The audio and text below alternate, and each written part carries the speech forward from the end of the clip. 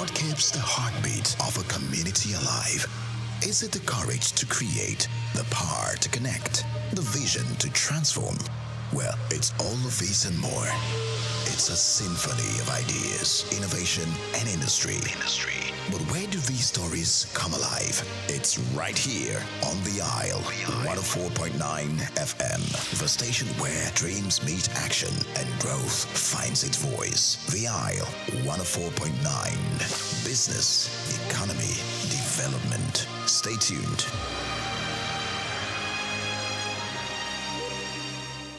We've got just what you need right here at Femi Wash Media. Call it the Midas Touch, and you wouldn't be wrong. Let us record, produce, mix, and master your audio like nobody does. Reach us on our contact today for the best quality job. Woman, the powerhouse of every home. She makes a continuous, deliberate effort to nurture and secure her family. Before anyone else is awake, she is. Before she eats, they do. Before she rests, she makes sure tomorrow is possible. In homes across the country, hunger is silent, but a woman's sacrifice is not. She walks the land, carries the weight, stretches every meal, yet when food is scarce, she is the force to go without. Food insecurity is not just an economic crisis, it is a gendered one. As a woman, I've had to reduce my food portion in order for the food to go round. You know, when I'm serving food, maybe protein, like chicken, fish, I have to ensure that everybody else gets. So sometimes I have to take out from my own and ensure that the members of my family, maybe the younger ones, are well fed before I talk about myself. Me as a woman, I skip food for my children for them to be satisfied.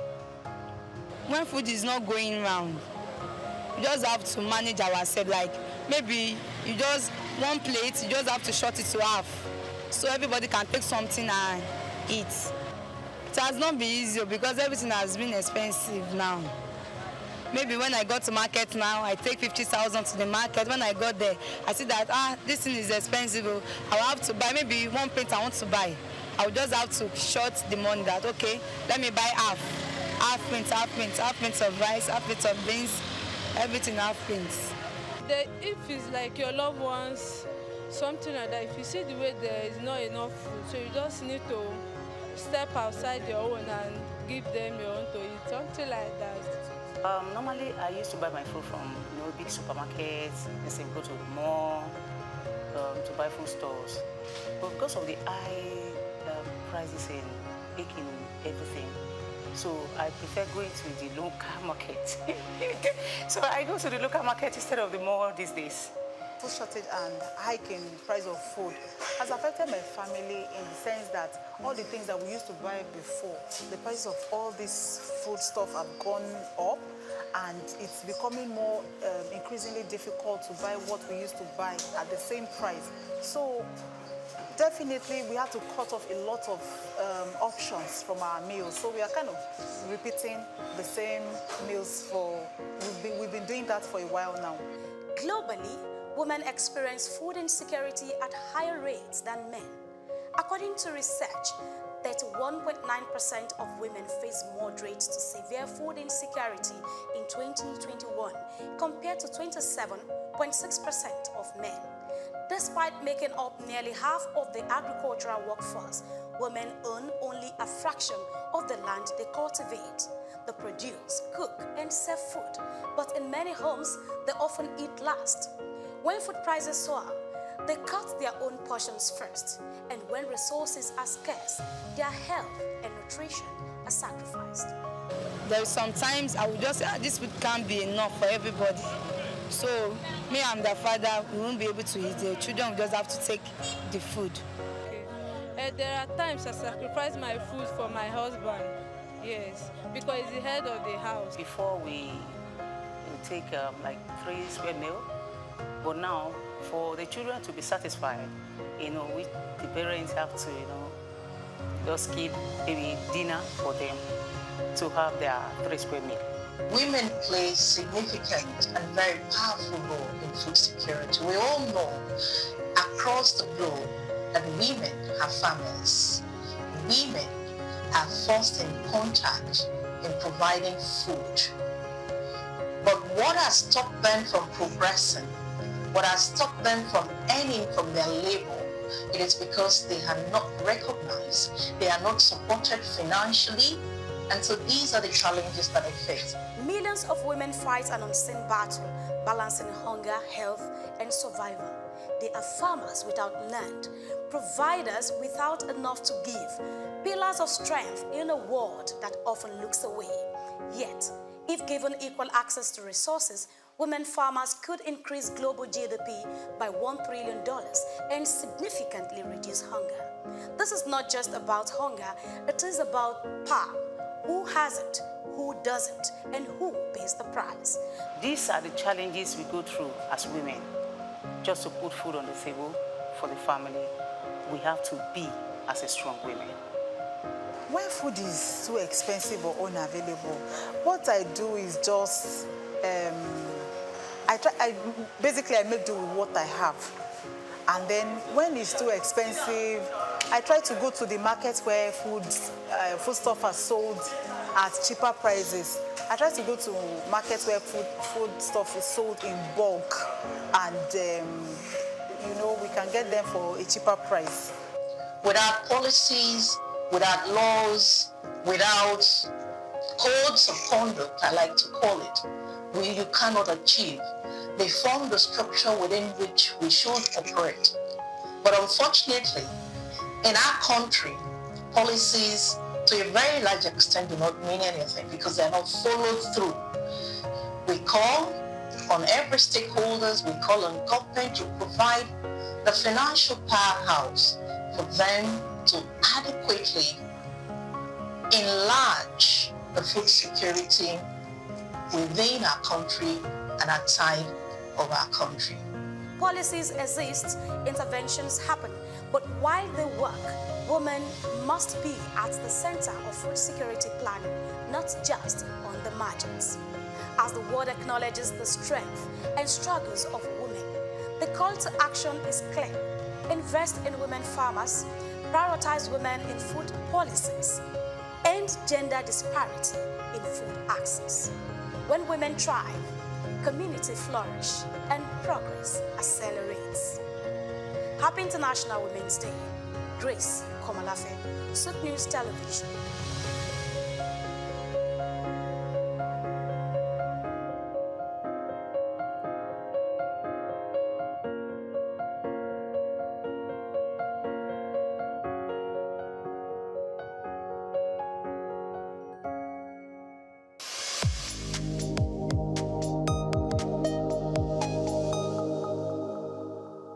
Hello Nigeria, hello Africa.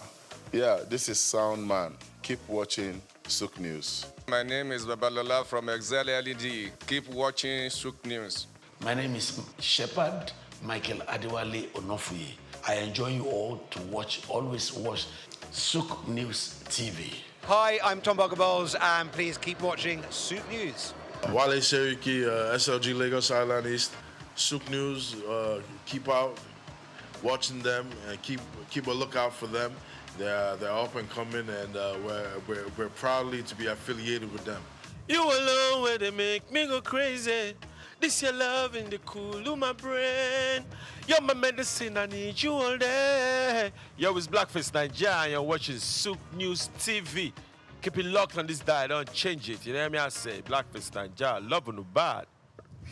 Dr. Souq A. Adedeji, whose leadership has significantly transformed Nigeria's tax administration, is a distinguished first-class graduate in accounting from the prestigious Obafemi Awolowo University, Ile-Ife, and he currently serves as the chairman of the Federal Inland Revenue Service, FIRS. I firmly believe in the wisdom encapsulated in the statements. Revenue growth is the lifeblood of a nation's economy, providing means to fulfill essential duties to its citizens.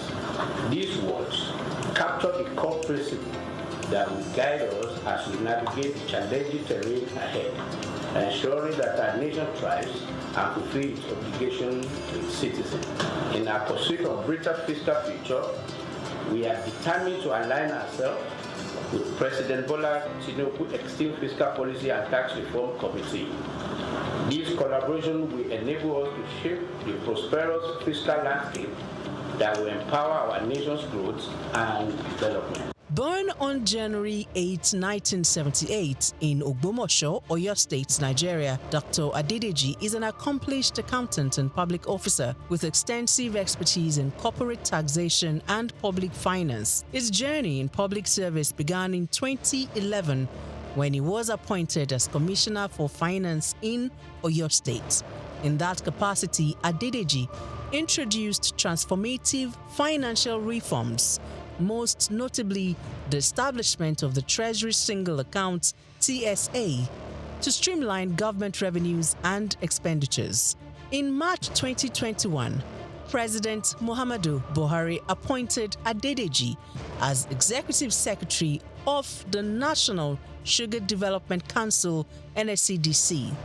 In this capacity, he founded the Nigeria Sugar Institute and spearheaded the Sugar Backward Integration Program, which sought to enhance local sugar production and reduce reliance on foreign imports. In June 2023, President Bola Ahmed Tinubu appointed Adedeji as Special Advisor on Revenue, and by September of that same year, he had ascended to the position of Executive Chairman of FIRS, Nigeria's leading tax authority responsible for the assessment, collection, and management of federal taxes. The focus will be on these indirect taxes, so that as long as you consume, you have to pay. As long as you have interest on your investment, you have to pay. And this is echoing Mr. President's message that we are not going to tax the seed, but we are going to tax the fruit. The fruit is what we focus on. So all those things, when we have this holistic process, it will be captured, and that the vision is to have a progressive tax that if you earn more, you pay more. And if you earn less, you will not pay. Under his leadership, FIRS exceeded its 2023 revenue target of 11.55 trillion naira.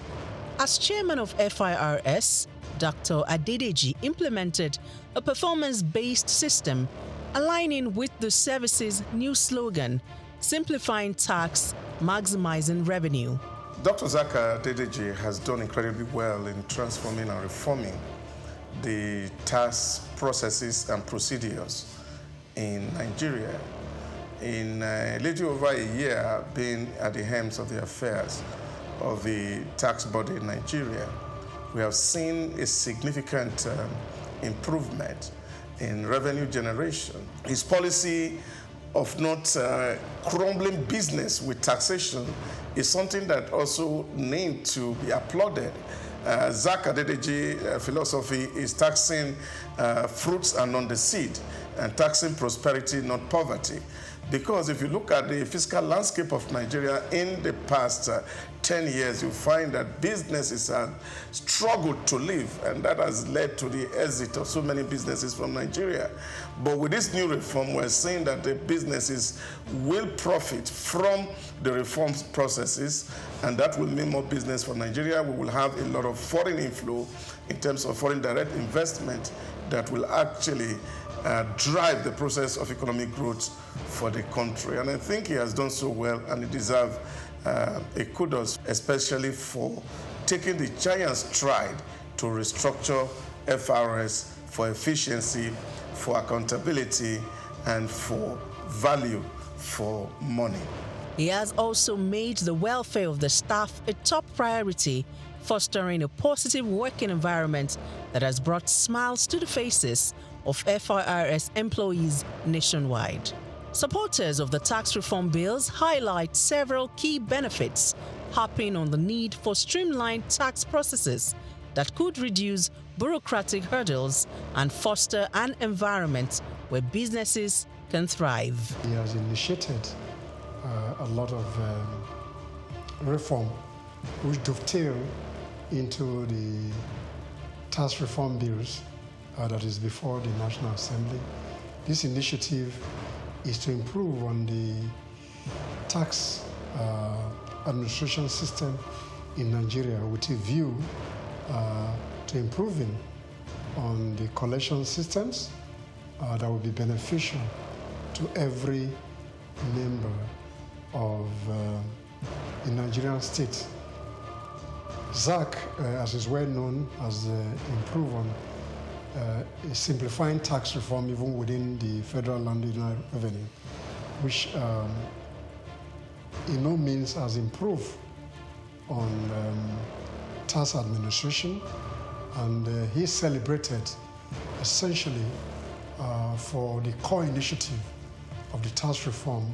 Under Dr. Adedeji's leadership, Nigeria's tax system has gone beyond mere policy adjustments. Its focus is on fostering sustainable growth and ensuring that the benefits of tax reforms reach both businesses and citizens. So those that are attacking the bill, one, they are doing that in view of the formula they discovered, which may not be, will not augur well for them on the VAT allocation. And then secondly, they may be having the feeling that this law was just designed to favor Lagos State in the course of its own effort to become a state that has special status. Okay? It says so that will make it to be seen as if it is a country of its own, even though it's not up to the level of country, but it is higher than all other states in the country. Probably this may be the reason why they are agitating. The one that you can see clearly is on this issue of VAT. And then they have other suspicion. So that is another worry that I have.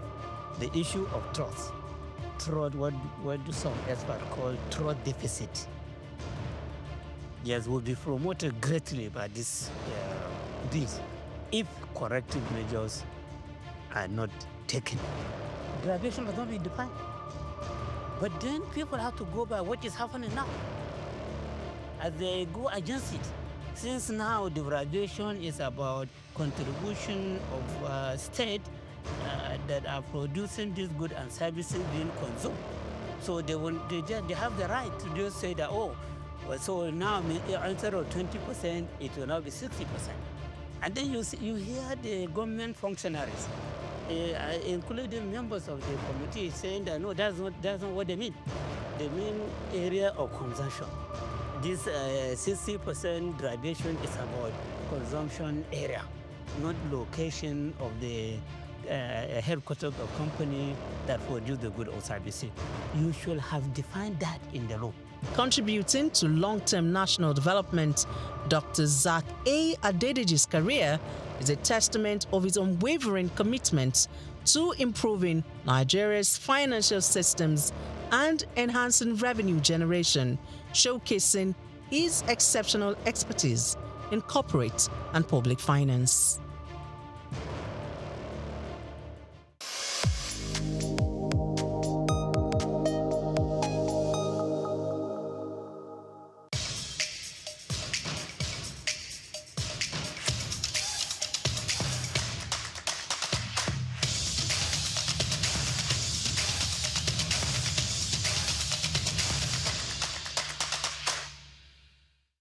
Welcome to the show once again this week on the amazing and lovely Inside Life, the show where we talk to our veterans, we talk to our pioneers in the music game and catch up with them with what's going on in their lives, and also more importantly take stock of how these icons have set the pace ahead of whatever it is that is going on right now. We'll get into that conversation, but before we do, we'll have an extra special guest in the house. When we return, we'll be introducing you to them. Stay here, it's Inside Life, don't go nowhere.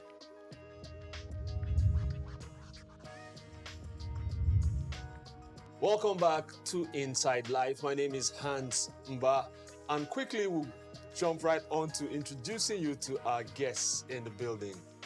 So today, as usual, a special show on Inside Life. We have the one, the only. This is the part where you hear the drum roll. Slight pause. to the clique. Black Reverends and AKA Ayanga Boys. Yes, Ayanga. Black Reverends, it took us forever to get these men into the studio, and so you can tell how important and how special today is. To my immediate right is the one you know as Wesley. Yeah. Yeah. And to the far right, Shop 2. You know his name already. His head precedes him.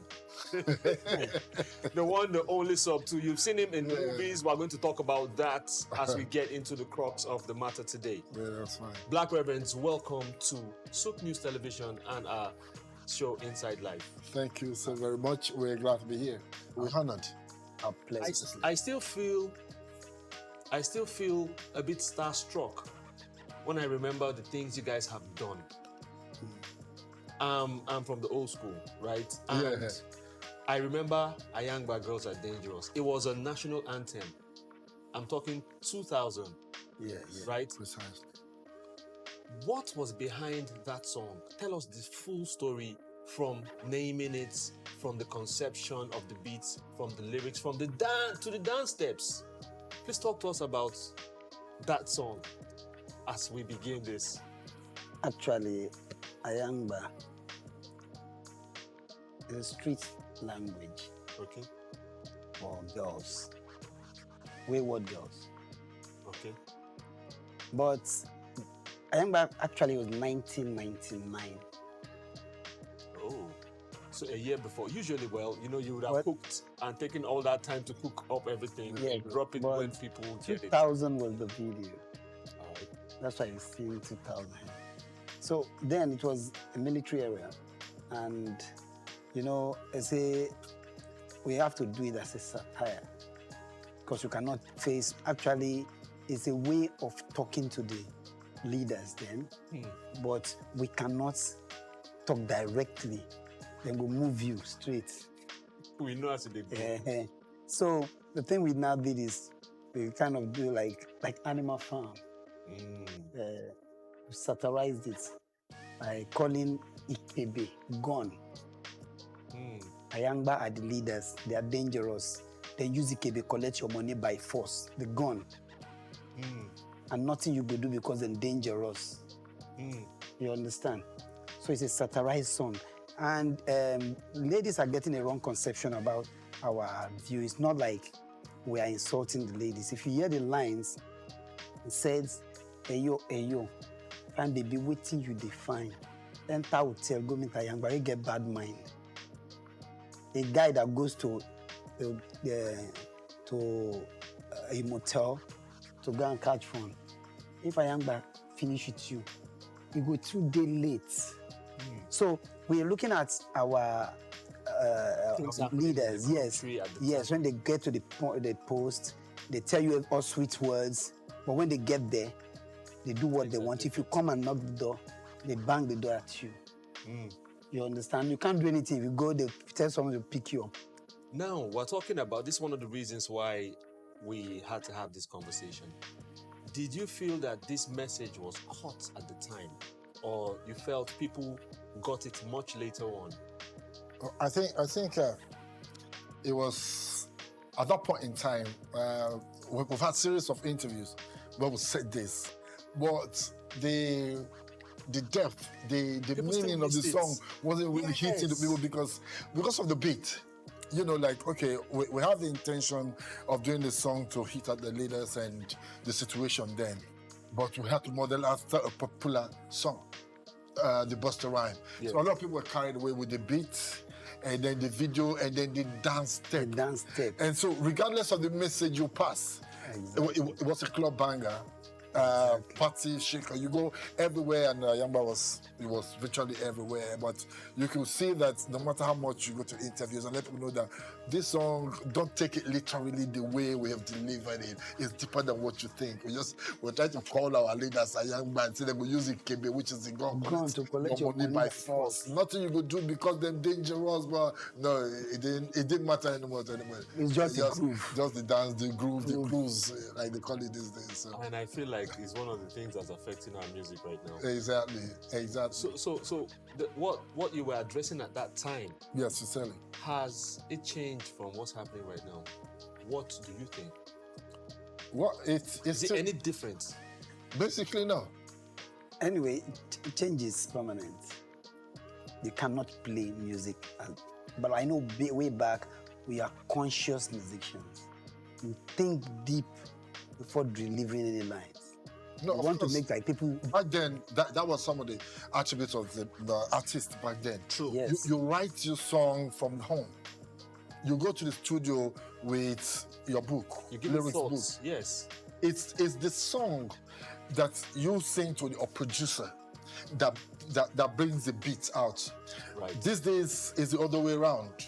The beat is ready. Then they call you to come to the studio. You go to the studio, you listen to a beat, and then the beat just moves you, and then you put melody. So by the time you put the melody to that rhythm, to the beat, lyrics don't matter anymore. You've not sat down to critically think, to say, okay, we're going to put this song and address this corruption, and address this and that. No deep thinking. It's just, you go to the beat, you go to the studio, you hear the beat. Hey, can just want your ways go down, your ways go. Music don't ready. It's not how it used to be for us. Incidentally, I saw a clip. I think it was New York Times. I saw a clip yesterday, and they were talking about. It was a key question. They were like, "What has destroyed the art of writing?"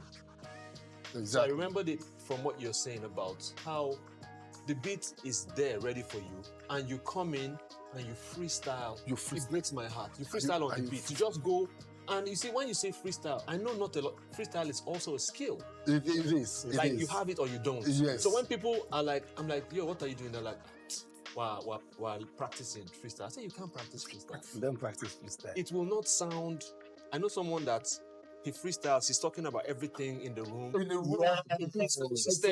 He's on beat. Spontaneously. When he finishes, and you ask him what did he just say, he doesn't know. Doesn't know. When you put another beat, he continues. So I said, listen, you can't do this. So when artists get, like what you're saying, piggybacking on what you're saying, when artists get in the studio and they begin to freestyle without thinking. Because many times you have to write, cancel, think about it, write, cancel. Yes.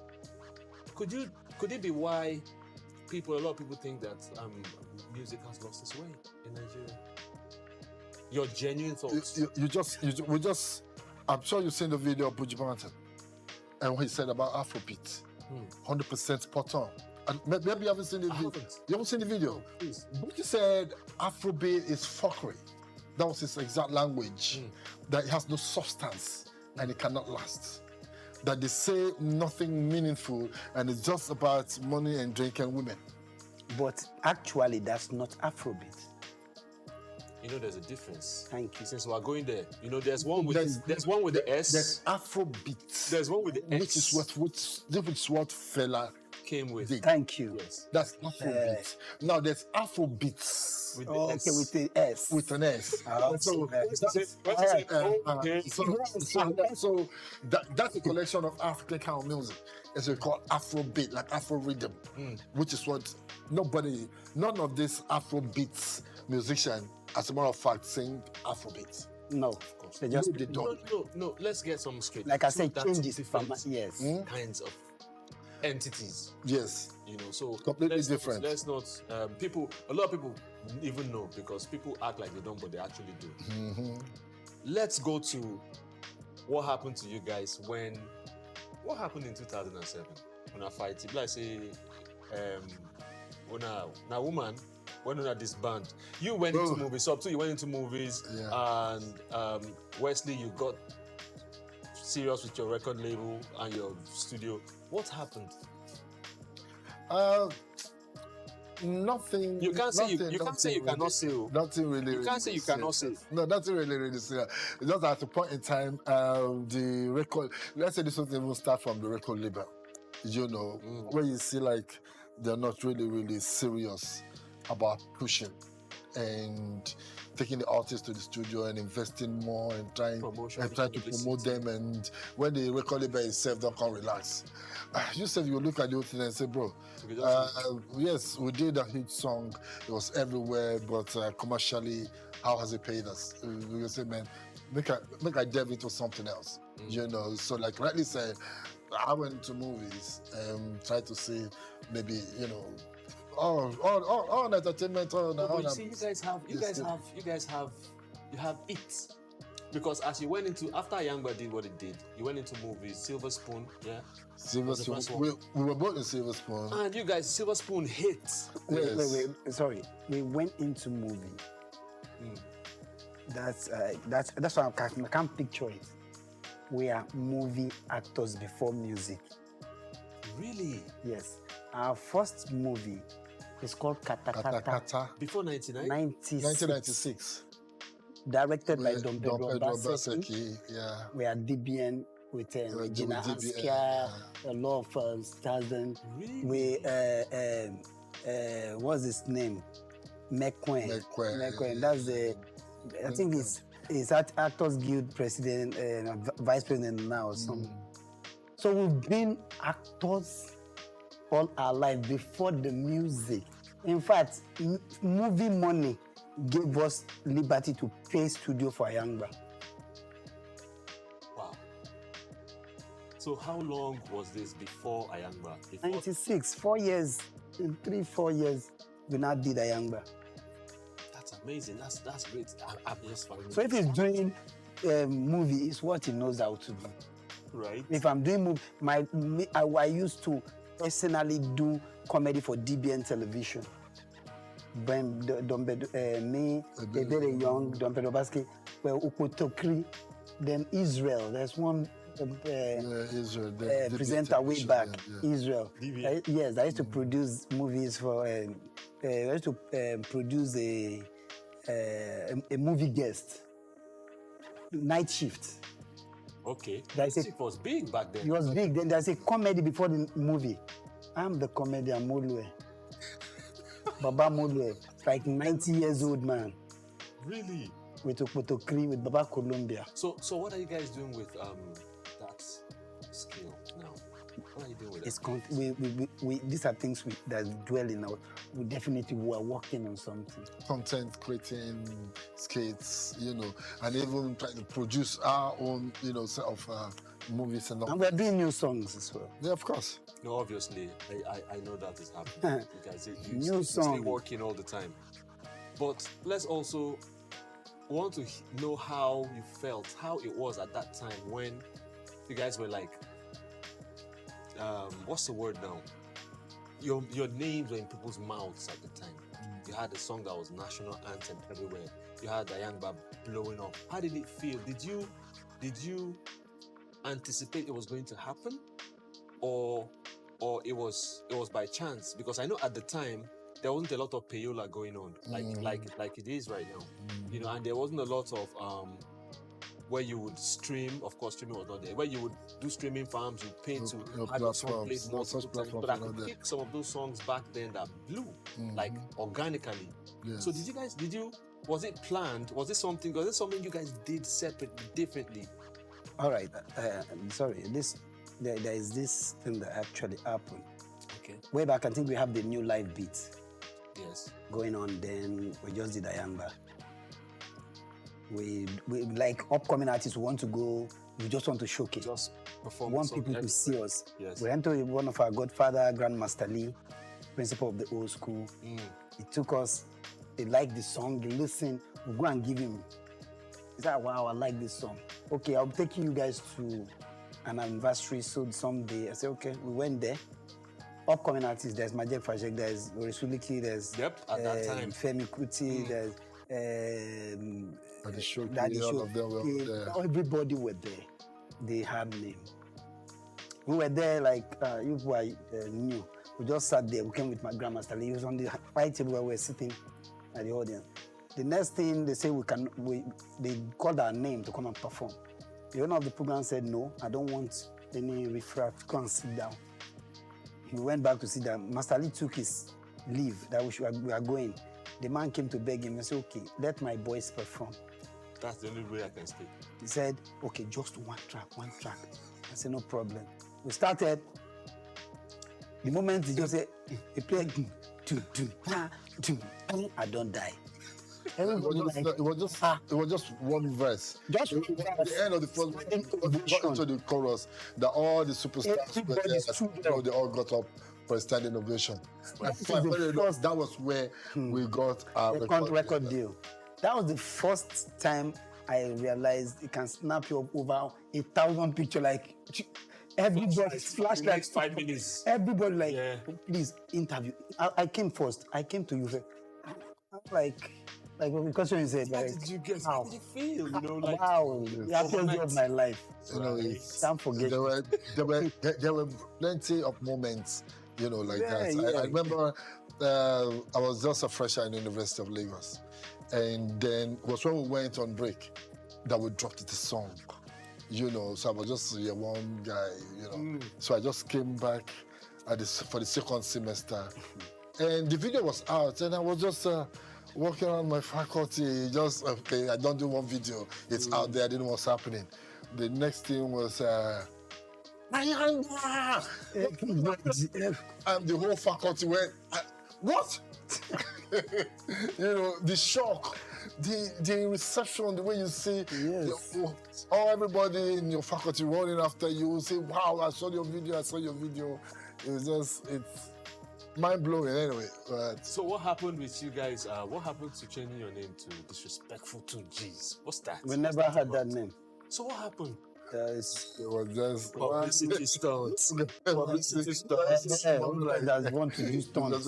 Why you did it already? What is it? It sounds like what somebody I know called DJ Rough Lemon. It sounds like what he would do. It's a mischievous. No, this mischievous guy. He's a mischievous guy. It's this like that he does. I suspect him. It's things like that he does. So tell us about some of the features you have had. How was it? Did they reach out to you, or you went for them? Like the Lil Kesh remix of Ayangba. I was feeling like you would have gone for a more, you know, feature. Then also the song with Sound Sultan. How did it come about?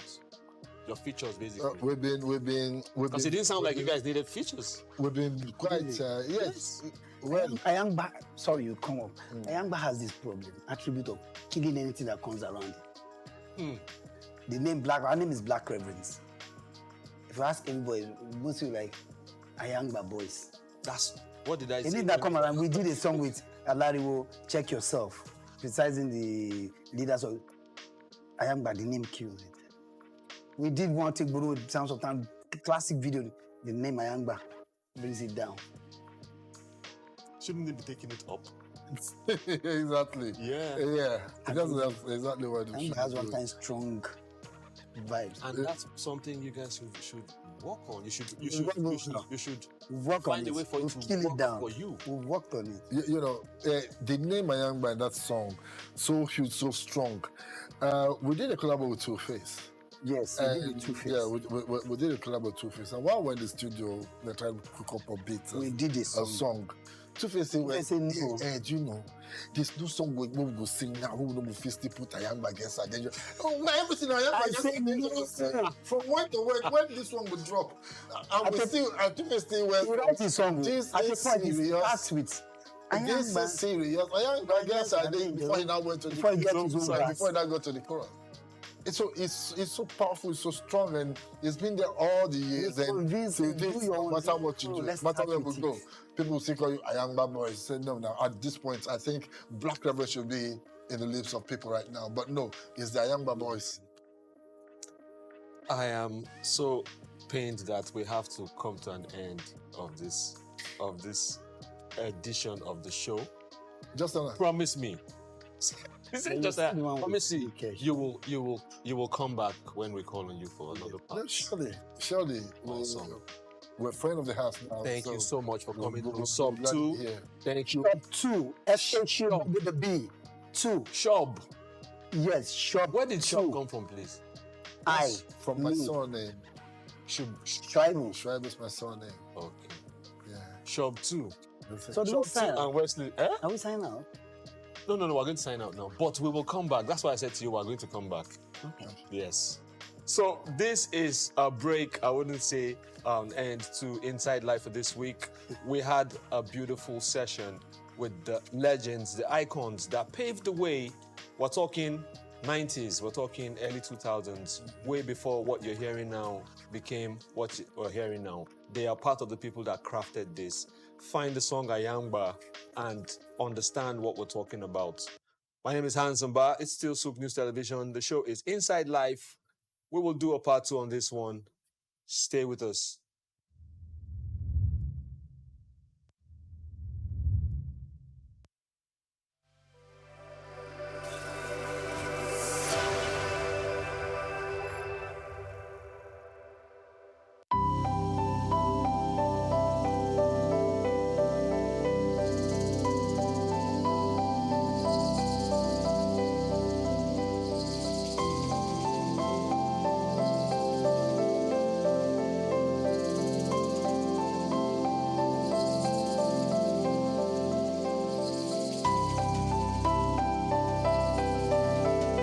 Trafalgar Square, established in 1844, is a symbol of British naval history and a popular cultural spot in London. Named after the 1805 Battle of Trafalgar, it has been the site of celebrations, protests, and cultural events, representing the changing identity of the city. It houses several landmarks, like the Nelson Column, St. Martin in the Fields Church, and the National Gallery. The Nelson's Column, a tribute to a naval hero, is the main feature of Trafalgar Square. Standing 52 meters tall, completed in 1843, it honors Admiral Horatio Nelson's victory at Trafalgar. The column is topped with a statue of Nelson, and 4 bronze panels at its base show scenes from his battles. Surrounding it are 4 large bronze lions added in 1867, symbolizing British power. Iconic part of British culture, not just in its look, but this is very much the sort of centre of London. You know, whenever there's a celebration, a protest, it's a public space that's very important for a lot of not just people that live in London, but for the UK. You know, it's a place where people would congregate. You know, I remember being here all around the 25 Olympics, but it was very much one of the centerpieces of British iconic culture.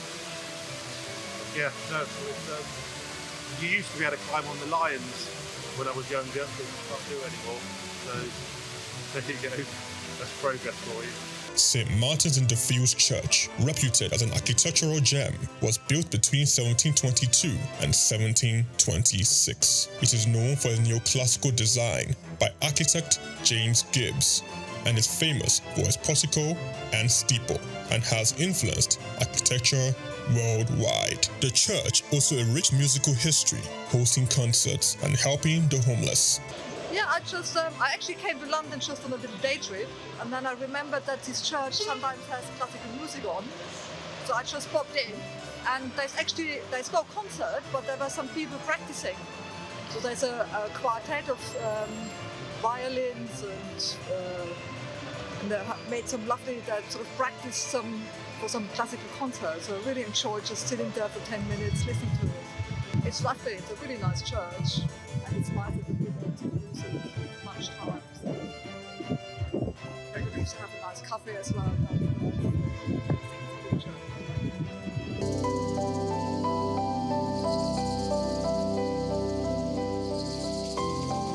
The National Gallery, founded in 1824, is a treasure trove of art. Located on the north side of Trafalgar Square, it houses over 2,300 artworks from the 13th to 20th century, with free public access to masterpieces from major European artists. I'm not really sure. I haven't been through the museum yet, but I'm here for a Christian heritage tour to kind of learn more about the history of the Protestant Reformation in England and Christian history here in England through the paintings that are in the gallery. So that's what I'm here for today. Trafalgar Square blends Britain's naval history with modern art and culture. It remains an important public space, attracting millions of visitors each year to experience London's rich heritage and vibrant atmosphere. Chike Okolo, reporting for Souq News.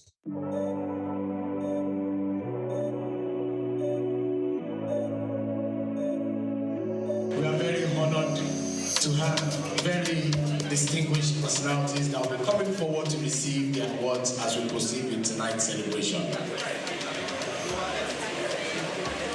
The first category of awards will be displayed on the screen, and I'm going to read out the nominees. And then, after I've read out the nominees, I'm going to invite the presenter, and then the winner will be announced, and the award will be given. Ladies and gentlemen, this award is called the Timely Payment and Risk Management Awards.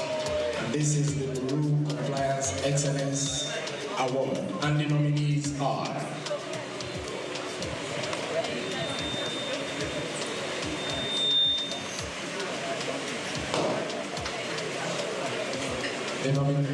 the nominees are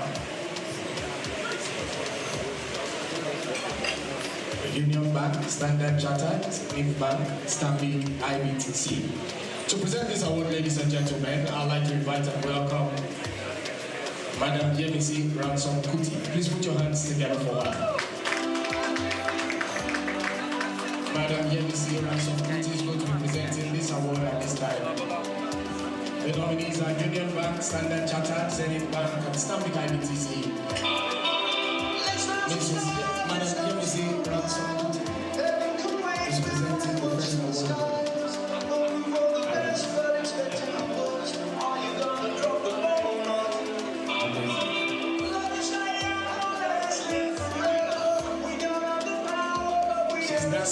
Ladies and gentlemen, can we put our hands together for her? She's engaged, very beautiful and amazing. Thank you, ma'am.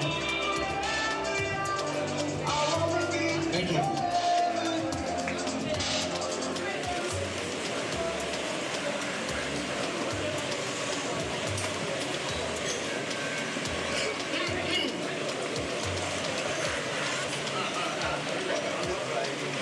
I need another pair of glasses. And the winner is...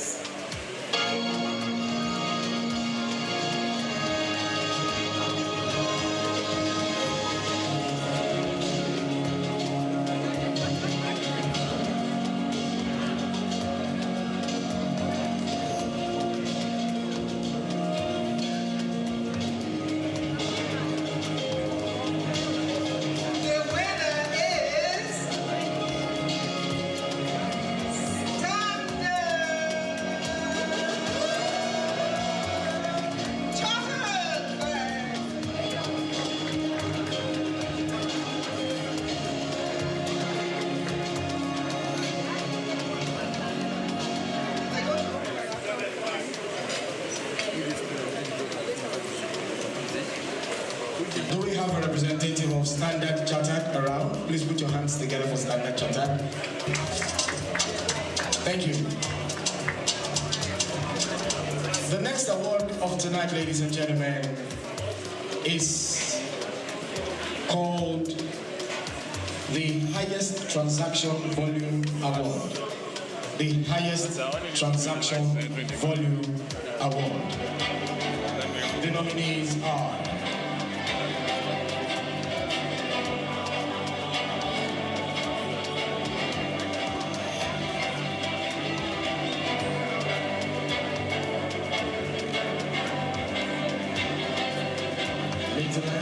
Money Point, Link Credit, and Rent Money. To present this award, ladies and gentlemen, I'd like to invite and welcome Mr. Kier Buka. Please put your hands together for him as he comes forward to present the next award of the night.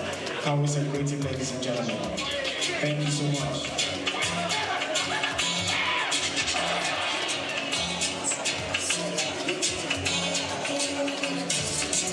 Thank you.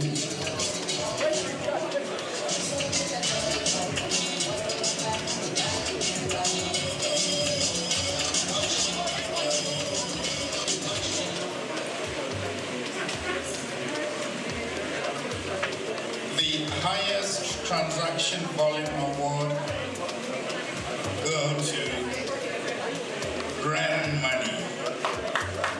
Grand Money.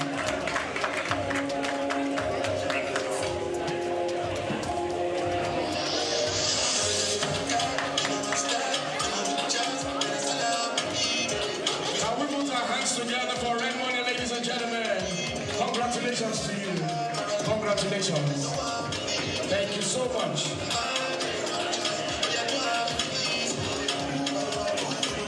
Thank you.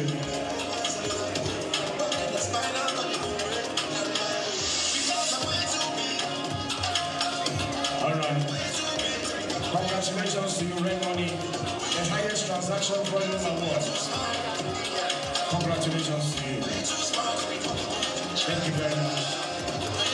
Thank you so much. Thank you.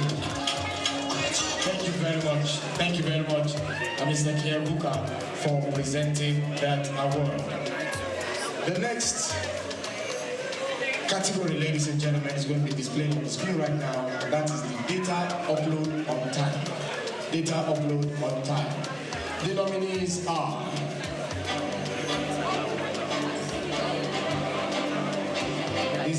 This is a partnership award. Data upload on time. The nominees are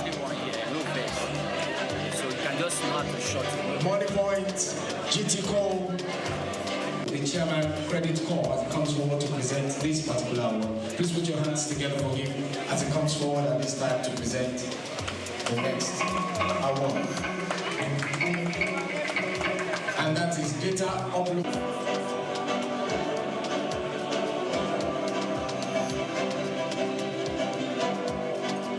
Insurance Alliance, Trans, invite and welcome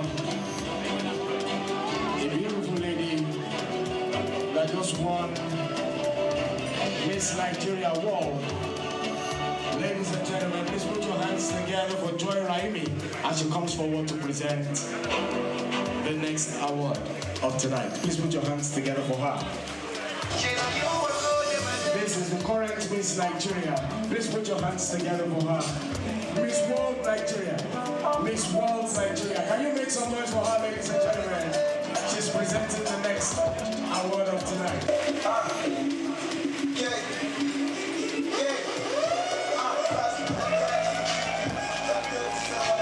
Congratulations to you.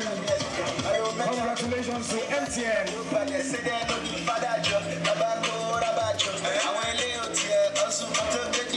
Miss World Nigeria presented this one. Thank you. Thank you very much. The Innovation Partnership Award celebrating maximum productivity. The next category for tonight, ladies and gentlemen, is the Value Award. The Value Partner Award. The Value Partner Award. And the nominees are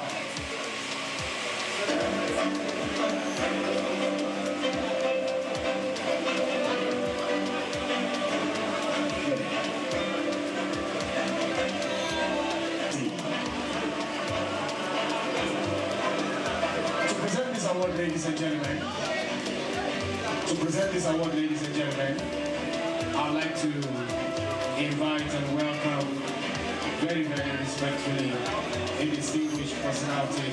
Please put your hands. All right.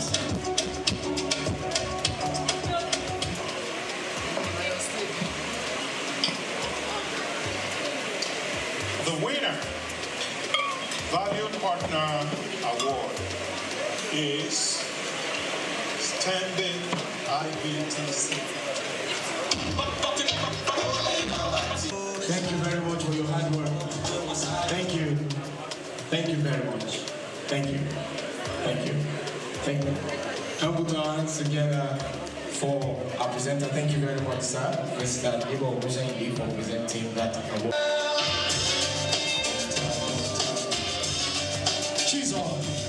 My music is going to be presenting this award.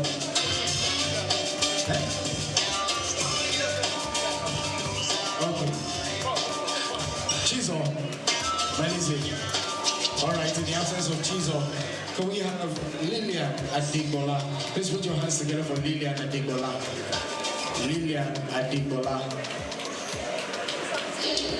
Okay. Thank you very much.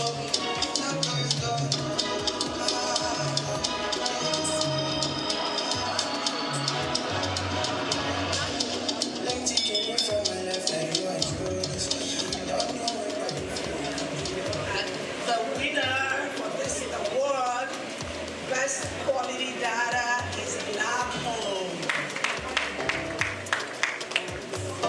Congratulations. Can we put our hands together for Lapo, ladies and gentlemen? Lapo. Congratulations to Lapo. Congratulations, they're coming. Somebody's coming from Lapo.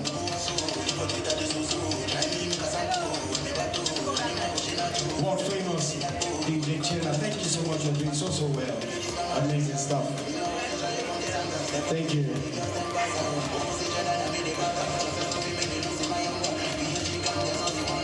Congratulations to Lapo. Thank you very much, man. Congratulations to Lapo. For those that think that they may win the raffle draw tonight, please scan the QR code so that you can be a part of this. You are going to win 100,000 naira tonight. And aside to that, you also stand the chance to get a VIP access ticket to ACE. That's going to be happening on the 14th of November. So please try to register and be a part of this. All right, ladies and gentlemen, the next category of awards for tonight. Fastest growing transaction is the name of the category. Fastest growing transaction. Fastest growing transaction.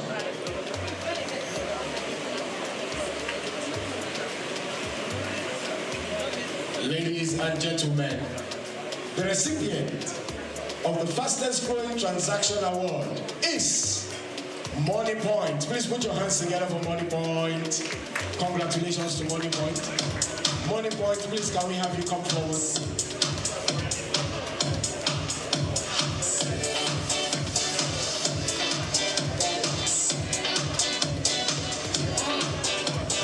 All right, Money Point.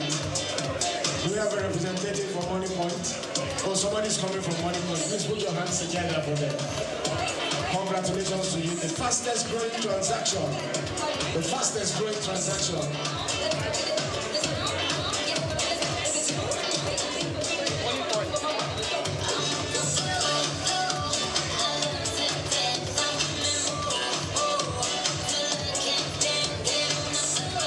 Ladies and gentlemen, can we put our hands together for Money Point? Congratulations to you. Thank you. All right. I'm Dr. Jamila Sharif Ayedun, the Managing Director and CEO of Credit Registry. Credit Registry, we're a few things to different people, right? For our lenders, we help them get their money back. So whenever you are in the business of giving loans or doing some type of financial transaction with someone else, we want to make sure that that is a trusted interaction, a trusted transaction. And so we help our lenders be able to do that and have confidence in doing that because they'll be able to get their money back. And so that's one thing. For consumers, we give them the opportunity to be able to open many doors and become able to build a higher and better standard of living. That's very important, and it comes by them being able to be accountable. When someone trusts you and they've given you access to whether it's money or whether it's an opportunity for a job or things like that, and when you do think that you do it in the right manner, you'll be able to open many doors because that behavior is what we capture. And when they say your reputation precedes you, that's what Credit Registry is, where we help you build a financial reputation. So that way you can be able to open doors, whether it's here, locally in Nigeria, or anywhere else around the world. Your reputation will precede you because you've done right by it. Well, my name is Honorable John Omotola Suarez from Etiosa. Well, I'm a CEO of Wolfing Brooks Nigeria Limited. It's a finance house. I own a finance house. As far as I know, and as far as I'm concerned, Credit Registry have been able to do well in the last 25 years. So basically what they are doing, they were busy helping the economy of Nigeria by setting up a standard credit reference agency. And what that means is when you are able to get on credit reference agency, it means you can have access to funding. You can have access to, so the lender will be able to trust you more if you are able to build your own personal credit history with them. They will show you to the lenders. And if you're a businessman, whatever business you do, you can be able to get support. So that's what this is about. And then I say a huge success to them. Congratulations to what they're trying to do. And I'm proud of the project as well. So I pray by God's grace, this goes well. We are going to, in the next 5 years, this is the plan. We want to help minimum of 40% of families out of poverty. This is our game. And this is what we're doing. And we will do it. My name is Oyeyinka Oyekon. I am the head HNI and corporates for Cowrie Wise Financial Technologies Limited. So the common factor is the fact that they can ascertain the credibility of a client before they advance them a facility. So that's a common denominator for the commercial banks that are traditional and the so-called fintechs that are coming to the market. Essentially, they are offering the same products, but they are utilizing different platforms to advance the products to the clients. That's all the services, as it were. Thank you very much. So the impacts, and I'm speaking from personal experience because I was a banker myself, is the credibility of the clients you're advancing a facility or a credit to. It's very important to know that a cornerstone in advancing credit is character. And the character is the ability to repay loans. It's very important. So if you know that a client has a history of not repaying facility, it's a red flag, you understand? And God willing, CBN has said that, okay, if a client has a red flag with any of the credit bureaus, you shouldn't actually advise them loans. So it's a very good platform to know the credibility and the character of a client. My name is Sheye Olurotimi. I'm the founder of MSME Africa. So I would say we are partners. Like I said, I'm the founder of MSME Africa, which means that I run a community of small business owners. And a lot of them, if you ask them what their problems are, they tell you funding. And of course, there is no way you can access funding if your credit report is bad. And so because of that, we partner with Credit Registry and other members of the Credit Bureau of Nigeria to work with SMEs in the area of helping them to have good credit rating and also to obtain their credit report. So that's the relationship that we have with them. My name is Shima Eze, Training and Development Officer with Credit Registry. So Credit Registry is, we call it the Epic Nation. We are the foremost credit bureau in Nigeria. And today is just a celebration of our culture, those that have helped in shaping the history of where we are today. So it's a celebration of the companies, the brands that have contributed to our collective success. So I'm just here to rejoice with Credit Registry, basically.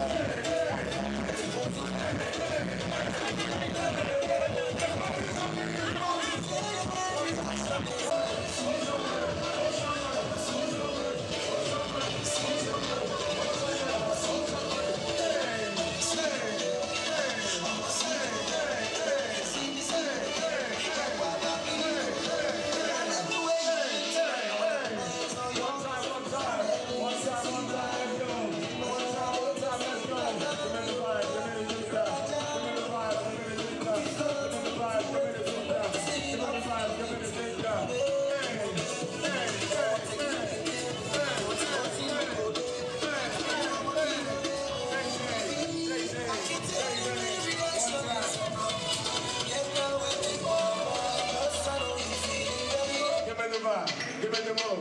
Give me the vibe. Give me the moment. Say DJ, we wanna party. Talk to me, say. One time, let's go. One time, let's go.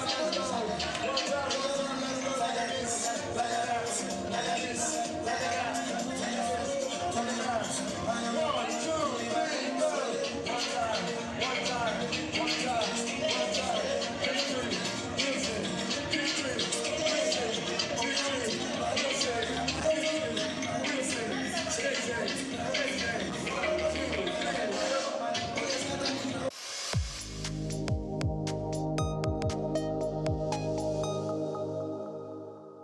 My name is Shino Ogbadegeshin. I'm the CEO Gozi Micro Insurance.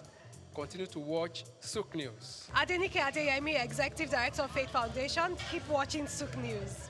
My name is Shepherd Michael Adewale Onofuye. I enjoy you all to always watch Souq News TV. Hey everyone, Majuli Obaje here representing Gigi. Keep watching Souq News, okay? Stay updated with Souq News. My name is Aton Kame. I am the head of MSME Banking. Please keep watching Souq News and stay glued to Souq News. I recommend that more and more people should watch Souq News because they deal with business news. Hi, my name is Amaka Wokolo. I am the director of the Faith Institute at Faith Foundation. Keep watching Souq News.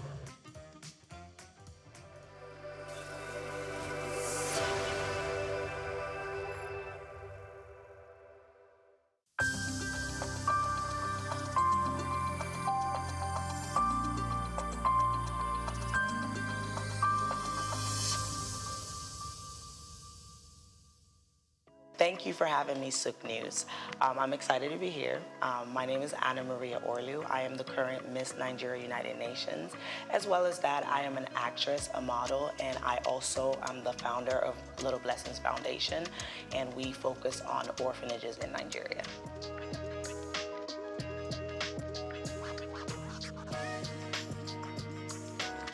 For me, I feel like it's about bridging the gap between like how the UN can help Nigeria and what ways we can like kind of be a part of the United Nations as a whole. I feel like every pageant queen picks a route that they go towards, right? So some people pick to bridge the gap between like health, bridge the gap, education. I've chosen to help children and orphanages.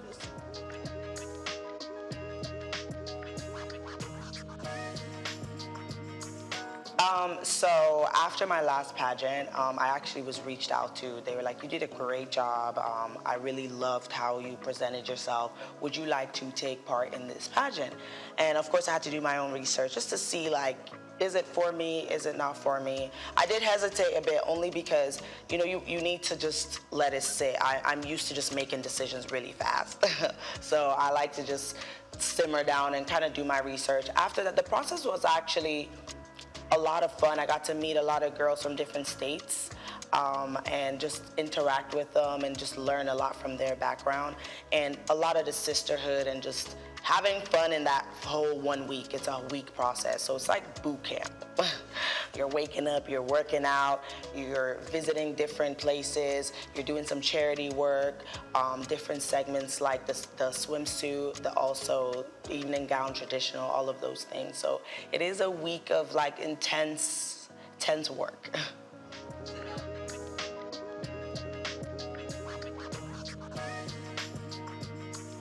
It's been good. I think that for me, it's all about what you can do with the crown and not necessarily like the crown, right? The person wearing the crown. What is your interest? How passionate are you? And for me, it's always been important to relate with the everyday girl. Like just because I have a crown on my head does not mean that I cannot go feed the homeless. Doesn't mean that I cannot like be in the streets doing other things with like that may not be, you know, what I live like, you know. So I definitely think that it's opened my eyes to like different opportunities as well, and just like making sure that I am sticking to what my purpose is, and which I think that is my Little Blessings Foundation.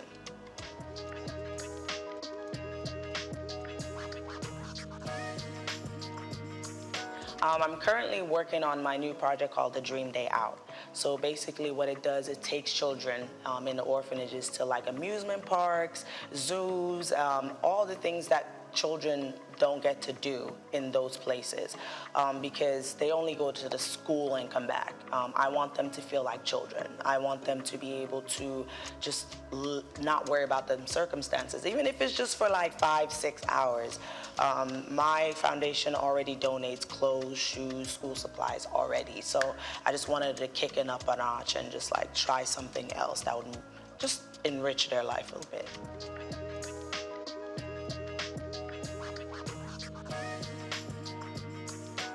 I think yes. For me, I was a foster kid for 10 years, and I think like I might not have got like the same childhood as everybody.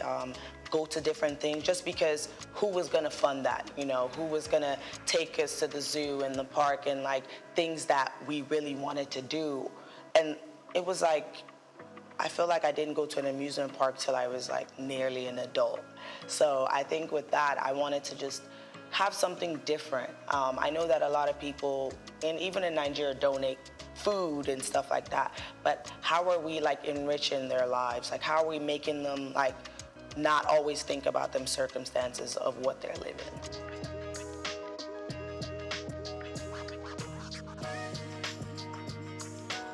That's a really good question.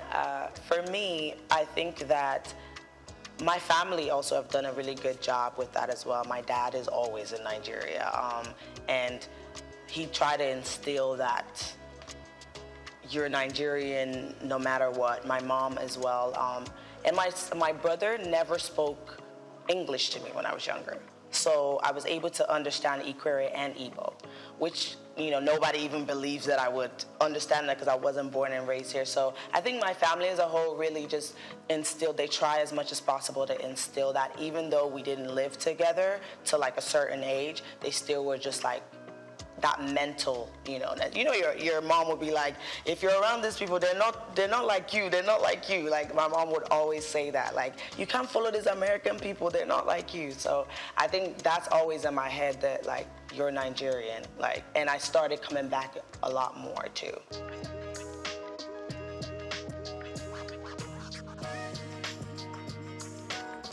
For me, it's always been anything I'm doing, I have to start at home.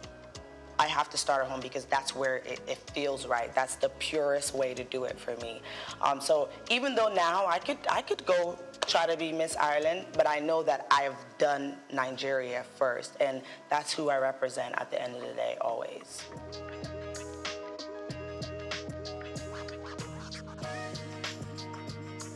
So how I knew I could act is because I started off singing. Actually, I started off singing. I thought I was going to be a singer.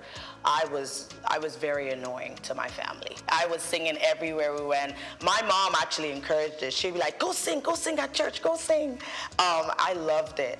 And then I got into musical theater because they were like, oh, you could sing. We need somebody who could sing. And that's how I got into acting, because with musical theater, you have to act and sing. So after I was like, wow, like I love this. This is what I want to do. I want to watching yourself, it's so surreal because how other people perceive your work, so if somebody sees something that I do and they're like, oh my God, like I really like, you touched me, like I believed what you were saying.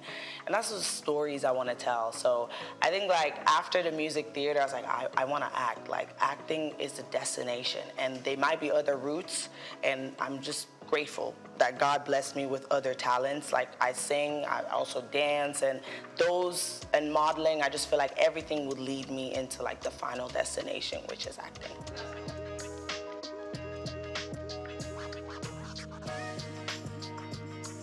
I actually did my first Igbo play like this year, which was, different because I've never done that. And also in LA, that's not a popular thing, right? So my last one was an Igbo play, and it was Emeka 1985. It was really, really dope. It was literally about a man who moved from Nigeria to America, and just that transition. Nobody really tells the story of how hard that could be. And for us, we don't even know because our parents did it, right? So that was a really provoking story to tell as well. I really enjoyed that. And I was also in this film called Marche. It's telling a Haitian story about like a Haitian woman, and I was the lead for that as well. There's a lot of films, and short films, feature films, movies that I've done that I feel like they always tell like provoking stories, and that's really what I love.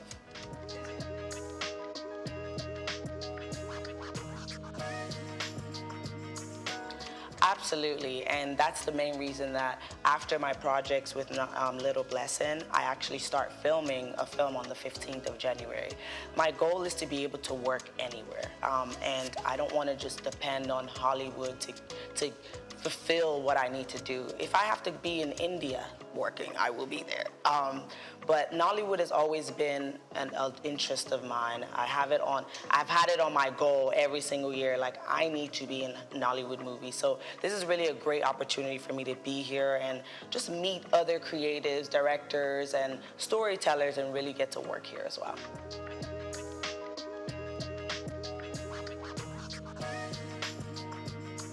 I actually do. I work from home, so I have my laptop. But right now I am a social worker, but I work from home. I think that for me, just my background and my childhood, I never wanted to be a broke artist. Being an artist is so hard where, like, you know, it's not stable. One day you have a role and you're working 5 days, and then another 2 months you might not have anything. You're auditioning, you're trying to get something. I just didn't want that to be my life. Like, I want to be able to help my family. I want to be able to take care of myself and not be a burden to my family. So I needed to have a job. I needed to have something that didn't demand maybe as much energy from me, where I could still kind of focus on the art as well.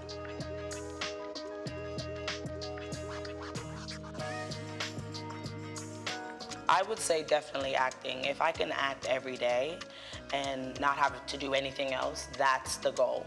Like, that's really the goal. I'd rather not do any of those things, really. I think that entertainment has always been where I'm supposed to be. And I'm lucky enough that, like, I knew that from a young age, you know? A lot of people don't know what they want to do, and they spend a long time, like, trying to find it, explore different things. From a very young age, I already knew that, okay, you're gonna go to school, because you will not hear the end of it from your parents if you don't, but you're still gonna go and do entertainment.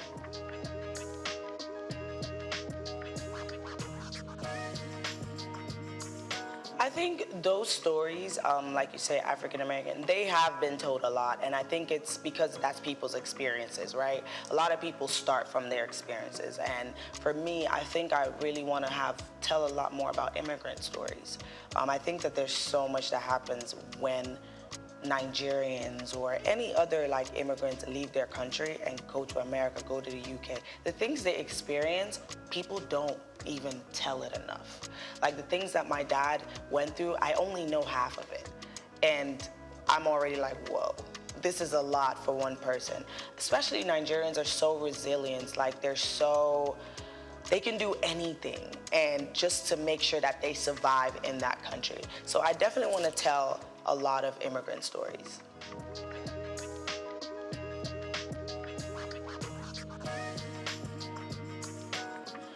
I think it's really, in 2024, it's how she was treated was terrible. Like, Nigerians are everywhere. So for me, when I first saw that, I was thinking, I lived in Ireland all my life. If somebody told me that I couldn't compete for Miss Ireland, why not? Why? I have been living there all my life. So I think that it definitely made me feel like, are we moving forward? Like, are we actually, like, as a society, that shouldn't be a thing in 2024. But I'm just happy that she actually went back to her people, because those are the first people who are gonna accept you first, right? And look where she is now. So I think that everything probably led her to where she was supposed to be.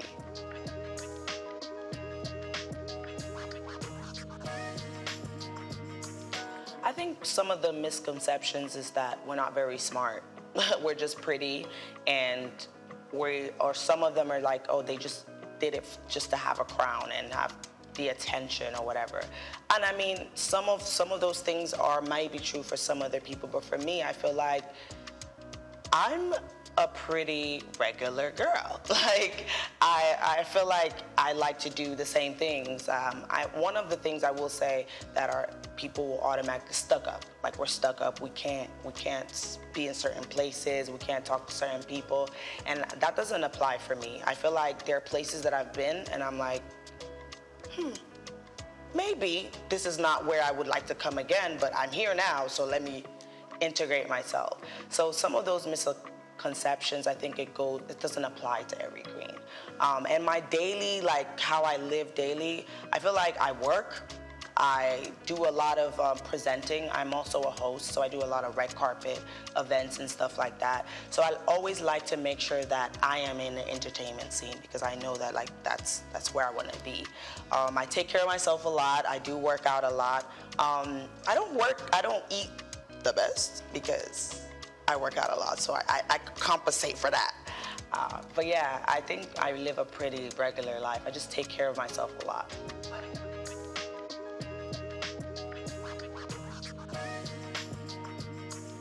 The rest part lacks. I think probably don't sleep enough, but it's just the passion, really. It's the passion to want to do all these things. I think that even my social life is actually pretty good. Like, I go out pretty regularly with my friends and I travel a lot. I think traveling is really my safe haven. It's where like I feel like, okay, this is where I get to do something I want to do. Like traveling and working out, those are the two things that I'm like, okay, this keeps me sane. But time-wise, I think I have good time management skills. That's another thing too. I think in this industry, you have to have time management skills and just prioritize what you want to do because you're not going to have time for everything and tomorrow is another day.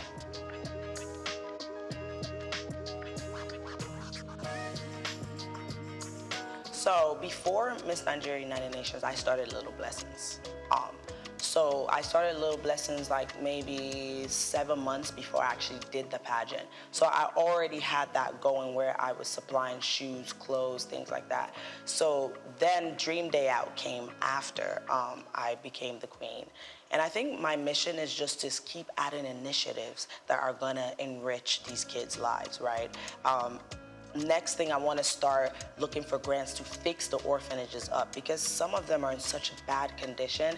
And I think that if we're setting these children up for success, it starts at home. It starts with the basic needs. Like, if you don't have clothes to wear, you're not going to go to school and feel like you want to learn.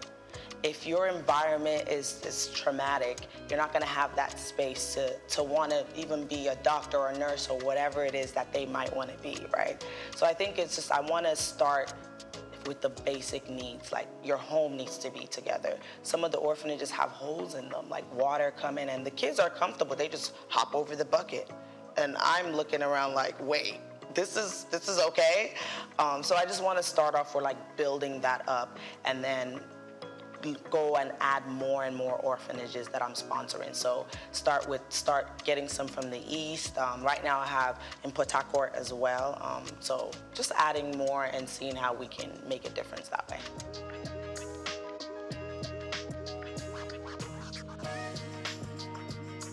Some of the challenges is just working with different people, right?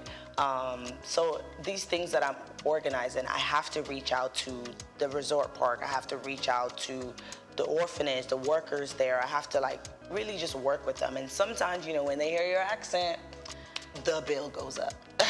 So things like that are really challenging because it almost means that I have to try to get somebody to do stuff for me instead of I like to do stuff for myself. Like, I'm pretty, like, dominant in that way. Like, I want to call the resort park and organize stuff. I want to call the sponsorships and make those deals myself. But sometimes it's challenging because I might have to depend on somebody else. Like, for instance, we're getting a bus, right? And we're getting a bus, and I have to have somebody else call because it'd be cheaper when they call. But if I call, when they hear me, they're like, oh, $500K, like the price goes up. So those challenges is what like really bothers me.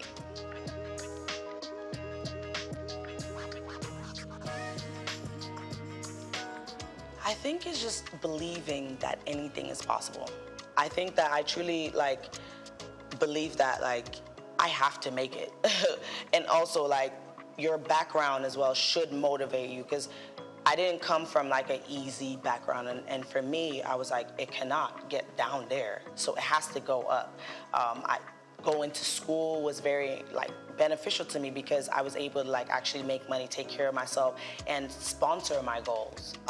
You have to be able to sponsor your goals. Just for acting, you need headshots, you need show reels, like all those things cost money. So I think just first thing, just believing that anything is possible and it doesn't matter what anybody else tells you. Like nobody can tell me today that I'm not gonna make it, and I would believe them. And surrounding yourself with people who really like believe that about you too.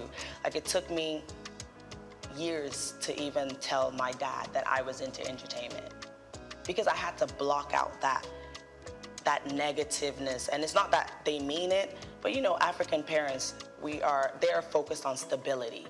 And entertainment doesn't sound very stable. So I don't want anybody to project their negativity on me to make me feel like I'm not gonna be where I wanna be.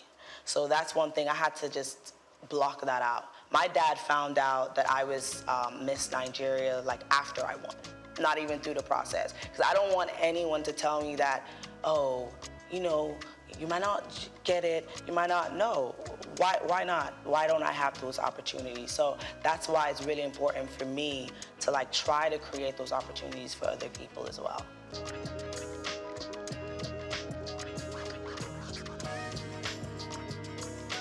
I think for me, one of the things I've had to lose is some friendships. Just because where you are, not a lot of people are supposed to be there with you. And that was hard for me to accept that. Certain people I might have known for a long time are not aligned with my future or aligned with where I am now. So those are things that I'm still like trying to balance, you know, like, because having good people around you is really important, and having people who are gonna always uplift you, speak life into you, and just make you feel like you are where you're supposed to be. So I think like that was a main thing for me, where it's like, okay, you may not be able to be around certain places anymore as well. Like I had to also, and I'm still assessing that, like where you can be and where you can't be. There's certain places now that I feel like as a queen, like you really shouldn't be there. Like it's low-key like not where you can associate with anymore.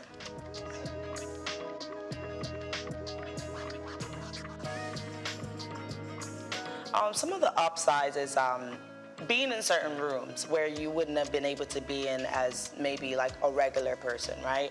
Being able to speak to people who are actually change makers, being able to get sponsorships and fundraising, things like that. It's harder. It was harder for me when I wasn't a queen, but I was still trying. I did online sponsorships and everything. So I think that being a beauty queen gets you into different rooms so you can actually speak and people can hear your voice more and hear your initiatives, hear the things that you want to do.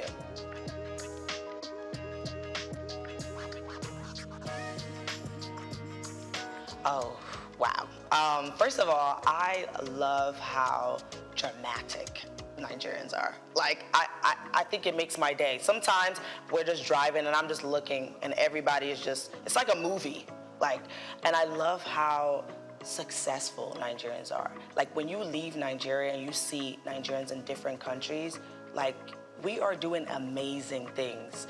There's like, out of all the African countries, I just love how determined, how hardworking, resilient, like things now that I see some of my friends in Nigeria do, I'm like, wow, this took you all day. They're like, oh, no, it's no problem. Like, it's not a big deal. But for me, I'm like, that's all day. So I just love how resilient we are, how nothing can stop us. Like, we are literally unstoppable in every country that we go to. And even some of my Ghanaian friends would be like, I love Nigerians. I love how you guys can just work so hard, but also play so hard too. So yeah, and the food. I can eat. I can eat.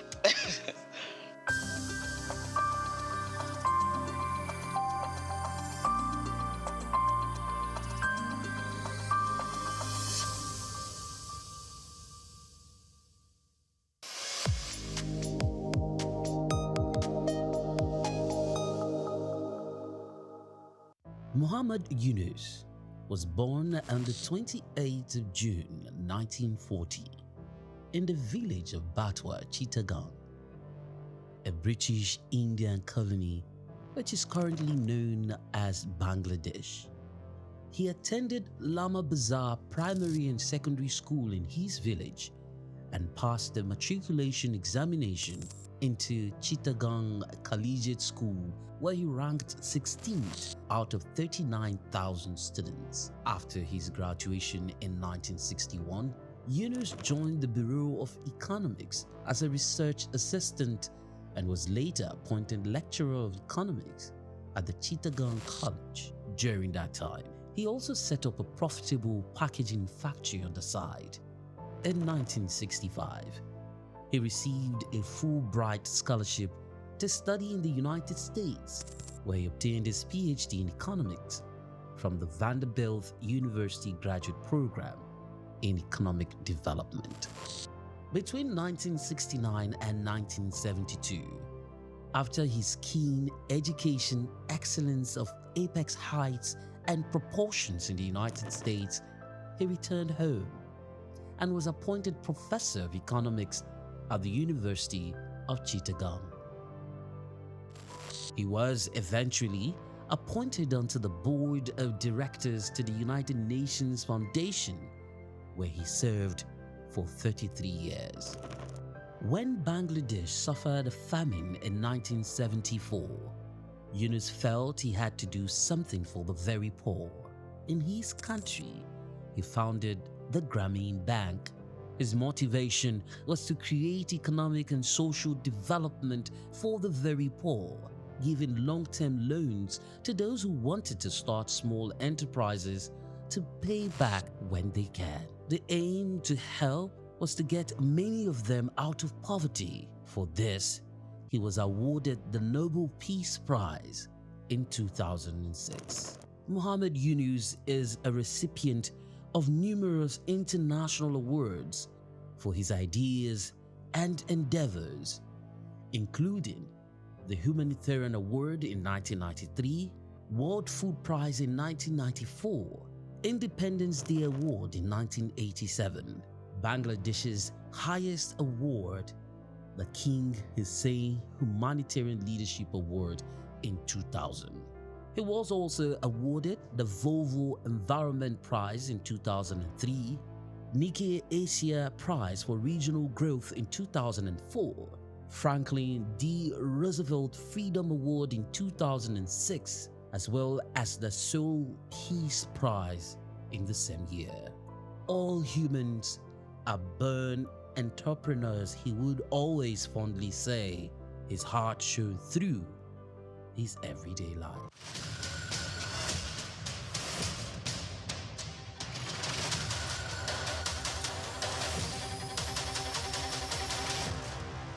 Hello Nigeria, hello Africa. Yeah, this is Sound Man. Keep watching Souq News. My name is Babalola from Excel LED. Keep watching Souq News. My name is Shepherd Michael Adewale Onofuye. I enjoy you all to always watch Souq News TV. Hi, I'm Tom Boggaballs, and please keep watching Souq News.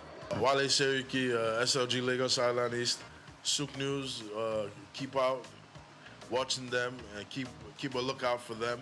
They're up and coming, and we're proudly to be affiliated with them. You alone where they make me go crazy. This your love in the cool of my brain. You're my medicine, I need you all day. Yo, it's Blackface Nigeria, and you're watching Souq News TV. Keep it locked on this dial, don't change it. You know what I say? Blackface Nigeria, love you bad.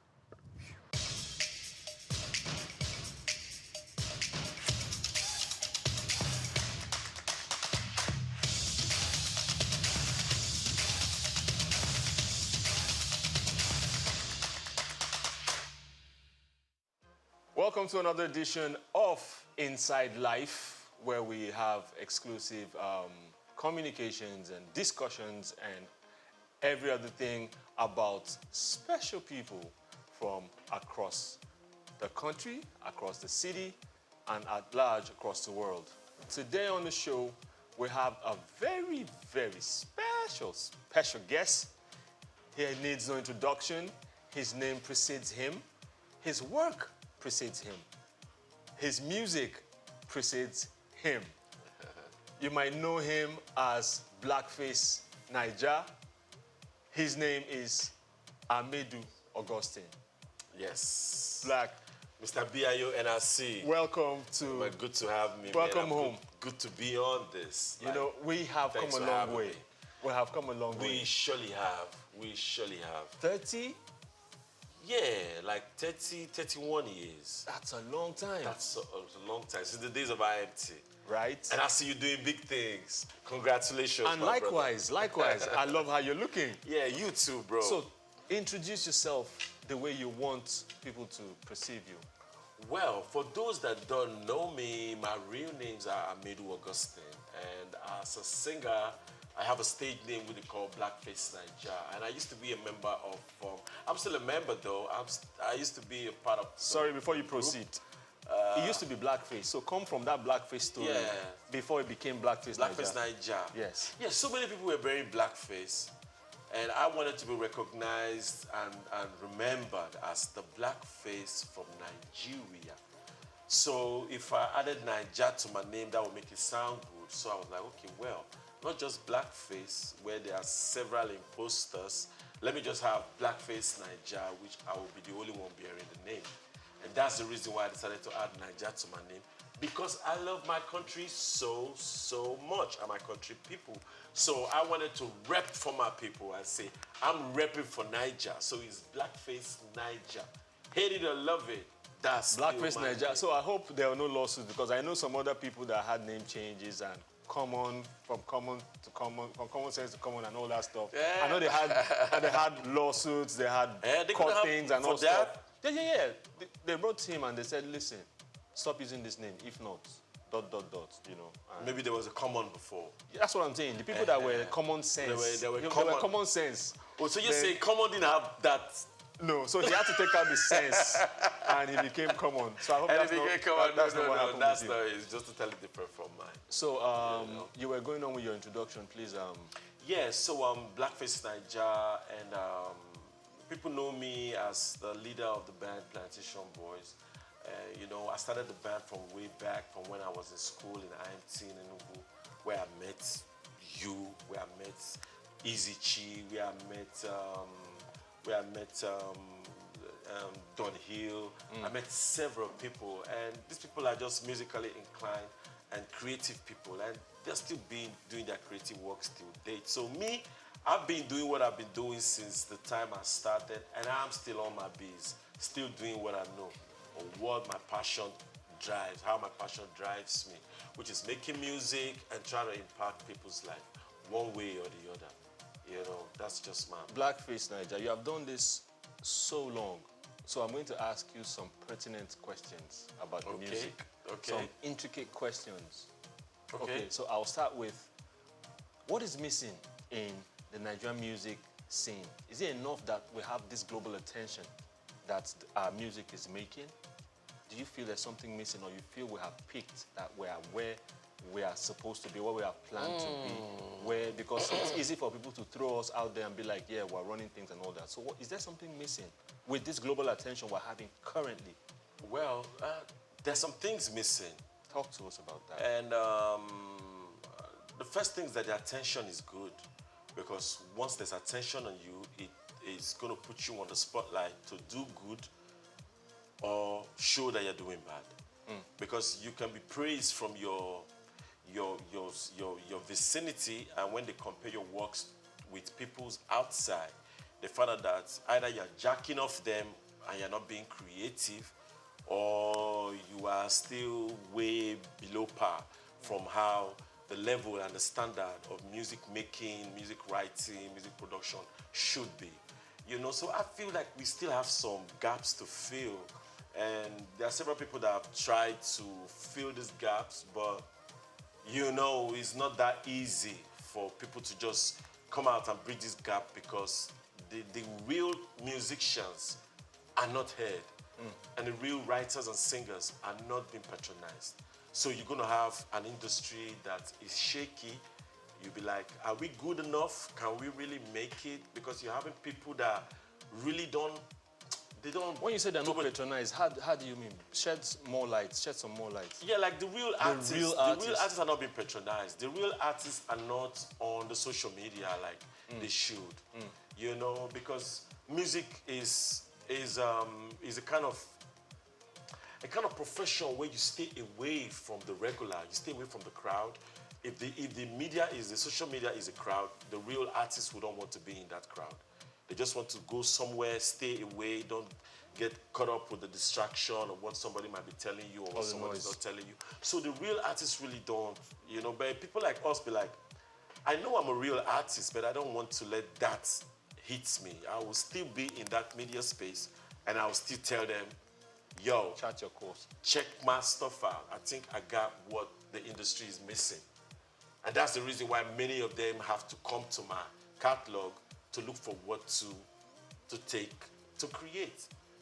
Okay, let me come from this angle. You know, recently, major labels are coming to Nigeria, right, and setting up shop and stuff.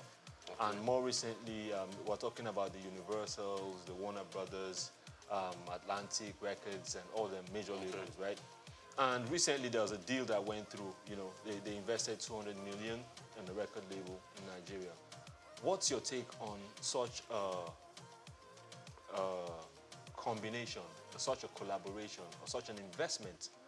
What do you think about that? Do you think that the West might be colonizing Afrobeats? Let me put it like that. Or make it theirs and stuff. What are your thoughts? Because this has come from several quarters.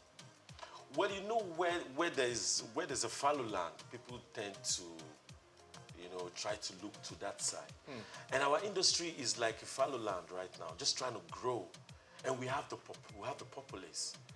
And, you know, so these people have seen it that the industry has developed to a level that people are really ready to patronize what the artists are doing. So if it's a fallow land and it's a virgin land, they're definitely going to be thinking about trying to invest in the sector.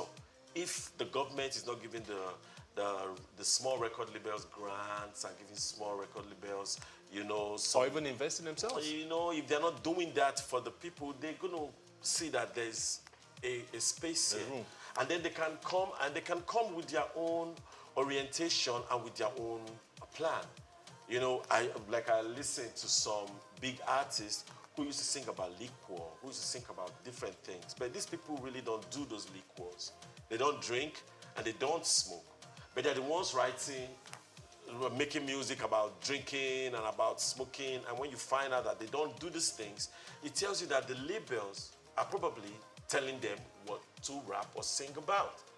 So if they are coming to invest, I hope they're not going to be telling our people what to sing about, because our people have their own pain and their own plight and their own direction that they should be independent to create. But if they come in and they support the movement and support the heritage of the people, they will understand what I'm saying. But if they are here to make people buy into their own product or buy into their alcohol, buy into their drugs, buy into their stuffs, then they will have the artists in Nigeria or wherever they invest in to promote those things for them. And that's my only fear. Because if these labels are big and independent enough, they'll be able to say, this is what we want from our artists, regardless of who is paying the piper. You understand? So that's just my own take. It's a welcome development, but the artist and the label have to stay on their feet and stay strong on their aims and obligation to give entertainment to the people and educate the society. How many artists actually know that? Well, it's the label's responsibility to pass that to the young artists who are growing up. When you're on the right label. Right label. Okay, that's like Loud House Entertainment. Come to Loud House. So there's a conversation, ongoing conversation about what Nigerian music is called across board. So everything is being collapsed unconsciously into Afrobeats. Everybody's calling, you know, our music Afrobeats. What are your thoughts? Should we care about what the music is called, or should we be focused on the substance, on the content? Well, because right now we see people, anyone gets an opportunity they give their music a name. You know, they fuse all sorts of things. So in a week, you would hear 10, 15 different genres of music. But in the long scheme of things outside were called Afrobeats. Wow. What do you think about that? Well, I said this before when I went to one interview and they were talking about Afrobeat. And I was like, the music that people are making these days is not Afrobeat. Like most of the people are making these days is not Afrobeat. But they're using the name Afrobeat to sell it. They're just trying to sell the music by using the name Afrobeat. And then when you go to you go back to how far Afrobeat has come, you get to realize how authentic these guys that have been doing Afrobeat before, these legends like Fela Kuti, Kola Ogunkoya, you have all those people that are Afrobeat artists. You know, you will now see their originality and how they've come. Now, since the new guys didn't come with no originality, they had to take the name Afrobeat and put it as their own for people to Let's remember to separate it. There's Afrobeat and there's Afrobeats with the S. Okay, if we no, I'm trying to clear on what you. you're breaking down, Yeah. so that people that are listening will understand that there's a line. Yeah, of course, there's a line. And the music itself separates it. The sound of the music separates the genre aside. You cannot be singing a song and you're what song will I use? And you're telling it Afrobeat. You don't just do that. But it's because they want to cash in.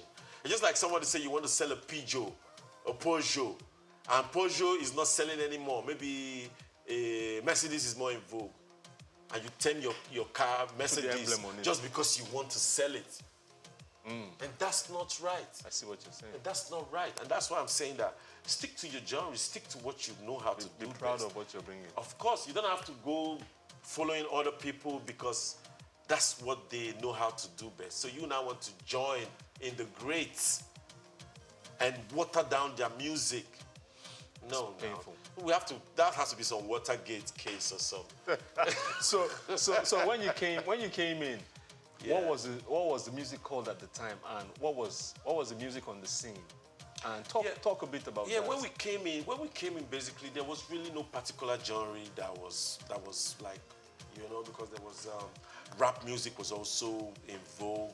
There was reggae music, rap music because of Felix Amozis and Julian Pretty and all those people. Mode 9 at the time.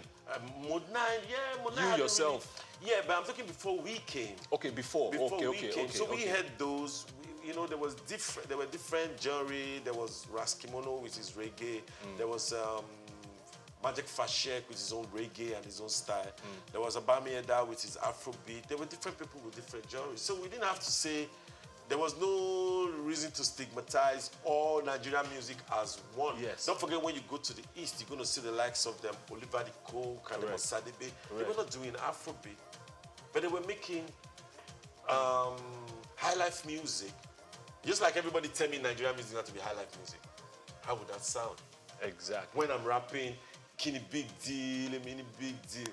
I'm cruising through the hood with big wheels. Is that Afrobeat or high life? I'm doing rap music. So there's rap, there's Afrobeat, there's R&B, there's dancehall, there's reggae, there's different genres. So I don't feel good when they try to term all Nigerian artists as Afrobeat artists. They don't even make Afrobeat. It's sad. So at the point that you came into the game, so let's backtrack. Okay. A few years back, when did you decide that it was music for you? I'm not talking Plantation Boys now. Yeah. I'm talking pre-Plantation Boys. Then tell us the Plantation Boys story and how it went. So when did you decide that, listen, it's music? Yeah, I decided it was music from when I was going to, when I went to Shevu nightclub. Where's that? Shevu nightclub. Shevu is in Onisha. Really? Yes, Shevu nightclub. When was this? Shevu, that was like in 1980. That should be 1989, 88. Damn. Around that time, you know. Wow. That period. Very, very long. Okay. You know, and then while I was in school, I used to go to, you know, Enugu, You know, go there, perform, come. Even in school, we used to go to all this normal inter-house or whatever. The school sports. And we go and make music perform. and all of that, you know. Correct. So I started saying that, man, if people like my music that much, so why don't I take it serious? And so I decided to take it serious from that time.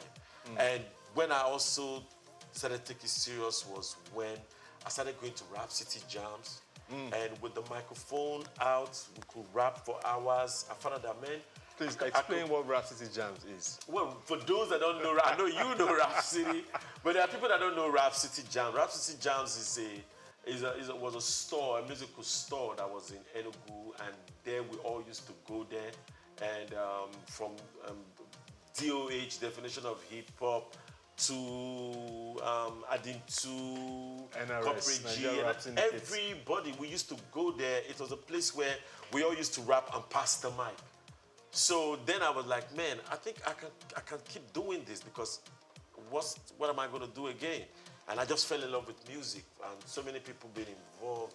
It was really, really nice, because my friends then, they really gave me encouragement. Yo, I like your rap, I like your flows. And I was like, yeah, you know. And that was how I built my courage from, to say I want to take it as a professional job. And that's what I'm still doing till today. So from that time, segue into Plantation Boys, how did that begin to take shape? Yeah, I had to leave school. We left school. I left school because I finished my ND, and I didn't want to wait another year. It was like I'd waited like 2 years with a strike. And you had taken this decision? Yes, I'd taken the decision, and I was like, man, I'm not going to do this school anymore. I'm just going to go straight to Lagos, where they say that's where the city of dreams. Yeah, and I was going, and then I had my friend who was with me then, Mr. Innocent. You know, so I was like, man, I'm going to Lagos though. You know, and it was like, he's going to come with me. I was like, well, if you want to come, it's cool. I just need to finish one or two things. And so we came to Lagos and started the journey as a band, Plantation Boys. And as Plantation Boys, we made some records. We made like our first single was a smash. Our first album was a smash. At least we changed the mindset of the Nigerians, thinking they can't make that international sound. Although there have been people before us trying to do it, respect to them. I'm not trying to downplay their effort. But I know that the moment I came in the game, I know what I brought in, because I've been prepared for me to bring my contribution in. It wasn't like I was just caught up, I was surprised about it. No, I knew. So that's the reason why when they give shower praises, I'm like, no, I know where I'm going. I don't really take it to heart. Like, yeah, maybe they felt I was too pompous because of that, but they don't know that. You know, you have what you are striving for and all of that. So the Plantation Boys started. I made Face to join the band, and we became a trio. We made some records, and we parted ways. Some people went to different record labels. You know, just like. Talking about different record labels, do you remember that time I think it was Christmas, you were in Enugu with your brother, Innocent, one other person. You had was it a Supra? Yeah, my Supra. We had a problem with my car on the road. No. You guys were in Enugu at that time. You were talking, that was the first time you talked about leaving Dove. Was it Dove? Yeah. So you talked about leaving Dove, and that when you get back, you were going to shop for new labels and stuff. Yes. At the time, Dome Workers was in Enugu. You know, we had a meeting in Jerry at Chris's house. If Dome had tried to make you an offer, would you have taken it? I don't know, depending on what the contract would have stated then. But then, you know, when you're ambitious, you're just looking for that headway. You know, and it's good for you to be sought after when you're already aware of who you are. Because sometimes you might not be aware of who you are. It gives you a negotiating power. Yes, because then you can negotiate. But then, there wasn't really total cohesion about what we really wanted to do, because there were individual preferences. Some persons wanted to be on the label. I wanted to be independent. I wanted to be independent, like start up my own label, start up my own publishing house. I wanted that.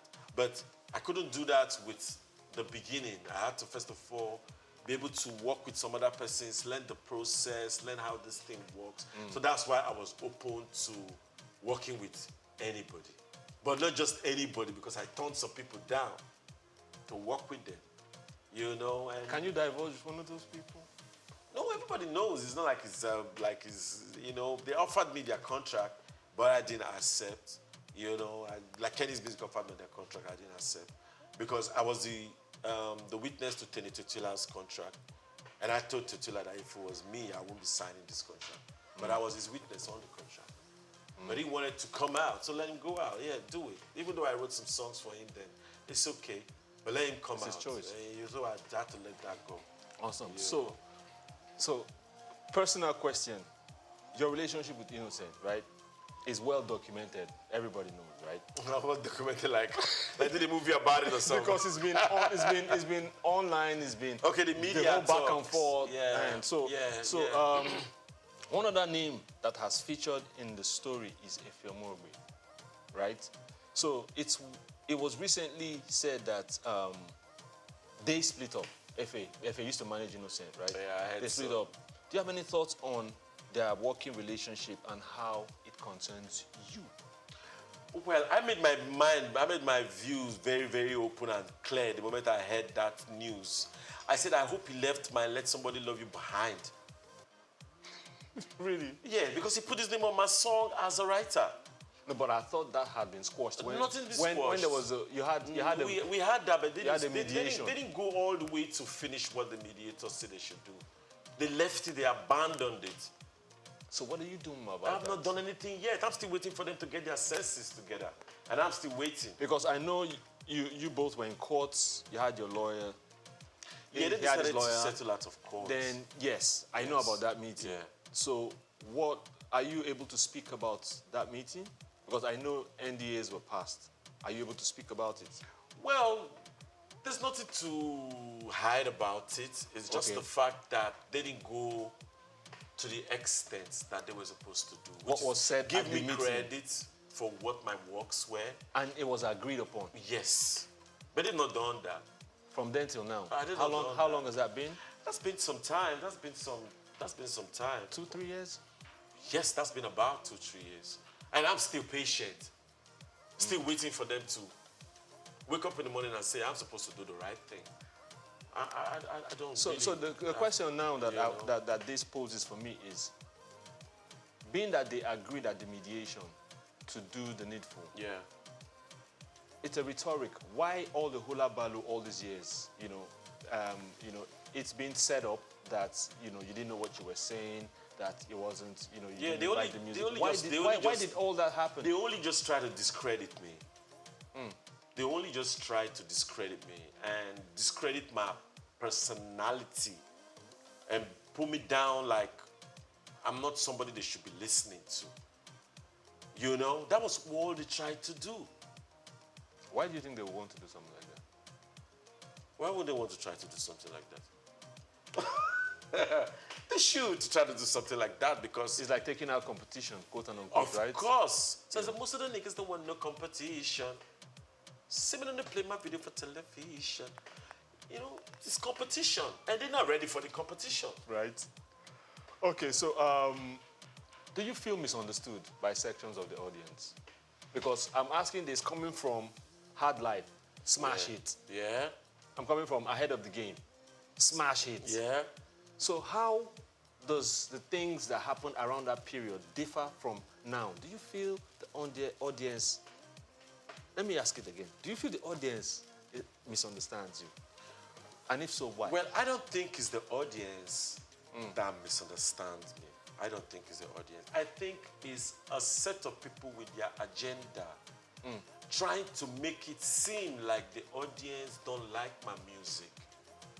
So that they can have a reason to downplay me when they are on the table with entrepreneurs and investors. That's just the reason. It's not because I'm a bad guy. It's not because I'm You look like a bad guy, though. No, I may look like a bad guy, Yeah. But inside, I'm that guy to make it happen.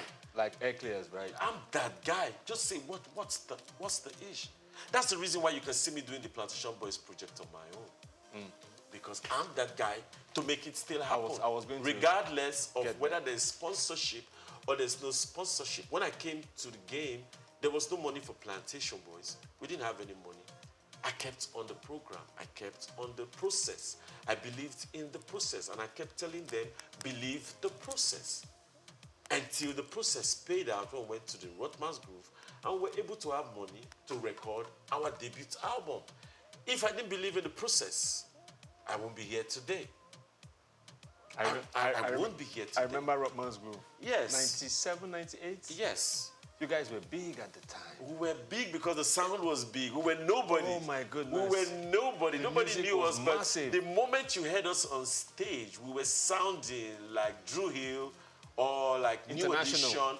Yeah, because the standard was not all about where we were, but what was upstairs. It wasn't ever about the music. But the music. So that's the reason why people see us that way. We didn't have an album out, but we were big. We didn't have a private house of our own. We were squatting with people, but we're big. We were having people come to our house to come and visit us. Plenty people. We didn't have our own personal car or bus to convey all of us, but we were big. Why were we big? It was because of the work we put in. And the people loved the work. So they regard us as our work. So you are as big as your work. You're not as big as how much money you think you have in your bank from last year. You're as big as your presence What you're doing now. currently. And that's how the people took to us. And they really respected our craft. And they saw the vision about where we were going. And they respected us for that. You know, until, while they were respecting us, until people got to realize that the more they are respecting these people, almost,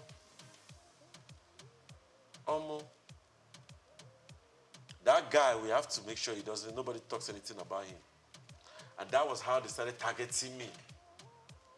Again, I'll ask why. As then, yeah, because they don't want no competition, bros. They don't want no competition. You were actually ahead of the game at the time. I told them I was ahead of the game in 2005. I told them I was ahead of the game in 2005. And I was even asked to take that song down, and I refused to take it down. Whoa, please speak on that. Yeah, I was asked to take it down. I was asked to take it down. I was actually approached. Take the music down. By whom? I was approached by the owner of Hip TV. Okay. I was approached by him. In Abuja. I was not approached in Lagos. I was approached in Abuja. Like, they traveled to Abuja to meet me in Abuja. Why would he ask you to do that? Because the damn hip-hop world, me check my profiles, and me better than they, let them got myself signed. Mediocre. Time to resign. I knew they'd be mediocre since 2005. They'd be mediocre. So they took my awards that I thought I was supposed to get. Best album was supposed to be Ghetto Child for 2004. Or best single was supposed to be Hard Life. Or best collaboration was supposed to be The Pain Name and Spicy Rock Steady. Those were supposed to be the awards given to us for the work we put in. Because those songs were big at the time. They were the but they songs gave that it year. to other people because we were not part of the people that they want to promote. That's what I feel. I may be wrong, but that's what I feel. And that's the reason why it propelled me into being, I know you people have your plans about me, but no problem. Keep doing what you're doing, and we'll see it's going to last long in this game. Because they say, I'm nothing without the press. The beginning will be the press, and the ending will be the press. I said it's a lie. The press can't press me. I like the sound of that. That's what I told them. I said the press can't press me. And this is me 2023, 24. I'm still here, bros. The press have tried to press me for how long? Go to my Facebook page. They're out there. What are they doing there? Just talking about me wrongly. I wear my suit. Oh, this your suit is too hot. Why don't you wear a suit? Do you know the car I drive if I have so much AC in my car? Oh, this your glasses. Why don't you change it? It's my glasses. Oh, you should, because they always say that once they want to cancel you, they always have a reason to complain. And they send people to your page and to complain and complain and complain. Even if I've heard that thing, right? That people are actually engaged to sit in a room and do that and type. Yes. Either to promote a song or promote person, an agenda or a person, yes, or to take or discredit. Yes. I've heard that. Yes, they do that. And see, I got songs for this. Wait till I release it. But I have a line that I said, I've been a victim of it. So many times they try to take my peace. Some of them wish make a RIP, trying to separate me from my family. But I kept my head up, I stood strong. Court cases for what I know not. Eviction from houses I paid for. Deleting my works from my catalogs. But now, fake friends with them evil agenda. And when you die, then go post you for media. But now them be the architect. The fit even sponsor your burial. So these people are there. They are there with envy and hate. They are there just looking at you like you can't be more than them. You shouldn't go further than where they go. You shouldn't set a standard more than what they have done. The moment you're setting a standard that is more than anything they've achieved or tried to do in their life, you are a problem for them. They're going to always get at you to tell you to stop what you're doing. I can relate, totally. So I tell them they shouldn't play that. I'm not going to listen. So talk to me about Chibuzo.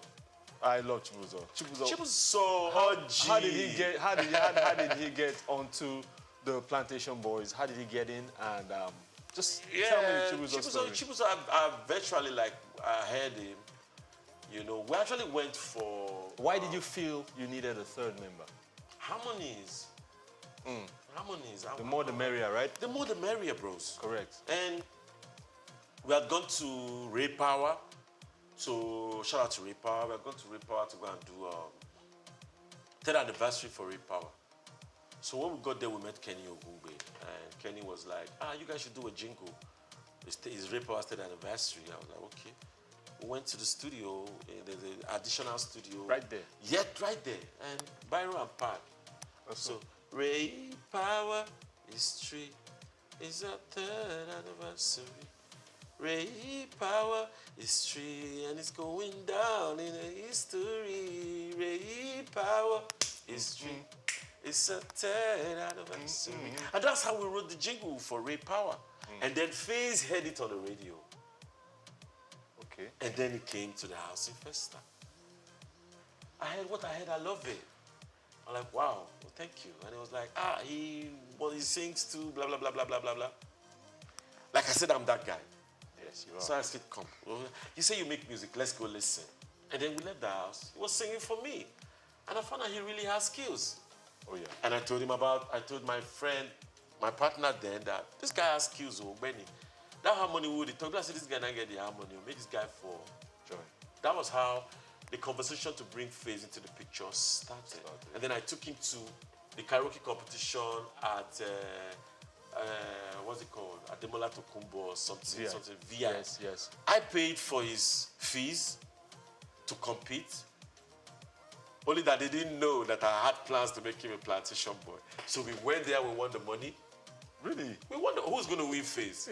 Oh, true. Nobody's going to win him. True. I already, in short, when FaZe was singing, it was Backstreet Boys, because Backstreet Boys was hot. You know, I don't know who you are, where you're from, as long as you love me. When FaZe sang, they said it's a lie. The karaoke is not off. That the voice of the person that sang the song is the one that is still singing. What did they do? They put it up and I told them to do a cappella. That's the only way out. They should off the music, let the guy sing live. And he sang live, and they believed. You know what intrigues me with FaZe is he hits Mariah Carey notes. No, the boy is good. I just say there's one thing about FaZe. I wish he can understand, come to realization that you are who you are, and you are who you aspire to be. You're not who people tell you to be, but you are who you want to be. So you have the skills, you have the talent, you have the looks, you have all the projections, you have people around you to push you, you have me. So what's the problem? What if who you say you are is not positive and is not enough? Then you have to believe in people. You have to believe in, because sometimes the person that believed to take you. The person that believes in you will tell you you can do it. Correct. And that's the encouragement. You know, like I said, I like to be a football coach someday. You're one of those people. I'm one of them, trust me. I'm like Alonso. See, Alonso went undefeated in his whole league. That's the kind of coach I like to be. Or maybe train a boxer. I'm that guy. I can't do it. Like, I know it's at the back of my head. All I have to do is what is our obstacle? What are we up against? And how do we beat that? Then we go, we plan it. We discuss it for hours, days. We come to a solution. We move towards the... Where's Face right now? I wouldn't know. Maybe he's in Abuja or he's in Lagos. Does he have new music? I don't think he has any single out yet. Maybe he's working on some. You know, he should be working on some because his fans are really... Even me, I'm waiting to hear from him. And, you know, just like I'm waiting to hear from Two-Face as well. I'm waiting to hear from them. New music, because they should keep stirring up the industry and not have to feel like they've given... No, but you said you're waiting for Two-Face as well. I hear he's not too healthy right now. So you can't be expecting too much from him. Well, I don't know about his health, but I believe that as long as you can talk, as long as you can talk. It's not that easy as you say. Yeah, but I believe, because that's the reason why I went into this music. First of all, I closed my eyes. I said, let me see, how far can I go? I thought to the back of my head, how far can I go? If I can sing, can I talk? Of course I can talk. I got the power. Not the beat too, I got the power, bro. Just say only one phrase. It's music, ain't it? True. It's what's talking, actually. Whatever you do is still cool. Let's just say I feel the rhythm. You don't have to be the same artist, you can evolve. Correct. You don't have to stay the same. So I'm still expecting, because I don't expect them to be giving up right now when I'm just getting warmed up. I'm just getting ready to start. I hear that. You understand what I'm saying? So something came to mind. You remember, there was a time, there was a serious thing about you guys getting a reunion. This was many years ago. Yeah, some 2 years ago. There was so much investment in it. Three of you agreed, and that was the height also of the whole hula baloo. Yeah. What happened? Because the fans were waiting, and it seemed like an endless one at the end of the day. I will apologize to the fans for that. Like, let me take full responsibility for it not happening, because I believe if I'd made some other moves, maybe look for some other investors, or maybe I would have made it happen myself without waiting for an investor. But be that as it may, some people can decide to sponsor. Don't forget that there was a Take It Tom that wanted to sponsor the project from the beginning. It was before I Take It Tom. Yeah, I'm talking about... okay, Donald Duke. They thought about Donald Duke one time. Before Duke. So, I can't remember. The marketer. The marketer that was... Tijo? Tijo actually did the Plan B album. Tijo was the person that sponsored the Plan B album. Yes, but the Plan B album was 30 million, but they paid us 15 million. Tijo is on the run. He has about 15 million. He should bring it. Since then, he hasn't given us our money. That's like since that album came out, he still has our money. And so Tijo was the only person that invested that kind of money on the band. And we're able to go to the studio and all of that. But then, you know, you can have a kind of investment. With investment comes commitment. Correct. If there's no commitment to an investment, it's a total waste for the investor. And no investor wants to go through that. And I think that's what Tijo went through, and that's the reason why he didn't worry. He just straight up went to P-Square straight, and he went to get us, they do me. Abroad, he shot the video, bam, history. I know he made more money to cover. I know he made more money from P-Square to cover for the Plantation Boys' loss or anything that happened during that period. Yes, because he invested, bro.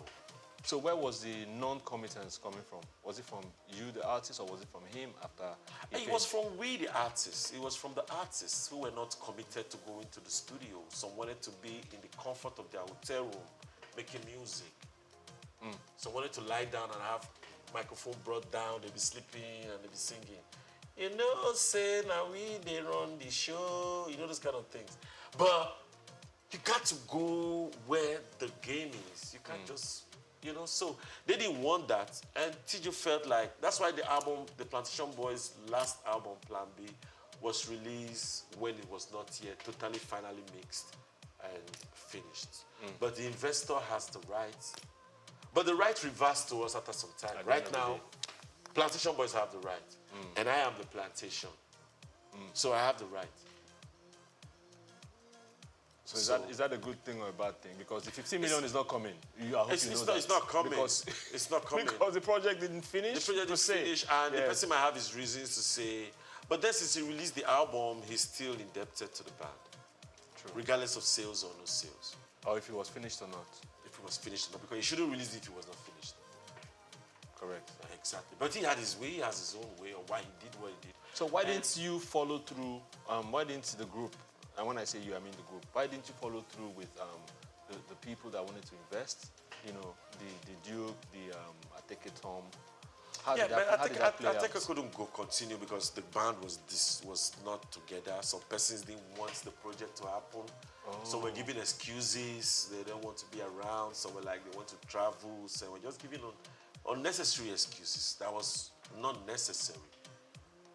So the people that were trying to invest had to be discouraged. Like Ochacho was discouraged, I believe so. You know, so they just be discouraged and they'd be like, man, I don't think these people are together. But then the plantation is working regardless. And I'm going to put the album out. So what's happening with the plantation right now? Because I know there's new music out. Music been out for a while. Yes, some new music coming again. What's the plan for the Plantation Boys? Well, the plan for the Plantation Boys is the name is going to stay, but there'll be features. Different people will come and feature for the band and go. If you write for the band, you get your royalties. If you feature on the song with the band, you know how that pans out.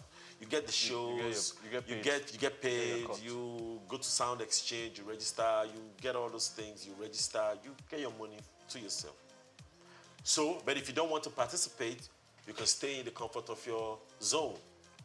Then let the people that want to take the name to the next level, take it to the next level. Buhari was president last dispensation. He's not president this dispensation. There have to be continuity. So it doesn't mean that the members of the band must stay in the band. If they don't want to stay in the band, they can't go. You know, you remind me of my brother, my friend's speech from Arrested Development. I always like to use him as an example. You know, remember Arrested Development from back in the day? Yeah. Mr. Wendo. Mr. Wendo. Everyday People. I wrote a song one of their beats. So Arrested Development are still here. So Baba Oje died, 2 other members left, Speech added new members, and the group continues. Exactly.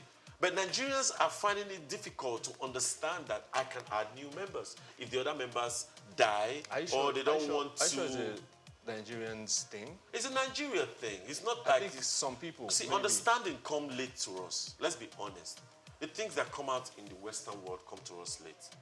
When did we get cell phones, for God's sake? Came to us late.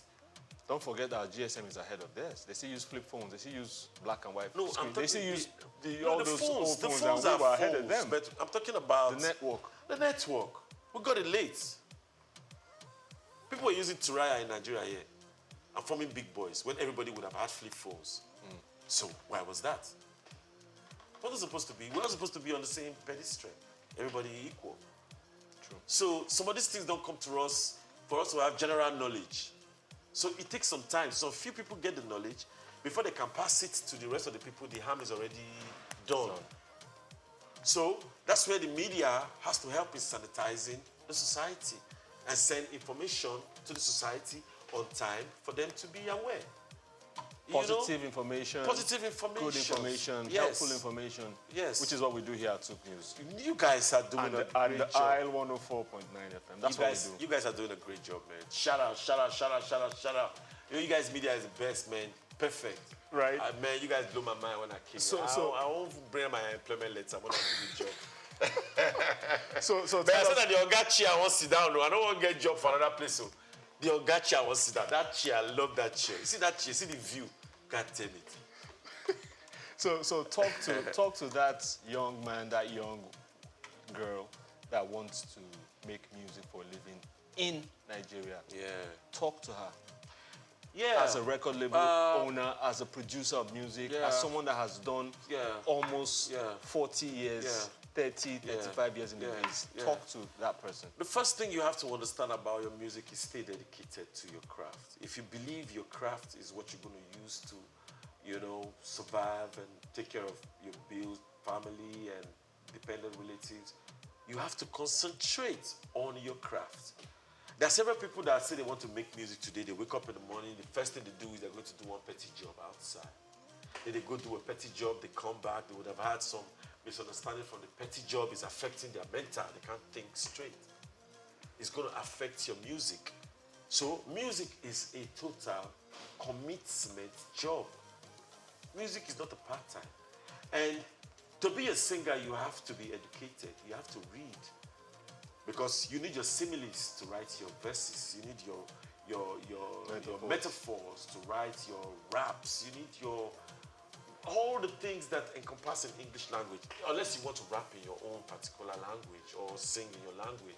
You study your own language and learn how the language works and master it to put it into your craft. And then copying somebody else's work is the first thing I'll tell you, you can't do that.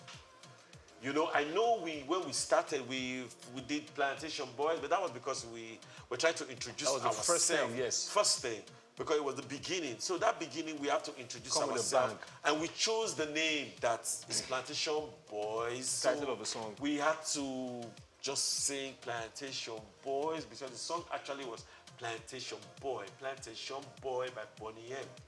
So if you see the credits we gave, it was originally done by Bonnie M.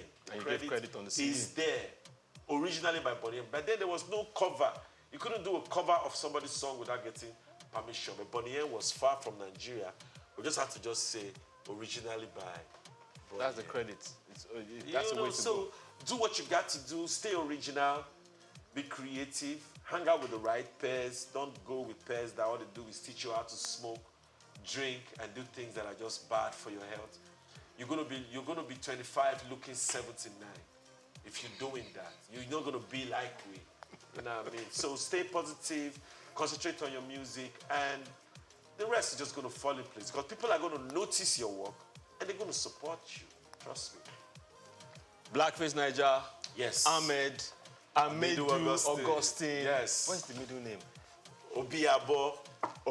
Thank you for being on Inside Life, Souq News Television, the IL 104.9. Thanks for having me, man. Thanks for having me, man. I appreciate it. Thanks for having me. Big up, Blackface Niger, signing out. So, it's the end of a special edition of Inside Life. We had Blackface Niger, Augustine Amedu on the show. My name is Ike Namba. See you same time next time.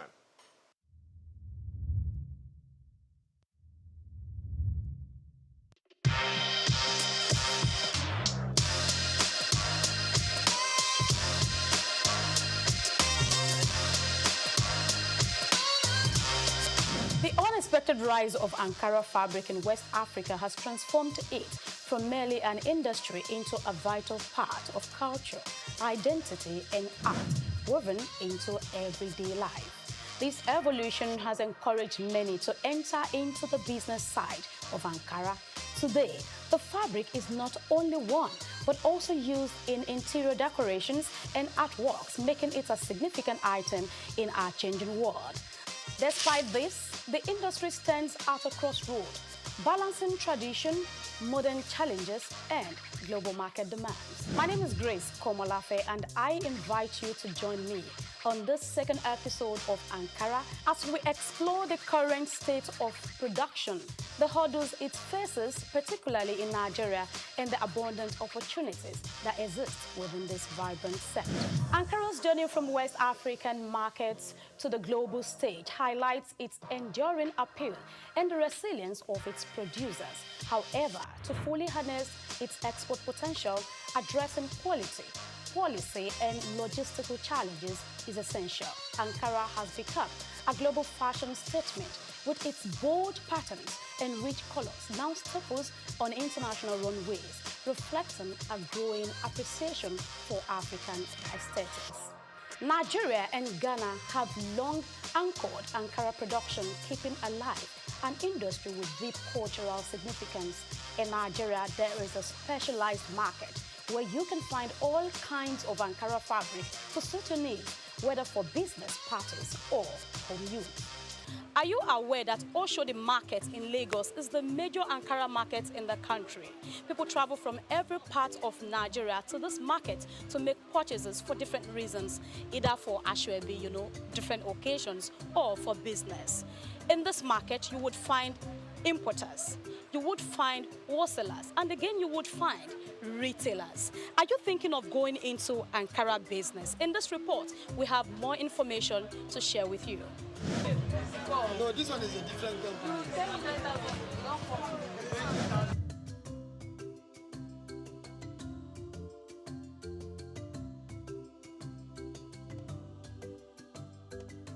Despite Nigeria's rich resources, skilled workforce, and a large domestic market eager for Ankara fabric, the country has struggled to capitalize on this potential. In the face of rising imports and global competition, the Ankara industry is looking inward towards alternatives that preserve cultural heritage while empowering local economies.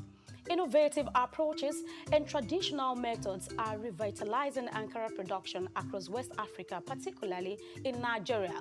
While the future is bright, it is not without challenges. The high reliance on cheaper imports has led to an overwhelming dependence on foreign textiles, which now dominates over 80% of Nigeria's fabric market.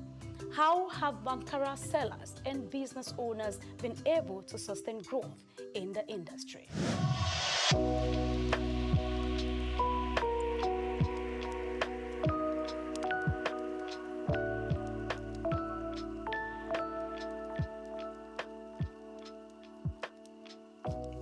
What kind of Ankara do you sell? Big or small? We sell big, small, and medium range. I think this is the first person I'm meeting that sells 3 categories of Ankara. I've met people that does medium and small. I met someone that does just the small. So good to know that you are doing 3 categories, big, medium, and small. So why did you decide to go into a full-blown Ankara business? Because any customer can walk in now and request for small one. I will attend to the person. If you want medium, I have. If you want big one, I have. You don't want to lose anybody. I don't want to lose anybody. You like money. I'm people man now. I'm supposed to like money very well. When someone is alive, when you're going to be saying. So for now, things are so high. When I'm still learning this business to my master, that time it was 700 or 600 like that. So things started increasing every day. So that is the problem we have. The customers are complaining, this are complaining. Both people that are coming from far journey saying that after this, there's no much gain on it again. So that's the challenge we have. Long before Ankara became a global phenomenon, West African textiles were celebrated for their craftsmanship and cultural significance, with Nigeria being a key player. Today, Nigeria's textile industry has faced significant challenges over the past few decades, despite the country's rich potential in cotton production and a historical legacy of vibrant textile manufacturing. Once a leader in the sector with over 180 textile mills in the 1970s employing more than 1 million Nigerians, the industry has been in decline since the 1990s, grappling with issues such as smuggling, high production costs, outdated machinery, and inconsistent government policies. Instead of boosting the Nigerian textile industry, interest in importation continues to rise. With a renewed interest in textiles, including Ankara fabric, local production remains low. An influx of cheap imports surged over 100% to 365.5 billion naira in 2022, undermining the demand for locally produced textiles. As Nigeria strives to engage in the business, the high cost of importation negatively impacts their efforts. The situation is compounded by rising energy costs and a depreciation in currency, leading Nigerians to depend largely on imported Ankara to meet the demands of customers. Importation business now is a hell. It's very, very expensive. Just last month, the clearing of the goods was about 6 million naira. Overnight, it turned to 14 million. Should we stop selling Ankara? No. We have to go and move. The price that we give customer, in 1 hour, it changed automatically. But because we are into the system, we know how to manage the price.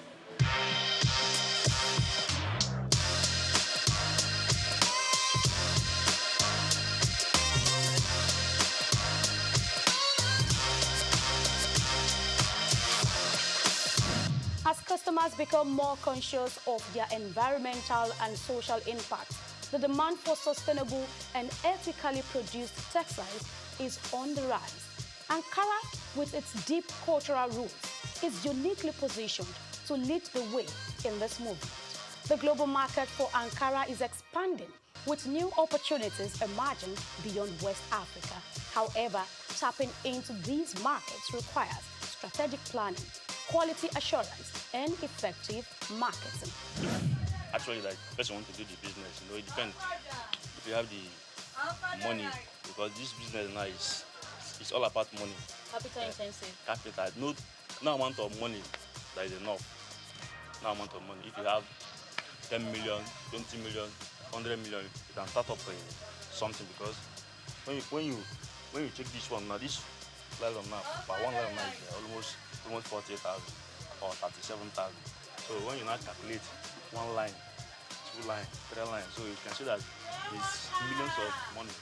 So if you want to go into the business, if you have the cash or you have the power, it's a nice business, but you must have money to rotate the business.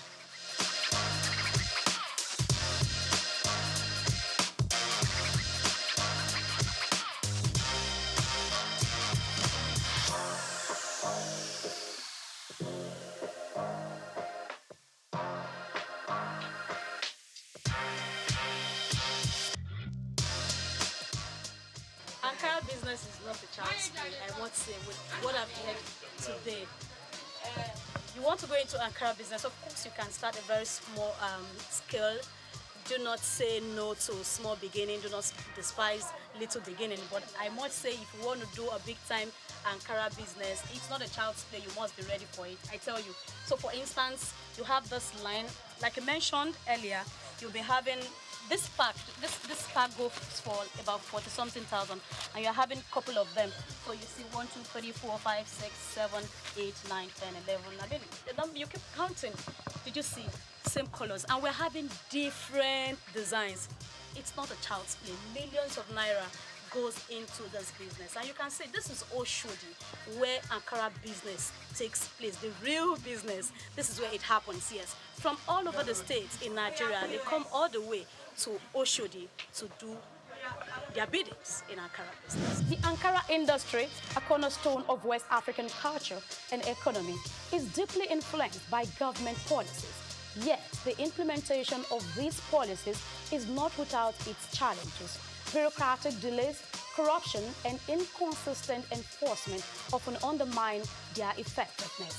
The success of the Ankara industry is intertwined with the government's actions. Thoughtful policies and effective implementation can drive growth. Moreover, regional and international trade agreements such as the African Continental Free Trade Area (AFCFTA) offer new opportunities for expansion and collaboration. The future of Ankara lies in the hands of the next generation. Young innovators are reimagining what Ankara can be, blending tradition with modernity and driving the industry forward.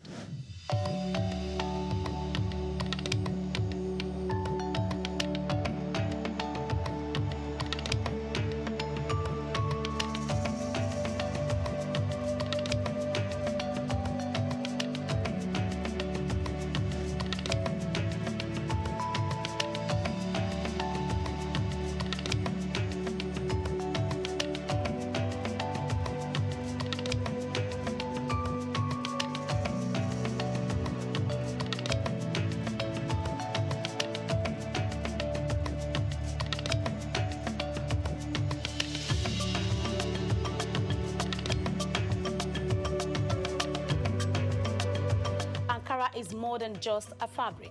It symbolizes African heritage, creativity, and resilience.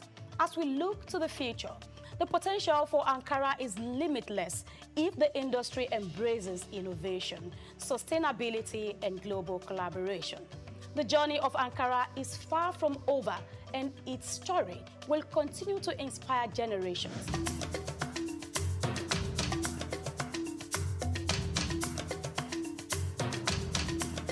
As we conclude our journey through the vibrant world of Ankara, we turn our attention to the future. What lies ahead for this iconic fabric? How will it evolve to meet the demands of a rapidly changing world? And what opportunities and challenges will shape its future? Questions you may have quality answers for. See you again on another interesting topic on Souq Perspective. I am Grace Komolafe.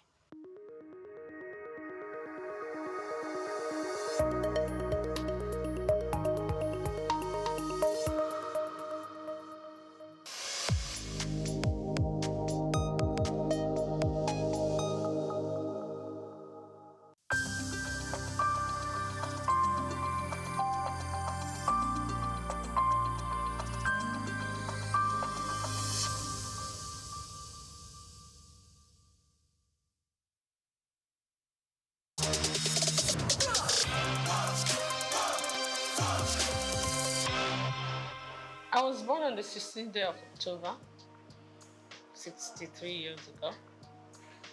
I'm from Opobo, yeah, and went to school. I'm from Rivers State, from Opobo in Rivers State. Went to school in Port Harcourt, lived in Port Harcourt all my life, from primary to secondary school to A-levels. Then after A-levels, I got admission to Unilag. Immediately after Unilag, I got married, and I've lived in Lagos ever since.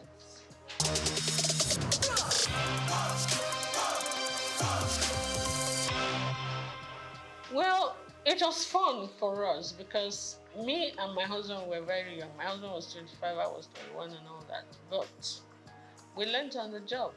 We were friends. We were friends for 3 years when I was in Unilag, university, and we came out, we got married. So we're like children that just got married.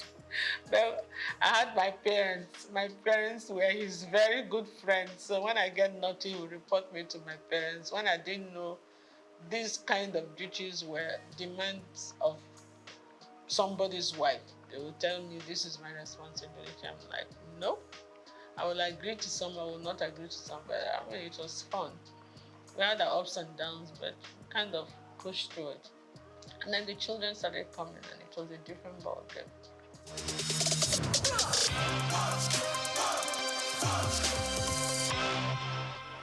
You know, when you come from that kind of family, it's like part of your system. You don't really regard it as anything anymore. But sometimes I get the shock of my life because there was a time my in-laws came to Opobo for one ceremony, and I saw the king. And he gave me a hug and he gave me a pick. And they were like, whoa, the upper Bini won't even shake your hand, you know, as a woman. I'm like, okay. I mean, it's the same family, you understand? So we're used to that. I think we take it for granted. But maybe some other people say, you must call me a princess, you must call me that. I'm not into all those kind of things.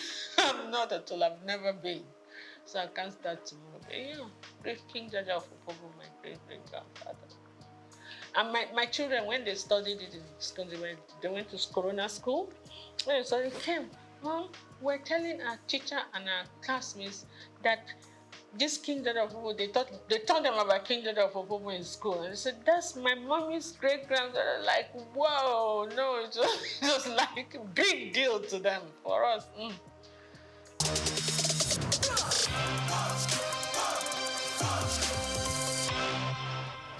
Absolutely, upbringing. Upbringing are my personal choice too, because you could be brought up one way and choose to go another way. You understand? One of my philosophies in life is like this. You're not the tallest in the world, you're not the shortest, you're not the prettiest, you're not the ugliest, you're not the richest, you're not the poorest. Oh, of course, get with it. Do you understand? If you're looking for beauty, there are more beautiful women than you say. If you're looking for ugly, there are uglier women. If you're looking for tall, you're looking for it. So what is it? You understand? You didn't come into this world with anything. You're not going to go with anything. So just be grateful to God for whatever you have or whatever you are. Work towards improving on it, improving your relationship with God Almighty and improving your relationship with your fellow human beings. That's my philosophy in life. So what's the point of carrying all the chips on your shoulder? It makes life heavier for you.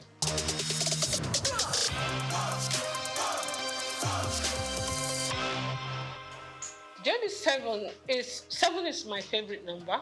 It's a number for perfection, and I was born on the 16th of October. My star sign is Libra.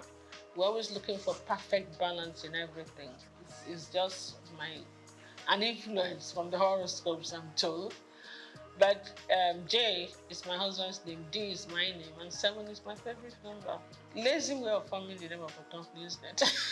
So I did, and it stuck. And I knew I was going to go into couture, so that was it. Easy.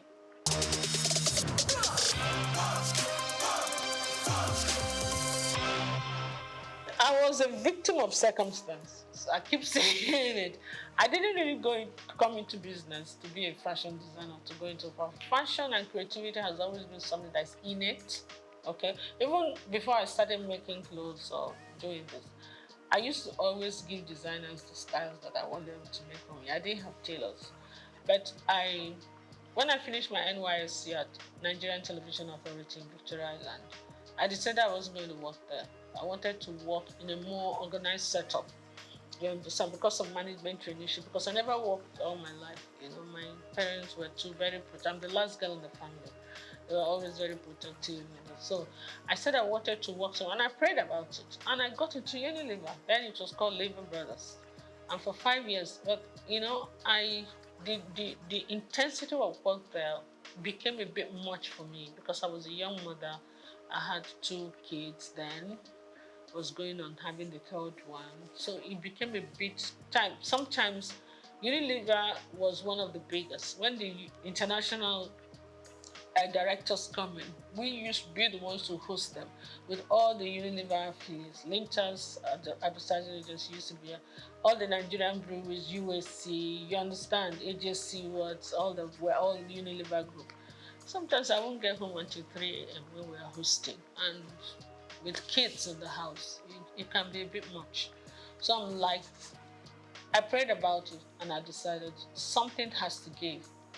It's either your family, your children will not give them the attention they need then, and they were growing fast, or your job will suffer, and then you will not be happy, whichever way.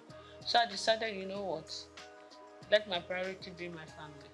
And I decided to go back.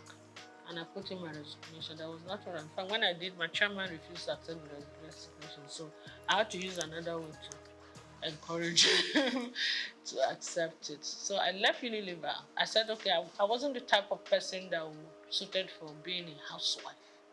I wanted to do the kind of business I would do, but still have 100% time for the kids.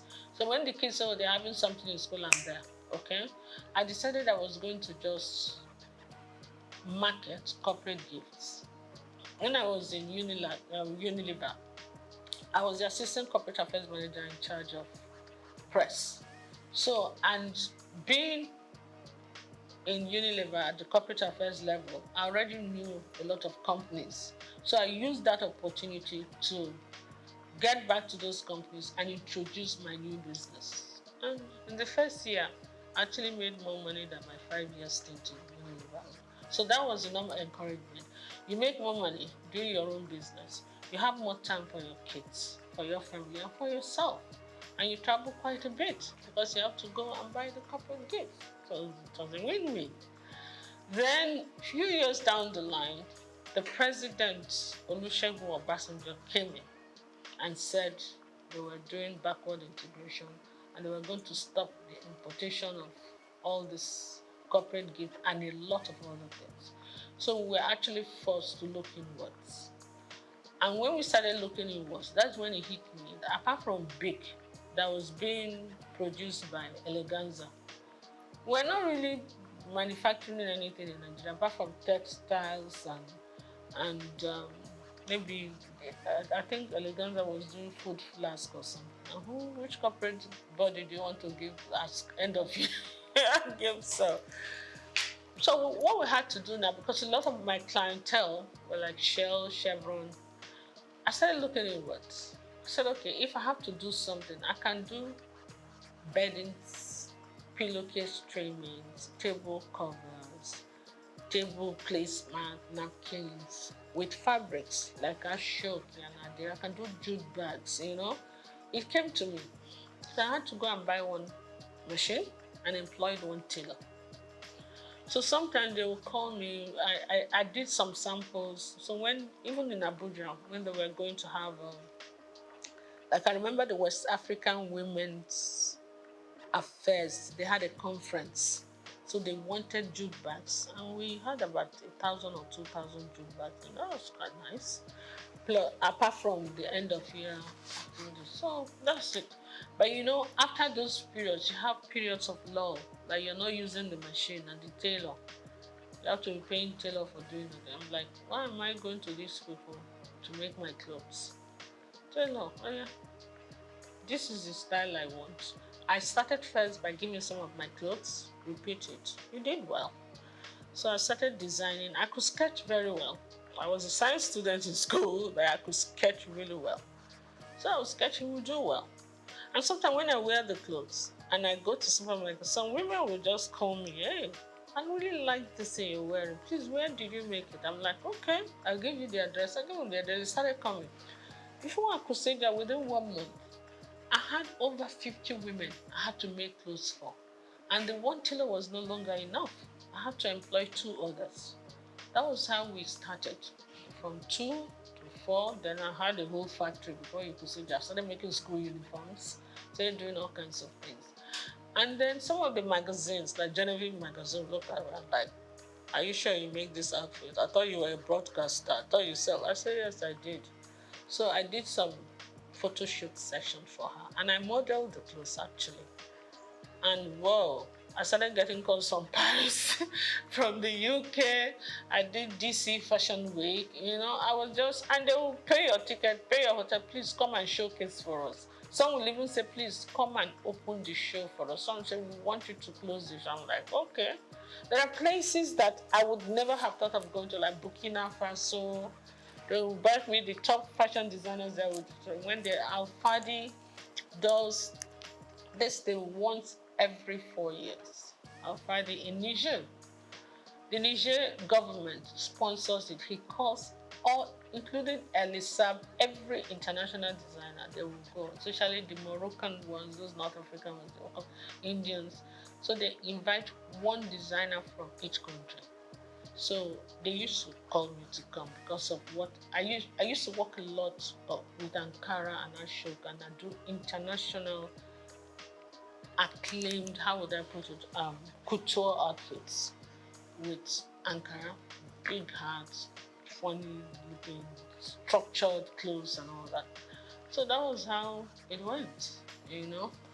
And I did all the magazines. I've won all the awards.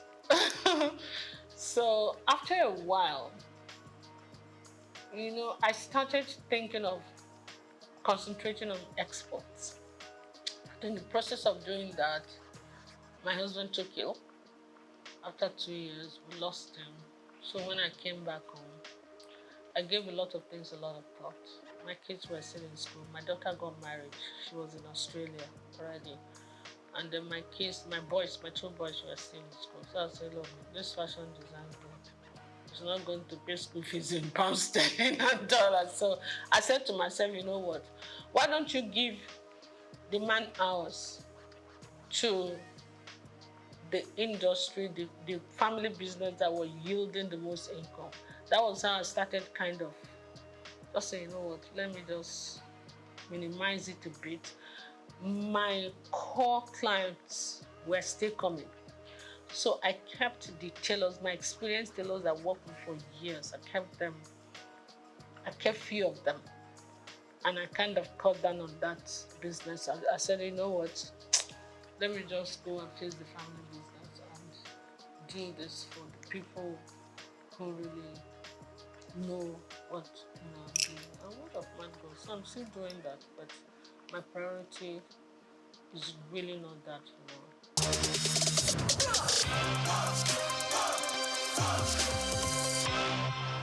When you look at me the first time you see me, you see a fragile woman that don't like to sweat, that's spoiled, that like to be kept. I'm like, what? Absolutely not. My husband didn't want me to do anything. He just felt he wanted to spoil me. I said, that's not how to love me at all. Please. It's either you kind of understand the person I am. I'm a very creative mind. This mind has to keep working, or I'll make life miserable for you, What I will advise, even women who are willing to work, you don't even do one job. You must get at least more than 2 streams of income. Otherwise, you will not make ends meet. That is the truth of today's world. You understand? Then those ones that want to be kept, no matter how wealthy your husband is, wealth is not static. Some people start today. When they retire, everything goes downhill. Some people mean well. They love you. They want to take care of you. But nature calls. They part ways. Some marry other women. Some leave. Some die. You understand? So anything can happen. I will advise them, everybody, try to be as independent as you can. Financially independent. I think you actually earn more respect when you do that. And then also, when things don't work out too well for the husband, no matter how rich you are, you don't have to put him through too much stress. You can take care of yourself, you can take care of yourself, you take care of him, you encourage him, but let him not feel that the world has come to an end. A man feels happy when he knows that his back is covered, even when he's not making it. You understand? It doesn't make him lazy. It makes him very grateful. Yeah. So I will advise everybody, get something doing. Do something that will enable you earn good income if you can. Do something that you also enjoy doing.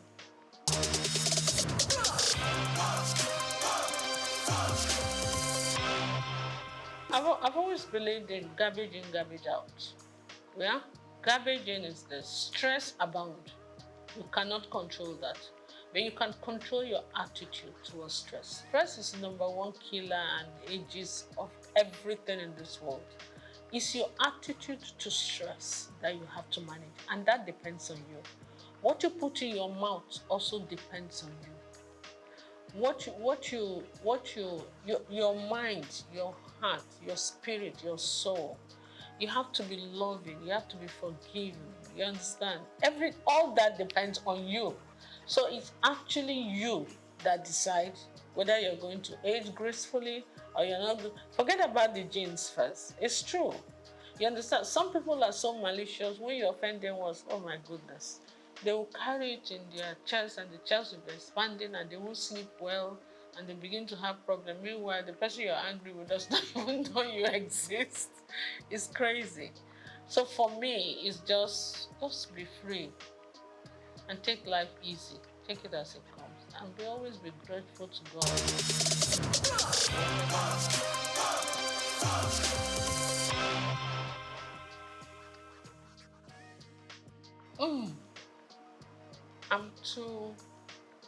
I'm too honest and straightforward. It's either I will be killed immediately or because I will tell you the truth no matter who's asked is God. I don't think I can play politics. I'm not a politician at all. I am a very straight shooter. I will tell you to your face when you're doing stupid things. That was my relationship with my mom, my dad, my husband.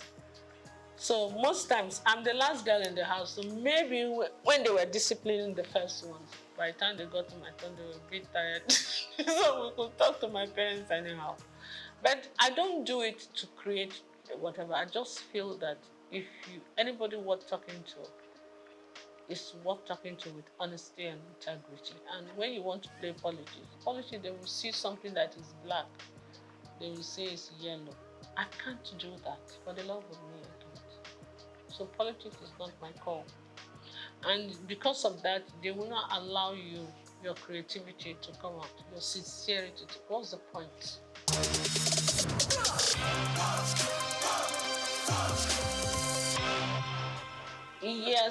Yes. I'm actually planning some kind of, I met some of my old models that are doing very well.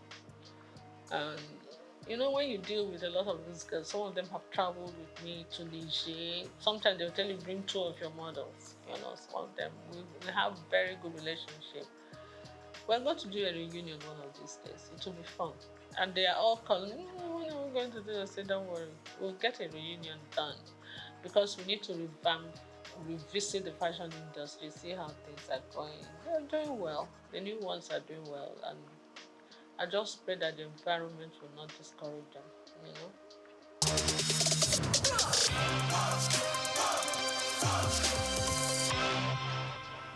It's not just Nigeria, it's the world. Whatever is happening in Nigeria is what the truth is. A crate of egg in Nigeria is still cheaper than a crate of egg in the US and in the UK, even with the exchange rate.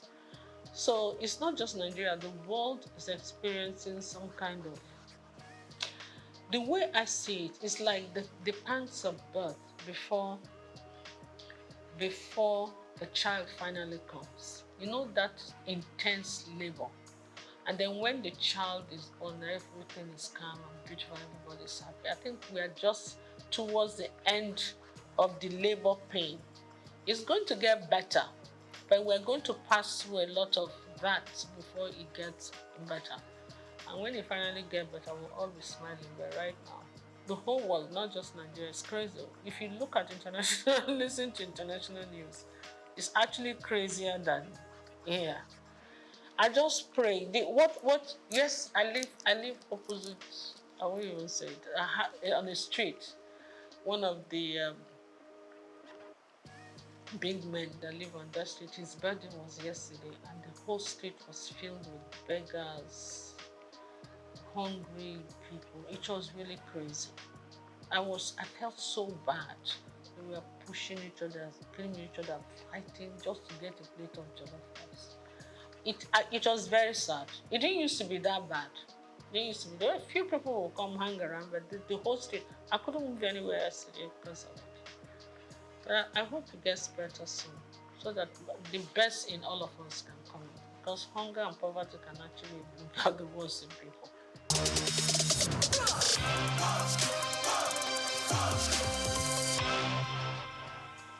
Naturally, yes. I have an NGO that I do. What I do, I take girls, young girls that are not able to complete school because of poverty, and I educate them. You understand? I try to pay school fees, help people, and I believe in education a lot. Yeah, because I don't believe in giving you the fish. I believe in teaching you how to fish. I have few of them from my place come stay with me. Some of them are able to stand the discipline. Some of them are not able. So the ones that are able to stay, they stay, and they do very well. Some of them, I train from a distance, and they do well. So I've had university graduates, I have the levels, I have all kinds of things. That's what I do. And most people come to me naturally, not because I'm a trained mentor or anything. When you do anything out of love, an act of sincerity of purpose, and because they see you as genuine, they listen to you. You understand? When you mean well, you tell people the honest truth, and they, you know, it's not easy sometimes, but yes, a kind of mentor.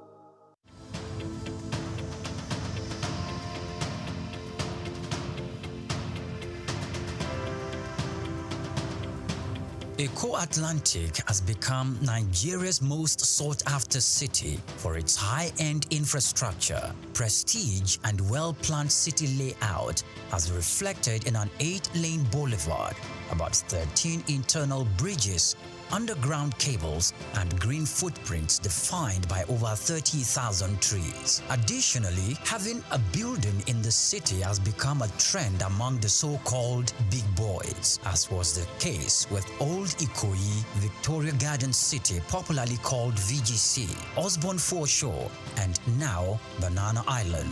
In this special report, Bayo Olaoye states that this talk of "I belong" and the prestige mentality has also spread to the big firms. Before now, Kingsway and Ozumba Mbadiwe used to say that Victoria Island were the go-to locations for high-rise office buildings. These locations are home to iconic developments such as Kingsway Towers, Heritage Palace, Fanfa Towers, the Wings and the Waves, among others, making them Nigeria's equivalent of Silicon Valley. The Eco-Atlantic City was modeled after the skyscraper district of Manhattan Island in New York City. It has become the new destination for big-ticket corporate firms which are building or relocating their new headquarters to the 10-square-kilometer city, rising off the coast of the Atlantic Ocean in Lagos. The city is attracting investment interests in both residential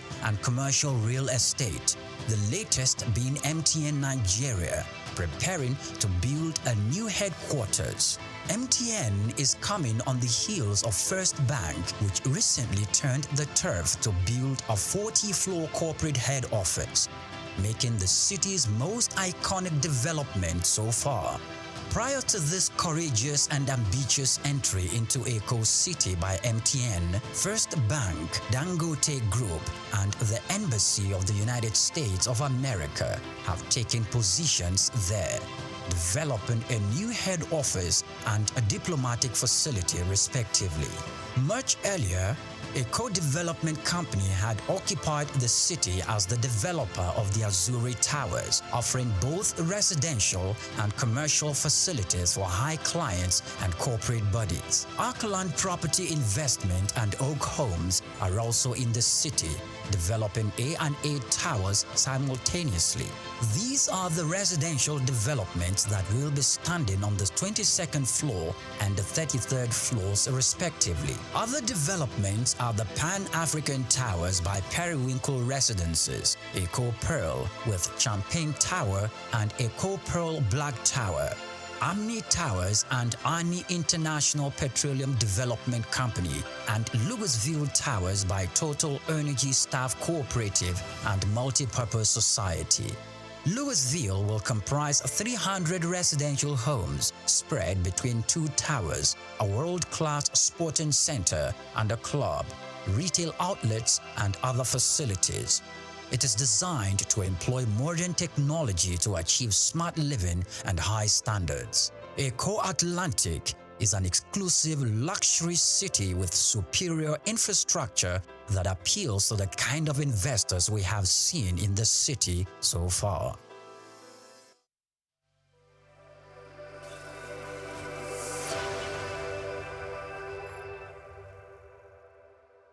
We've got just what you need right here at Femi Wash Media.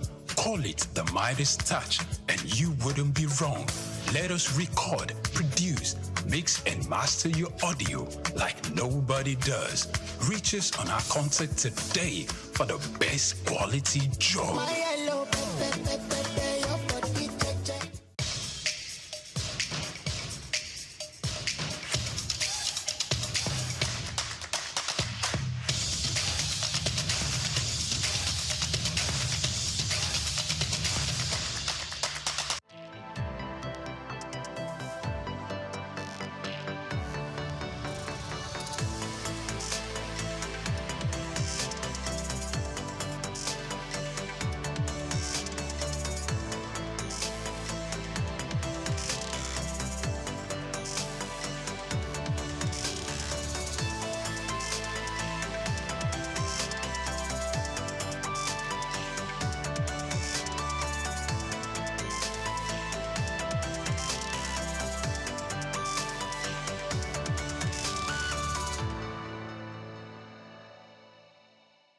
Optimism is a strategy for making a better future because unless you believe that the future can be better, you are unlikely to step up and take responsibility for making it so. Responsibility is the price of greatness. How else can one explain the thought process of a 24-year-old youth leaving the luxurious comforts in the United States to fill in for his incarcerated father in sub-Saharan Africa, Nigeria, and run a family business holding the fort till stability was achieved? This is the story of Abdul Samad Rabiu, an unassuming, silent achiever.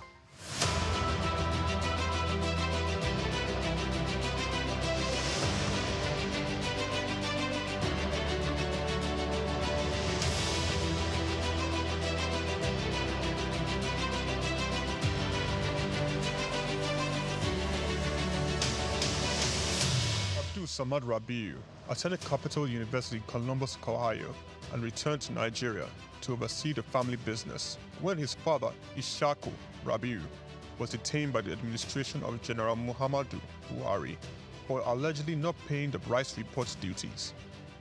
Not only was his father under investigation, the family business was under scrutiny. These harsh realities of being thrust right into the middle of it all shaped the young man's resolve to hard work in silence. Abdul Samad Rabiu is the son of one of Nigeria's foremost industrialists, late Khalifa Ishaku Rabiu, founder of Ishaku Rabiu and Sons Group. The family operated holding company with a history of investment in manufacturing, insurance, banking, and real estate. In the 1970s, the group invested in manufacturing, with its first investment being the Kano Suits and Packaging Cases Company, a factory producing suitcases and handbags. In 1972, the Bagauda Textile Mill, manufacturing woven clothes for uniforms, importing and trading in different segments of the economy, including frozen food service, sugar, and a motor vehicle and parts distribution company specialized in Daihatsu products. Abdul Samad Rabiu was born with a very big silver spoon in the ancient city of Kano on the 4th day of August in 1960, 57 days to Nigerian independence. 24 years later, responsibility beckoned. He was in the family business till 1988. Abdul Samad Rabiu, following in the steps of the family business to establish BUA Bois International Limited in 1988. Solely for commodity trading, Bois International Limited imported rice, edible oil, flour, iron, and steel. The much-needed wins to his sale came in 1990. The government, owners of the Dettol Steel Company, got into a contract with Bois to supply its raw materials in exchange for finished products. This was the young company's much-needed windfall. Bois expanded further into steel, producing pellets, importing iron ore, and constructing multiple rolling mills in Nigeria. Nigerian Oil Mills Limited, the largest edible oil processing company in Nigeria, was sadly bought by Bois in 2005. Bois started 2 flour milling plants in Lagos and in Kano.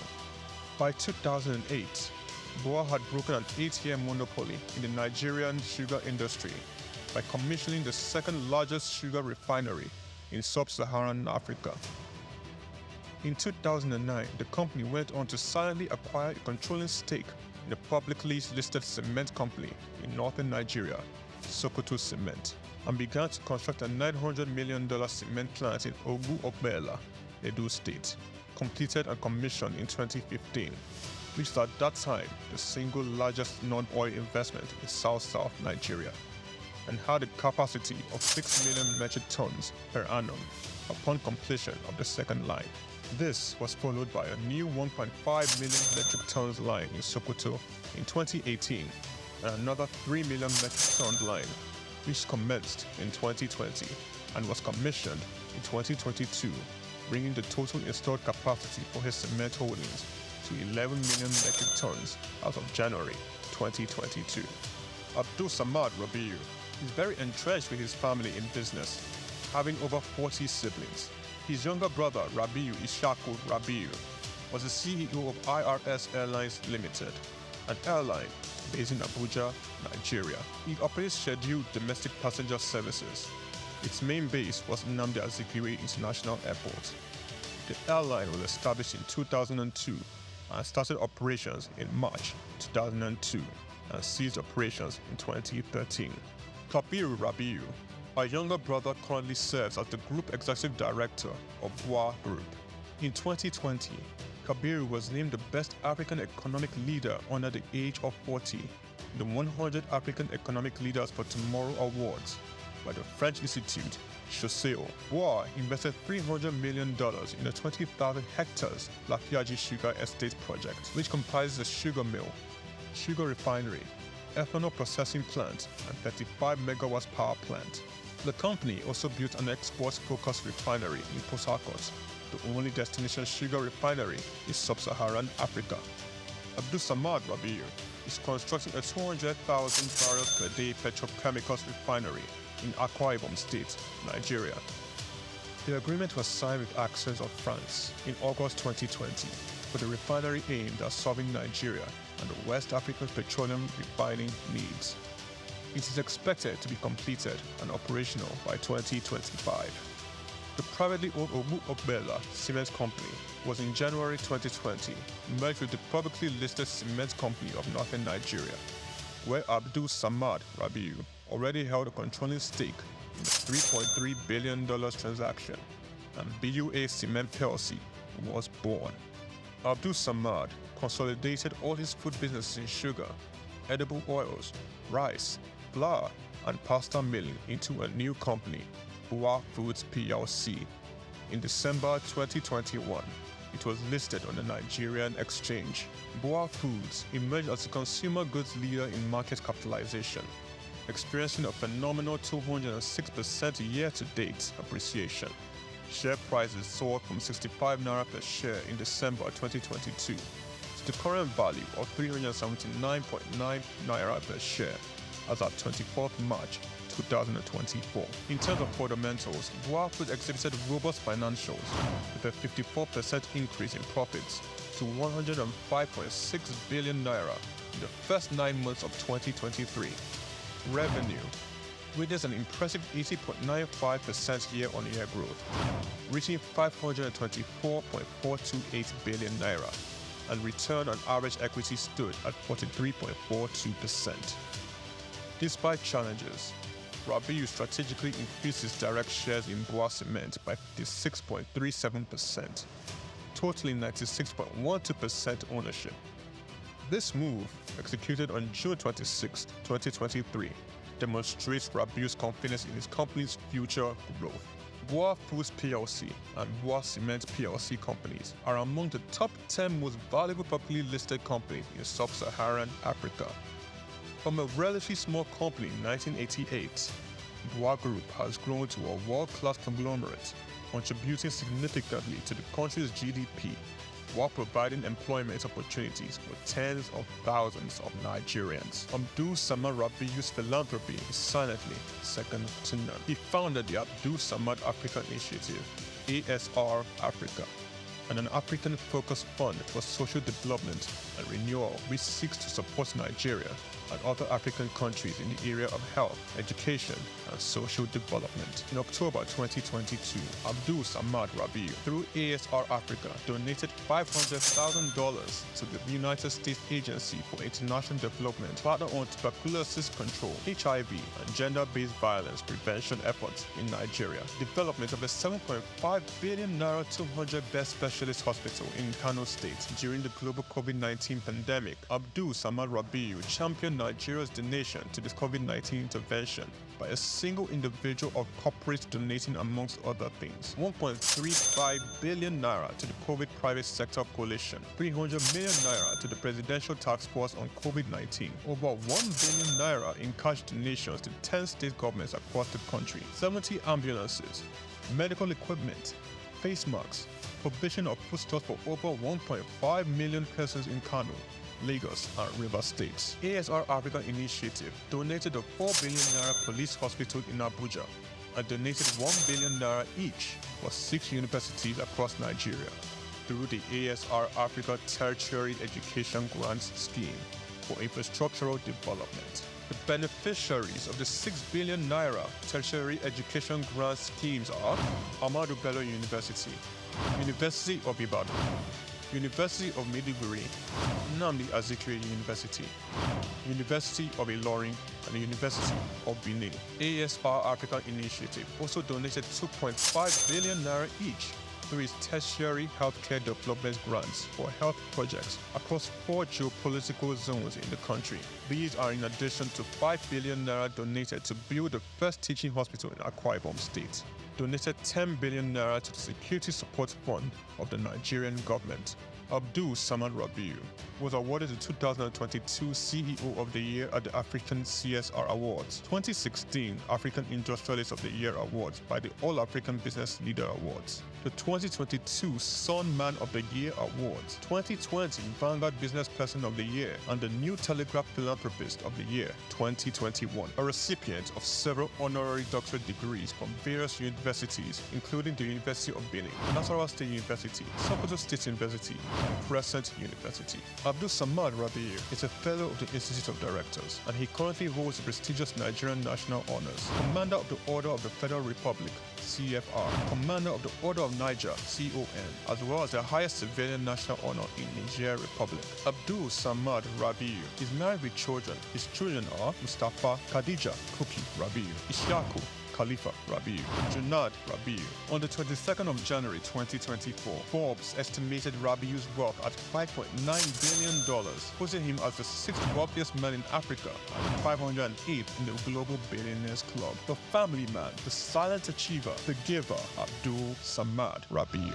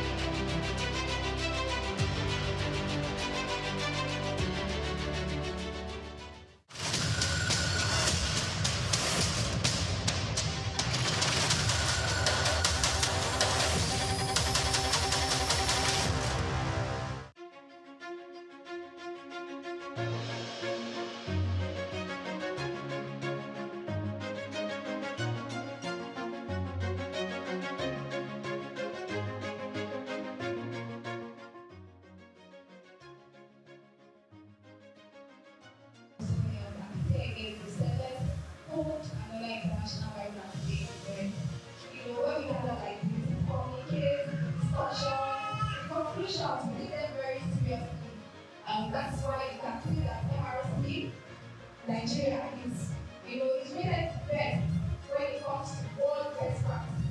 So we have people from other countries who come, this is where you are. We have people from other countries who are to learn from us, who are from that our activities here are gender responsive, gender free, we have our friends and all of that. So you get to know about minors and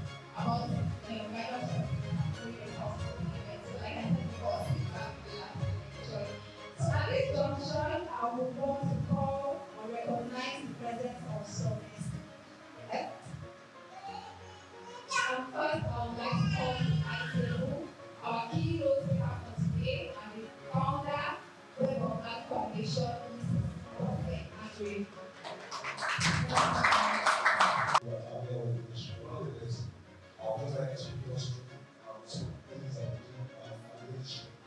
Which are their houses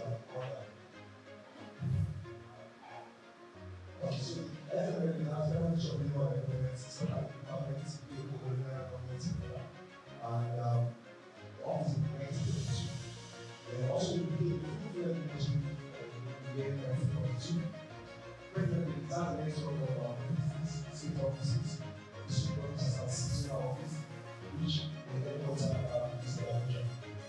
The information we want to realize it's our from the constitution of federal government election and senate constitution. Then also it is our publication of the legislation list. We have our corporate ministries, which are like corporate list. We have exclusive information we want to are exclusive decision list in front of our government of Nigeria. That is, it's only the power is decided in the federal government. So those things always have to be the federal mission. So the legal framework that guides the operation of federal mission is the Labor Act, that's 2004, as amended, Fashion Act, Trade Disputes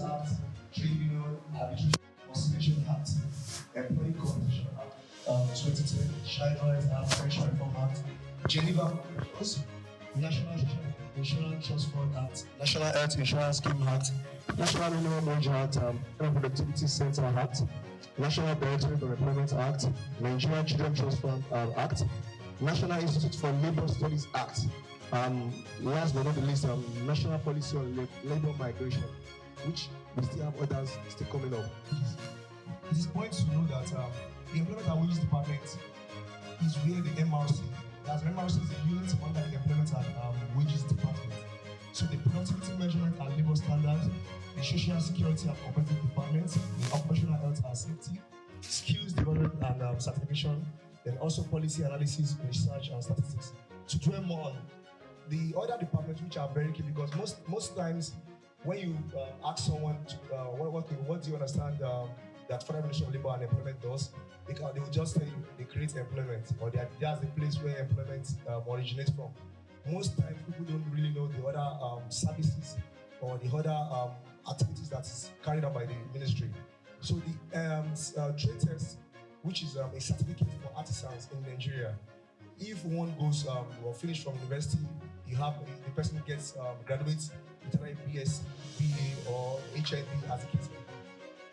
Then most times people that actually go to learn they're skilled workers, they actually learn handiworks. Which certificates do they get after, to certify that they've been able to demonstrate that they can apply the skills learned? This is the trade test, and it's the skills certification department that issues that, which in Lagos State we have the office at Yaba, that is opposite to Queen's College. And it's also worth it to know that trade test certificate is equivalent to OND. Yeah, according to assessments, it's equivalent to OND.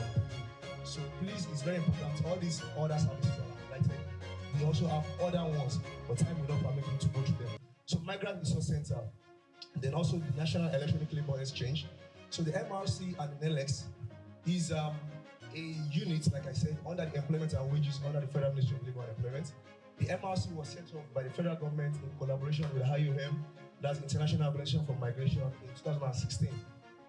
It is a unit under the Federal Ministry of Labor and Employment. The center has 3 locations, which include Abuja, Lagos, and Edo State. Then, what does the MRC do? Or what does it stand for? Okay, it is an information hub for the provision of accurate information about migration, reintegration, and other support services for potential and return migrants and the general public in order to enable migrants exercise their rights and avoid exploitation, and also provide migrants with information on how their migration, remittances, and return plans can be linked to development. So the functions of MRC. So the MRC centers actually provide services such as information and counseling section. So I believe when you are coming into the hall, you might have seen some chairs arranged outside red colors. So that's our counseling section, place. So that also advice on legal migration rights, employment and integration. So the MRC, most times when you get the word migration, it's a very, very simple word, but it entails a lot. People are migrating today, but the majority of the current migrant workers, they don't know their rights and their responsibilities. So the MRC also carry out what we call the PIOS, that's a pre-commercial orientation workshops for migrants, potential migrants that are intended to present potential is people that are planning to leave the country, that are planning to migrate out of the country. They are leaving their country of origin to destination countries. And also the integration services for returning migrants, which is very key. So most times when migrants leave the country or country of their origin, when they go to the country of destination, most times the majority of them they go there for different purposes, usually to actually get better life or to increase more in their wages and salaries. So when they go there, they might want to have a link in their country or in origin in terms of sending remittances back. So the MRC also enlightens them on how to go about this. And also the information services and advice analytics and investment services, like I said, there's psychosocial services for migrants at risk or who are experiencing exploitation. You just see in the news that you see people that are traveling, but if you don't ask the question, most of the people that are traveling, all of them that actually have to be documents, to stay in the country of destination. So most times when they actually go there, most times people that don't have the right for documents, they face a lot of They also face a lot of discrimination. Even some of them who are like people that go to the regular as I mean, they also like it's a few influencers that relate. And also the other harvesting. So all those things. So when they come back, when they are being brought back home, so they essentially start missing out what you also like put some feedback into the society.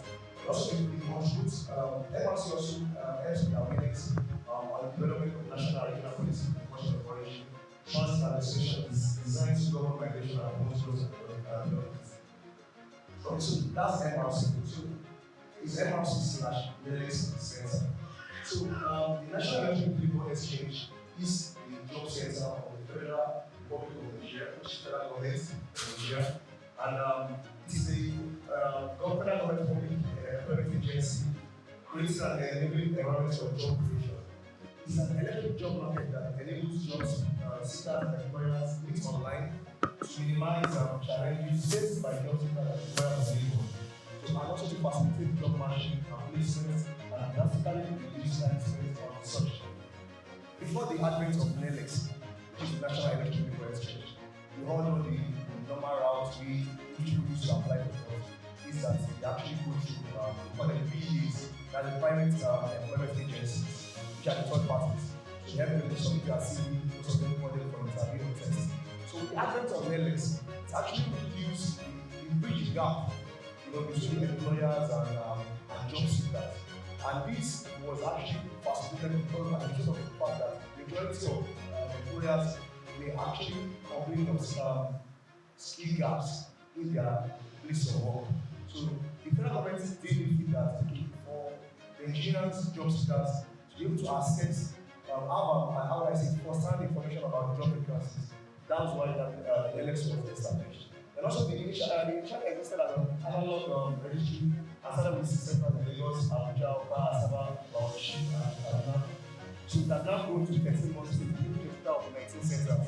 So that means the national job center, where the National Electric Labor Exchange falls under, is we have definitely 19 centers, which is close to 19 states. So job seekers and employers are being exempt from these services for free. So that means every job seeker who is seeking for a job can go to the NELEX portal to apply for the job. Employers can also go online to register for free, and they can also post for their job vacancies. Then the NELEX platform collects information about job seekers and employers anywhere in the world. That is to say, it will be local employment, but it will also be international employment. And all these employments are they are actually very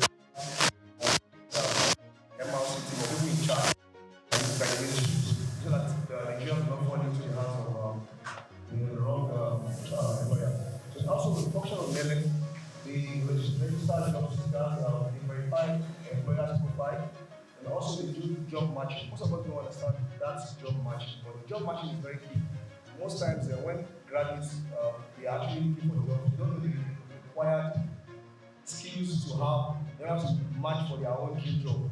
For instance, the graduate of English now would actually tell you, okay, where he or she can work is in the educational sector. But right now, we have people that are studying some courses that you can work in the embassies. So that job matching is very, very important. So we also do that. And then also, they provide labor market information to enhance business decisions. And also, areas and counseling. So that is very, very key. Part of the things the center does is that we actually have a platform whereby, like, really counseling, we provide people that come to the center, job center. We also ask them for vocational career, like if they need such. And that we have seen serenity and analysis vocational for employment. Some tools development and like I said earlier, maintaining pool of specific tools, self-concurrent and additional analysis, employment work, and so on. So who are the target audience of the MRC and the NELEX Center? So this includes employees, the employers, the youth, general public and communities, potential migrants, and the resources. Then who are our existing partners? Because we all know that every organization has people who actually combine together to actually make it form. So the partners, who are the existing partners, they are the ones, they are the partners on ground to make the work rolling. So one of such is which is the Federal Ministry of Labor and Employment, the major stakeholder in this organization. And also the Ministry of Foreign Affairs, National Bureau of Statistics, and National Regulation Agency, and ACU, the private organizations, agencies, NGOs, CSOs, and to mention with the support of the international bodies, the ILO, which is housing is represented. So then the IMF, the NGC, and GIZ, which is the center we have. So those are our ground partners. So the recruitment license, like I said, the private employment agencies, they are the ones like the third party. They are the ones the government issues certificates for to recruit on behalf of other organizations or for their own personal self. So the ministry is empowered by section 23, 25, and 71 of the Labor Acts 190 LLF license fees and proper persons to operate as labor contractors and private employment agencies for the purpose of employment of workers, both local and international. This license is called the recognized license. So they are the regulators of private employment agencies, and therefore they are part of this is to ensure that every company recruiting gets the recruiter's license, so that they are able to protect the job seekers and the amount of facts and legal evidence around. So it is also we are also going to this model because we have saturated illegal recruiters around the country. So whenever we actually see any of them, we can actually call the attention of the ministry to increase. So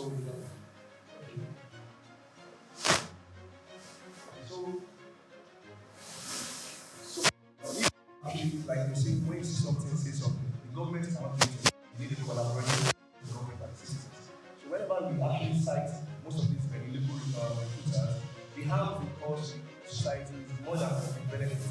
The benefit is just that they actually operate illegally, and when they operate illegally, a lot of things they can actually use the recruiter to, the government to do a lot of nefarious activities. So when we see such people, we can call their attention to the ministry, especially the MRC center to such. So these are part of the our session from some of our SI website of Learners. It's www.learners.com. In our social media handles on Facebook, it's Learners, or Migrant Resource Center Lagos. On Instagram, it's MRC_Lagos.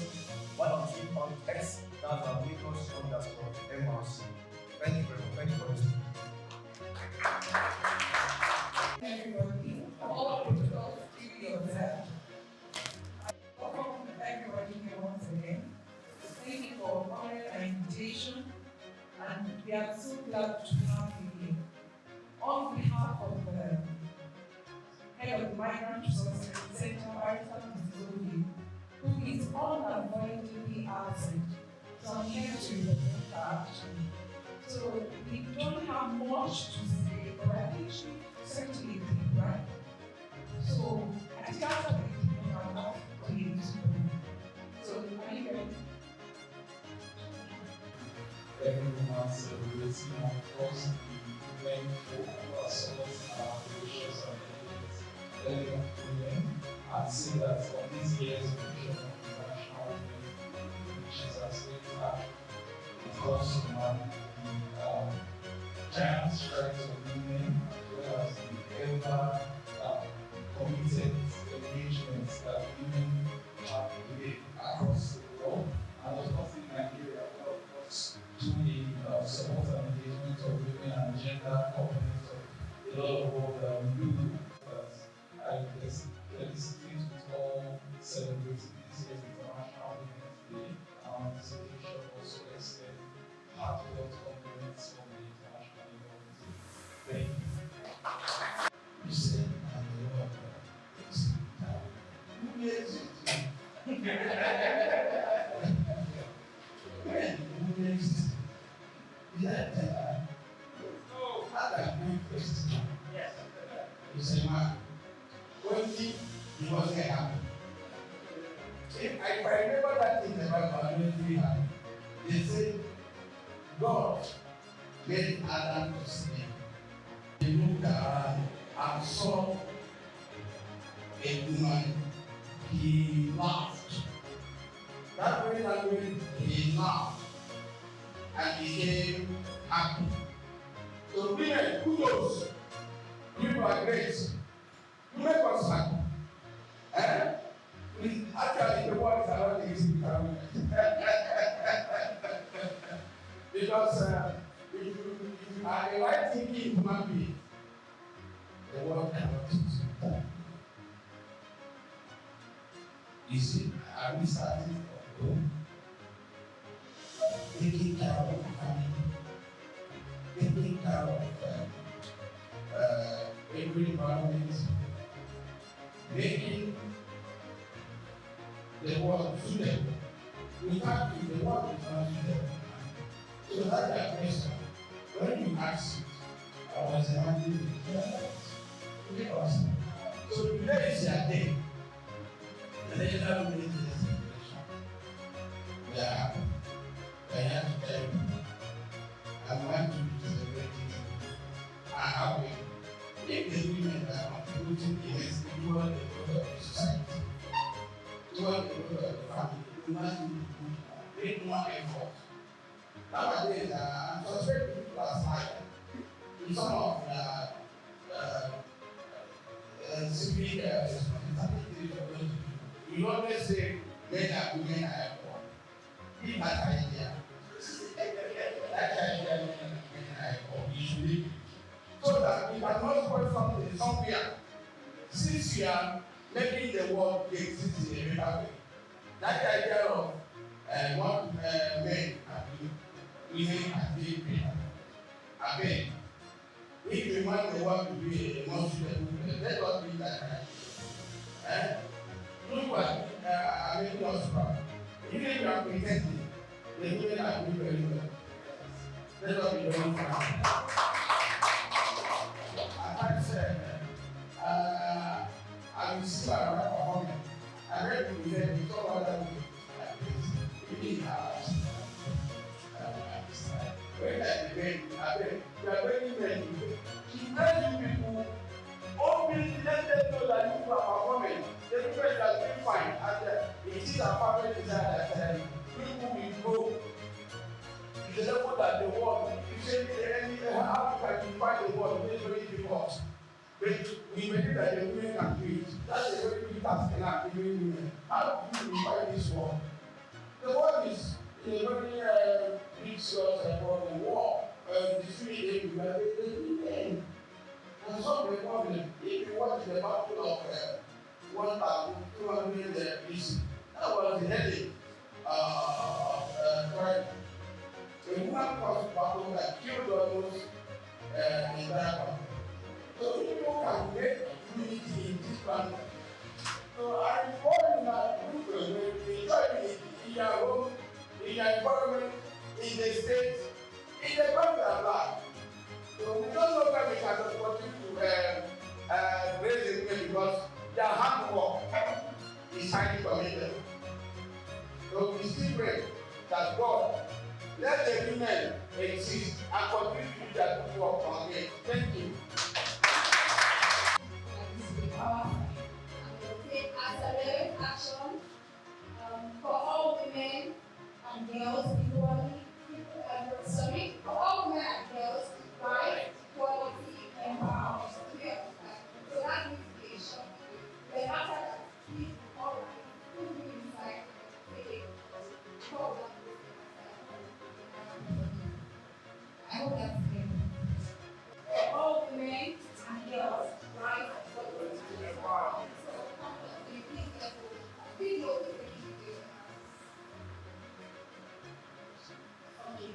So let's go. 1, 2, 3. Action for all women, girls, rights, equality, and empowerment.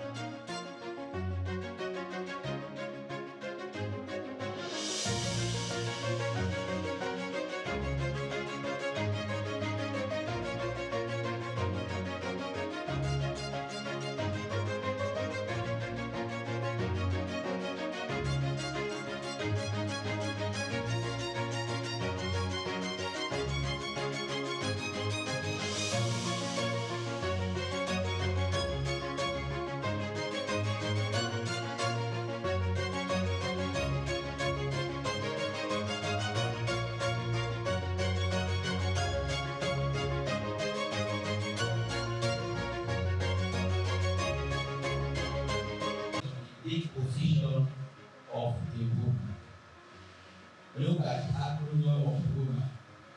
Not all women or women are wife. Women, free woman, she's a wife.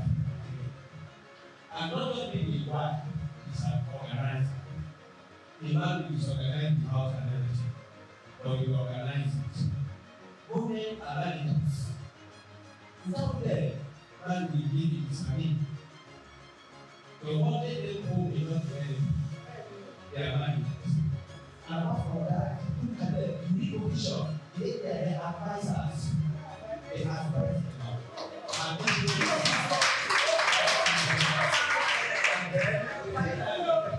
the end there, they are crops. They are not just crops, they are crops. When you come from work and you go, or have bad time, you come with a lawyer, you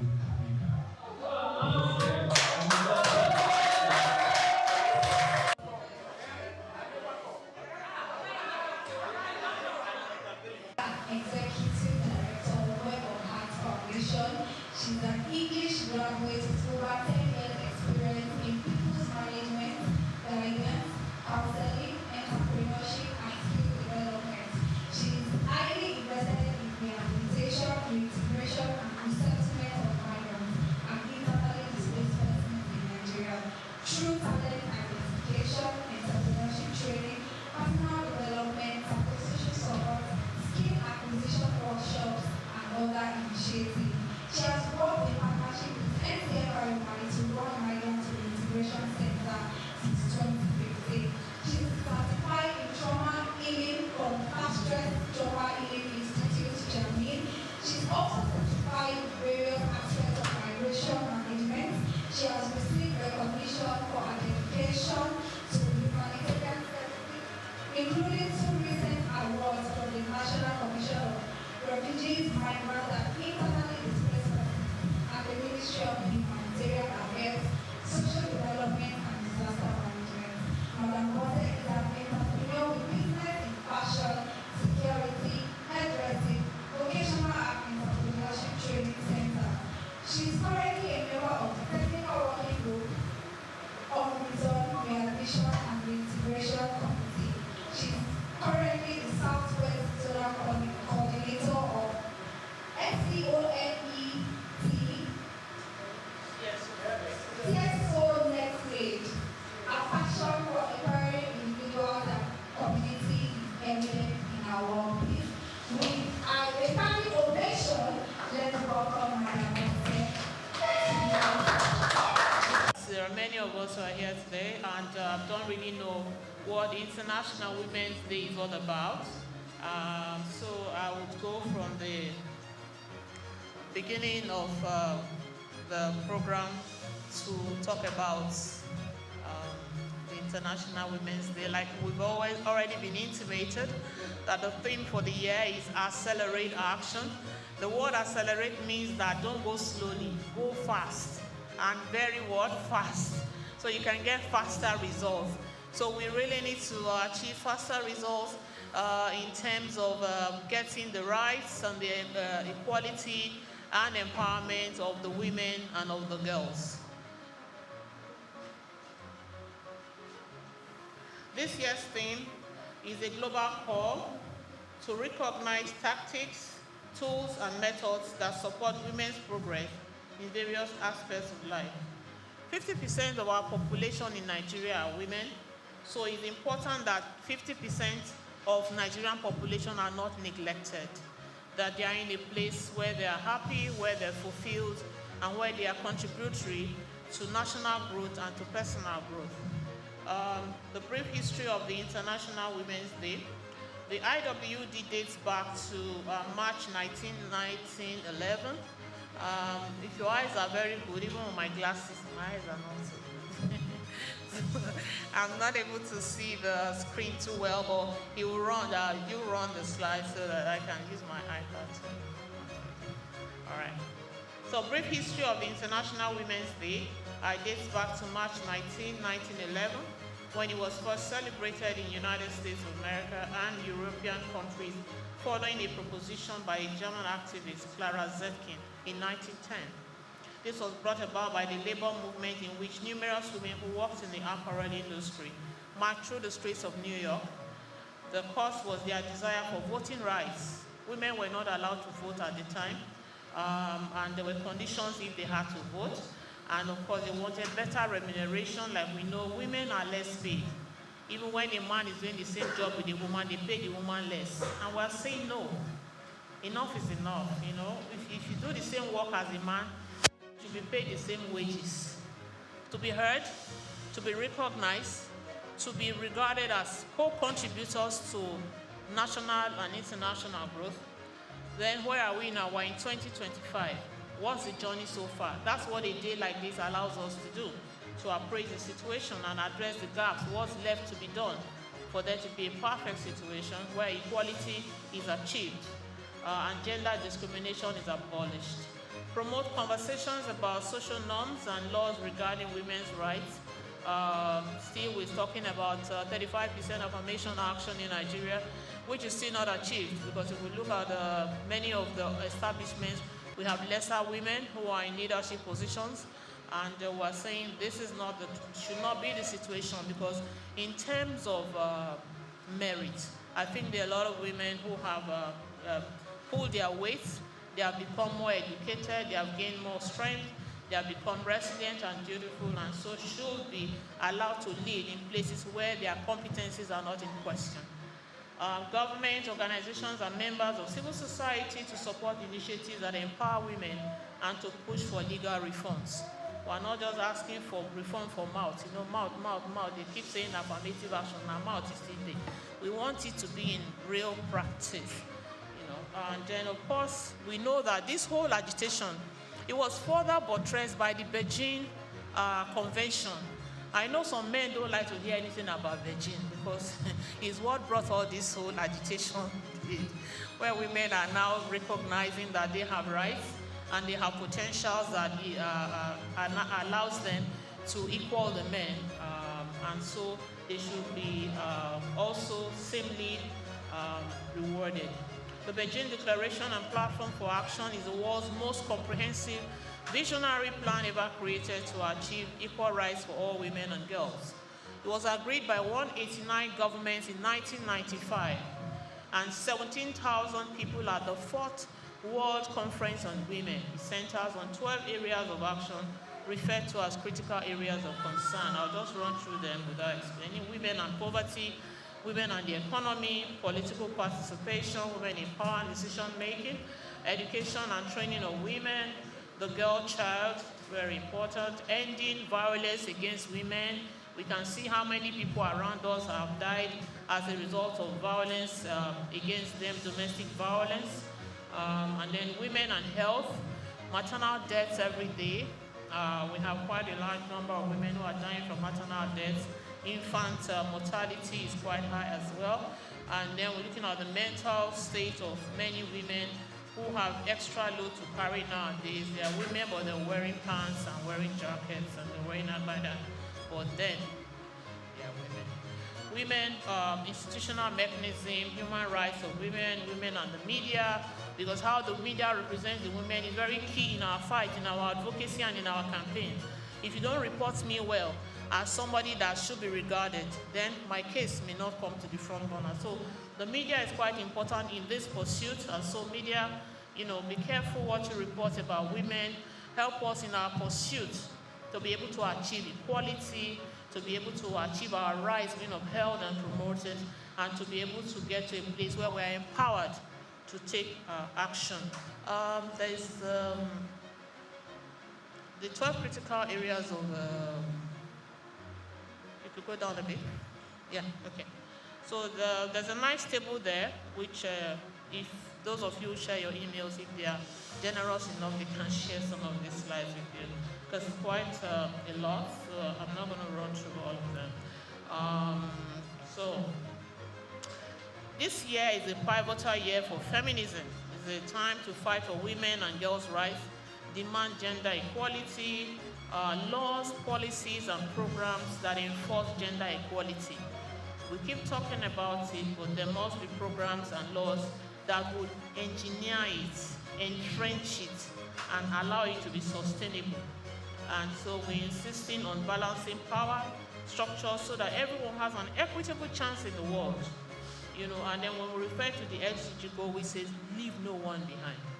Whether he's a man or a woman, a boy, a child, or a girl, leave no one behind. People do have legal rights to certain very normal situations and should be allowed. They should not be discriminated against because of their sex, age, race, religion, as the case may be. And every 5 years, these countries come together to appraise the situation and see what is being done. Now I'm going to just quickly run through some of the advancements, the progress that we have made. Like we said, International Women's Day is for us to appraise the situation, the progress that has been made, and then Amanda call for change. Advancement towards gender equality. We have more legal protection for women and girls, 1,583 laws against gender-based violence in 193 countries, 354 statutes targeting domestic violence. We know how Osinachi died from domestic violence. At least we all know her as a Nigerian gospel singer who was battered and sent to her grave. Services and support for survivors. Yes, we now have trained police for survivors. We have shelters that can accommodate survivors, so unless a woman who is ignorant and doesn't really know what to do, rather than stay and die or stay and be destitute, there are shelters that can accommodate women today. And there are legal aid pro bono that can be given to women who are under severe abuse and under severe discrimination. There's counseling that is also available to women. The MROC is doing an amazing job of cutting across all fronts to be able to offer guidance, counseling, career advice, conflict resolution, a lot of counseling, and even mental health training. So, and then of course, the healthcare as well. Then you have economic empowerment of women, the ban on gender-based discrimination in employment.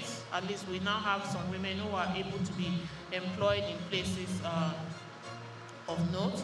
And then we have unpaid care workers, gender gaps closed across education.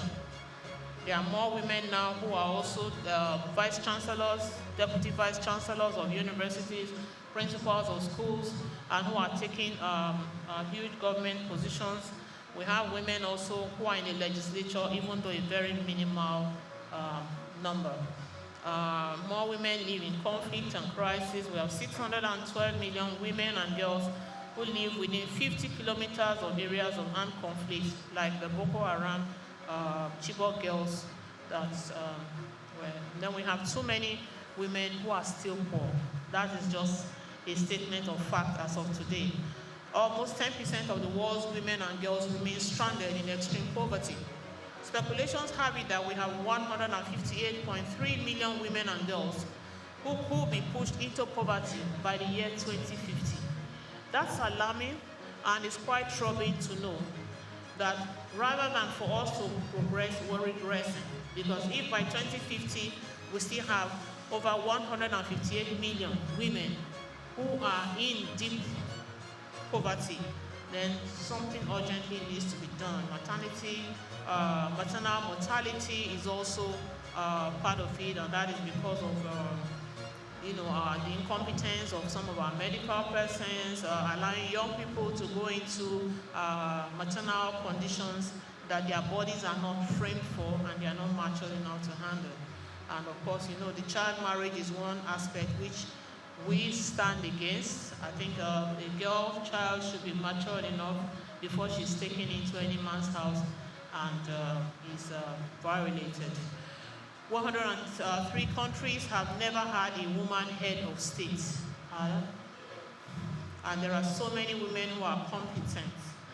Gender parity still remains a distant dream despite the progress in women political participation. Even when we have had women like Kamala Harris come into being a vice president for the United States of America, we still have so many women who are not recognized for anything at all. The global crisis against women and girls continues with few signs of abating. Around 736 million women have been subjected to physical or sexual violence. That's a number that, when I first read it online, it gave me real troubles, because sometimes you think it's a micro number, but it's sad that 736 million women in the world are being subjected to physical or sexual violence by an intimate partner. Intimate partner means your husband, or maybe your fiancé or whatever. And then by a non-partner at some point in their lives. Women are exposed to a lot of sexual harassment, a lot of sexual abuse, and I say one of the contributing factors is that, these days there's no ugly woman, unless a woman who doesn't know her bits, Most women look beautiful, well-shaped, nicely dressed, smell good. And so definitely we are going to attract. But then, you can see with your eyes and zip up. All 17, of course, digital technology is not helping, because you just press information, both the one you want, the one you don't want.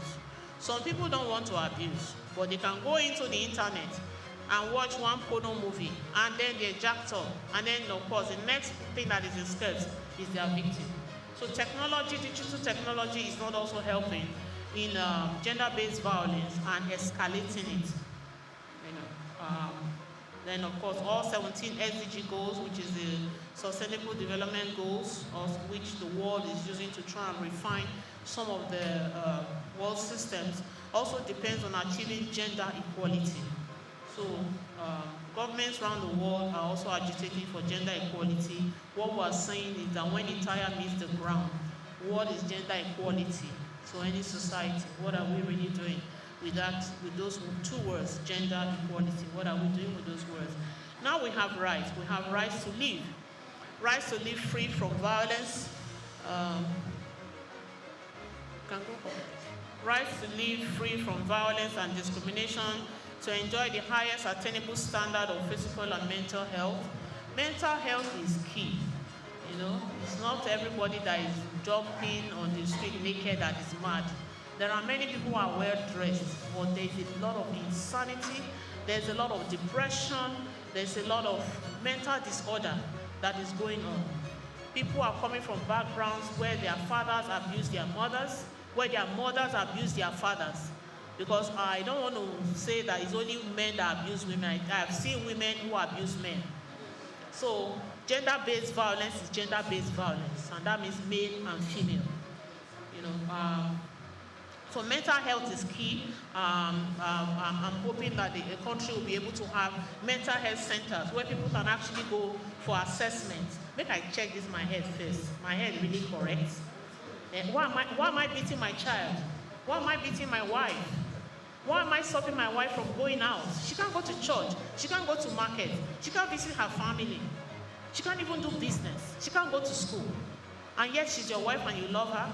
I don't get it. What's love got to do with it? Right to be educated, the right to own property. There are communities where women are not allowed to own property. They say you are exceeding your limits when you now want to own property. But I thank God for advancement. Today, many women do own properties. And the sad part, many men don't know the properties that their wives own. Because we live in a patriarchal society where the men don't want to see the women own anything. So, you buy your house, you hide it. You buy your house, you give it to your cousin to help you hold until when? Of course, we have the right to vote, rights to earn an equal wage. That is part of the fight, and that fight is ongoing. That if you can make this water and you're a man, and I make the same water and I'm a woman, don't pay me less. That's just what it is all about. Don't pay me less. Don't pay me less because I wear skirts. Don't pay me less because I have breasts. Don't pay me less because I have a vagina. No. Pay me the same that is due to that service. And that is what gender equality is all about. And then, of course, we have the 1999 Constitution. of Nigeria. It guarantees every citizen the right to dignity. If somebody beats you and abuses you, he has undignified you. Let me use that word. That means he has slashed your ego, your dignity, and has reduced you to almost rubble. And when the Constitution is not for that, the Constitution is saying that there is right to dignity. That means that anybody that wants to handle you should handle you with honor. Should handle you like a human being who has dignity, a human being who has potentials, a human being who has skills and talents. Freedom from any form of discrimination. Don't discriminate against somebody because the person is a woman. Don't discriminate against somebody because the person is a Christian. Don't discriminate against somebody because the person is a Muslim. We are saying that all forms of discrimination should end. People should not be discriminated on account of their culture, their income. They should not be discriminated on account of their religion or their race. So racism needs to die in the world. So did you choose to die? There are laws now that are protecting us from vipers and men who do not want to treat women with dignity. And I will say women who don't want to treat men with dignity. There's the provision of the administration of criminal justice. There's a Criminal Code Act. There's a Penal Code Act. Do you know that for touching a girl's breast and she goes to report it, you can go for 7 years imprisonment? I'm not kidding. I know somebody who is serving 14 years now.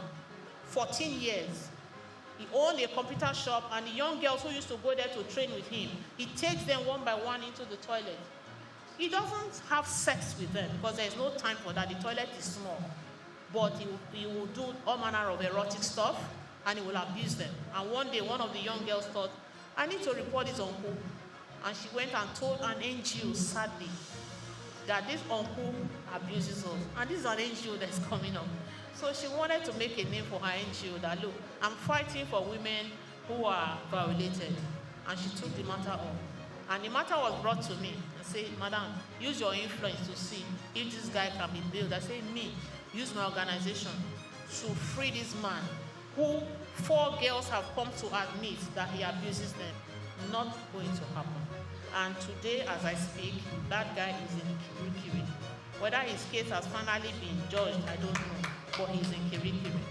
Is somebody known to me? So it's not story.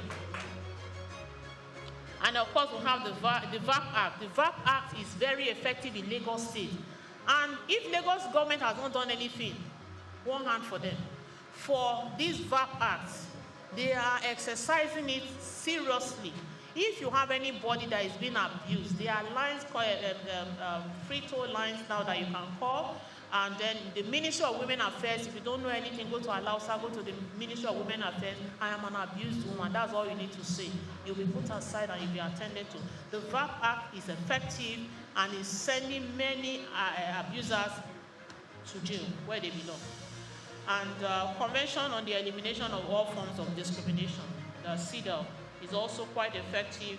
And if you are being discriminated against, unduly discriminated against, and you can make your case, go ahead. CEDAW is there to prevent and rescue. And then we're coming back to gender equality. SDG goals is focused on pursuing this main goal. Ending gender disparities, eliminating violence against women and girls, eliminating early and forced marriage, securing equal participation and opportunities. Yeah, equal participation and opportunities is also one of the very key points that is being espoused today regarding the International Women's Day. That more women should be allowed to participate in leadership positions. More women should be allowed to participate in politics. Many of them want to participate, but they are faced with discrimination, they are faced with lack of funding, they are faced with stereotypes. Women are the weaker sex, they have no brains. All they know how to do is probably to cook and the other one. So, you know, many of them are discriminated against in terms of leadership positions, but we know that there are so many women who are in key positions, who have shown ability, who have shown resilience and great expertise, and who should be given privilege to be in leadership positions, even in communities. Nigeria and gender equality, Nigeria registered the lowest in gender equality in Africa. How sad. Using 3 dimensions: education, reproductive health, and labor markets. The labor people can tell you exactly how many cases that they handle here from the females who come in to either look for employment or other economic opportunities through the labor ministry, and the MROC is on their feet campaigning for your labor rights to be upheld, campaigning for fair recruitment policies, best practices in terms of recruitment of women and girls. Major sources of inequality, well, said that. Government policies, household decisions. Nigeria has the lowest number of women in legislation, in education, in governance. Can you imagine a whole Senate, only 3 women and 4, you know, out of which now is -1. So this is shameful. Women pay more taxes. If you go to the tax, women pay more. If you see a woman who is on the same level with a man in an office, the woman is paying more tax than the man, and I'm wondering why. Why? Because she's a woman, and she's on the same level with the man, level 15, and her tax is more than the man on level 15. I don't get it. There is no explanation other than stereotypes that have been upheld from age to age, time to time. We're saying that is enough. That is enough. If a woman is a managing director and she marries to be a managing director, she should pay the same taxes as a man who is that same managing director, doing the same thing and achieving the same results. And I would dare to say that women even achieve more results, because we don't joke with work. Nigeria has the lowest number of women in legislation. Okay, Nigeria is one of 5 countries with low women participation. I said that leadership positions are rarely given to women, and that is true. Women have a higher share of soft skills than men, but women are considered subordinate to their male counterparts, especially in a patriarchal society like Nigeria, especially in northern Nigeria, where women are not allowed to have any voice. Women are not allowed to come out of Buddha. They are not allowed to come out from the shell or the hole with which, I don't know, I'm sorry, excuse my language, but the confinements, let's use the word confinement, the confinements that they are being placed in, women need to come out, be allowed to come out, be able to express their talent. If you lock a woman up, you lock up her talent, you lock up her skills, you lock up everything that she's able to do that is good. Every opportunity that she can bring to the world, the growth that she can even bring to the world, is locked up, is sealed up, is concealed. No. If this woman has virtues and she has skills and she has talent, nothing should stop her. That is what we are saying on this day, International Women's Day. And of course, we have environmental injustice, you know. If it's a man that commits the crime and it is a woman commits the crime, they will stone the woman, but the person who the crime is being committed against will be allowed to take a walk. That's why we thank God for the God that we serve. We said, where are your accusers? He said, I can't see them anymore. He said, so I can't see them too. You know, told you. In criminal justice systems, entertainment worlds, we have, I don't know, women are still not pulling up their weight in terms of television, in terms of movies, even in sports. Even in sports, there's a lot of discrimination women face, even in sports, in religion, a marginal number of religious leaders. How many mosques or churches do you know where women are leaders? If you tune your TV now and it was a woman preaching and a man preaching, what will you do? You switch to the one that the man is preaching. Because that is the stereotype that the world has grown with. And we're saying that stereotype needs to be reversed. People need to be taken on their basis of competence, availability, impact. It's important. Culture and tradition, fear women-led communities. I don't know how many communities you go to and they say the Oba is a woman, or the Vale is a woman, or the what?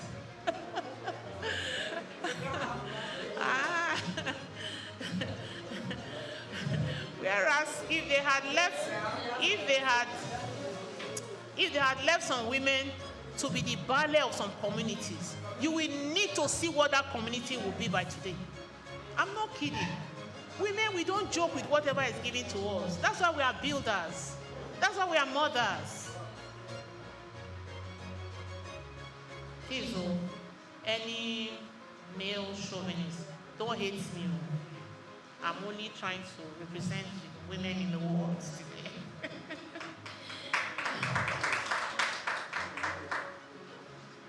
Solutions. Okay. Ending discrimination in law and practice. Human beings were generally unbridled. So we need laws to make us conform. And we're advocating for those laws that will make the world to conform. That gender equality is urgent, is needful, and is now. And envisioning a sustainable economy with gender equality at its core. Yes, if you're leaving people who are competent out, then the economy is also being compromised. So we need women with vision. We need visionary women. We need women with might. We need women with focus. We need women with education. We need women with a drive. There are some women that will always be women. I want to sit down house. I want to watch TV. I want to go from Netflix to DSTV to Showmax. Fine. But there are some women who are not content sitting down Monday to Friday watching TV. They are not content just waiting for the kids to come back from school and give them food. Because after your kid is 10 to 14, he has left you. He has gone to school, from school to boarding to uni, jackpot. So closing the leadership gaps and, of course, unleashing the power of women's collective action. Women really need to come together. The Labour Acts, I tried to enumerate a few just for us to leave the place of ignorance. Many people don't know. They are just in their offices complaining. My boss this, my company that. They don't know that there are Labour Acts that can enforce the company to give them what is their due. You are a level 17 and they want to pay you level 13 because you are a woman. There are laws. There are labor laws. The Federal Ministry of Labor and the Migrant Resource Center have worked tirelessly. I've been privileged to be at a lot of fora where they have talked about their activities and their functions, and I know that they are fighting very hard to make sure that there are labor laws that are protective of the employee and even the employer. There are labor laws that allows you for fair recruitment, but you must know your right and you must know that law. That is why we're saying that education is important. When the woman is educated, then she can also know that she has rights, and she can know how to forge ahead to insist that those rights be exercised on her behalf. We have the labor law, we have the labor migration law. If you are abroad or in another man's country, in a destination country, as we would say, then you should be able to know the labor laws of that country. So you know exactly when you are just being used to produce, but you too will become a product of nothing. You should be able to know when you are abused, labor abuse. You should be able to also know that through the Labour Act. In Nigeria, we have a standard working week that should not exceed 6 days and working hours 8 hours. But we have bosses that say resume at 7, close when I want to close. And he's going to close at 10 p.m. And you're a mother of 4. And you cannot say anything because you need that job. But Nigerian labor law is saying that you are entitled to work 6 days in the week, and your working hours should be 8 hours. There is another law that says that a worker should not be employed for more than 3 months without formal recognition of such employment. People who work for 1 year, they say they are on what do you call that thing? Probation. 2 years, still on probation. You won't confirm somebody's appointment because you want to pay the person less. No, there are laws that are saying no. After 3 months, They must confirm you or remove you. There are laws that says no woman shall be employed on night work in a public or a private, industrial, or an agricultural setting. How many women know this? Then the man says you will do nights. Then you will do 3 nights. Your children are at home. Your husband is at home. Who's going to cook for him? Who's going to cook for his children? But if you work 8 hours a day, you know you can give them breakfast before you go to work. And you know you can give them dinner before they go to bed. But when somebody is insisting that you work till 10 p.m. and don't get properly remunerated for it, there are laws that are saying no, a woman should not be put on night work. And if you are put on night work, it should be very fair. No, you just do night, Monday to Friday. And in jobs that are not conducive for women to work at night, like the industrial work, agricultural work, midnight, all night till tomorrow morning, after. How hours of work and overtime, they are in the labor law. Just go, take time. Especially those of you who are in employment. I never work, so I don't know what it means. But those of you who are in employment, take time, go through the labor laws. The acts are there that protect you. And people need to start to speak up, even if it is at a price. Apprenticeship must be signed by authorized labor officer. People will just do apprentice 1 year, 2 years, 3 years. Nobody is signing their apprenticeship. They'll go and wash plates. They'll go and do this. They'll take madam's thing here, there, you know. No. It's an apprenticeship, and then it must be signed by authorized labor officer. So that organization, you make sure that it's an organization that is authorized. Because many of us, we cannot get referrals from where we work because they are not authorized by the Ministry of Labor. Reinstatement and reemployment, compensations for your work, going for medical examination and then pay. See, when you go for medical examination, when you are looking for a new job and you go for medical examination, it is not you that should pay for the medical examination. It's your employer. But here, you will go and spend 76,000, do a full test, carry it to the office. After 1 week, they tell you are not okay for the job because they must see something wrong with you. Nobody is complete. And then, but if the employer is paying, they can consider it that, okay, it's just malaria you have. You can continue with the work. It's okay. This is really the case. Maternity leave must be 6 weeks before and 6 weeks after. And those of us who are advocating for fair play are saying that men should also be giving paternity leave. Some of them are getting already.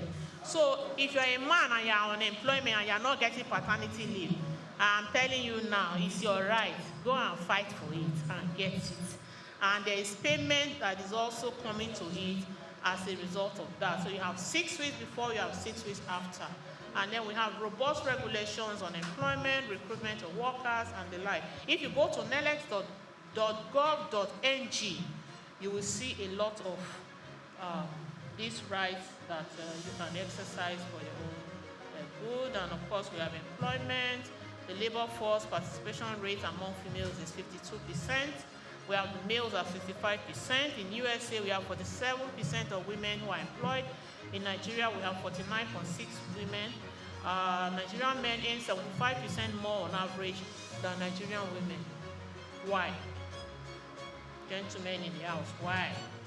Entrepreneurship, Nigeria boasts a thriving community of women entrepreneurs. That is one thing I give to women. Women, they try. Women, they try. Look at a street full of entrepreneurs selling all manner of things. Out of 10 of them, 8 are women. I'm not saying men, no, they are saying 2%.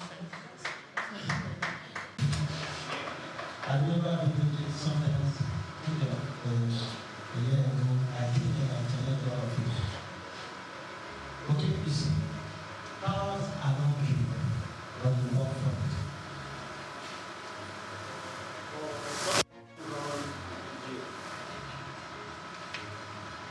For some of you who are in Nigeria and more, look at the research.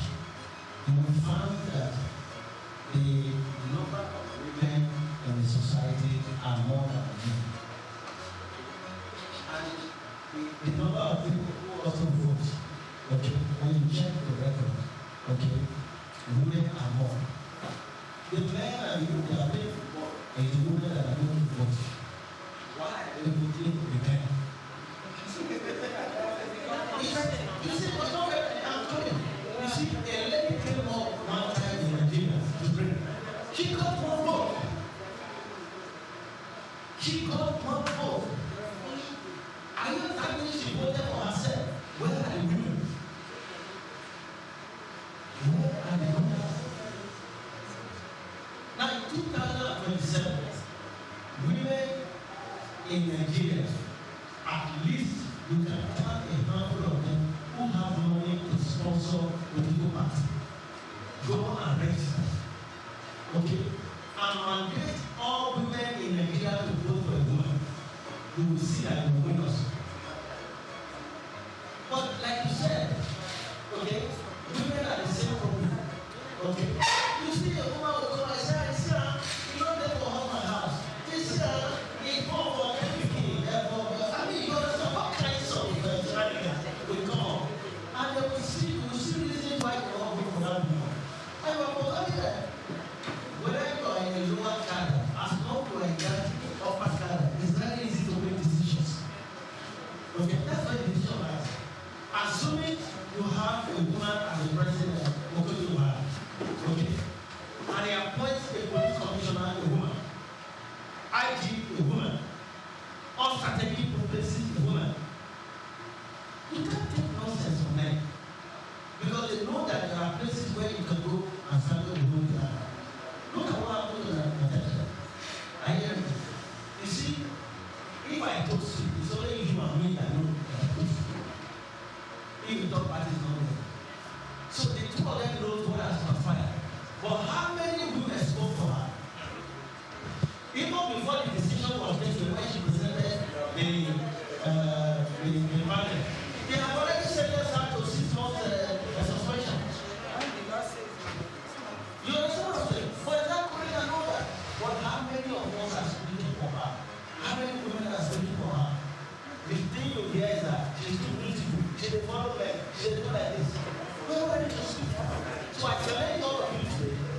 2027, get a political party registered. I am one of those who are able to campaign for you. Or when somebody is using them, or when you are quarreling with them. That case of woman senator, all the time she was discussing with the Senate President. They were talking very fine. You couldn't hear anything.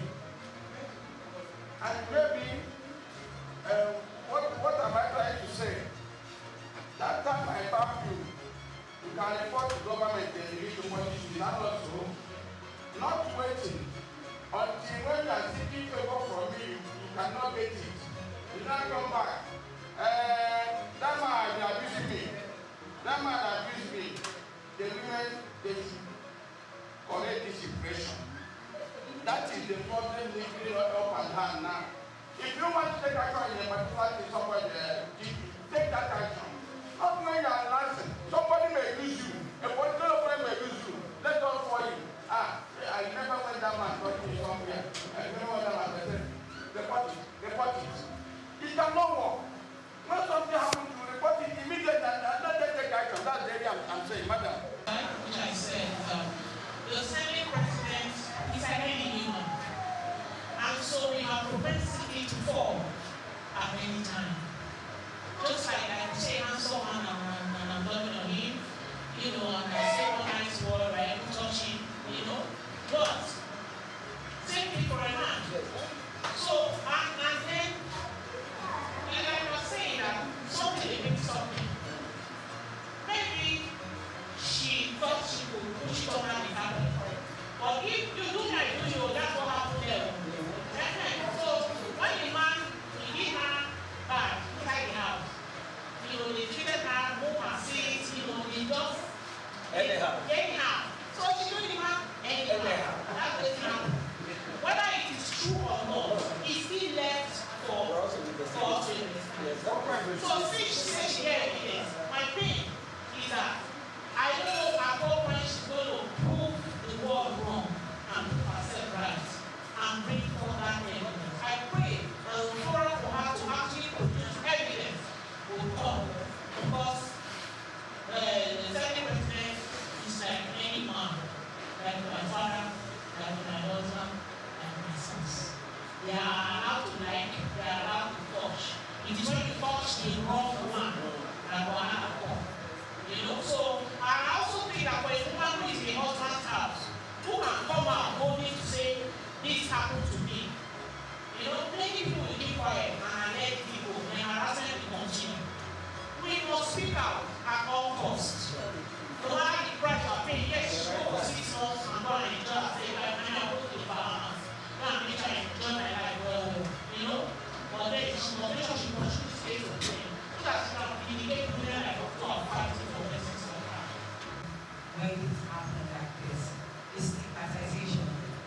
You know, you have women in profession, you have doctors, lawyers, and they are going through this. So the first is, are we able to assist these women that ordinarily we look at them as women in power, and be able to assist them to a level that such issues are not, they're not stigmatized by such issues. So I think that's what we should be looking at. The fact that we have enabling environment to help these women, to protect them. Yes, it has happened. How do we protect them afterwards? Apart from women in power, we also have young girls that go through this. So how do we protect them? I know Lagos State is doing enough, but I also believe that Lagos State can do more. Because if a woman has been sexually abused, the first thing she's thinking, how do I hide it? Even if she goes to the police, they won't take her seriously. So the thing is, how do we protect them? So I think Lagos State is doing more, like doing so more, like I said. I think we can also do more to make sure that when a woman has gone to sexual abuse, there's a certain way we protect her. You just want to take the I have a friend who wrote on his Facebook about that issue that imagine how many women in offices have been abused by Natasha.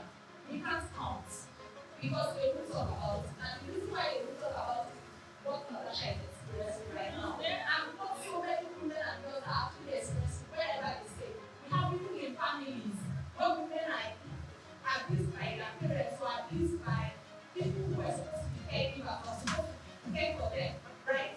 And then you know that the moment you say that this child has been abused in this family, what someone is going to ask is, how do you know? Prove it. Bring evidence. Let's be sure. Meanwhile, that person is already dealing with something really hard. Rather than thinking about, let's protect this person from this abuse or the abuser, you're now kind of encouraging and enabling the abuser, because the moment she asks the woman, are you sure you have to? The abuser is like, yes. You are encouraging the people that are doing it. Thank you.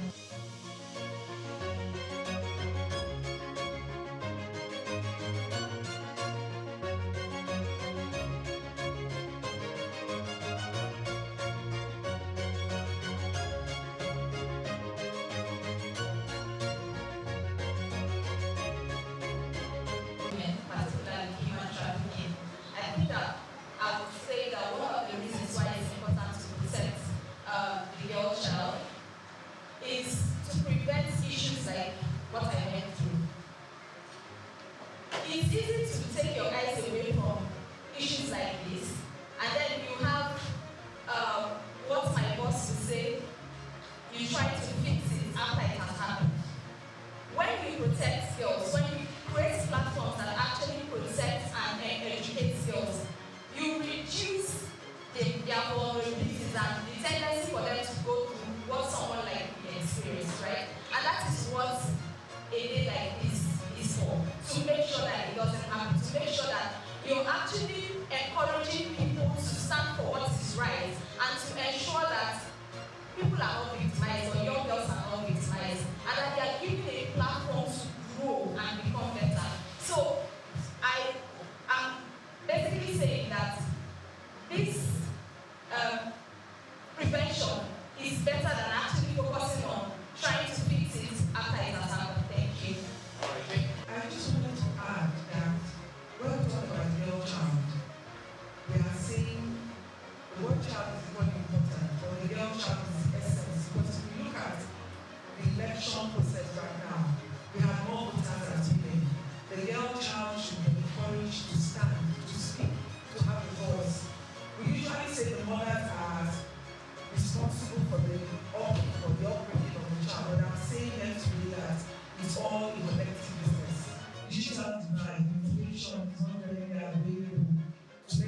grassroots communities where we work.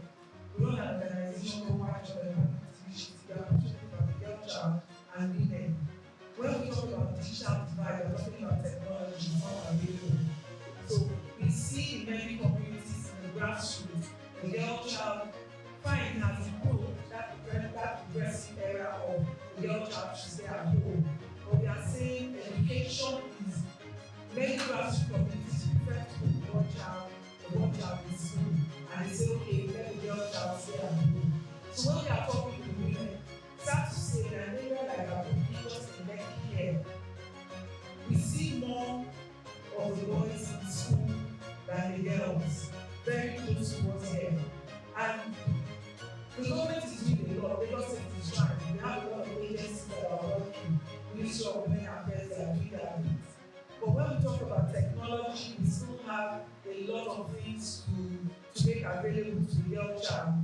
We have the World Literacy Foundation, for example. What they are doing for the girl child is they are able to come out and tell them this is the community where the girls are not being encouraged to go to school. They are ready to say, okay, let us set up some equipment, but this information is not available. How many NGOs, how many civil societies are aware that there's a group like that that is ready to do so much for the girl child? Thank you very much.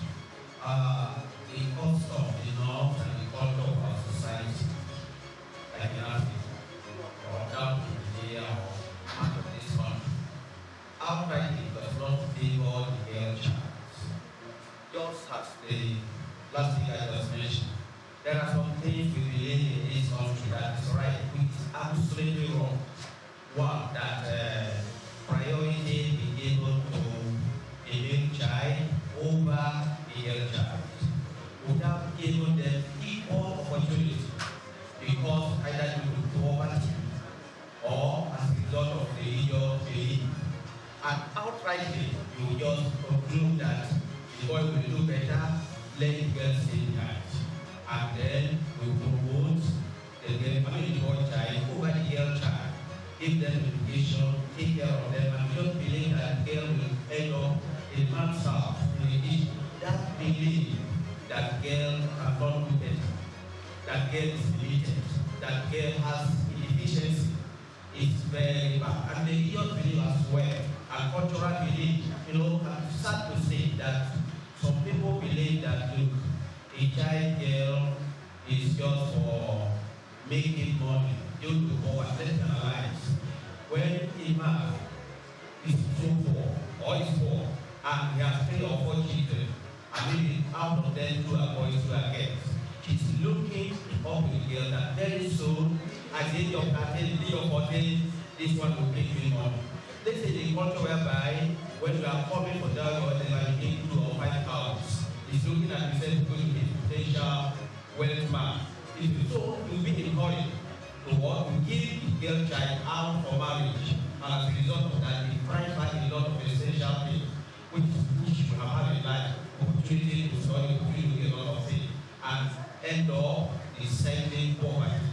And there's a lot of things I have to say, but maybe because of time, as the question progresses. That's another thing. When they are going through this process, they are told to stay at home and not go to school. So the father and baby will say, why am I going to spend so much on school fees, especially when the poverty issue comes in? Why am I going to spend so much on school fees? When, how many times in a month, for a session they are in school for like 3 months, let's calculate how many days she's not going to be in school because of this mental issue. So let's keep her at home. So at the end of the day, that's another factor that results in the girl child being told to stay at home. And the healthcare centers are trying to do a lot, NGOs are doing a lot to try and see. UNDP, they're doing something right now where, okay, let me say. Girls are not allowed to make decisions, or they are not empowered to make decisions. So you find out that in families like what we are discussing now, you find out that these girls are not actually even taught how to make decisions for themselves. The men in the family should make the decision for you. They are the ones who know better, right? So it's part of what the problem is.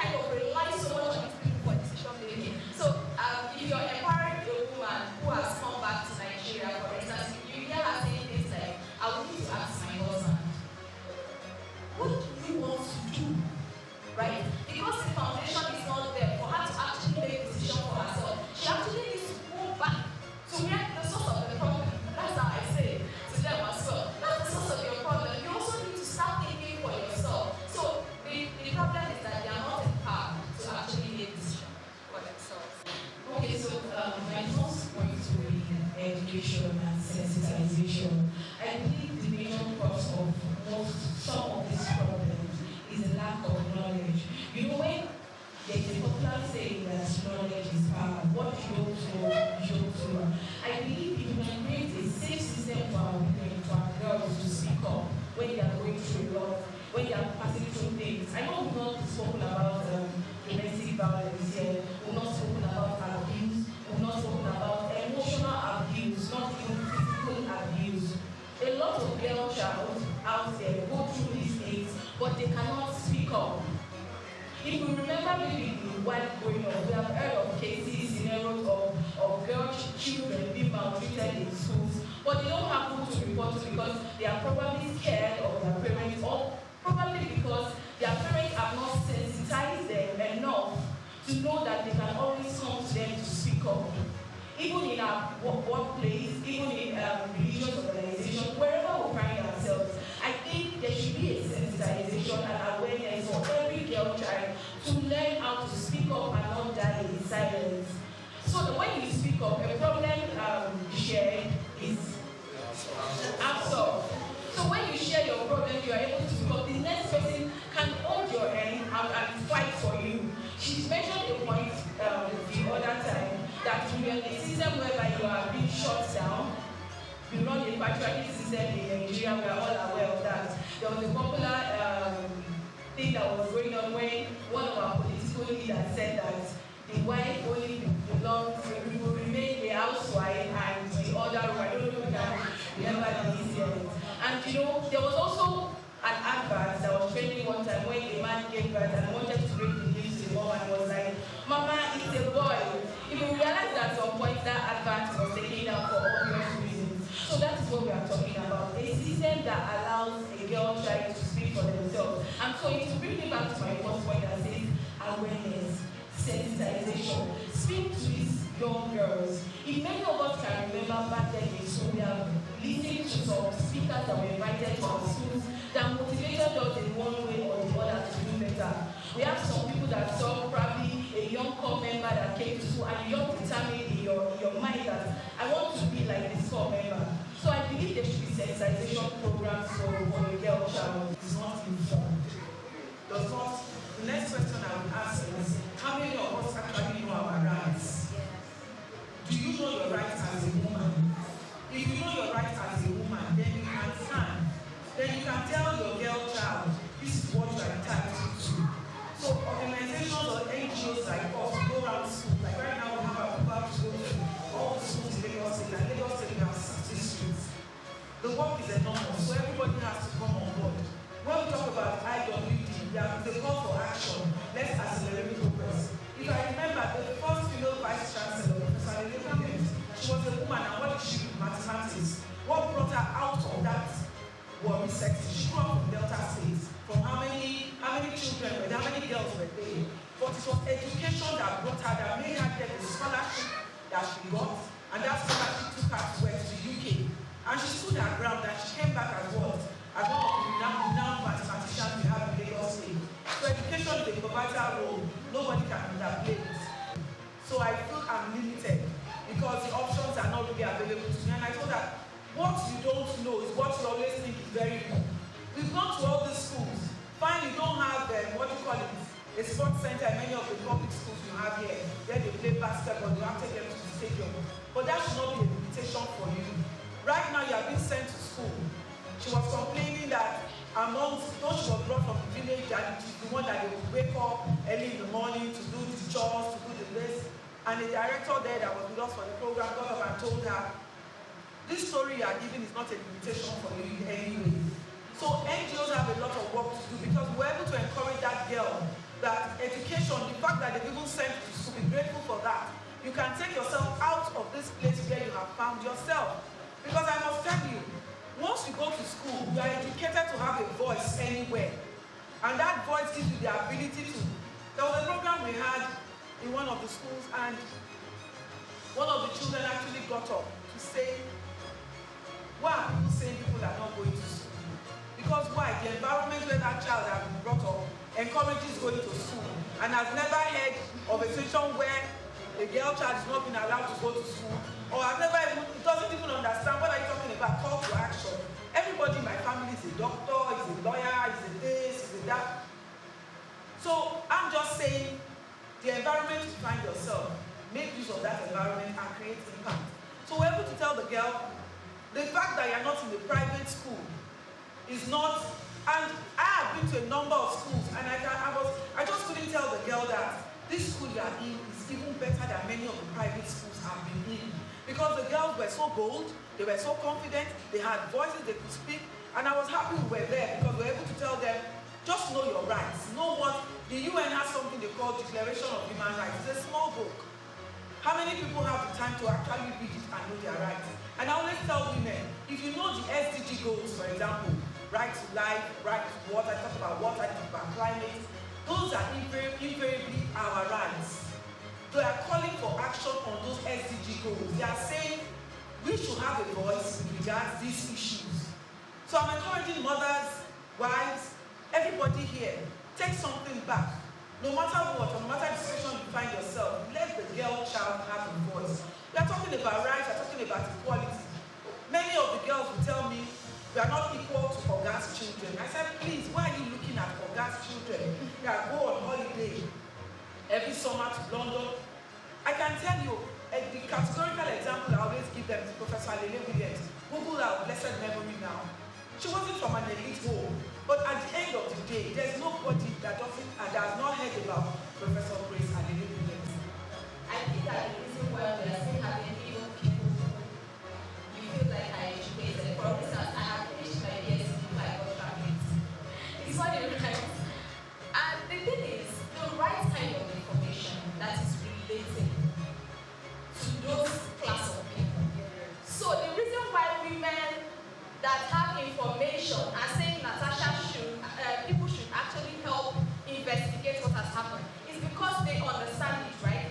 Now, the ones who are doing a match against Natasha is because they don't understand it. So if you're going to take information to that kind of community, you have to make it relatable, make them understand. You're taking sensitization and awareness to a school where you know that these children barely even have access to 3 square meal. Make it relatable.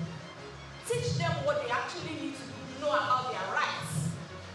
Right? That's what is actually going to help advance this information that we are passing. There are people who don't value education. And there are some people who don't really value education up to now we are talking.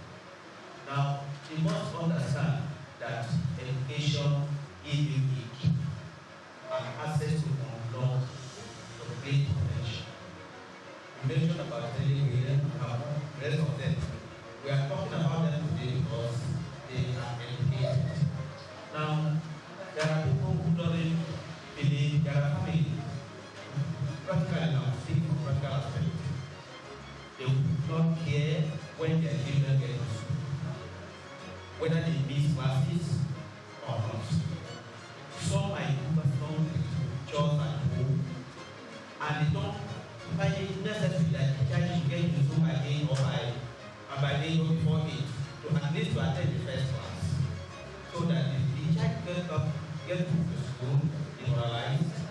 Some of them are big, some of them are dead, and they can't even concentrate. So what we need to do most of the time, we come there, relate to them, talk to them, give this child the benefit of Shiza, so that she will be able to concentrate at school and learn. I'll give you a scenario of a child left in the school, and the child close by 1 or thereabouts. So, you see, they just push their child to school and they let the child or the school take care of. They don't care what happens after the school, and they don't even know that the child's life matters. The child will grow up and to understand that it will learn better. The parent will include. Somebody will take their children's homework or whatever. But what am I saying these days? So close by 1, 2, 3, 4, 5, 6, 7, 8 in the night. I was able, but what is okay? Let me go to the police. I'm going to buy food. I can't live with this. The the gate man there have problem with sex. So if you reach China, eventually I don't know if something very well. Where are you? Say it's not that they are only one of them. They are afraid. Can you think about that? So at this stage, child you want to go to come to school and come again and you do her homework and this and that. So we should give priority, you see, to them. Let us have interest in what they are doing. That the best legacy you can give to a child is education. Give them money, give you whatever, they will end up and destroy everything and go their own life. There are rich men in this country that are not of the African because they are poor.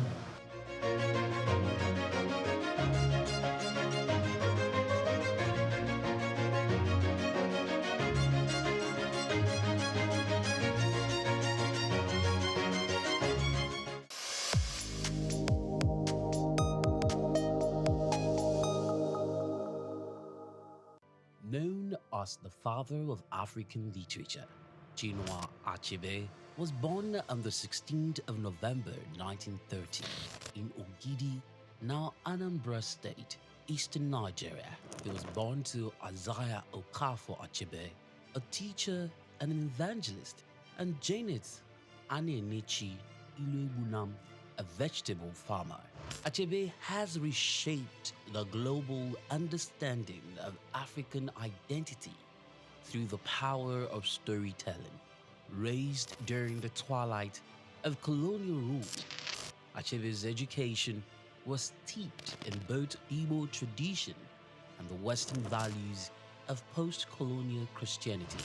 As a student at the University of Ibadan, he became fiercely critical of how Africa was portrayed in Western literature.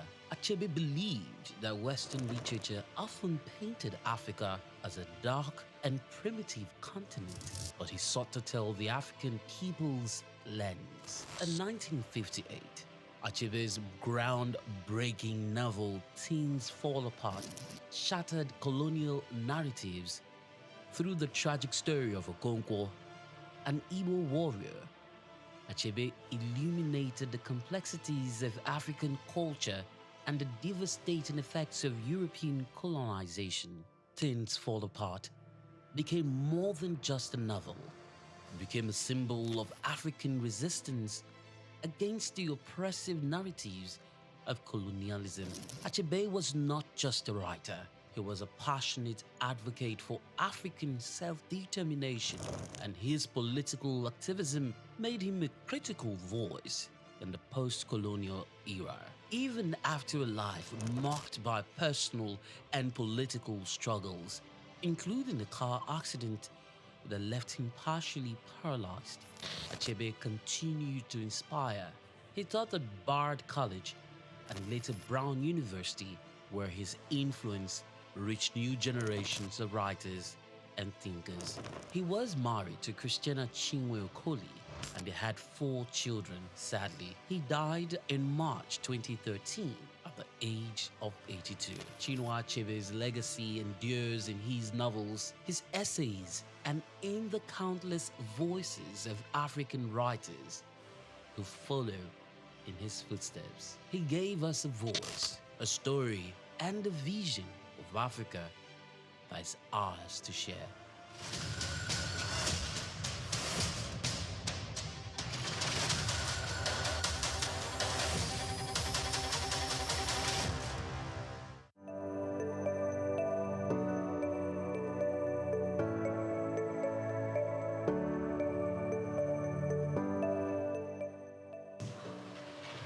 Directors, President, Nigerian Guild of Editors, distinguished editors, ladies and gentlemen, good morning.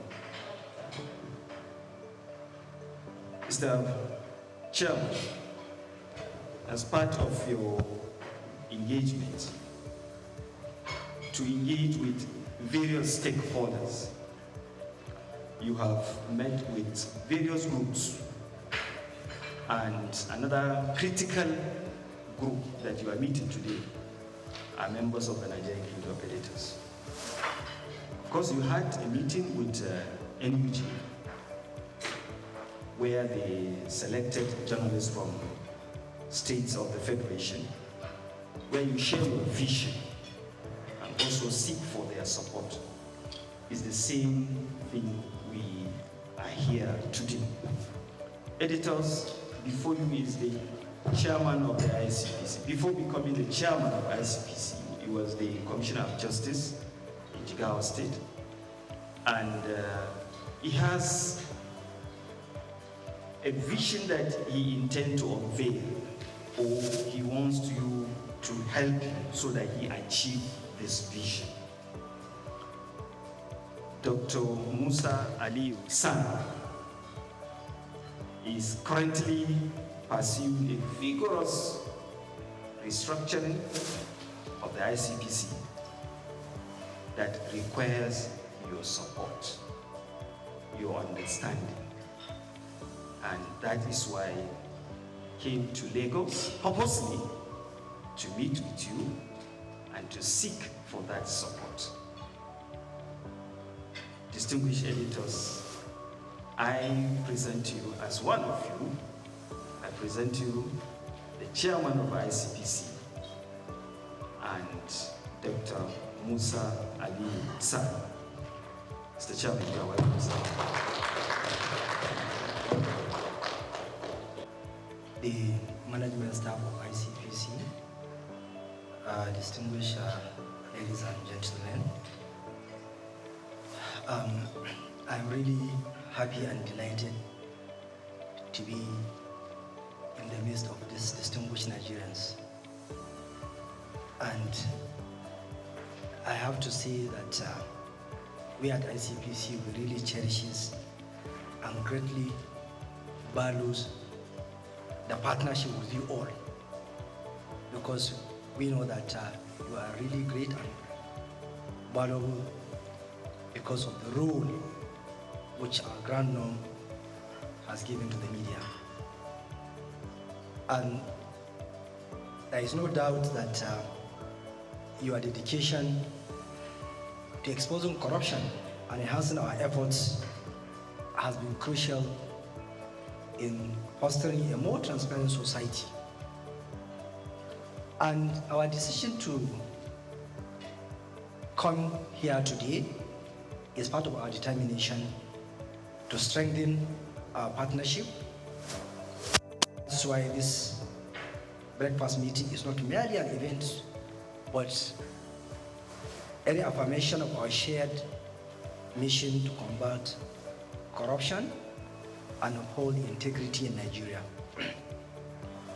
And your support for the ICPC in delivering its statutory mandates, including its robust activities and initiatives in fighting corrupt practices and other related offenses in Nigeria, is really commendable, because you have been really helpful in enlightening Nigerians about the problem of corruption.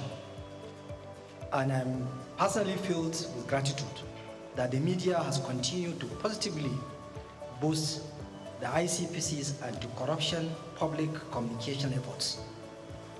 Your investigative reports, analysis, and overall dedication to truth have helped in exposing corrupt practices, because there are a lot of stories that you published which help us in our investigation.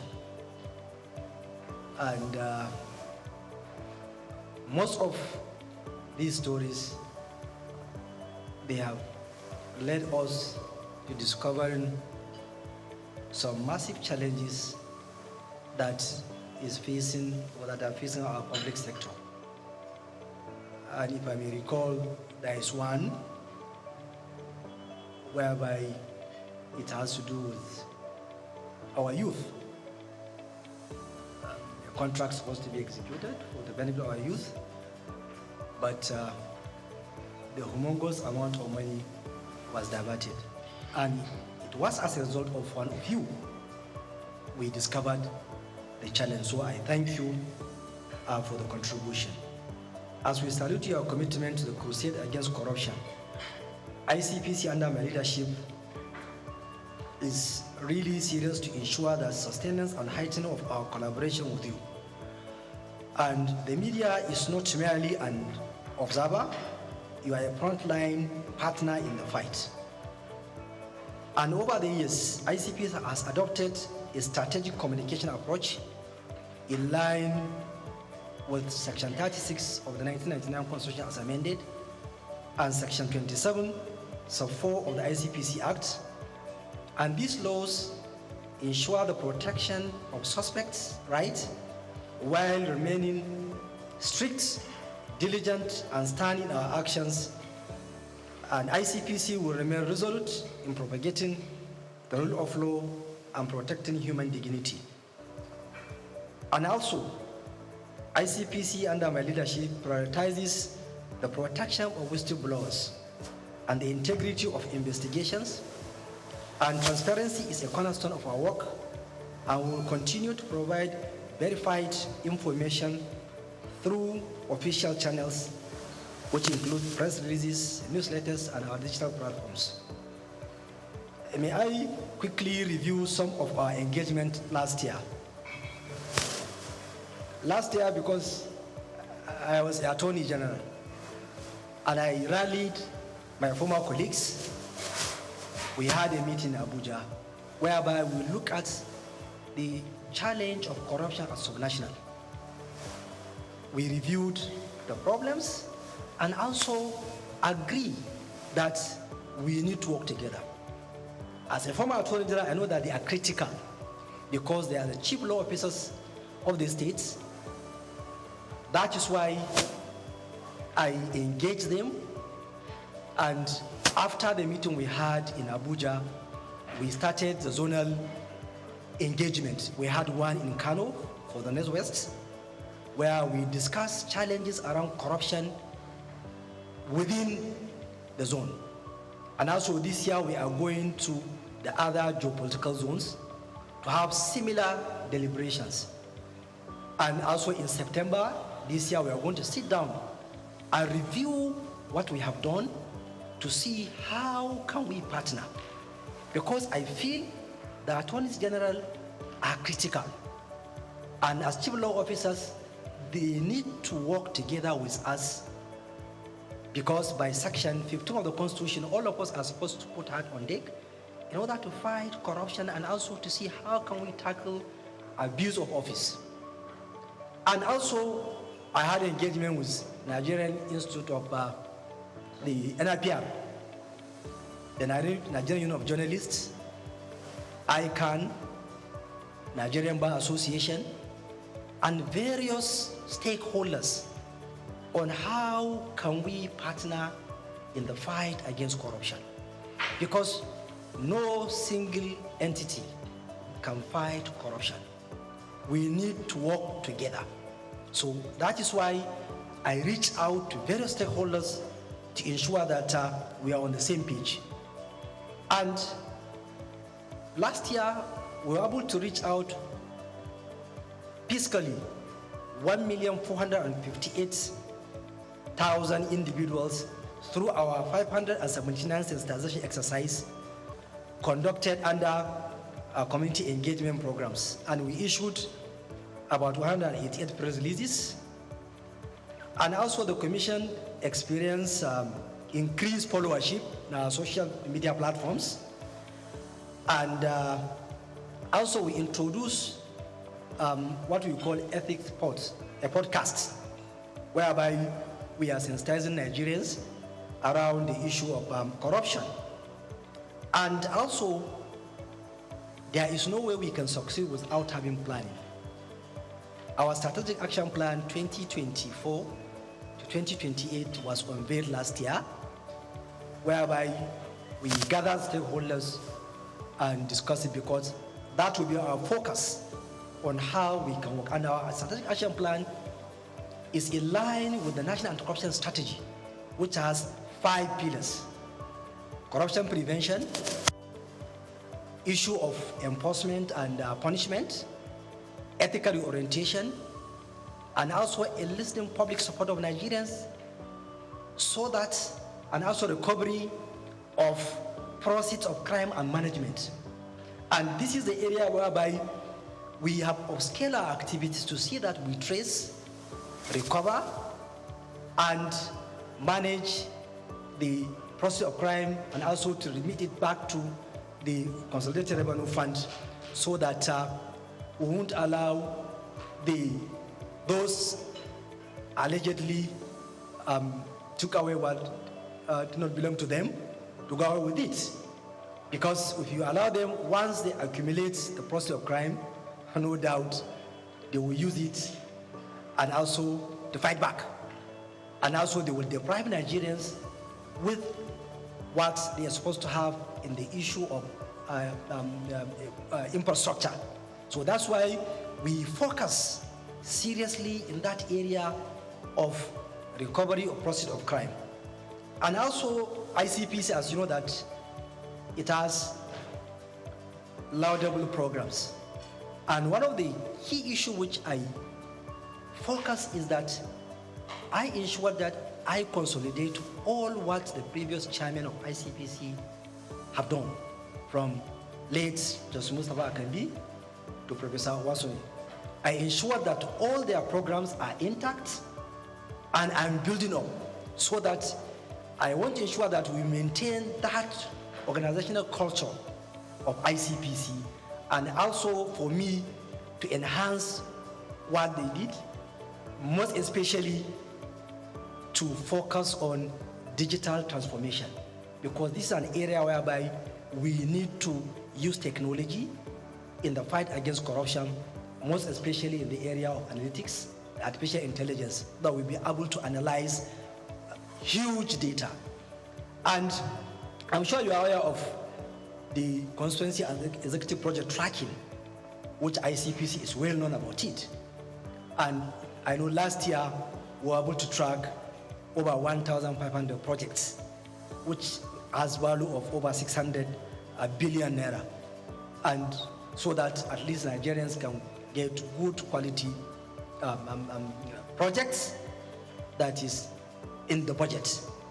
And also the Ethic and Integrity Compliance Scorecard, which is an initiative of ICPC, which measure institutions' adherence to ethical standards.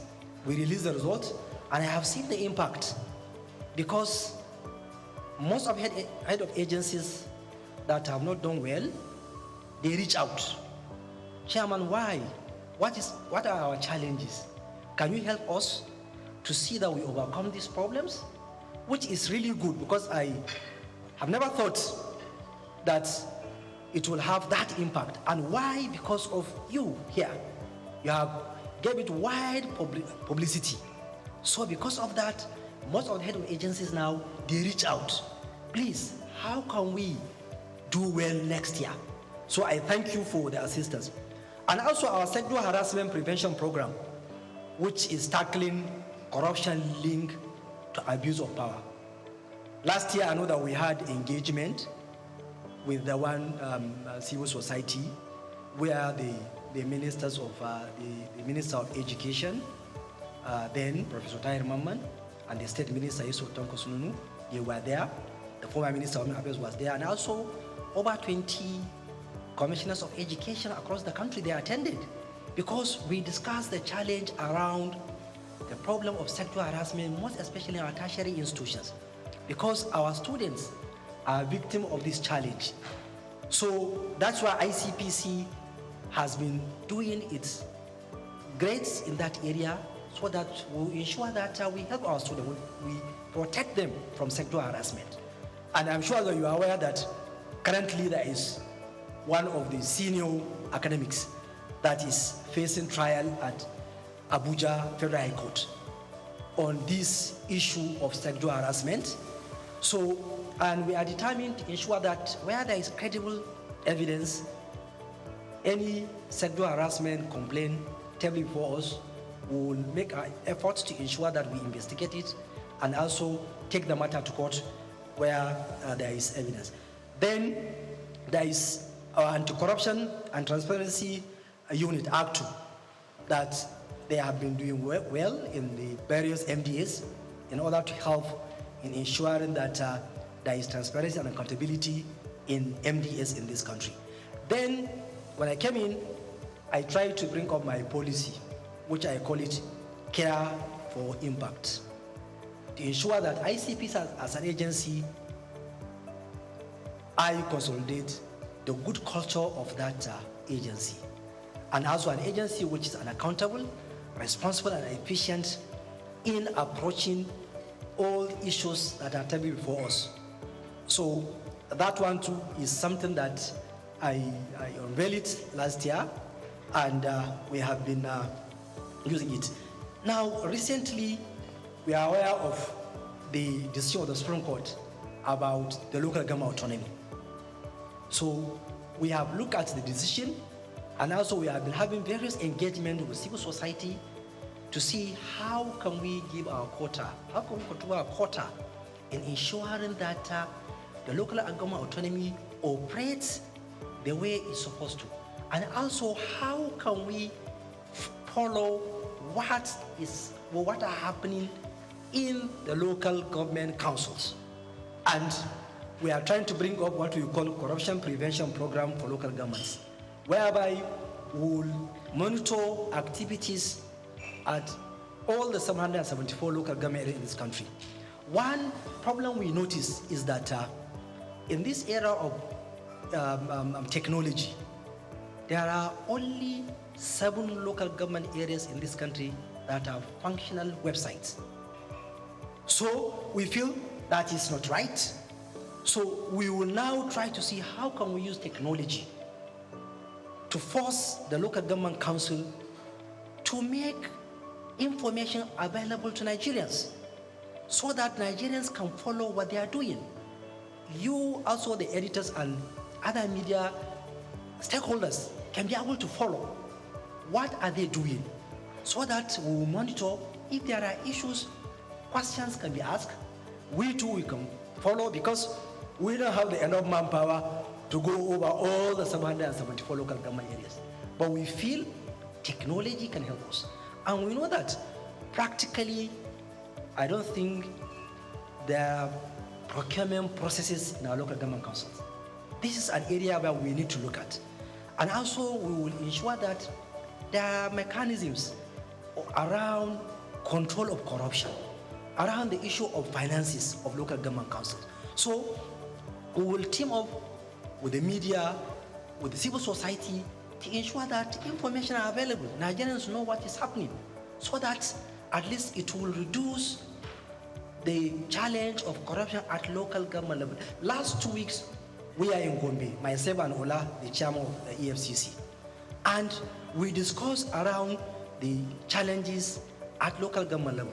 So, and we are determined to ensure that we focus there so that Nigerians at the local level can get the dividend of democracy.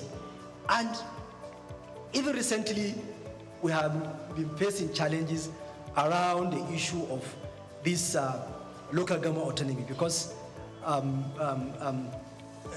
there is even one caretaker local government chairman whom we charged to court because after the decision of the Supreme Court, he continued to spend government money to award contracts despite the fact that the Supreme Court said, look, stop. And also we know how challenging this issue of local autonomy has been since 1999. But ICPs as an agency, we will ensure that by virtue of Section 287 of the Constitution, we have the power to ensure that the decision of the Supreme Court is implemented fully. And also, I'm appealing to those who are making attempts not to comply with the decision of the Supreme Court to please desist. Because Supreme Court is the last court. Once it delivers a judgment, we must comply. That's what is rule of law. Because ICPC will continue to monitor and investigate because any caretaker local government chairman from 11th of July 2024 who spent public funds, who award contract, that is corruption. because you don't have the mandate. And also the Apex Court has already spoken, so we must comply. Now, in my 1 year in office, there are a lot of international engagements which ICPC engage in. And in one of the engagements is that last year in September, we had an event in Beijing, China, whereby there is Global Network. Global Network is a coalition of over 200 anti-corruption agencies across the globe from 124 countries.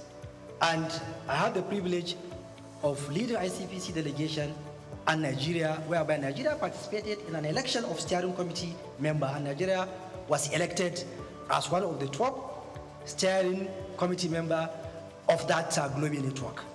And also, one area which I made mention that we have been focusing is the issue of asset recovery. Asset recovery is really area whereby we in Africa, we must focus on it, because we have seen how our own resources have been taken outside the continent, going to the global north. So that was why at the African Union level, if you may recall, in 2015, there is Thabo Mbeki high-level committee, whereby the heads of state of African countries agree that there is need for a forum of asset recovery practitioners in Africa.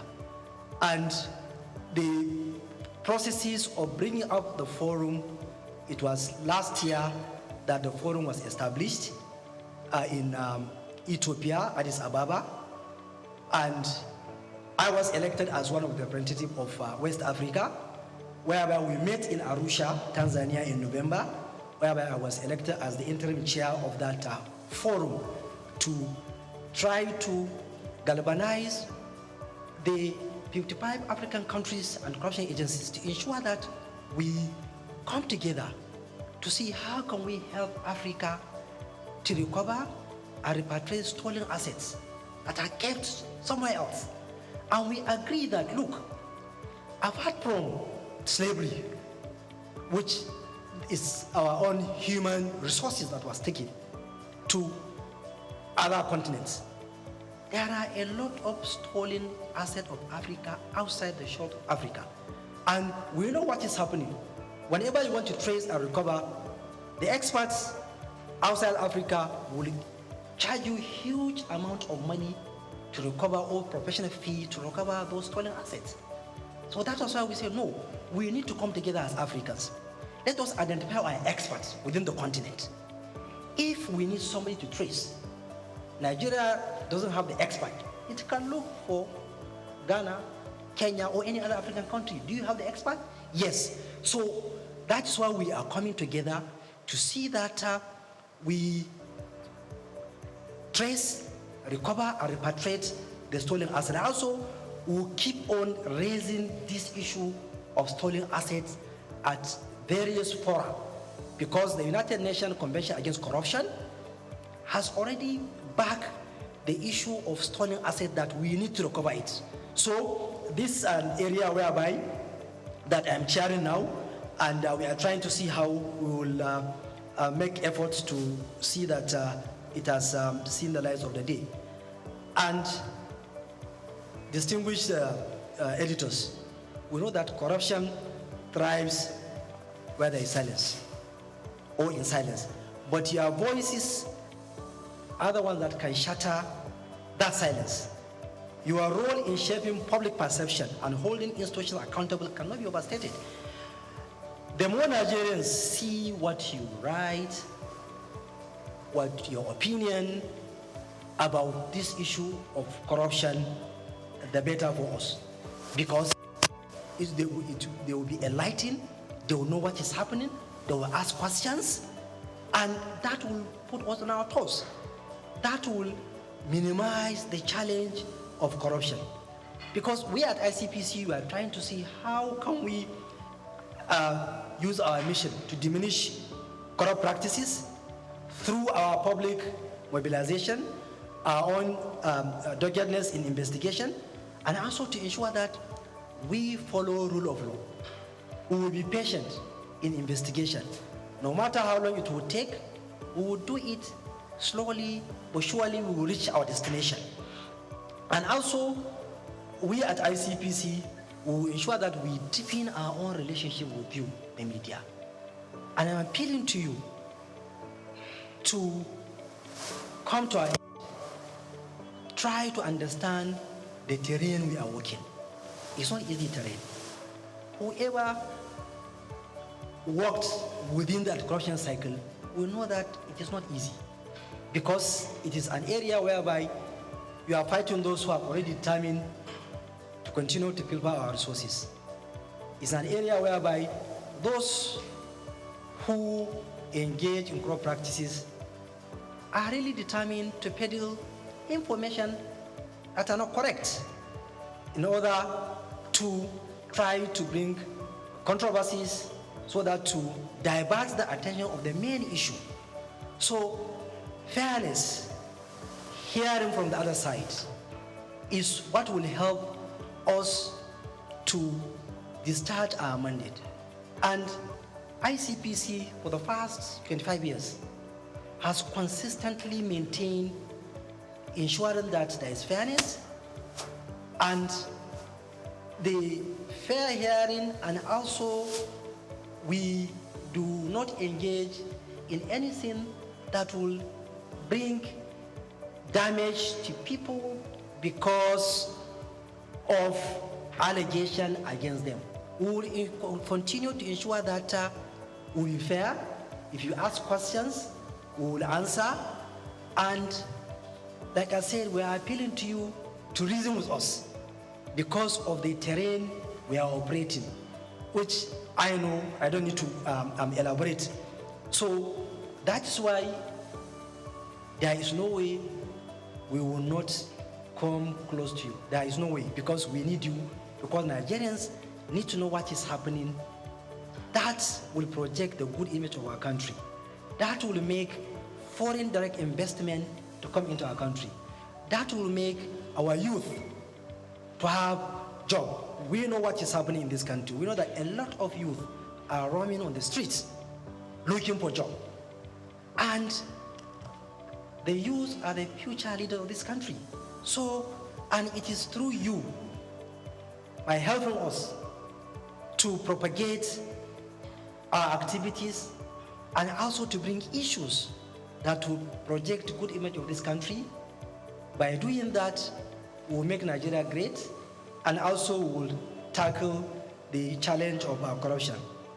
And conclusively, I want to emphasize that you mean a lot to us, and that we count on you as dependable partners in ensuring that Nigeria is corrupt-free, and also I'm sure that partnering with you will continue to help ICPC to move forward, and also ICPC will continue to record achievements, and we hope that the aspiration of Section 15 of the Constitution will be realized, where Nigeria will be a country free from corrupt practices and abuse of office. Thank you so much. Money and property last year, and I even know even this year too, we recovered some amount of money and also property. Even currently, we are tracing and marking some assets in one of the states where some people diverted public funds. Even this morning, I know that there is an amount of money which we recovered from the diversion of public funds. So we are talking about both the fixed and movable property.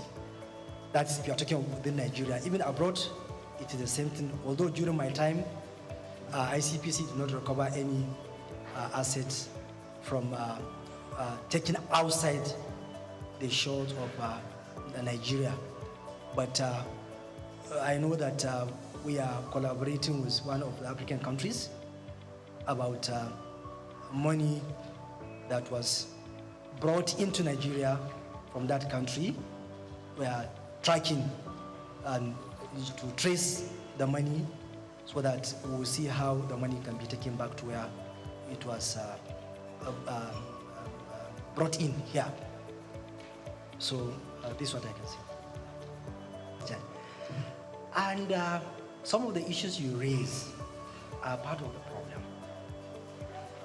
Like I said somewhere else, and I kept on saying, I will say it here. My first contact with public office is when I was Attorney General. That was when I now realized that all what I was thinking, when I came into contact with the reality, then I now realize that we Nigerians are part of the problem. One of the issues you raised about societal pressure. I'm not saying that it's a justification for any public officer to engage in corruption. But if you, I'm sure you have had one or two discussions with those who are holding public office. The kind of stress and pressure that public officers are undergoing in this country is too much. Because the family, the friends, associates expect you to give them money. And this is one of the factors that is now pushing those in public office to go into that. And I noticed that any public officer who resists, you are considered as awkward, very difficult, and they will keep on pressurizing you that if only people that are strong that can stand that pressure. And also some people too, they are even daring, will tell you, I was a victim when I was Attorney General. And I want to say it here, maybe the person who did it will hear an issue which I say, look, AG, we want you to do this thing. I say, sir, it's not even in public office, it's not even a public officer. I say, sir, I can't do this thing because my conscience will not allow me to do it. After they put pressure from different angles, okay, you are a young man. How? I don't want to destroy your career. And I say, sir, my career is not in your hand. It's in the hand of God, my Creator. And I left. What followed, it wasn't pleasant. I had to battle for more than 1 year of series of blackmail, from one blackmail to another, just because somebody wants to get money. And you can only get that money through me. And I was put under intense pressure to succumb, which I did not. What followed was I was put under serious stress. Now, the second problem is there is this theory. Whenever the corruption, if you look at it, if the benefit is high, the risk is low, people will keep on to engage. If people know that if you engage in corruption, it is really highly risky, you will lose your reputation in public. People will never consider you as somebody who has reputation in the society. People will be careful. If you know that the punishment is going to be very harsh, people will be careful. But if the risk is very low, the benefit is high, so people will continue to engage. So that is why we need to look how can we strengthen our laws to ensure that those who engage are punished seriously. And also, you, the media, you have the role to play in sensitizing Nigerians that those who are trying, please try to support them. And distinguished editors, I want to tell you that there are good people in this country. Every part of this country, there is no part of this country that I did not come across people that detest corruption, people that are serious, people that help me. I met a lot of people that are trying to see how can we help this thing, how can we fight this corruption, Chairman. But the problem is that the support from the public, sometimes people are not willing to support because they feel, you know, what you are doing is not worth it. And also because of the pressure, so people feel like, okay, let us leave you, go and do what. So this is second problem. And also, we need to see how can we fasten the judicial process. Because it's law. It is not the law that is the problem, but rather some of us within the system, we try to put stumbling block in the judicial processes, bring in series of applications, truncate, so that you will see one case will take many years. Even the witness will be frustrated. You call a witness today, the matter is adjourned, and I'm not saying that it is the fault of the judges, no. It is all of us, the lawyers, and also other stakeholders, that we know if your client has an issue, as a lawyer, you know, because once you look at the facts and the proof of evidence, you'll be able to know that my client has an issue. Okay, how can we help him to face justice so that all the process of justice, the court and the system should be fair to him? But you will see that that slowing down is also another factor. That you will see somebody engage in corruption, when you take him to court, it will take many years. And before you know it, you will see another corruption case. And also another problem, especially in the public sector, I now notice, is that our public service rules also has a problem, because it has given a leeway that people engaging in corruption, there is no specific provision which provides that, look, once you are engaged in corruption, you should automatically be dismissed. But some, you will find that after ICPC are investigating an issue, it has taken somebody to court, even if you secure conviction, you will not realize that the agencies are not willing to edge out those people. They will leave them to continue working. Because I feel any public officer that is convicted, he is not supposed to continue working in public agency. He should go. If the Constitution will say that conviction of embezzlement and fraud attracts disqualification for a certain period of time, I think there is need. Any convict should not be allowed to work within the public service. It should just be aged out. And that is why now, as chairman of ICPC, we are now going to exploit the Code of Conduct, Bureau and Tribunal. Any public officer with secure conviction and the agency refuses to edge him out, we will send him to Code of Conduct, because they have the power to edge him out. So there is another way, so that we don't allow people to continue. So these and other issues are part of the problem why the problem of corruption will keep on coming and coming and coming. And also the institutions are really weak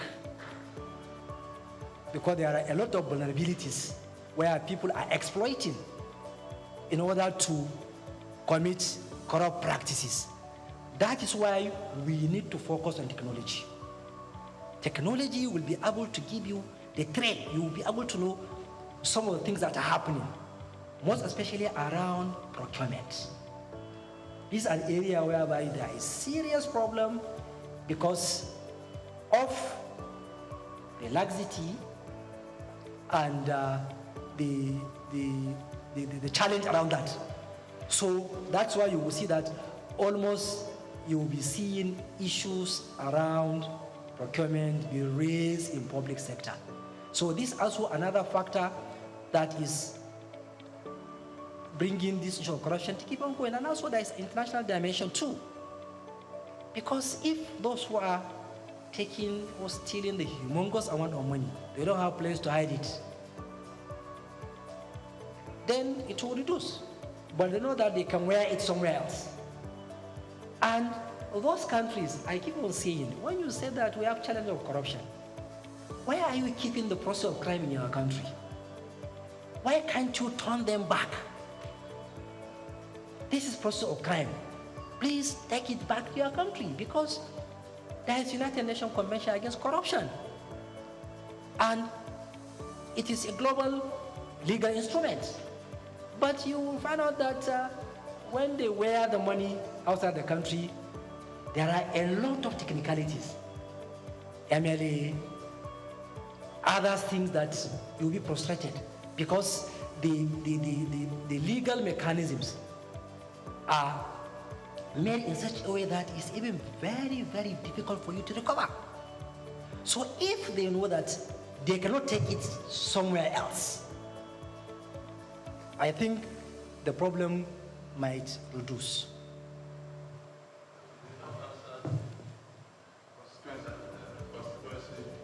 Okay, the constituency project, like I said, we have been investigating the issue because it's a challenge that has been with us for a long period of time. And from what I noticed of why the challenge keep on coming is one of the issues you made mention.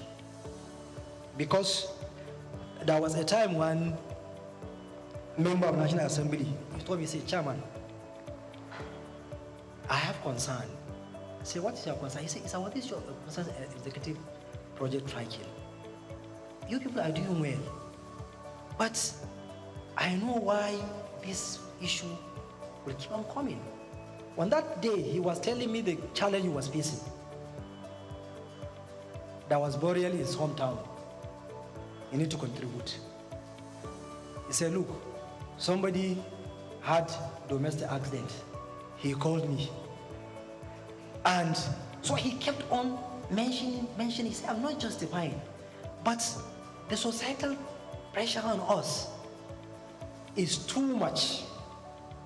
That's why only those who are strong will resist. And I don't know whether that is part of the reason why we are having this challenge. And to be frank with you, we have noticed areas whereby some of them did not execute the projects. We have noticed whereby some of them, they did shoddy job. We have noticed whereby some of you noticed that, like I keep on saying, a well is supposed to be dig in one place and somebody will just take it to his home farmland. We will see whereby street lights, instead of to be installed on the streets, somebody will put in his house. So these are challenges that are keep coming. And I know that there is one of the newspapers last year, they made a front page story that ICPC has failed to tackle this challenge. And I know that we have been doing our best. And we did a lot because we have recovered a lot. And even currently, I know that there is somebody who is facing trial. A charge will file a charge against one of the former members of National Assembly. A former member is facing trial because of diversion. And also, we know that we have been going to ensure that if you do not execute the contract, you must go and do it. I know that there is a state whereby an ambulance was diverted. We ensure that it was taken to the hospital. I know where a lot of things, and that's why the strategy is good, in the sense that let us recover the proceeds of crime and put it into use. Because if you keep on filing charges and all these things, you will spend many years in court while the actual project will not be executed. And to be fair to them, if you confront them, you show them the proof. Honorable or distinguished, this is a project you're supposed to execute, you do not. Please direct the contractor to go back to site, or contractor go back to site. They go back. And recently, those who are being used, the contractors, I have been hard on them. If you allow money to be diverted through you, you are going to charge you now. You want to refund that money because you allow yourself to be used as conduit pipe. So we have been doing that and we have recovered a lot. And if I may say that the societal pressure, in my view, is one of the challenges, and also the weakness of the institutions. Because, to be frank, some of the heads of agencies, they allow themselves to be used in these challenges of constituency projects. Because if the head of agencies insists, once there is a contract awarded, that contract must be executed to the latter. Or you insist that you're not going to allow anything to be inserted in your budget, which is not out of your mandate. So if we will do that, then this thing will minimize. But if the head of agencies allow themselves to be used, then this thing will keep on happening. And ICPC, all the corruption agencies, we don't have the capacity to follow all the projects. That's why you, as the media, you can expose. The public too, they need to follow their project, on your project. If there's a project which is supposed to be done in your constituency or in your sector district, it was not done, raise it. And I don't think there is any public officer that you confront him with evidence that this amount of money was appropriated for a particular project and you do not execute, please go back and execute. You will not say, no, I'm not going to do that. I hope I have answered. We are doing it in such a way that we don't disrupt the financial system. So we do it in such a way that we don't allow you to continue with illegality and committing crime, so that we will save the banking system and also the public sector fund. Then on issue of Dubai, like you made mention, in my speech I made mention of proceeds of crime. And I alluded to the fact that the international legal regimes, the various laws of countries are the problem. Because for me, I kept on saying in various fora of anti-corruption that look, if somebody steals our money and take it to your own country and you keep it, why are you telling me that we should come together and fight corruption? Why? Because you know, because your own, there is no your money in my country. So that's why you are saying we should join hands. Why I have traced and point out to you, this is the public funds taken to your own country. Why can't you give us our own? But because of the legal regimes, sometimes it's tedious, it takes a lot of time, and there are a lot of, it's not even law alone, there are politics, there are diplomacy, so it is something which is even outside the realm of anti-corruption agencies alone. because you need a lot of stakeholders. I know recently there are countries that I am the one who have been following that, look, let us sign an MOU with you because we have noticed our funds are being taken to your own countries. And they agree. There are some 1 or 2 countries that I know that we are about to complete sign an MOU because of what we have noticed. Also here, as a media owner, I here with my team, we have a radio station and also a television station. I want to commend your efforts. For you to meet with the media shows you are transparent. It shows you are accountable. I don't have any question to ask you because I'm part of the team. It is not cheap to fight corruption. It's very, very expensive. Fighting corruption is also very, very complex. It's not as easy as we used to say it. It is only the person that is wearing the shoe that will know where it pitches is. So I commend your efforts and I pray for more grace that God should color your efforts. Everything is in your favor, the age, the energy, you have the capacity, and you have the right team to help you to drive it. You have the right team to drive it. Finally, I have this advice. You can't do it alone. You need to also rely on the outside team to help you to drive your dreams, your plans, and goals, especially in the area of the media. I suggest maybe you could have something like a strategic media public enlightenment committee. Comprises, of course, the media team as well, stakeholders. You have a committee who also help you spread your good news. Also help you spread your good news either in the public sector, in the private sectors, and all that. Because if you say you want to work with media like you would like to work to, it's very, very expensive. But when you have the committees, selected committee, media team, editors, and also for the private sector and public sector, they will help you to achieve your dreams and goals. So you have our support, and like I said, God will color your efforts. God bless you, sir. Thank you. Angry ones and the pastors. Let me just add to your to-do list.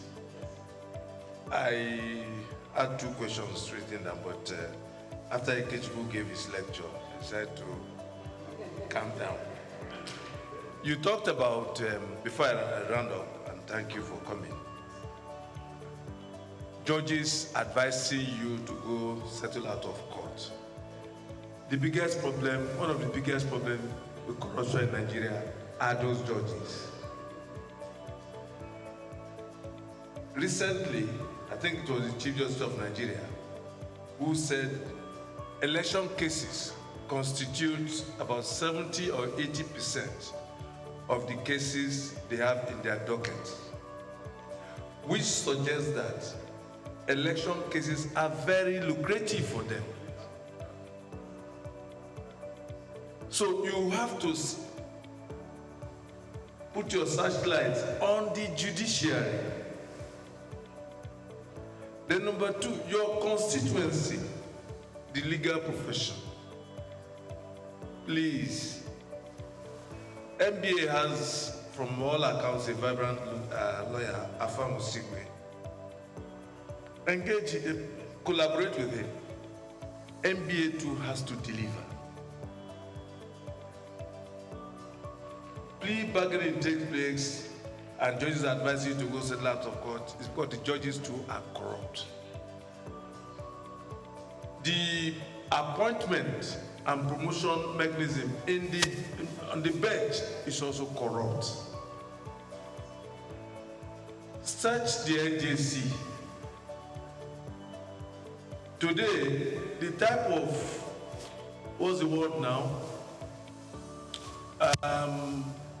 Corruption in terms of judicial promotion in Abuja is huge and impacts on the quality of judgment delivered. So, Mr. Chairman, the biggest thing you have done is to come here to show transparency. You said corruption thrives when there's. I also say this, I'll add to that corruption thrives when there's darkness. when it's hidden. So you're coming out here suggests that you really want to fight corruption in partnership with my colleagues. And it's a brilliant thing you have done. I know you met some of my colleagues in Abuja, and that's why the secretary of the guild and the deputy president of the guild are here.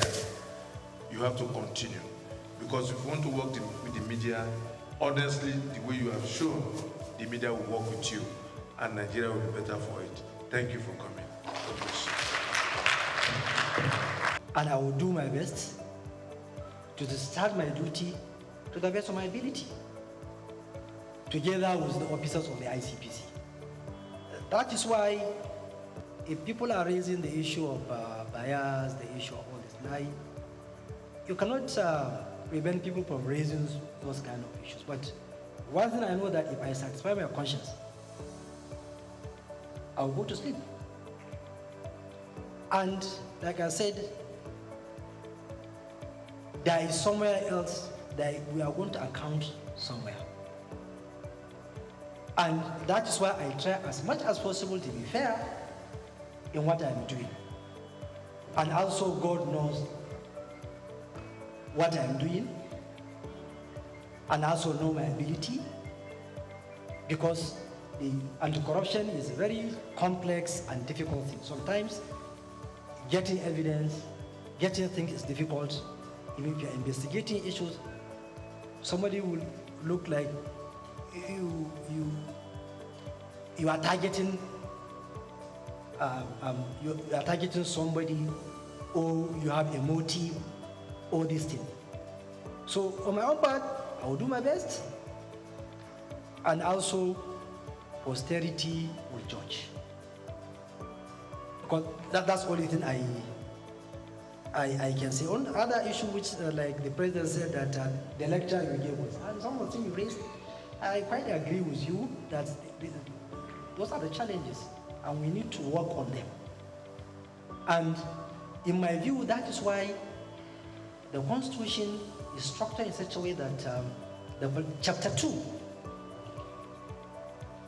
it is left in such a way that is you, the leader, that you strive to ensure that Chapter 2 is realizable. You attain that aspiration: education, healthcare, good environment, all other social amenities. You as a leader, you must think outside the box to ensure that you reduce the poverty level, which I agree with you. The level of poverty is really high, and we need to tackle it, because without tackling the poverty, we will continue to face this challenge of corruption that keeps on coming. And also, we are not justifying or depending the public office holders or the politicians, like you said, that we are saying that there's societal pressure. Like you said, it's a fact. We can't deny it. Myself as ICPC chairman, if I show you the number of text messages people are sending to me every day, you'll be shocked. In fact, I am even thinking that some of them have even forgotten that I am the ICPC chairman. Maybe they are thinking that I am chairman of one local government or a state governor, because they will keep on sending.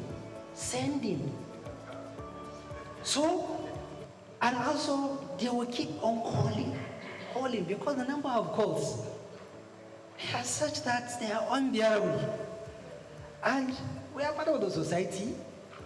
Even if we deny, there is such a thing that even if you deny, is a reality. And I agree that poverty is one of the factors. But also we have to keep on telling people that they need to consider public holders. And also we, the public office holders, also, we need to live a simple life. Because some of us, the way we are living a very larger life, that's why people will keep on pressurizing you. But unfortunately, it is also us, the Nigerians, that are pushing people. Like that member I started the example, he told me that my constituents were telling me that, look at this man. He has finished house order, he has an old car. corrupt now.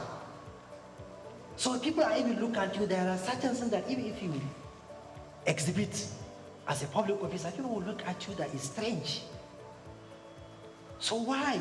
Because it is the society that are pushing people to adopt a life that will put you in trouble. And once you resist, like I said, they will say you are awkward, you are difficult, you know, all these things. And we are all human beings. And that is why we need that support from you, the media, in your own writings, articles, and opinions, and also the public too.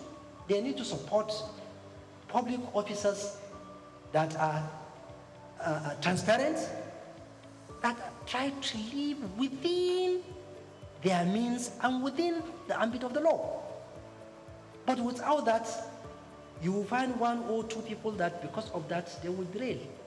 Because of that prejudice. That's why always I will raise this issue of prejudice. Last week when I was in Gombe, and I told the chairman, don't allow anybody to put pressure on you to dip your hand in public purse. Let them say whatever they want to say. Because one day you are going to leave. It's better for you to leave, you go home and sleep well, than for you to leave and something to follow up which will not be nice.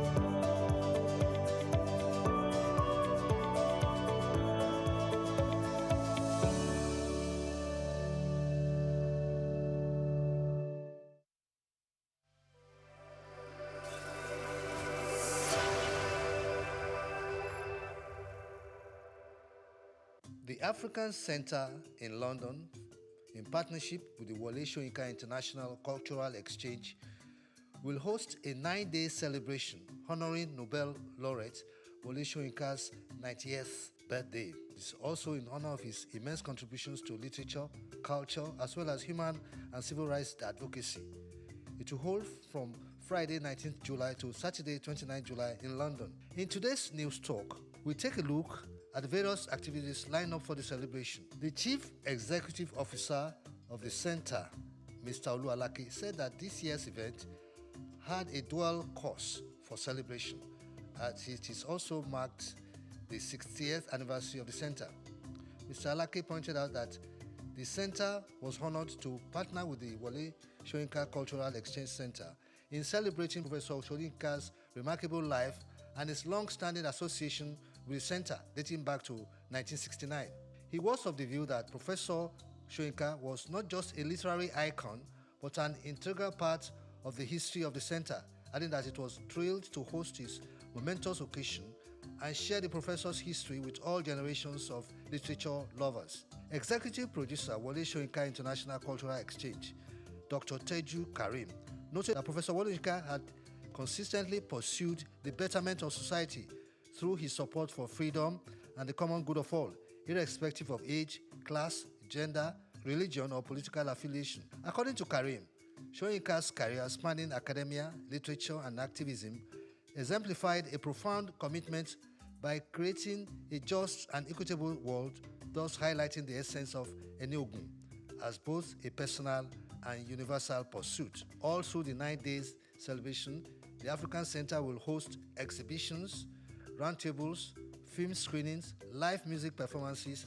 and poetry recitals. Visitors will also be able to explore Soyinka's literary journey, WS, A Life in Full, a comprehensive display of his published works and photographs from his personal archive, 9 Lessons of Kongi, a collection of paintings by youth members of the Vision of the Child, mentored by Soyinka, and incorporating African identity. There's also a tourism showcase based on public reading of his poems. Also included is a rare presentation of Soyinka's Passion collection of Onitsha market literature.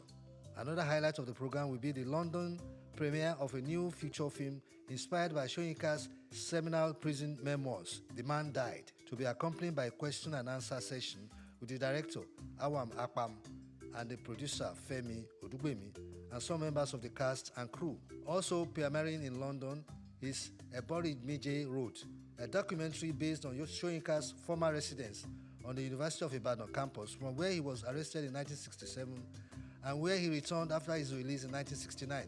It featured revealing interviews with some of his children, siblings, and associates. The director, Kola Tubosun, will also engage with the public. Other activities will include daily screenings of films and documentaries related to or inspired by Soyinka's life and work, and Kongi's Night, a series of evening entertainment including live music performances and the Afro-Funk Collective. Juwon Ogungbe, Lekan Babalola, Ola Onabule, Aduke Kayefi, as well as jazz session with Bumi Thomas and music party with DJ Abbas will also feature in the program.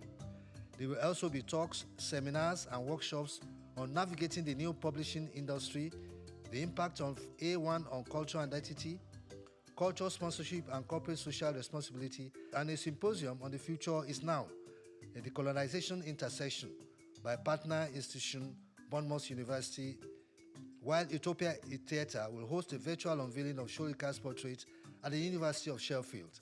This is Bayo Olaoye.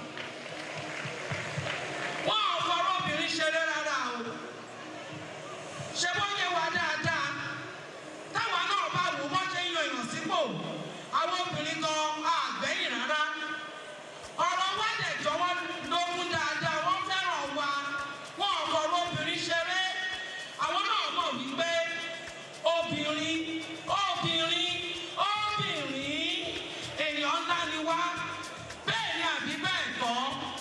Nítorí ìdí èyí, òun ni wọ́n ń tọ́jú wa ní gbogbo ìgbà lójoojúmọ́. Ọlọ́pàá òjọ̀pọ̀ ètò tí ilé-iṣẹ́ tó ń rí sí ọ̀rọ̀ obìnrin àti ìgbógun ti ìṣẹ́ ní ìpínlẹ̀ Èkó, òun ni wọ́n ti ṣe. Kò ń ṣe ilé-iṣẹ́ yìí nìkan o, wọ́n ṣe káàkiri ni. Nítorí náà, ẹ jẹ́ ká pàtẹ́wọ́ lẹ́ẹ̀kan sí i fún ìjọba ìpínlẹ̀ Èkó. Ní Èkó tí wá yàtọ̀ o, wọ́n ń tọ́jú wa, wọ́n ń ṣètọ́jú wa lójoojúmọ́. Kò sí ọdún kan tí ilé-iṣẹ́ wápà tí wọ́n pín ohun èlò fáwọn tí wọ́n kọ́ níṣẹ́. Kò ń ṣe wípé wọ́n kọ́ wa níṣẹ́ máa lọ láì gba ohun èlò iṣẹ́. Àwọn tá a ti jàǹfààní apọ̀lọ́jà àtìrẹ́rẹ́ lágbára Ọlọ́run, ọ̀rọ̀ wa, ọ̀rọ̀ àwọn obìnrin, ibi náà ń fẹ́ kó dé, á tún débẹ̀, á kọjá bẹ̀ pẹ̀lú ògbọ́n náà. Àtẹwọ́ tó gbogbo fún ìpínlẹ̀ Èkó. Gbogbo èyí tẹ́ wá láti ìjọba ìbílẹ̀ Ògùn àti ìjọba ìdàgbàsókè mẹ́tàdínlógójì tó wà ní ìpínlẹ̀ Èkó, a kí gbogbo yín lẹ́ẹ̀kan sí o. A ti dárúkọ wa. Ẹ jẹ́ ká pàtẹ́wọ́ pé Olúwa ó ṣe o, ó tún kà mí yẹ lọ́dún yìí. Inú àwẹ̀ àwọn onígbàgbọ́ la wà. Inú àwẹ̀ tí Mùsùlùmí, kí àwọn tí Mùsùlùmí kọ́ máa ṣe Alhamdulillah. Ní ìdí ìgbọ́,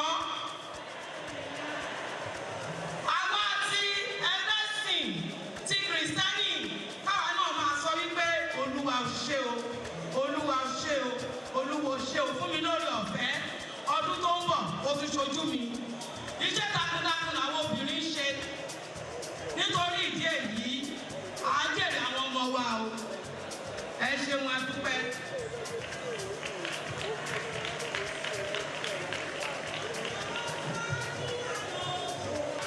I can see she's making her way to the podium. Please let's encourage her. Let's put our hands together for her. Mrs. Titi Lawyer Oshodi, Special Advisor on Climate Change and Circular Economy. You're most welcome, ma'am.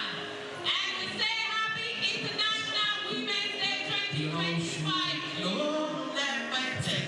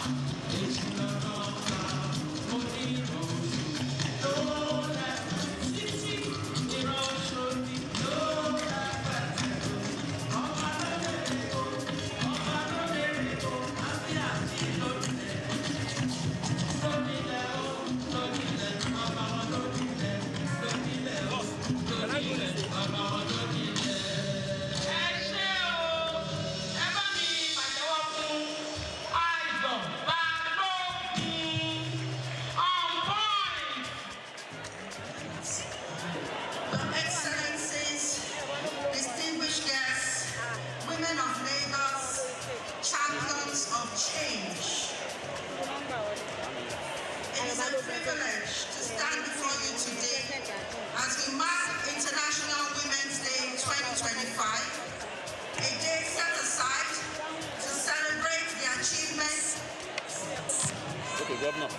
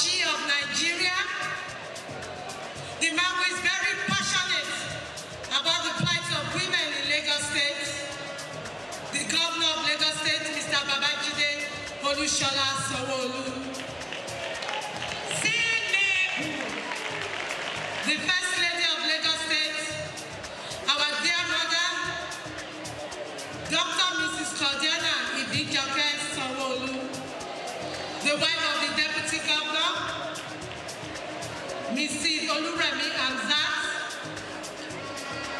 the past and present members of the Executive Council here present, chairmen and members of statutory commissions here present, members of the body of permanent secretaries here present, especially the permanent secretary, Ministry of Women Affairs and Poverty Alleviation, Mrs. Oluyemi Kalesoro, chairmen of local governments and local council development areas here present, heads of government agencies and parastatals here present, the Yellow Day of Lagos, our very dear mother, Alaja Bintu Tinubu, thank you very much for attending. The SSA to the Governor of Grassroots and Women Affairs, Mr. Kehinde Bakari. The guest speaker of today's event, Professor A. Olurotimi Koka and Mrs. Titilayo Oshodi.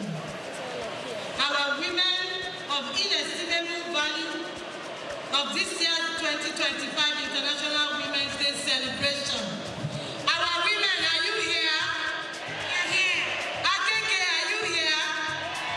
Akado Okeodo, Ako Iketu, Ajerabi Ifelodu, Alimasha, Apapa Agamu, Amuwa Dabi.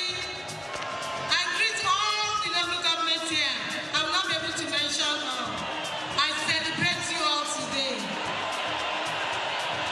Okay, Ayobo, Badagry, Badagry West, Barika, Kokakuda, Ejikpo, Ejikpo Idimu, Epe, Eredo, Etiosa, Etiosa East, Iba, Ibejuleki, Ibakojaye, Ifelodu, Ikodo Ikotu, Ikpopobayeku, Ijade, Ikeja, Ikorodu, Ikorodu North, Ikorodu West, Ikosi Ejiri, Ikoyabonende, Ikota, Irubia, Isola, Itire, Oshofe, Lagos Island, Lagos Mainland, Lagos Island East, Lekki, Mosokwala, Mushi, Odiolowo, Ọ̀jọ́, Ojodu, Ojokoro, Olorunda, Onígbòǹgbò, Oríadé, Orílẹ̀ Agége, Oṣòdì Sálọ̀, Ọ̀tà Àwórì, Ṣómólú, Sùúrùlérè, Yáàbá. I acknowledge you all. Iyaloja General of Nigeria, Committee of Wives of Lagos State officials. I welcome other top government functionaries here present. Catholic Women Association, women in the 57 local governments and local council development area, political women groups, various women groups. Are you here? Other very distinguished guests, friends of Baba, gentlemen of the press, ladies and gentlemen. It is with great joy that I stand before you today to commemorate the year 2025 International Women's Day under the theme Accelerate Action. This theme is not just a call to reflection, but a reminder that the time for slow progress is here, is over. We must act with urgency, determination, and commitment to advancing the rights and opportunities of women in our society. Women are the backbone of families, communities, and economies across the world. Women continue to break barriers, challenge stereotypes, and contribute immensely to national development. Yet, despite these achievements, we still face persistent challenges, gender inequality, economic disparity,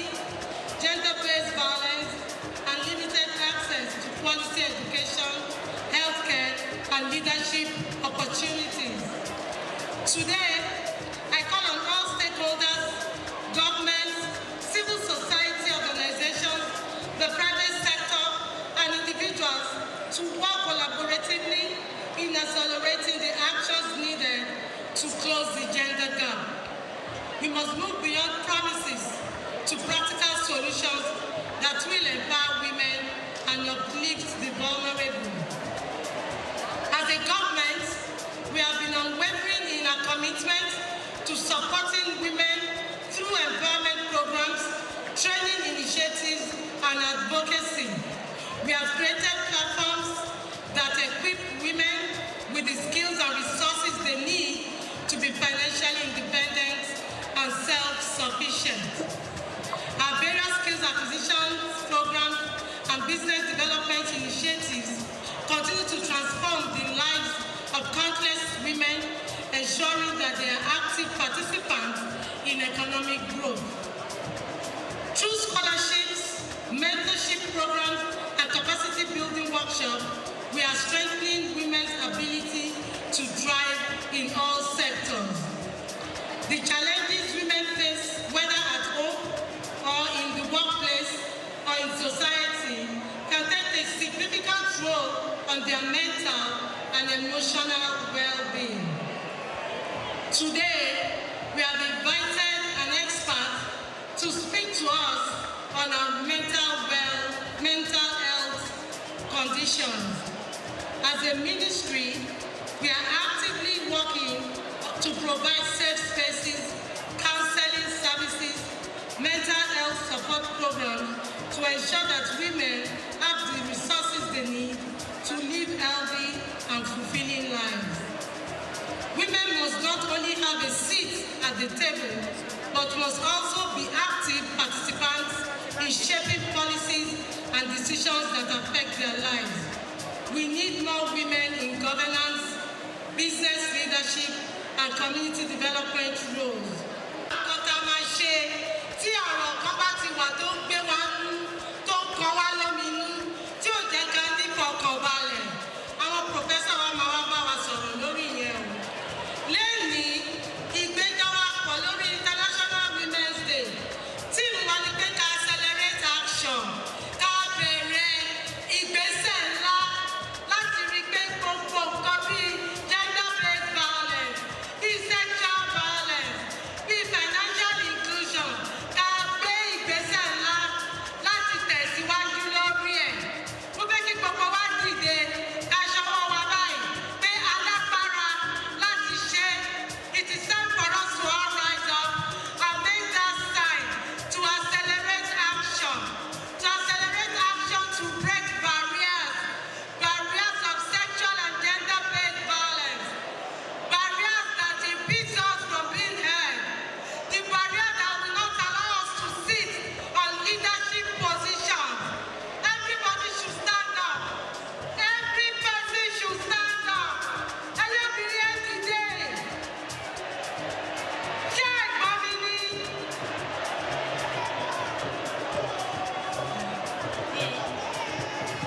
Ẹlẹ́bìnrin ẹ dìde.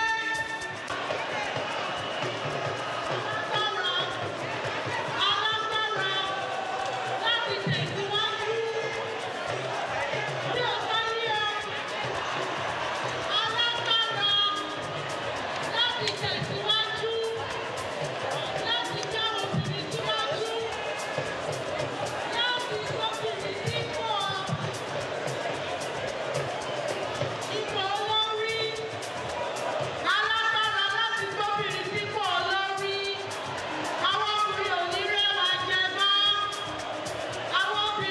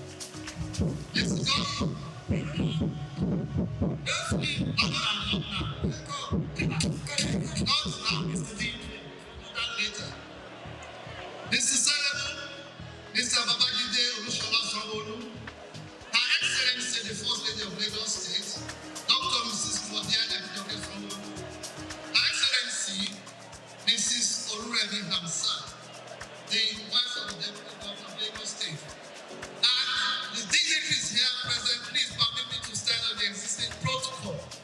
I am a psychiatrist. In short, that means Dr. Arinola Olonimi. And if you want to accelerate action regarding empowerment, gender equality, fundamental rights of girls and women, addressing poverty, we must be balanced mentally. However, to be balanced mentally, all of us here must also be physically fit. That means we must carry out physical exercises 3 times a week for 1 hour to increase our heartbeats to 100 beats per minute. So we must also enhance our social health, ability to make friendships anywhere you are. Then lastly, ability to enhance your mental health. Science has said that 1 in 5 women will develop mental illnesses such as anxiety, depression, panic attacks, and bipolar disorders. And what are the causes of this problem? Because women have many multiple social roles. They are mothers, they are wives, they are leaders in offices, they are spiritual leaders, and they have to fulfill so many social roles. Maternal depression is on the increase, and women don't know that they are depressed because the signs of depression are like that of malaria when it starts. Other causes of mental disorders, the death of a loved one, your husband, your child, divorce, separation, not being married, and you are married, don't have a child. And sometimes when you have a child and you don't have the support, it will also cause mental disorders. Employment, poverty, rape in women, women that live alone, single mothers, discrimination against them, stigma at the workplace. At home, difficult husband. Your husband don't want to cooperate with you. He doesn't want to hear you. So there's communication breakdown in the house. There's domestic violence. There's what we call also postpartum psychosis. 1 in 7 women that deliver children will have mental disorders. Ìyẹn ló ń pè ní àbísínwí in Yorùbá land. Also, when you are getting to 55, 60, women also experience menopause. And menopause can also manifest as symptoms of depression. So when you are having issues, you start to think. As you are thinking, some chemicals are being pumped from your brain to all parts of your body. Dopamine, serotonin, adrenaline, and cortisol. And they start to affect your organs, your heart, your liver, your kidneys, and then you start to have symptoms. Initially, they come as symptoms of malaria, hotness of the body, weakness, headache, backache. Then the BP will go up, and we start to have hypertension. Some people develop diabetes. But the most important thing is that when depression sets in, most people do not recognize the signs of depression. Sign of being sad all the time, irritability, short temper, not be able to sleep, loss of weight. And if you don't get to see a psychiatrist, then you start to hear strange voices. You think some people are after your life, then it gets to guilt feelings, worthless feelings, and hopeless feelings, and that's when people attempt to commit suicide.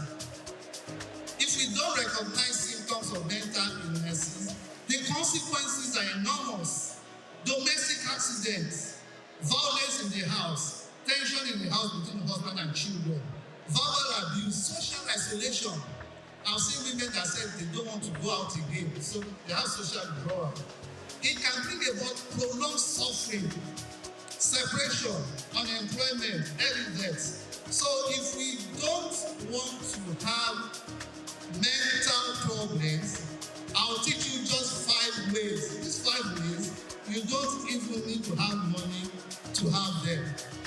They are wonderfully selected, and they are very good psychological problems. Number 1, if somebody is stressing you anywhere, at work, at home, your mother-in-law, your father-in-law is stressing you and is making you want to have mental disorder, write a letter to that person. Dear sir, dear man, you know you are the most terrible person in this world. I feel like slapping you. So write 5, 10 pages, sign it, but please go and hide that letter when nobody will see it. 3 days later, go back to that letter and be amazed about the venom you poured in that letter. Number 2, abuse the person stressing you. Not to his face, so put a pillow on a chair. Write the name of the person stressing you. Mr. Jones or Mrs. Brown. Then abuse that pillow the way you would love to abuse that person to his front. So when you see that person following day, you will not have racing habits or palpitations. Number 3, between husband and wives. Very effective. When somebody wants to be difficult, either the husband or the wife, just walk away. Walk away, go for a long walk for 30, 40 minutes and come back to the house smiling. Number 4, dress your best every day. When you think you are feeling sad, that is when you need to dress your best to work. Because the comments will lift your mood. You are beautiful today. You are charming. You are pretty. Wow. And those kind of comments will make you to be happy. Number 5, which is when you are feeling low and feeling sad, that is when you need to use this therapy. It's called the dancing therapy. So I'd like the DJ to put Koloba for us. And I'd like everybody in this hall to stand up and dance 3 minutes to the Koloba. Please let us dance. I am a fantastic dancer. And we saw Mr. Selebu dancing on the stage there. If you think you can dance more than Mr. Selebu, please show us your skills. I'm a good dancer too. Everybody get up.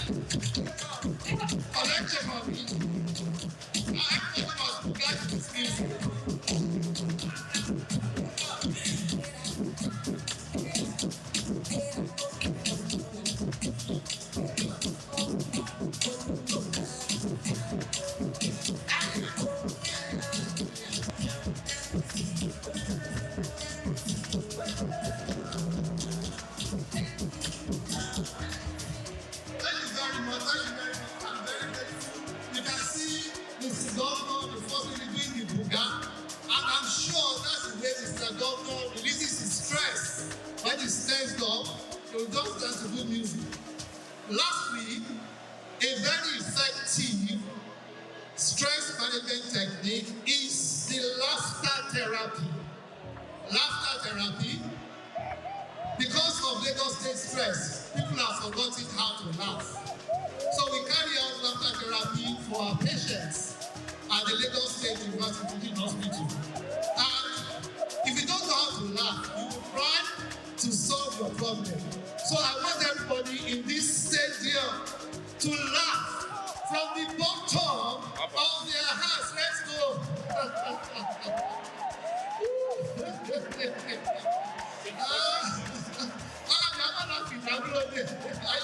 I'm happy to be here. Wow. So if somebody's annoyed you, you can also laugh away the stress. So if you know these 5 stress management techniques, you'll be able to handle your stress. Now, I want you kí tún sọ ní Yorùbá pé gbogbo wàhálà tó wà lẹ́kọ̀ọ́ yìí ó jẹ́ káwọn obìnrin máa ní àrùn ọlọ́pọlọ èyí tá à ń pè ní depression, ìrẹ̀wẹ̀sì ọkàn. Táwọn obìnrin bá jẹ́ depression wọn kì í mọ̀ wọ́n kò rò bóyá èèyàn ló ṣe wọ́n ni. Báwo ni ẹlẹ́ṣẹ̀ máa bọ̀ depression? Wọ́n á máa ronú, wọ́n á máa kanra, wọ́n á máa bẹ́rù bọ̀dìjà, wọ́n ò ní lè sùn, wọ́n á lose appetite fún àbí kó máa jẹun jù, ọ̀kọ́ máa sùn jù. Táwọn bá jẹ́ mọ̀ báwọn ní gbogbo àwọn kí yìí ó máa jáde kéèyàn ní malaria ni. Wọ́n á lọ bá dókítà wọn, dókítà ní malaria lẹ́ni o. Wọ́n á fọ lóògùn malaria. 3 months later, the same problem. Tó bá yá, wọ́n bẹ̀rẹ̀ sí máa gbóhùn. Ohun tó ń pọ̀ máa gan, ó yá lọ gbé ìyàn létí, lọ jump sínú ibì kan, ọ̀rẹ́ sí ohun. Náà tó bá tún ní treatment, á wá di pé ohun yẹn sọ fún wọn pé kúkú lọ end it up. So, and people don't know that it's because of depression, wahala ayé, stresses of life ló cause it. Unfortunately, ibi tó bá gbé àwọn problem lọ ní church àbí mosque, nítorí pé kò sẹ́ni tó fẹ́ gbé wàhálà ìlọ sí yàrá àbá òsì, wọ́n ní ṣé mo ti wá ya wèrè ni? No, you don't have to go to the hospital. Psychiatric facility ó wà ní Lutz, ó wà ní Lasuth, ó wà ní Military Hospital, ó wà ní some places. So when you have this problem, collaborate with us. Go to your general hospital, let them give you treatment. Àwọn tó bá lè treat dáadáa, wọ́n á refer àwọn wá sọ́dọ̀ wa ní Lagos State University Hospital, táwọn psychiatrist wà. So àwọn ọpọlọ mi ìwé èèyàn ti ya wèrè o. Bọ̀dé ìbádẹ́ ìfẹ́ ní mental problem. Àwọn ọmọ márùn-ún yẹn ló ní kẹ́ ṣe o. Write a letter, abuse, walk away, dress your best, and laugh away your problem. So to round up, 20 ways you can prevent mental illnesses. Number 1, love yourself, adore yourself, cherish yourself as a woman of substance. Don't be envious of other people's achievements. Learn to relax, set goals, sleep for 8 hours, ask for help, share your problems with your nurse, with your social worker, with your pastor, with your imam. Improve your social relationship. Be prepared for sudden change, like how changes in Nigeria. Recognize who are stressing you and deal with them. Learn something new. Take responsibility for what's happening to you. Don't blame anybody, blame yourself. Dance, laugh away your stress. Do anything that is possible to make you happy. So to conclude, we'll be able to talk about mental challenges of women, how to recognize them, how to prevent them, how to collaborate with psychiatrists in Lagos State. And once you do them, we are much more empowered to accelerate action regarding women's rights, regarding empowerment, gender equality, addressing poverty, and financing gender equality. Mr. Governor, sir, the First Lady of Lagos, ladies and gentlemen, thank you very much for your attention. Thank you very much. Also, the Special Advisor on Climate Change and Circular Economy, accomplished professional who has made a successful transition from a career in marketing and communication to becoming an organizational management executive, social reformer, and youth advocate. We make welcome Mrs. Titilayo Osho. Please put your hands together for her once again. Your Excellencies, distinguished guests, women of Lagos and champions of change, it's a privilege to stand before you today as we mark International Women's Day 2025, a day set aside to celebrate the achievements, resilience, and boundless potential of women worldwide. This year's theme, Together We Can Forge Women's Equality, collectively we can all accelerate action. This is a powerful reminder that true progress is not just about acknowledging women's contributions, it is about deliberate action to ensure that women thrive in every sector, every community, and every economy. I'd like to appreciate His Excellency, the Governor of Lagos State, Mr. Sellable, the he for she governor, Mr. Climate Change, the brand new Mr. Circular Economy Pioneer. Let's give him a round of applause for his unwavering commitment to empowering women through policies and initiatives that promote inclusivity, sustainability, and economic growth.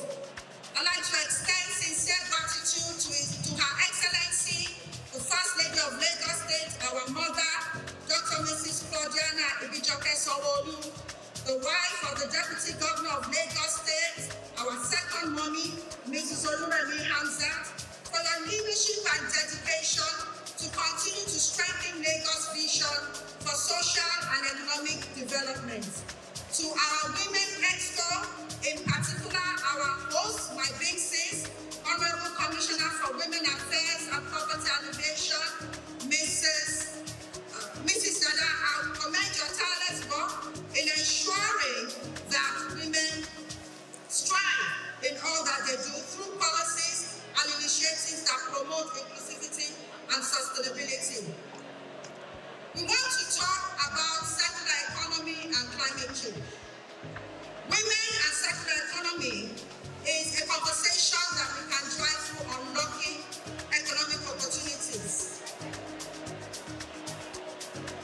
Women must be empowered with tools, resources, and opportunities to become financially independent. We were able to establish a collection hub on February 14 to commemorate Valentine's Day. It was an expression of love. It was an expression of inclusivity. It was an expression of economic opportunity, not only for women, but also for everybody within the public sector in Alausa. The reason why we are mentioning this is today is because we want to start to drive the essence of the culture within the public sector. You know that we all have that culture of savings. There's a job, there's cooperative, there's a susu. What makes the connection hub different within the circular economy context is that you're using your waste to achieve this economic opportunity. The benefits that come to you go beyond just the naira and kobo, which is very, very important to enter into your pocket. But you also get a chance to start to cultivate the habit of saving. Now, if you are able to gather your waste from home, those plastic bags, those clothes, those cartons, the cans, even the things that you use as remnants, begin to know from now on that everything has a value on it. Under the leadership of our Mr. Sellable, under the leadership of Mr. Circular Economy, there are businesses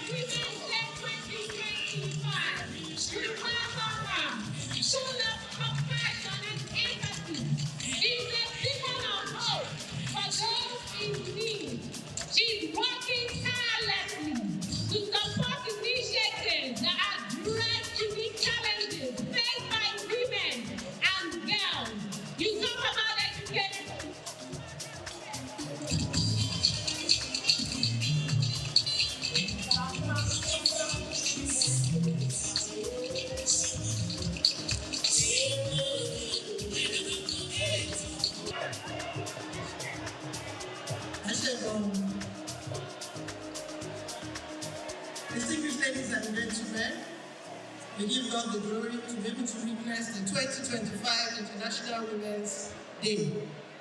Happy International Women's Day to every woman seated in the house here present, and to those that are watching us online. All glory, all honor belong to God. We want to thank our mother of the nation, distinguished Senator Oluremi Tinubu, who is a senior woman and a very strong advocate for women. And by extension, we use this medium to meet our president, the national he for she, President Asiwaju Bola Ahmed Tinubu. We thank God.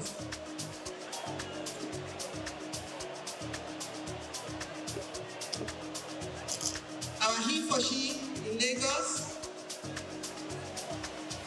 Mr. Governor Babajide Olushola Aduragbemi Sanwo-Olu, thank you for always being there. And I also know that you do not do it alone.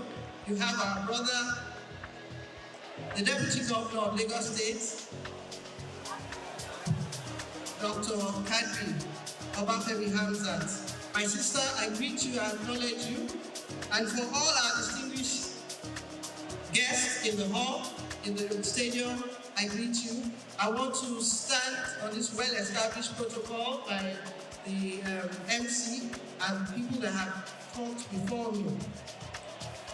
The year 2025 International Women's Day. The theme, Accelerate Action. Lédè Yorùbá, yára ṣàṣà fún ìdàgbàsókè àwọn obìnrin. Lédè Hausa, Aikato, Aiki.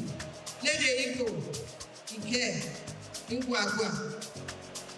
To show you that all over the world, all over Nigeria, today is a significant day that we remember all our women. Not only celebrating them, but greeting them for their resilience, their dog-headedness, the hard work that they put to ensure that women's voice are recognized. This year's theme, Accelerate Action, is a powerful call to move beyond discussions and take concrete steps towards gender equality, economic empowerment, and social inclusion for women.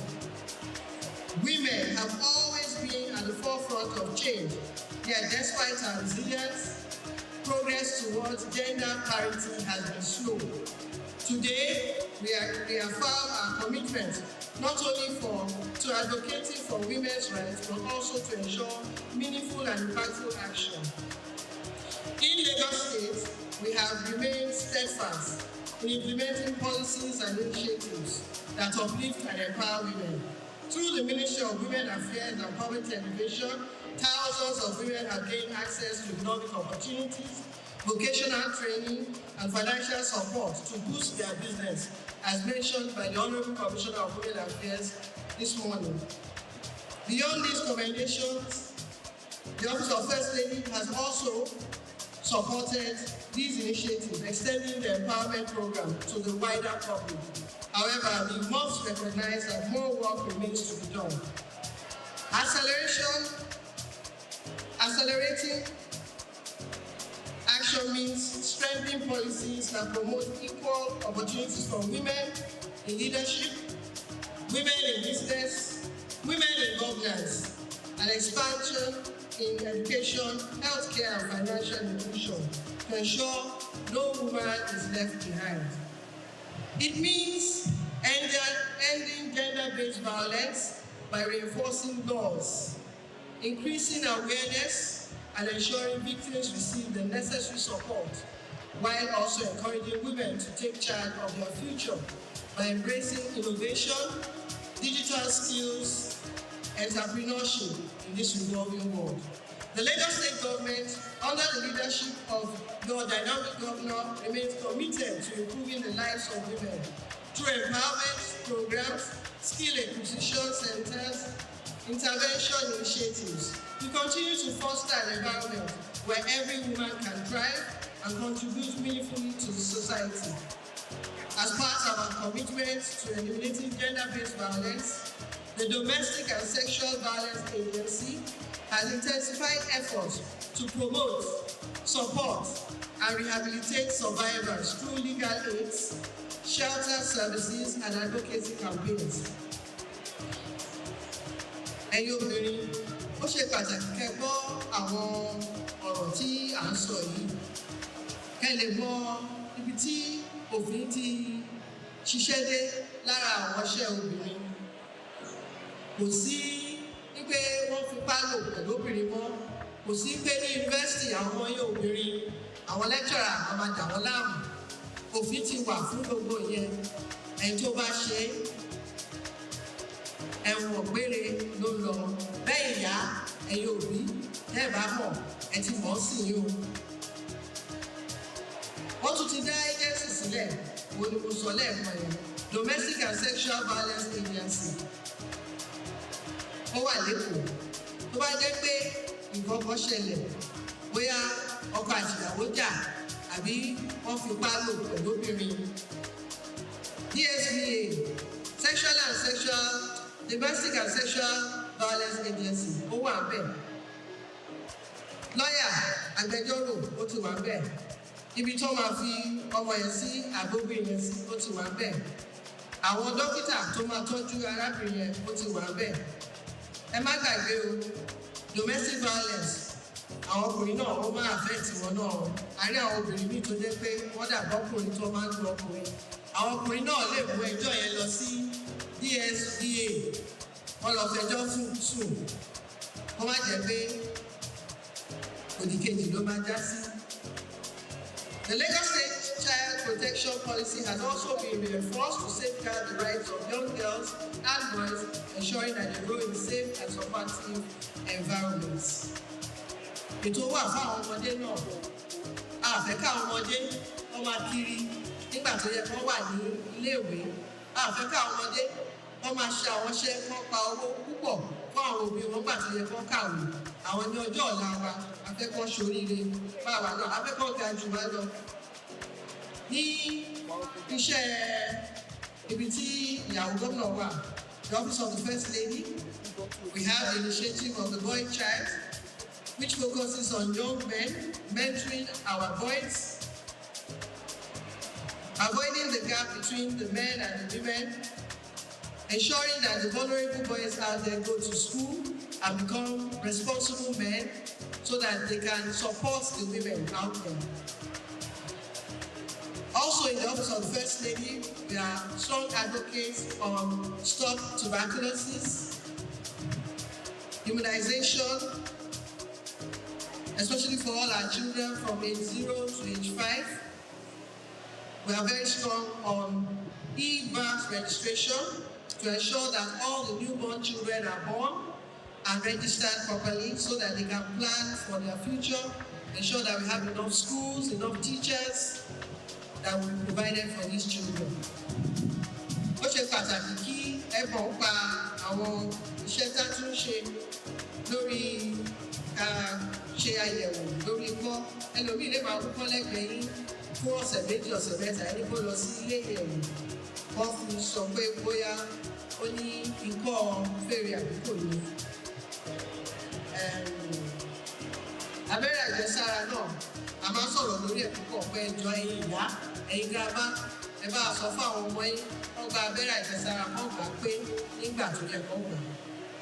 E-registration, ayé àtijọ́, ẹ bá ti bímọ, ẹlòmíì pàápàá wọn fẹ́ lọ rẹ́gísítà ọmọ wọn.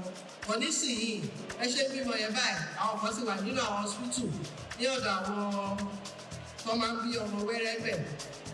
Wọ́n máa ti lo fóònù, wọ́n máa ti gba orúkọ òbí àti bàbá àti ìyá. Immediately wọ́n máa ti fún wọn ní NI number, National Insurance Identity Number, so that wọ́n bá ṣe ń dàgbà sí àwọn ìjọba wọn mọ àwọn nǹkan tó yẹ kó ṣe. At this junction, I wish to sincerely appreciate the key stakeholders who have played significant roles in advancing the cause of women in Lagos State, starting from young governor Mr. Babajide Olushola Sanwo-Olu, who Despite being a father and a husband, deemed it necessary to provide visionary leadership and unwavering support for women-focused initiatives, significantly propelling our progress in Lagos State. I also appreciate the Deputy Governor, Dr. Obafemi Hamza, and his wife, Mrs. Oluremi Hamza, for also supporting the growth and welfare of women in Lagos. We deeply appreciate your contributions. The Honorable Commissioner for Women Affairs and Poverty Alleviation, Mrs. Bolaji Dada, the Permanent Secretary of the Ministry of Women Affairs and Poverty Alleviation, Mrs. Oludemi Kalisongo, for your joint, relentless effort in championing women's causes, expanding empowerment programs, and driving impactful policies that have transformed countless lives. Again, we want to remember our mother, the wife of the President, distinguished Senator Oluremi Tinubu, on her program Renewed Hope Initiative, which encompasses and ensuring that better families are being recognized. Her pillars based on agriculture, on women empowerment, financial inclusion, social inclusion, very important, and environment. Over the months coming, you will be noticing and be hearing a lot about more on encouraging every woman to plant something in their homes to reduce the poverty level. You will also be hearing a lot about financial support, elder support, and you will also be hearing a lot on environment, ensuring that your environment is clean.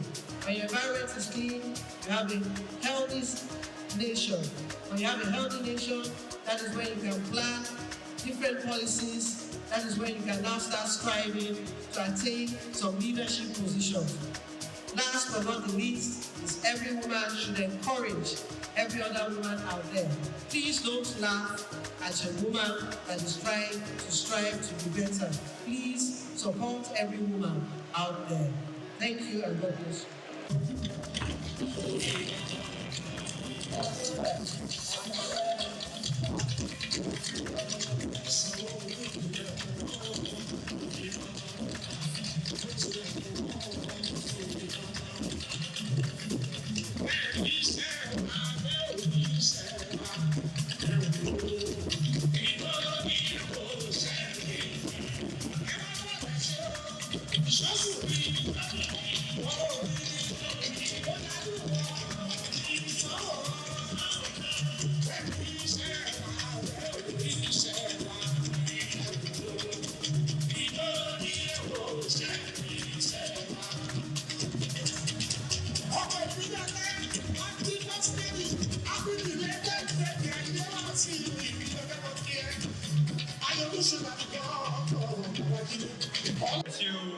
Thank you very much.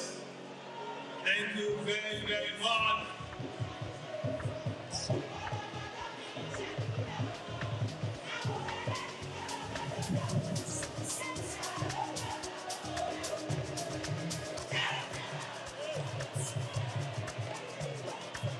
Àwọn yẹ́lò mi ni ẹ jàre, ẹ fún ayé látẹ̀wọ́. Thank you very much.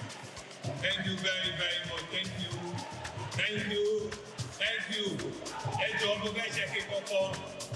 Ẹ sọ fún ẹ tó wà lẹ́gbẹ̀ẹ́ yín, you look beautiful. Ẹ tó wà lẹ́gbẹ̀ẹ́ yín, bọ́sì pẹ̀ ẹgbẹ́ kejì, you look beautiful. Tó ti ẹ̀rẹ́wà tó tó yìí.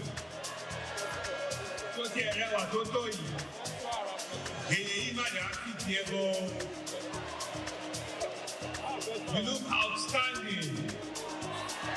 Tọ́ọ̀bù àti sọ̀fún ẹ sọ fara ilé ní.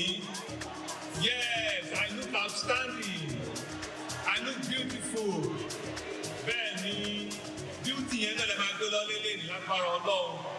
You're beautiful inside and you're beautiful outside. Mo fẹ́ dúpẹ́ lọ gbogbo yín ni o. Mo fẹ́ dúpẹ́ lọ gbogbo yín. Pé ó tiẹ̀ jẹ́ nínú àwẹ̀. Inú àwẹ̀ ti kiri yó. Àti ti Mùsùlùmí, Ramadan Kareem, àti lẹ́yìn gbogbo ara tú dáadáa, ká jáde lé gbogbo gbogbo ara tẹ̀ ṣe gan-an ní ẹ̀ṣẹ́ pé ẹ̀yìn tó ti sùúrù sílẹ̀ àwọn oníkà máa dùn díẹ̀, àyè máa jó díẹ̀ sí i. nǹkan tó dáa là ń ṣe àdẹ̀dúgbẹ́ pé kò tí ì ṣàkó mẹ́rin àti àkó márùn-ún fáwọn òtí ìlú wa ń ṣàkó kan lóyìnbó ayé ìjó díẹ̀ sí àtòmálọ́lé bẹ́ẹ̀ ló ti máa rí o. Thank you very, very much. On your behalf, I want to acknowledge once again my own First Lady, your First Lady, the First Lady of Lagos State, Dr. Claudiana Ibijoke Sanwo-Olu, aka Ìyàwó Babájídé.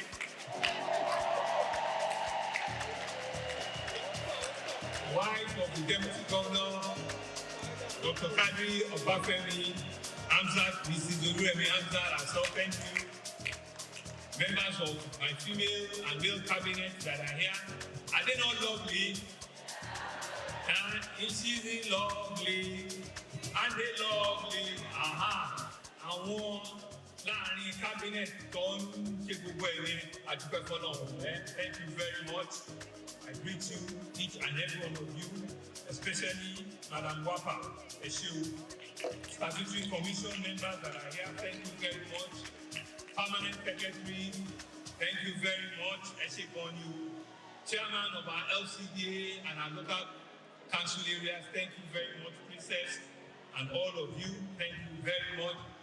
Our mothers, Yalodi of Lagos, Alaja Bintu, Tinubu, Eshikonyu, thank you very much for taking our time for sitting with us all throughout.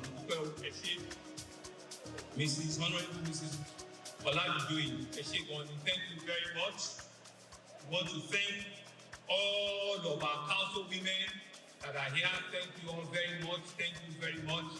Thank you, thank you, thank you. All of our guest speakers, Professor and Mrs. Lusu, thank you very much. Our Yaloja General, here is represented. Gbogbo Yaloja, Lotto Atilusi, Atibelo Gubuyu, thank you very much.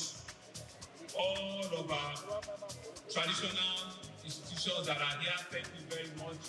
Community leaders that are here, thank you very much. Different political groups, female political groups that are here, thank you very much. All of our great women from all of the 57 local government and LCDA, all the way from Agege, all the way to Yaba, all the 57 of you, I greet you, I thank you, Eshikonyu, Eku Aduroti Gbogbo Gbagbogbo, Eshikonyu, Ayọ̀ Balógun, Otojo Mẹ́ta, Ọlọ́run ló gbóhùn lẹ́nu yín o, white jẹjẹ wọlé ní wọ́n fẹ́ẹ́ dájú sí gómìnà lọ sí òkè, gbogbo iná àmàlí àdúpẹ́ fọlọ́. Thank you very much, thank you. You can see that this year 2025 is a year of happiness and joy for each and every one of us. It's a year of blessing for each and every one of us. I want to use this opportunity, like First Lady said, to thank the leader of our government, Mr. President himself, who is number one, he for she. Through him, to also thank our First Lady, who were the beginning of the light of Lagos in 1999. We continue to acknowledge them. Thank you very much for your leadership. And to all the other First Ladies and former governors also that have run this place, we are here to celebrate all of you. Thank you for all the work that you have done to take us thus far. And so I want to thank all of you and with immense pride. This year, 2025, International Women's Day, which is globally a significant day. It's not just a day, it's on our calendar, but it's a powerful reminder of the essential role played by our women in shaping our society and driving progress. Our women internationally have come to acknowledge and recognize that we need to celebrate separately, differently. We need to set a day aside to celebrate, to thank you individually and collectively. And this year's theme is accelerate action. To accelerate action. It serves as a clear call to move beyond the rhetoric and for you to take bold and decisive steps towards achieving gender equality and empowering women. The IW Day, celebrated annually, which is on the 8th of March, as it would over centuries of advocacy for women's rights. This year marks a pivotal moment as we celebrate the 30th anniversary of the Beijing Declaration on the Platform of Action, which was adopted all the way in 1995. You know, we all talk about the Beijing Conference in 1995. It is 30 years now of that conference in 2025, and it continues to wax stronger and stronger. And the theme, Accelerate Action, underscores the urgency of addressing the persistent inequality and the barriers that hinder women from realizing their full potential. For us in Lagos State, we're not just echoing this theme, we're embodying it through deliberate actions and policies to ensure that we empower our women across all sectors, from expanding economic opportunity to ensuring that they have access to quality healthcare and education. Our administration continues to remain an E4C governor, an E4C government, an E4C public sector. We reaffirm our dedication to this and to foster inclusive environment where women are not only seen, but they are heard, and they are ensured that at all times they are equally empowered. We have made significant investment in various initiatives that are ensuring that we foster self-sufficiency, leadership, and economic participation. Through our various programs, Ministry of WAPA, Ministry of Youth, Wealth Creation, Climate Change, Sustainable Development, SSD, all of them, in one form or the other, commerce, trade and investment, MSMEs, we are very deliberate and intentional to ensure that we change the course of women positively in Lagos. Our policies are dedicated to protecting women from all forms of gender-based violence while creating opportunity for them to assume leadership role in governance. And of course, take decision-making position as well. Additionally, we facilitate access to credit for them to enable that all our female entrepreneurs, they can grow in a sustainable manner and their businesses can flourish. I'm expecting one item that I want to show today as a demonstration of our commitment at empowering our women. Progress, they say that it requires a collective action for us to ensure that the gender equality is not just a lip service. Our Teams Plus agenda, the plus in the teams is gender equality, access to our women, and it's something that we deliberately put in our economic policy for everyone to see in Lagos. So we are here once again to celebrate the 2025 International Women's Day. By the grace of God, in another 1 year when we're celebrating one for 2026, you also come around with bigger and better and bolder ideas. I'll see you, and I'll see the grace of God and the glory of God and economic development within all of you. Mo fẹ́ dúpẹ́ lọ gbogbo yín ni o. Gbọ́ mi báyìí. Mo fẹ́ dúpẹ́ lọ gbogbo yín ni o. Ẹ̀yin ìyá wa, ẹ̀yin sísá wa, mo fẹ́ dúpẹ́ lọ gbogbo yín ni o. Mo fẹ́ dúpẹ́ pé ẹ dúró tì wá.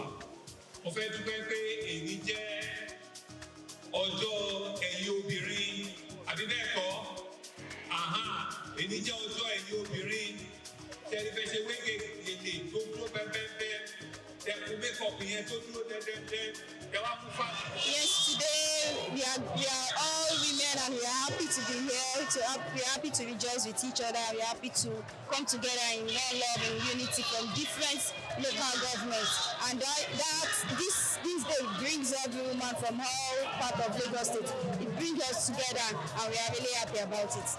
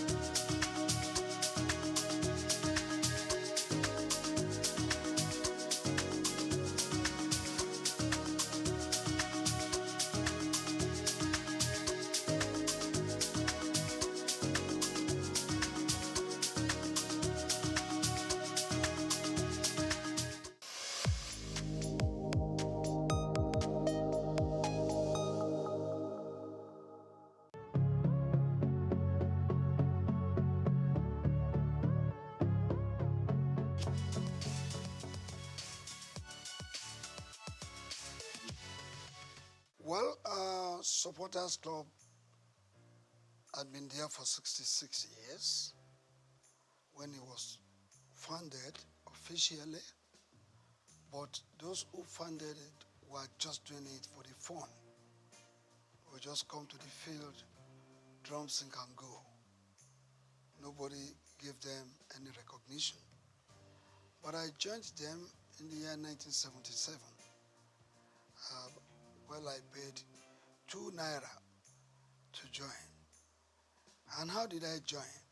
It was because of an incident that happened at the National Stadium. The Shooting Stars of Ibadan and the Bendel Insurance of Benin were playing the semi-final of the FA competition that year. And I had to go to enter the stadium. I paid 4 naira to watch the game. But while entering the stadium, the whole place was filled. And when I got inside, there was no place for me to sit down. So many of us were standing out there, people outside the gate of the stadium. There were more than the people right inside. So as at a point in time, while standing, some people just took me off ground and threw me into the crowd. And I started rolling until I landed on the culvert, concrete. Concrete slab. Before I knew it, over 50 people were on my top. And I could no longer breathe. So to me that day, it appeared I was going to die. But through the grace of God, I was able to wriggle out myself of that position. And the man directly on top of me had to leave, because what I did was by biting him. And I had to struggle to go under the concrete slab. And I was right there for the first half of the game, 45 minutes. I was right there under the concrete slab. I couldn't watch the game. It was the breeze that was coming from the outer part of the stadium that saved the situation. After the first half, you know, people will get up to go to the toilets, to go and buy drinks and meet their friends. I had the opportunity of coming out, and a good Samaritan gave me a small place to sit. Even at that, I was very unconscious. I was not comfortable. But the game ended. It was a drawn game. When the game ended, everybody left the stadium. But because I wasn't very comfortable, I had to wait in the stadium for like an hour and a half before I left. So when I left and I got home, 9 p.m. network news, breaking news. 32 people died in the stadium that day. And that, the thought came to me. I probably could have been one of them. But I thank God. That was what informed my decision to say, I will not go to the stadium again until I have the best way to go into the stadium without being killed, maimed, or injured. And I decided to move with those people, and I joined them. But then we were just doing it. Maybe 20 of us, 15, 30 of us, we meet under the trees of the National Stadium, and we go home. And since that period, immediately I became a member, I introduced what they call flag bearing. When from 1977 to 1990, every Nigerian team that came out of the tunnel or goes out there, outside Nigeria, to play, you will see the Nigerian green, white, green flag being carried by one person. It's me. I did that flag bearing for 13 whole years. Whenever the team is played,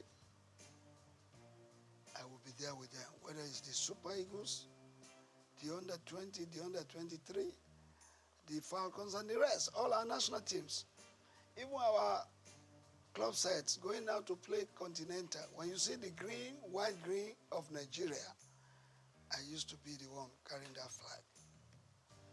So I was with them, and I rose within the ranks from being an assistant secretary to becoming the national secretary and also the chairman of the disciplinary panel of the Nigerian Football Supporters Club.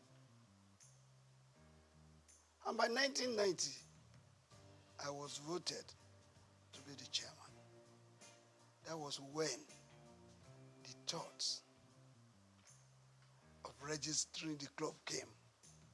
So when you hear that the Nigerian Football Supporters Club founder, officially because of its registration, I did the registration. Registering the club, I moved it from Lagos to Ibadan, Oyo State. I'm an Ibadan man. Charity begins at home, they say. So I went to Ibadan. From Ibadan, I moved to Bauchi. I moved to Abuja, Kano, Port Harcourt, all the states of the Federation. By 1992, I went to Cote d'Ivoire, in Abidjan precisely, to launch the Supporters Club. I went there physically, bringing the Nigerians together, those living in Abidjan. I formed the Supporters Club and launched it officially.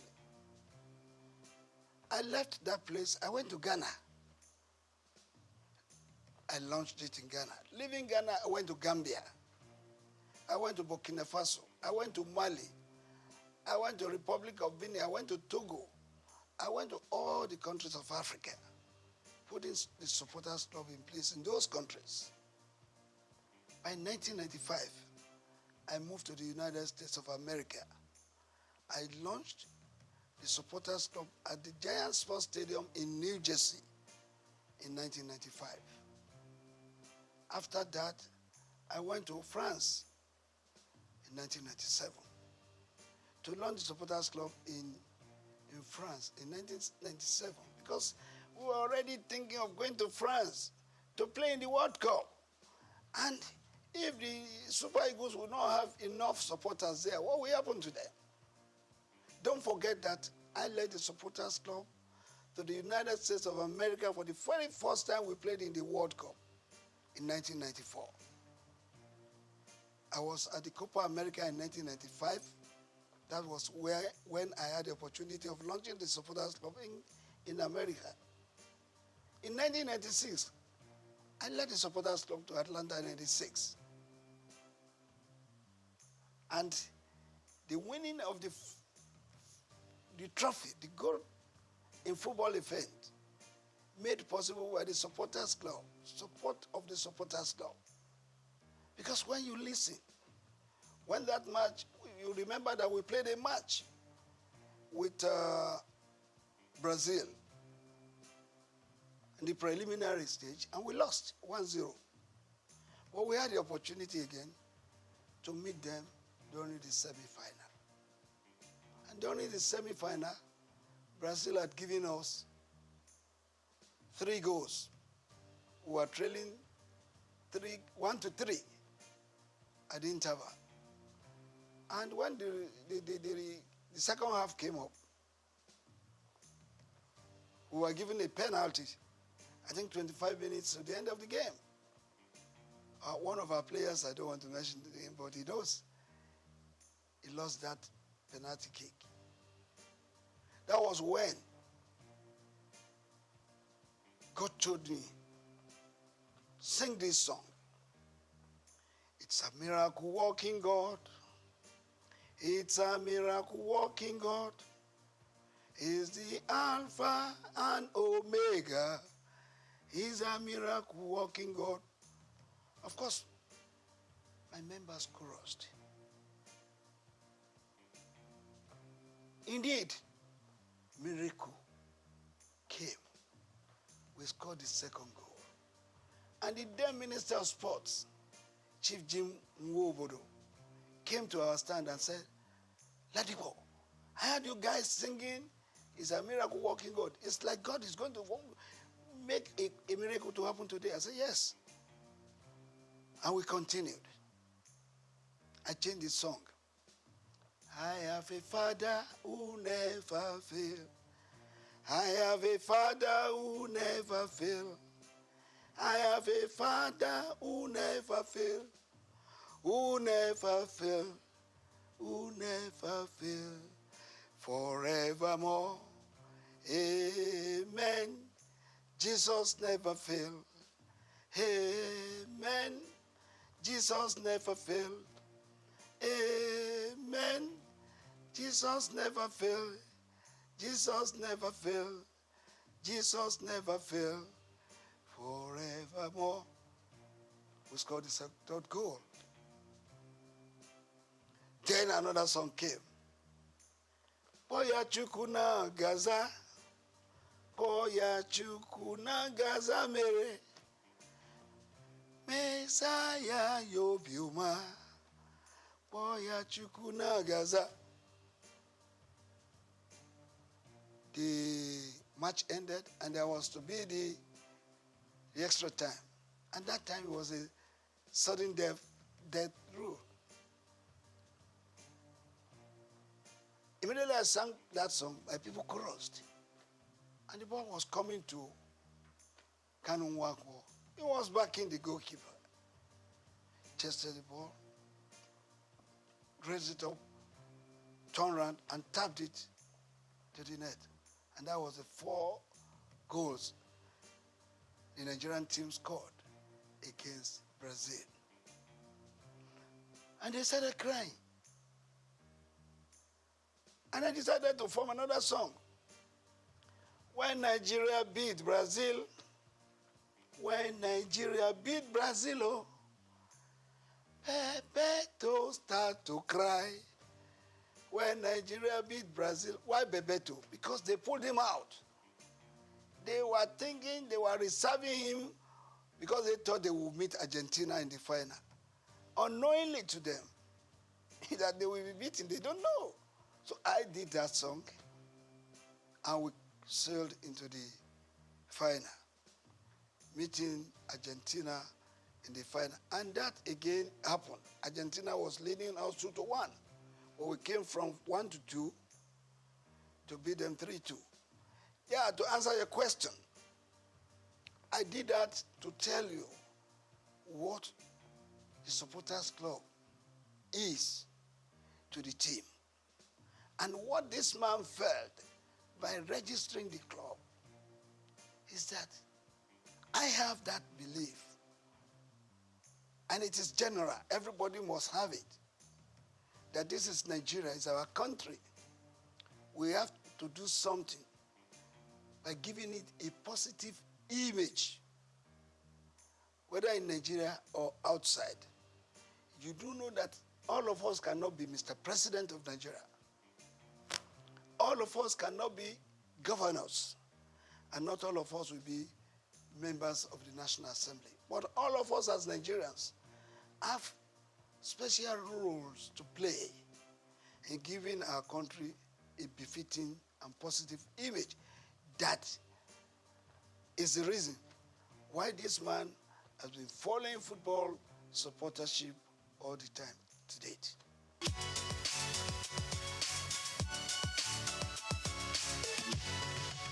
Well, I want to tell you, like I said earlier on, the grace of God has been the secret. The other secret is that my members, I get them reoriented to believe in my vision. All of them supports what I was doing. They all love this country. They want to contribute their own to the good name of Nigeria. That has been the secret.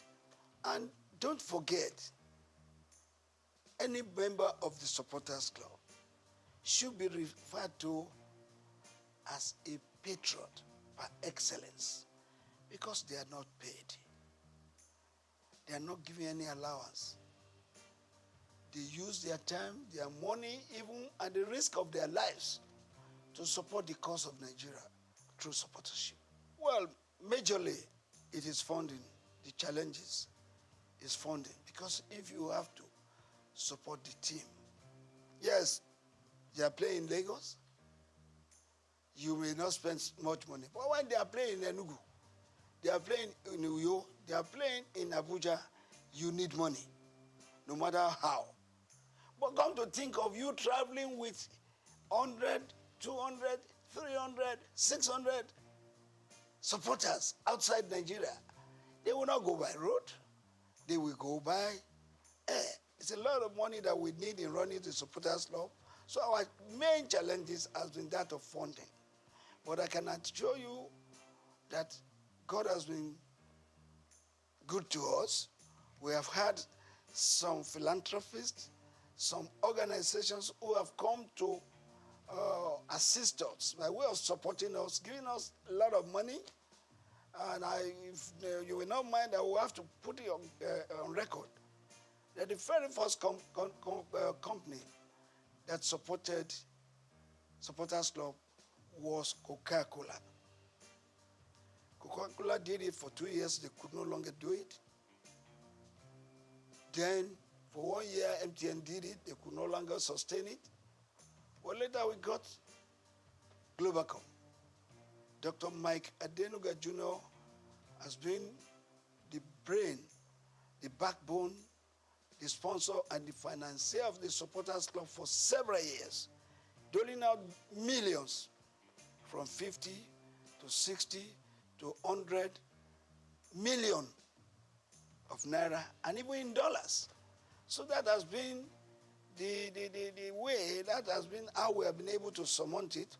We have some philanthropists. We have Taiwo Afolabi, who has always supported us whenever we are going out. I remember Alhaji Aliko Dangote in 1996. He supported us, and some other Nigerians too. Esther Ajayi, when we were going to Russia, 2018, I went to this woman, and I told her our problems. The second day, she was able to give us 20 million. I went to meet the then governor of Lagos State, His Excellency Governor Ambody. He gave me 10 million. The club, not me per se, he gave the club. And when we were going to Brazil in 2014, that was the very first time any government supported us. We went to Brazil. Before going, I visited the then president, Dr. Goodluck Ebele Jonathan. After decorating him as our patron, he pronounced a 50 million naira grant for us to go to Brazil. Actually, we were going to request from him a whole plane to take us there because we were going for a national assignment. Supporters Club is a selfless service. But the president gave us 50 million. I mean, Goodluck Jonathan. But we ended up spending 189 million. The difference of that was raised by me going to Dr. Mike Adenuga, Taiwo Afolabi, Esther Ajayi, Ambode, and the rest. That's how we've been running the club. We've been running the club, meeting people who lost the game of football, who lost Nigeria, and they have been helping us.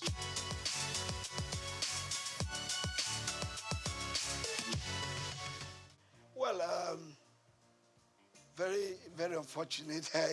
It's a story I hate to be talking about all the time because I've said many things about it more than 100 times. Supporters Club had been there for several years. And Dr. Rafiu Ladipo was the national chairman for just 10 years, from 1990 to 2000. I left that position in 2000. And then somebody else became the national chairman. And that was Alhaji Waidi and Relay Yusuf, who was the chairman for 8 good years. After him, there was Otumba Olatunde Bashorun. He was there for 4 years. And there came a time when one Mr. Vincent Okumagba acted in that capacity for 3.5 years. And there was one little mistake, misunderstanding, because people will not want to wait for their time. And all I told them is, please, go through an election. Anybody who would not want to go through an election is not supposed to be on that chair of the national chairman. That's what came up. And the then NFF believed that there could be 20 arms of supporters clubs in Nigeria. It could even run to 100 units. But this is unhealthy. You cannot have a situation where your team is playing right on the field and you have different corners where you have the Nigerian supporters scattered all over the field, singing in different voices. It's not good. But look, I've been able to manage it because God has told me that supporters must not die. Supporters club will not die. I have to be patient to let them see reasons why the supporters club should go and support the teams with unity. As a unit, go and support the team. But if you have funded your own, maybe you have registered your own, you have your own office, you can stay in your office. Manage your office the way you want to manage it. But when it becomes a national assignment, you are going out to represent Nigeria. All of us as supporters must come together to support Nigeria as a group supporting one team. Not when you have some people in angle 90, some people in angle 180, some people in angle 360, some people in angle 60, supporting one team. It does not go well. There's nothing you are going to achieve from this. I remember when we were in Russia, and my members have gone in. I normally wait for all of them to go in before I will finally go in. So when I was going in as the last person, I entered the stadium, and I saw them, some people up there, I saw some people on the left, I saw some people on the right. And when I was going to meet the band boys, some of their security men came to me, in Russia, and asked me where I was going. I said I was going to meet my people. They said I should bring my ticket. And when they saw the ticket, no, you can't go there, go there. That place is not yours. Your seat is downstairs there. How do I coordinate the activities of my members? This is what we've been telling them. Supporters club must be united. They must come together, sing together, cheer the team together, and let us have a befitting result. When the referee or the match officials see a group of people, even if you are 200 or 300, converging in one special place together, in your uniforms, in your green and white, and you are singing, they know you have come to support your team. So it takes them every reason to want to do the game better. Well, when you are not there, in a capacity crowd of 90,000, we had 5 supporters here, 2 there, 7 there. When the Argentines were about 87,000 in the field, singing for their team. So I believe that the supporters club must be together. I've been able to manage it now, up to now. The national chairman of the supporters club as we speak is Reverend Samuel Ikpea. He coordinates the activities of the supporters club in Nigeria. While worldwide, I'm the president general because we are supporters club in all the other countries of the world. And when we come together, there must be one person. There must be the head. We have the president of the supporters club in Cote d'Ivoire. We have the chairman of the supporters club in UK, In all Francophone countries, the head of the supporters club is called president. In Anglophone countries, the head of supporters club is addressed as Mr. Chairman.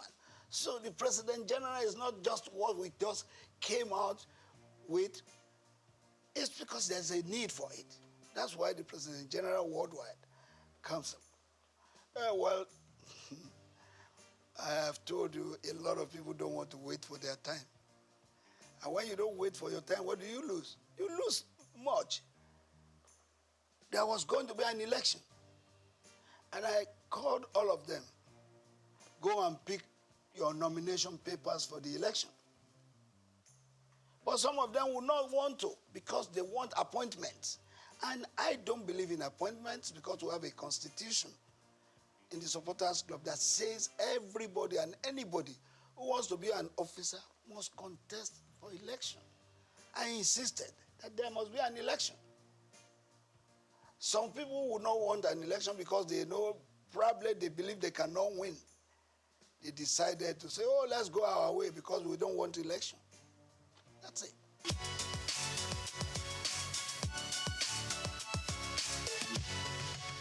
Before now,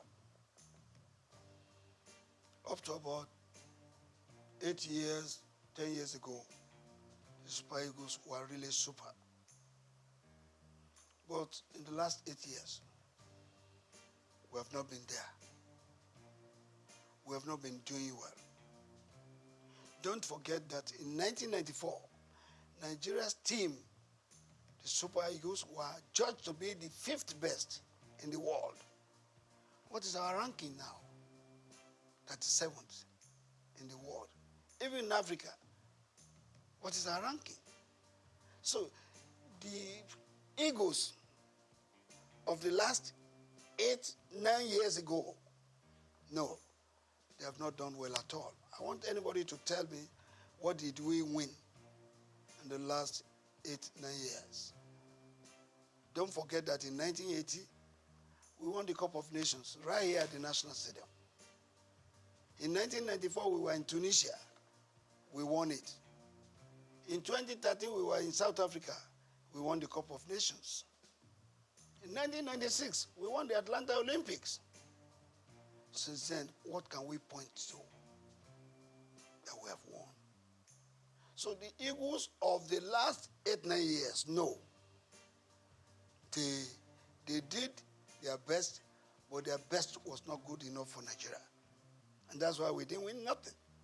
But I want to believe that the present crop of Eagles being put together now, going for the Cup of Nations, we want to write their names in gold. And if that is so, it means they have to put in their best to see that going to Côte d'Ivoire 2024 will not just be going there to make a number. We're going there to give a very good account of ourselves. Who says it is not possible for Nigeria to win the Cup of Nations again?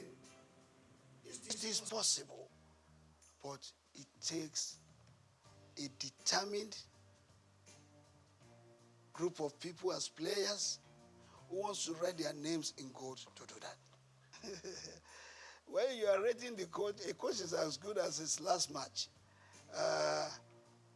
Pasero was employed, he was given a target, and the NFF has the power to either sack or renew his contract. I think according to them, maybe he has performed according to what they want.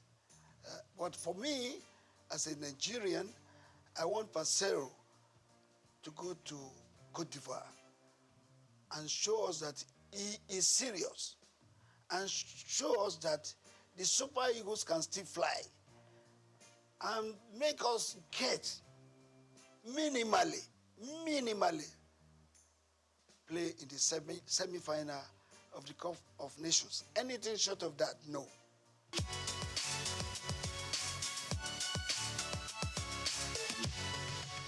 Well, I want to believe that our Nigerian coaches are good. There have been 2 or 3 foreign coaches that have done well. Westhoff, Bonfrejo, This witch doctor, what's his name again? I'll remember his name. This guy qualified us to play in the World Cup with a match to go. The witch doctor. Well, the witch coach, we call him, we remember it now, it will come back. So, since then, there's no foreign coach that has done better. I was one of the people that went to London to recruit this man I'm talking about. When we recruited him, he came to Nigeria, and he made us to qualify for the World Cup with a match still to go. Philippe Trouzet. I was there in England where we interviewed him. Well, since then, it has been one coach coming to take our money, not giving a very good account of us, of himself. But the Nigerian coaches, let's also praise some of them. Some of them. The late Shuaibu Ahmadu qualified us to play in the World Cup, even though he did not take us there. The late Stephen Keshi also made us to win the Cup of Nations of 2013 in South Africa.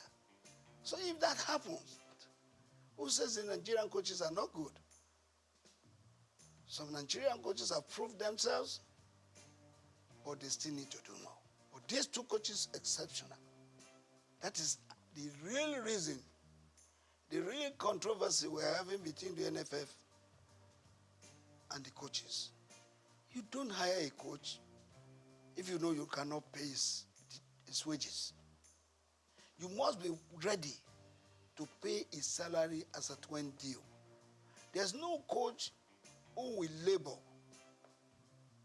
and labor, and after which he would have trained your players, and you are owing him salaries of 5 months, 7 months. Which coach will take that? Where is that happening across the world? Nobody will accept that. So that has to be looked into. And that is why the NFF has got to look for serious sponsors and raise funds for them to be self-sufficient, to be able to take all these challenges of paying the coaches wages. That is a big problem. And I think the present NFF board, led by Ibrahim Guzo, will look into that, look for sponsors, serious sponsors who are interested, not just interested, but who are genuinely interested in the Nigerian game and in the Nigerian nation. You may be interested in the Nigerian game, but if you are not interested in the Nigerian game, Nigerian nation, you may not give what it takes to do. You must have the love of this country at heart, and then love the game also.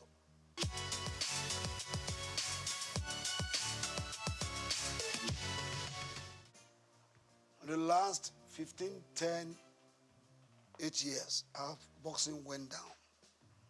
In the last 5 years to today, our boxing has come up. I am the president of the Nigerian Boxing Board of Control, and I confirm to you that every week now, we have a boxing championship. We had one last week.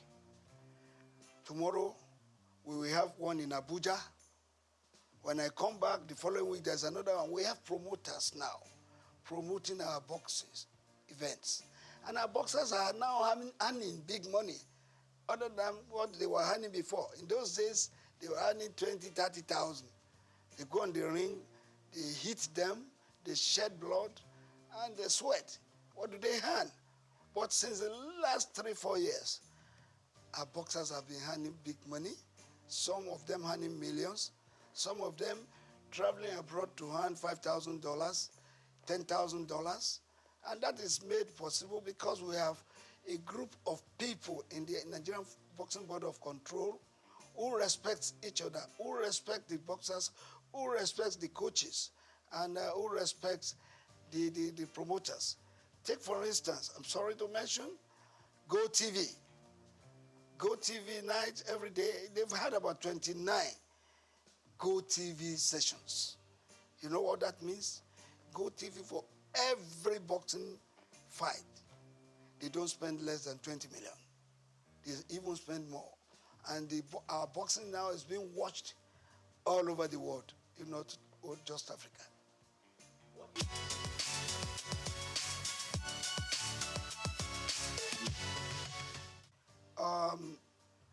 A lot of things have been said about this. We have sent memos. We have sent advice.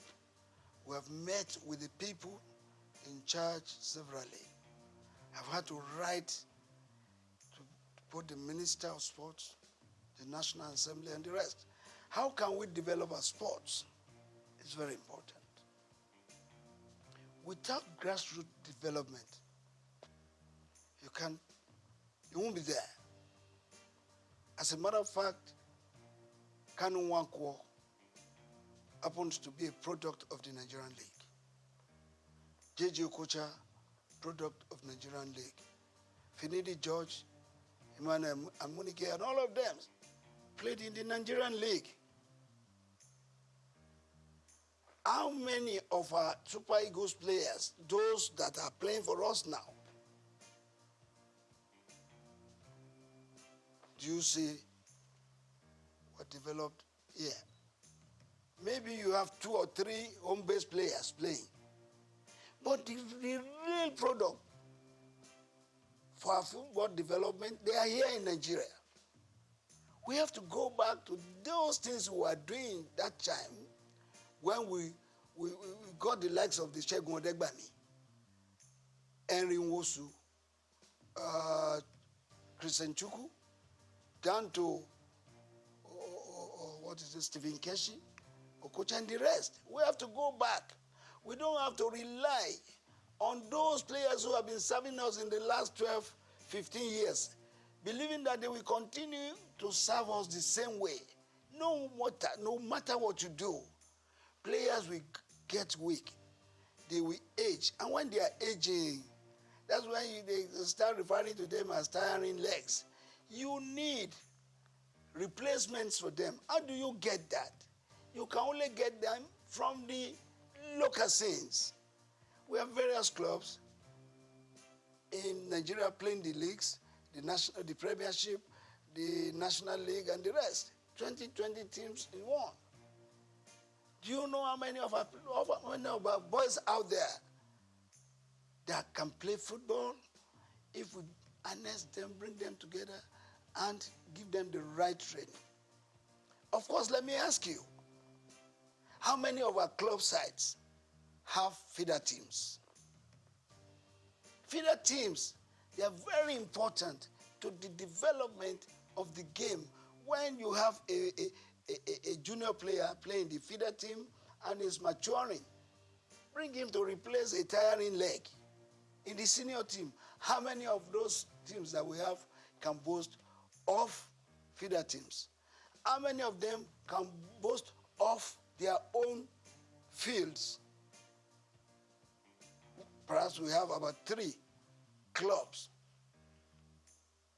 that are privately owned. But others are owned by governments, state governments. And state governments, what do they use them for? For political gains.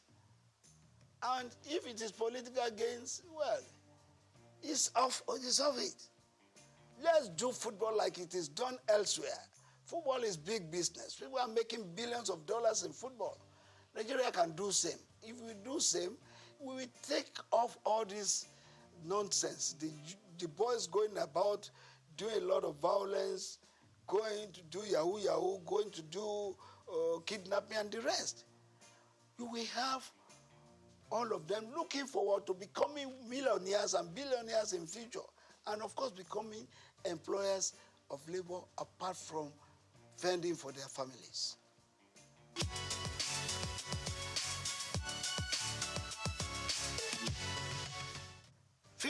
Above 50 football. Yeah, it's above 50.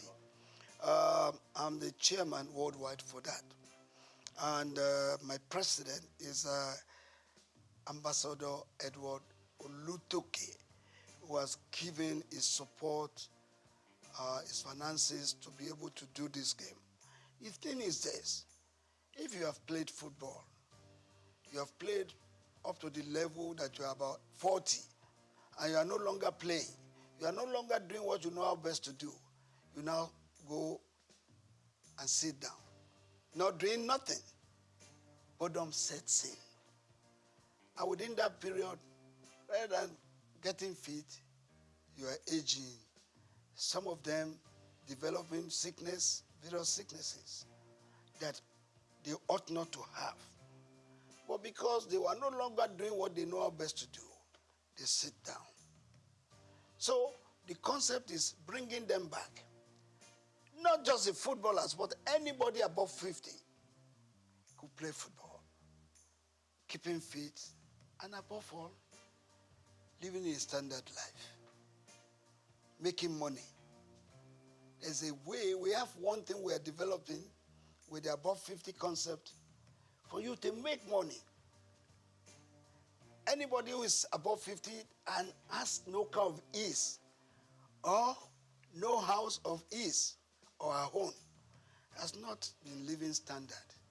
So above 50 concept is not just to play football alone, but to help you to keep fit, to keep you healthy, and make you to live standard life and make money.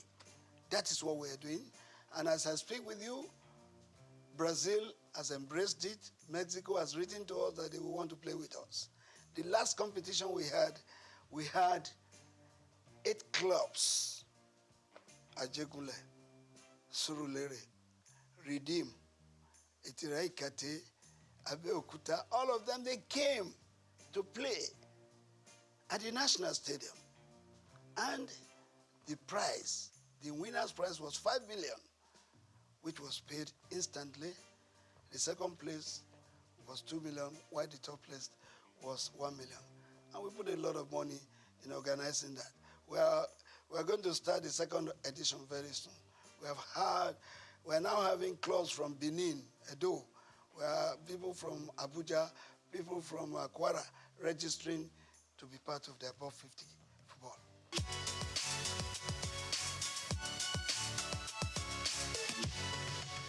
How much do they put into sports? What you have in sports is noise. How much money do they put into sports? They need more money to run sports, particularly the development of the sports, not just taking part in competitions. Because if you have to develop sports, it takes a lot of money. And all those successful countries doing sports, it's because they have put money into its development. So government has got to put more money into the development of sports. Fantastic women. They've done us proud severally, having been champions of Africa for 9 times. I don't think any country in Africa can boast of that. But beyond that, we should also realize that these ladies, they are getting old. Some of them are 40, 38, 36, down the ladder. You need replacements for them. That is why we're asking that we should put more money. We should put more focus in the development of sports, both male and female. I think with what the female national team has done for Nigeria, we owe it a duty to put more money into the development of female football.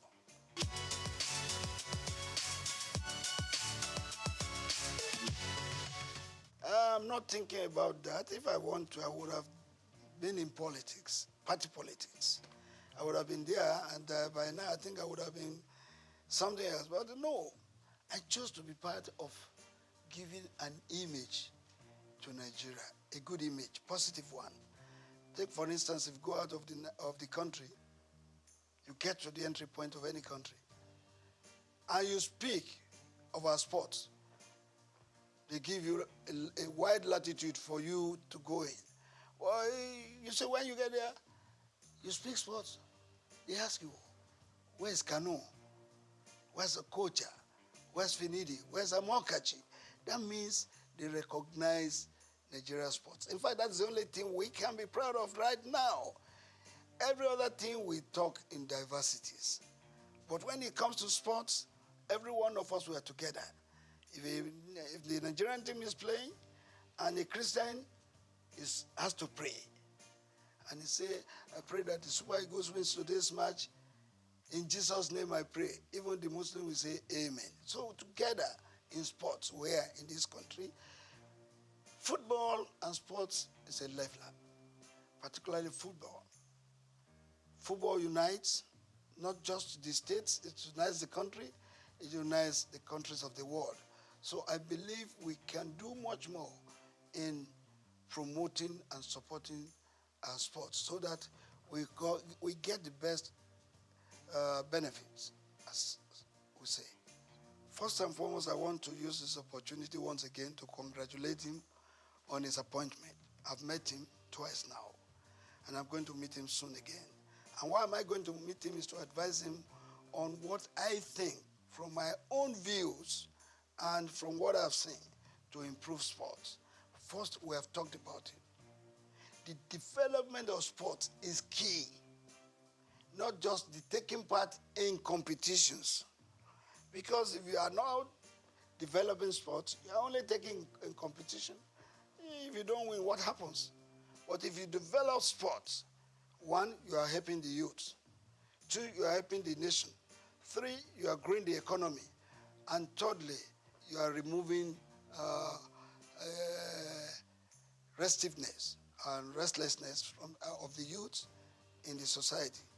I want us to advise the minister to key into the development of sports from the grassroots.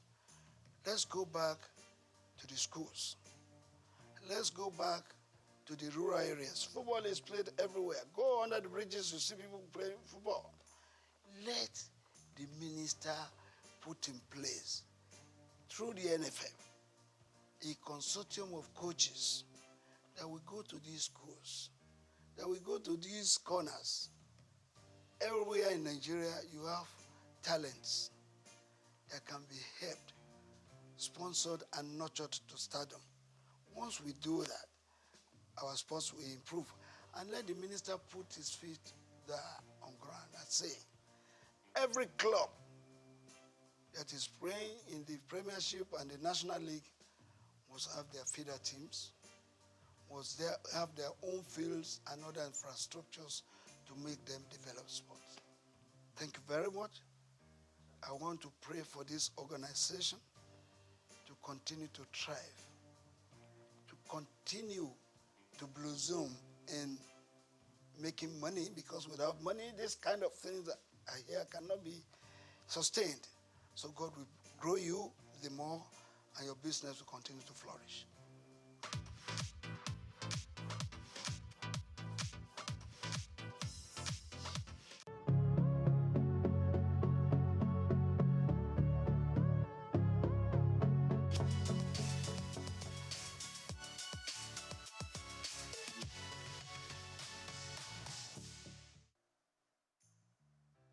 In 1957, just a greenhorn leaving school and looking for a job, going into broadcasting was something that I dreamt of. But that's only meant going into radio, because my old school, Holy Child College, still on the same site in Obalende, 2 streets away from the old NBC. I still can't forgive whoever changed the name to something else that is being called now FRCN. Because if the BBC remains BBC 100 years after the founding fathers, dreamt of starting television, radio from, all the war years and learning a bit from America. It all started from America. Because we were taught about all this. Every time they took us from school to take part in, schools debates on radio, we just walked across It's all in Obalende and Ikoyi, Balende/Ikoyi. So I dreamt of doing something along the line. And then one of my teachers left us high and dry and went to be a newsreader on radio. Marie Tabio, who later became Mrs. Irikefe.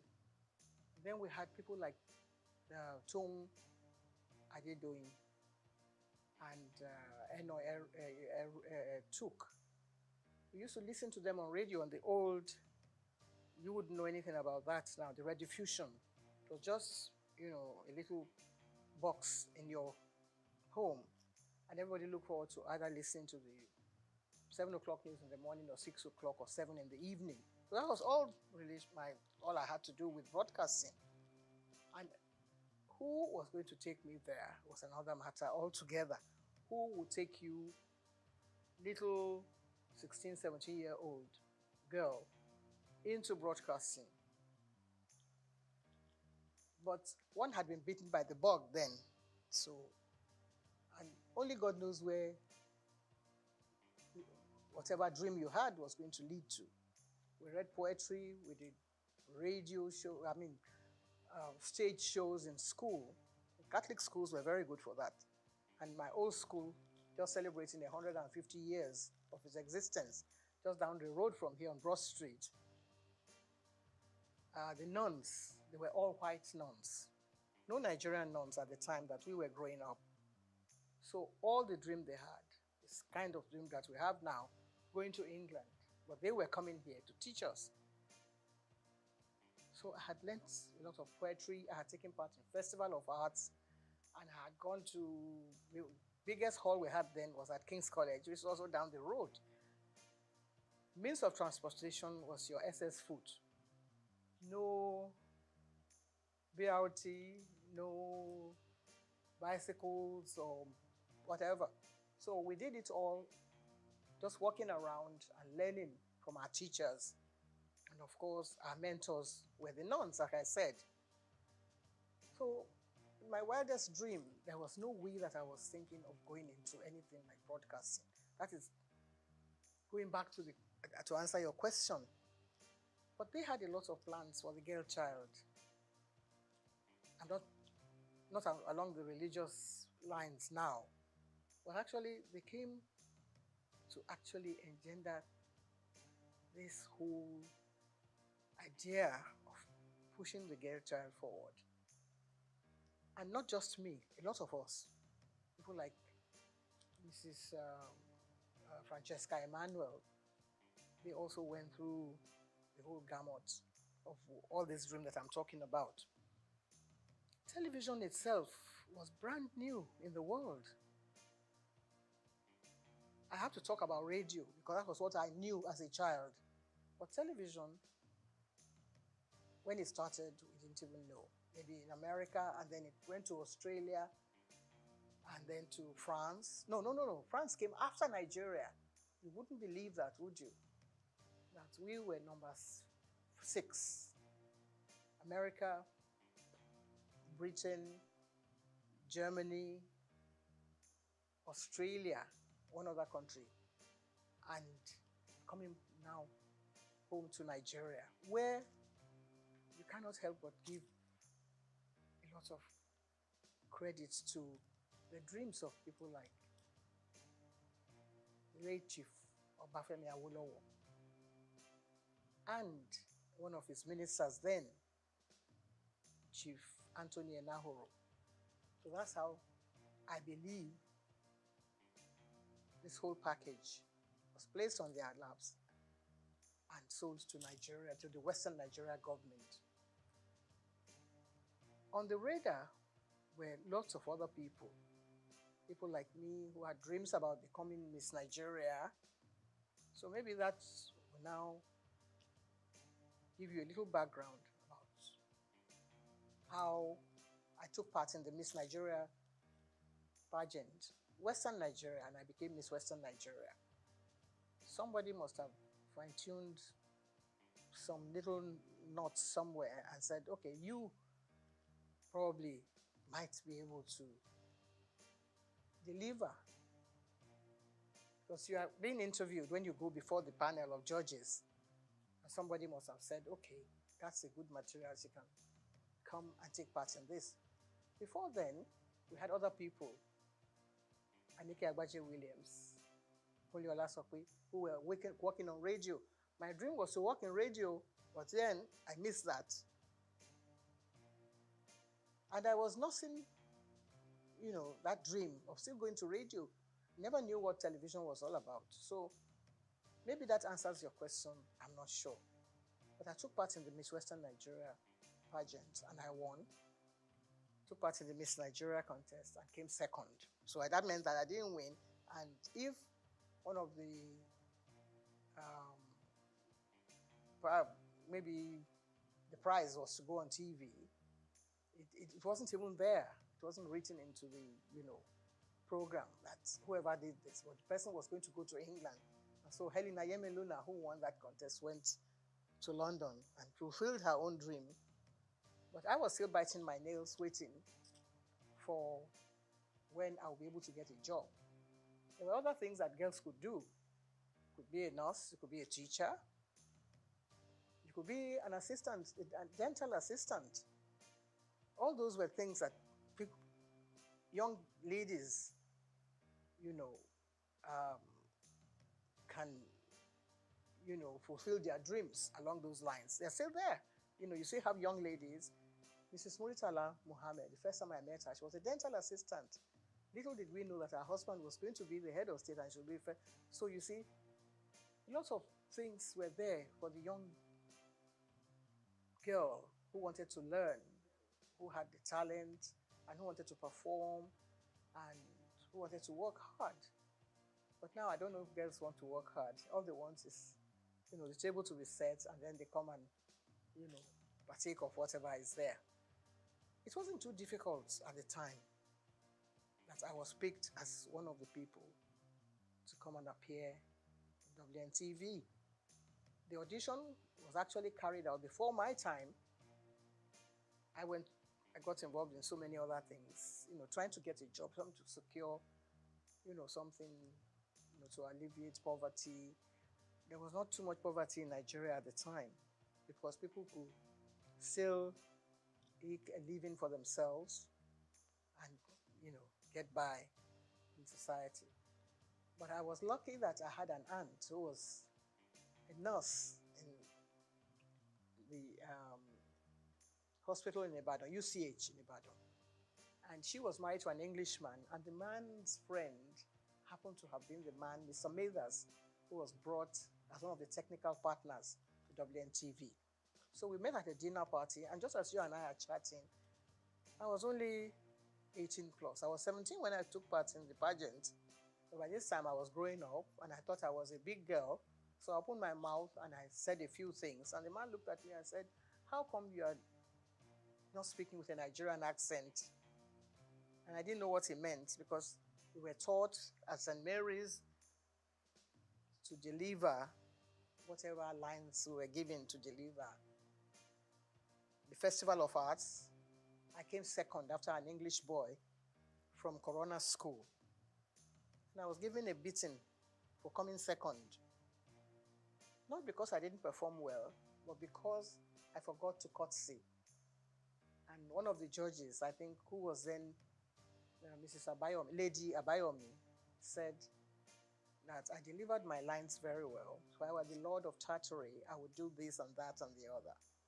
So I came second. And when I got back to the school, the nun, Sister Marieta, said,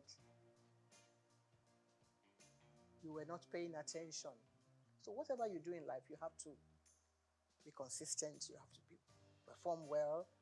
The way we're trying to do now, the way we're trying to project your voice and whatever it is you have to offer with a lot of humility, not, trying to show off or to project your own image, or whatever message you have to deliver, you have to make sure that it is well delivered. The following year, St. Mary's Convent School, which is my old school, which is 150 years old in existence, went to the same King's College Hall, and we beat a lot of secondary schools. We came first. Pied Piper of Hamelin. Have you ever heard of that poetry? Pied Piper of Hamelin was about someone who wanted to get rid of all the rats in Europe. And all he did was to play the pipe. So that is what we were more or less doing. That's what you and I have being a Pied Piper, trying to get off all the ills in society. That's the main job of a broadcaster. There's so many things happening in the country, and it's only TV and radio that binds the country together. If the country falls apart tomorrow, we will rely on someone from radio or from television to make the announcement, to introduce the head of state who has just won the election or the one who has just taken over. It's a huge responsibility. At that age, at 19, we had to introduce people like Chief Obafemi Awolowo on TV. We had to introduce people like Akintola, Oladoke Akintola, as the premier. And when everything broke down and it all went into smithereens, they brought in Chief Majekodunmi as the administrator of the Western region. All this happening before our eyes. There were no other stations in the country except WNTV. And we were there, so we learned quite a lot. In fact, I believe that the whole country revolves around broadcasting. And if you are part of that organization, how would you feel at my age, at 80-something? As young people, perhaps you don't know all this history that I'm telling you about. It's a long, long story. But when you sit down, you have to put it all into perspective. You see that, well, some people are actually meant to be in different positions. Some people are meant to be doctors. Some people are meant to be nurses. But those of us that are in broadcasting, it's a huge responsibility. It's a passion. Something. Sometimes you don't even know how you got there in the first place. Or somebody may have discovered you. It's like being in Hollywood in those days. Someone has to develop. So you have the talent, the latent talent, and then somebody will discover you. So that's how I was discovered by Mr. Mathers at a dinner. I was put in that place because I had won the Miss Western Nigeria contest. If I hadn't done that, I probably would be somewhere in the kitchen washing plates, washing all the dishes. So there you are, if that answers your question.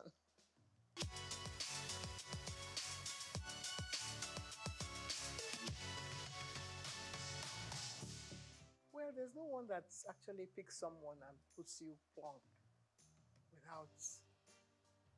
I mean, of course, if you don't have any experience on the job, you have no business being there in the first place.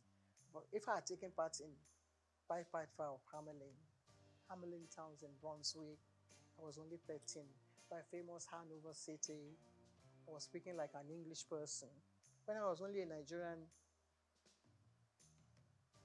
little girl, being nurtured, by my mother, who was a seamstress, how would you ever get there? But you already have that background, that solid background on the rock, as it were. So, by the time I was ready to go on TV, I had learnt from all the other, people that I mentioned their names earlier, like Anike Agbaje Williams. And I wouldn't say it was easy, because you always have that, butterfly fluttering in front of the camera or wherever.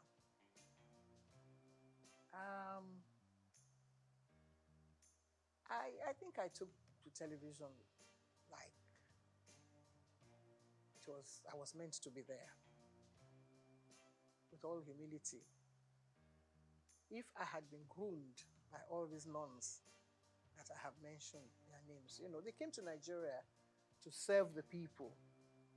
They were not earning salaries, To become a nun, you have to take the oath of obedience, chastity, poverty, and all that. So you're not earning a salary. But whoever is there now is thinking of how much money he's going to get from whatever take comes from here, there, and yonder. So they taught us well.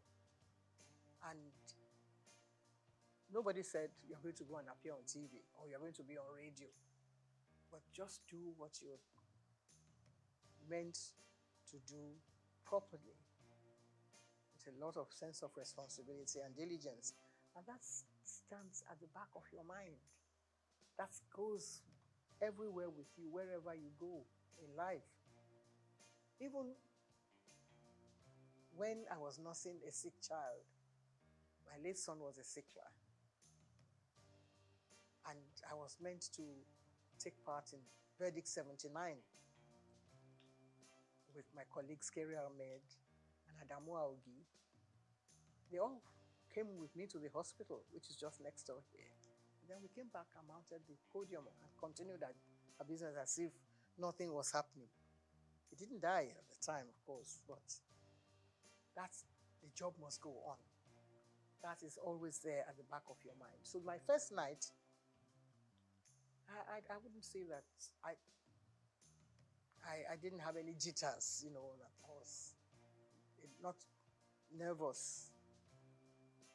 But I was able to deliver, and I think that was the staying power. That was what kept me going, because other people came on board. I was not the only one. All the members of the board had their own, little nephews and nieces that they wanted to project on TV. They all came and they couldn't make it. But Anike and I kept going. And if you gave me a script now, I think I would try and... We didn't have too many, what do you call it then, teleprompters. Well, I was very good at, I had a photographic memory. So I was able to get hold of the script, and in less than 60 seconds, I'll be able to deliver it straight to the camera. That was one of the assets that I had also, which was God's gift. It's not by own might or whatever you think you have. You have the talent, of course, but also there has to be some other little bits of gifts that will help you to project the image of the professional.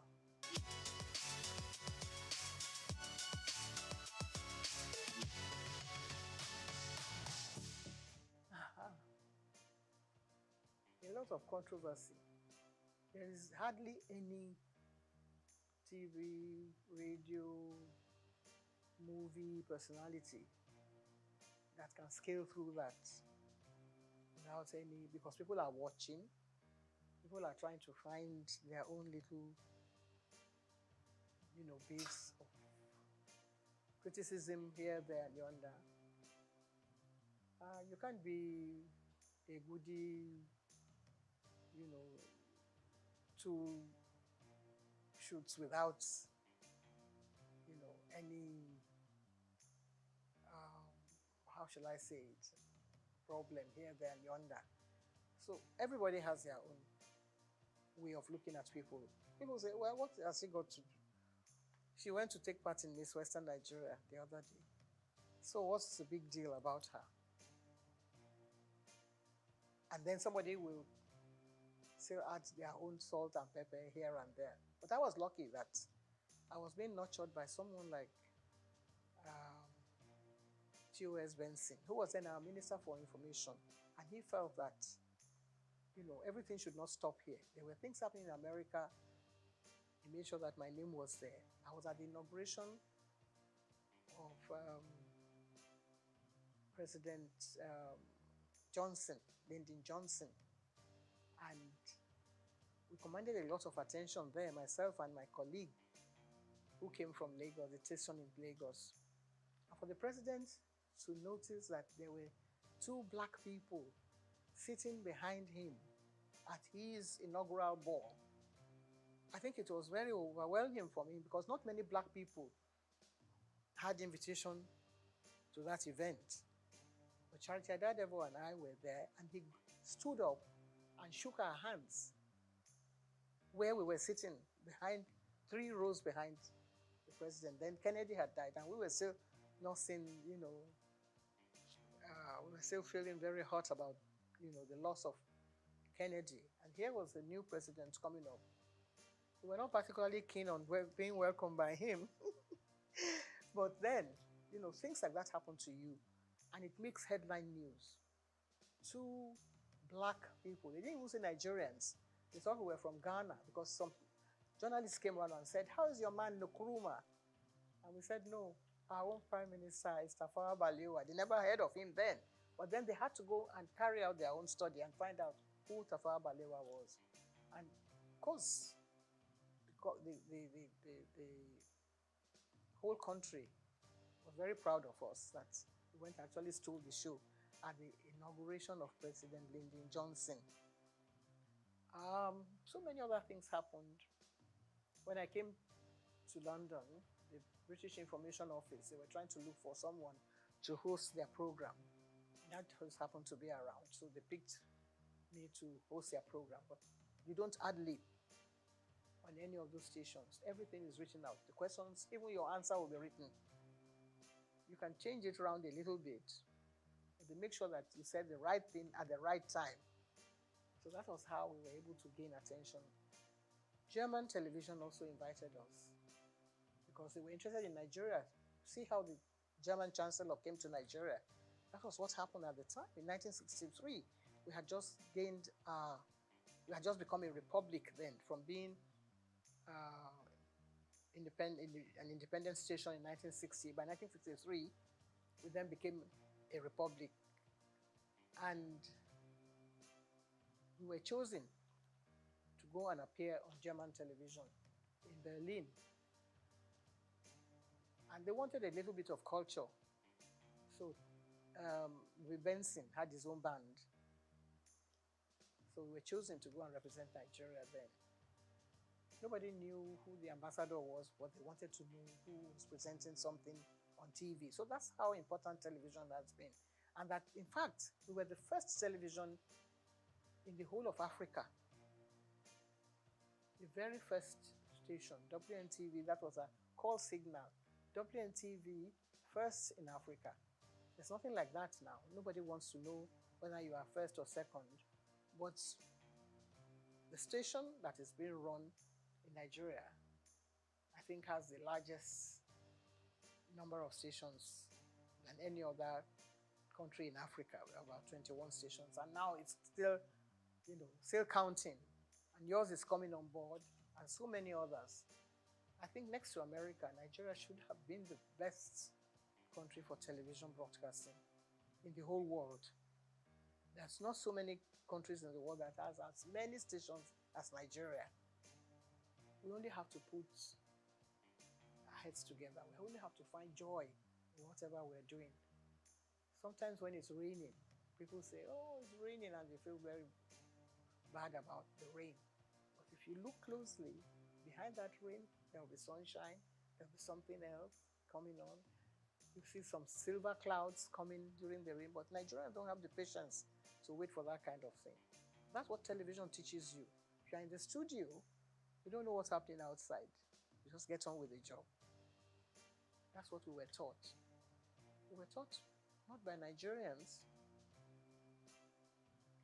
Even when we started, we couldn't go on air and ad-lib. There was always someone there, Mr. Blackledge, to write the script. And if you can commit that to memory and deliver it, you're home and dry. It's not everyone that has a gift, not everyone that has a talent. It's God-given. And if you listen as a child at 17, 18, 19, at my own age, I learned from school, and I was able to impart this into the job. So within a few months, we got double promotion, all of us, because we were doing very well. Anike Agbadun was excellent. Olasope was superb. And so many other people reading the news. We were the first female to read the news. Women were not allowed to read the news. Nigeria started it. BBC wouldn't allow a woman to pick up a script and read the news. We were already there. So that's how we were able to gain this global attention that you mentioned.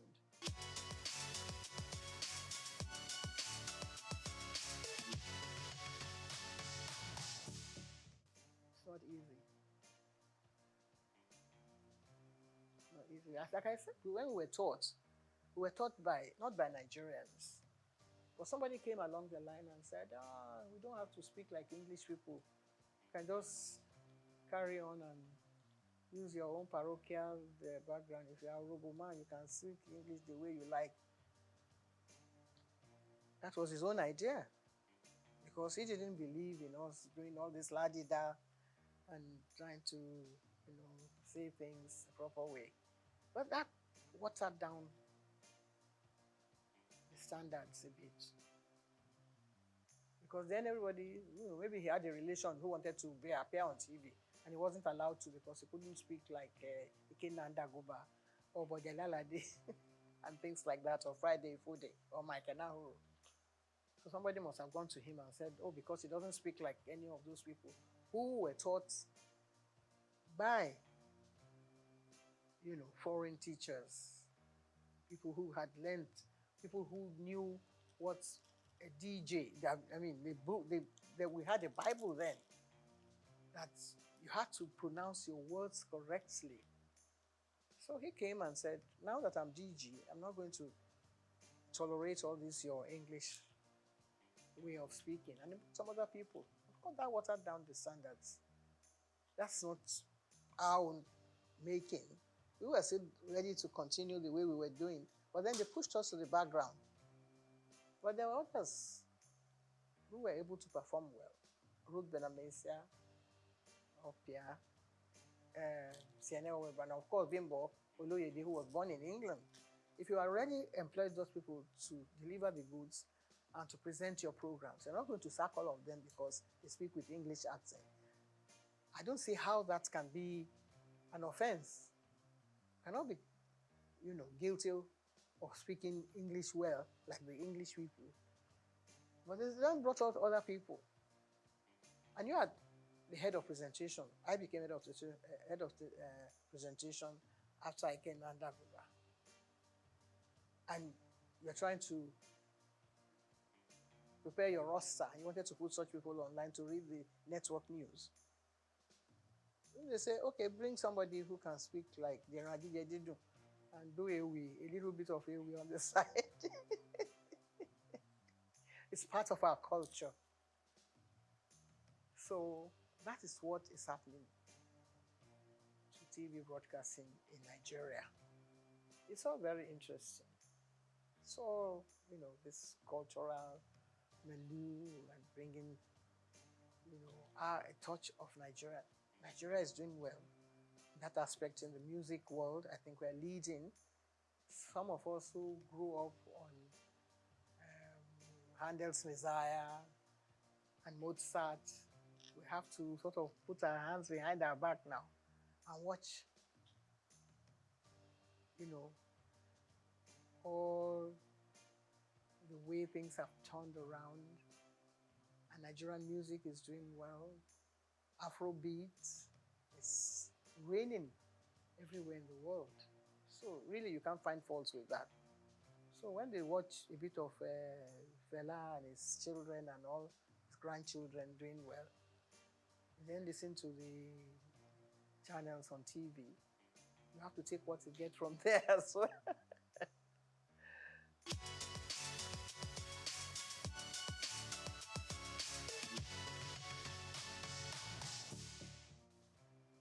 If somebody can wake up one day and say, why should your station be called the Nigerian Broadcasting Corporation?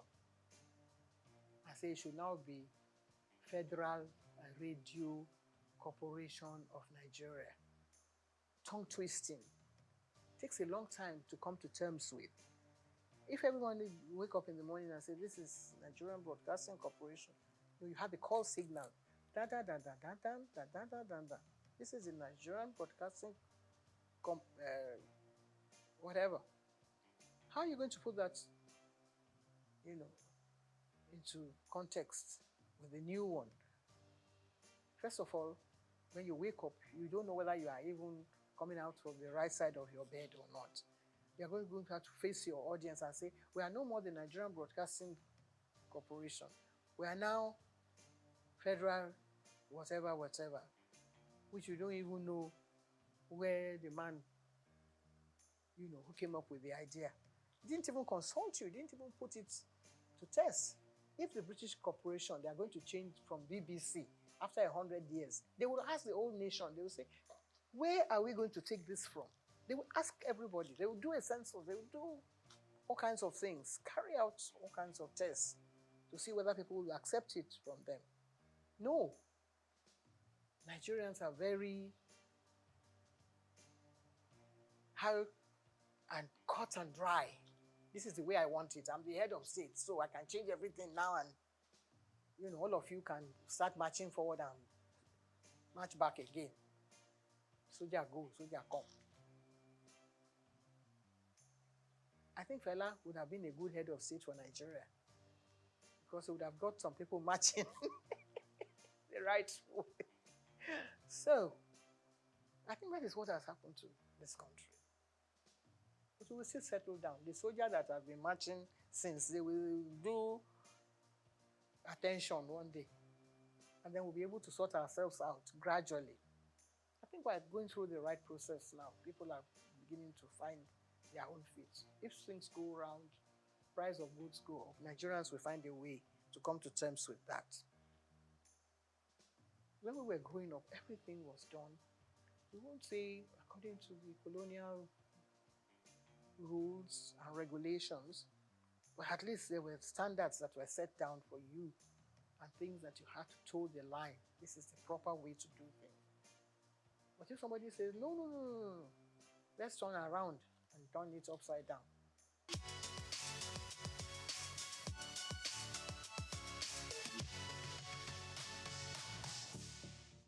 First stack.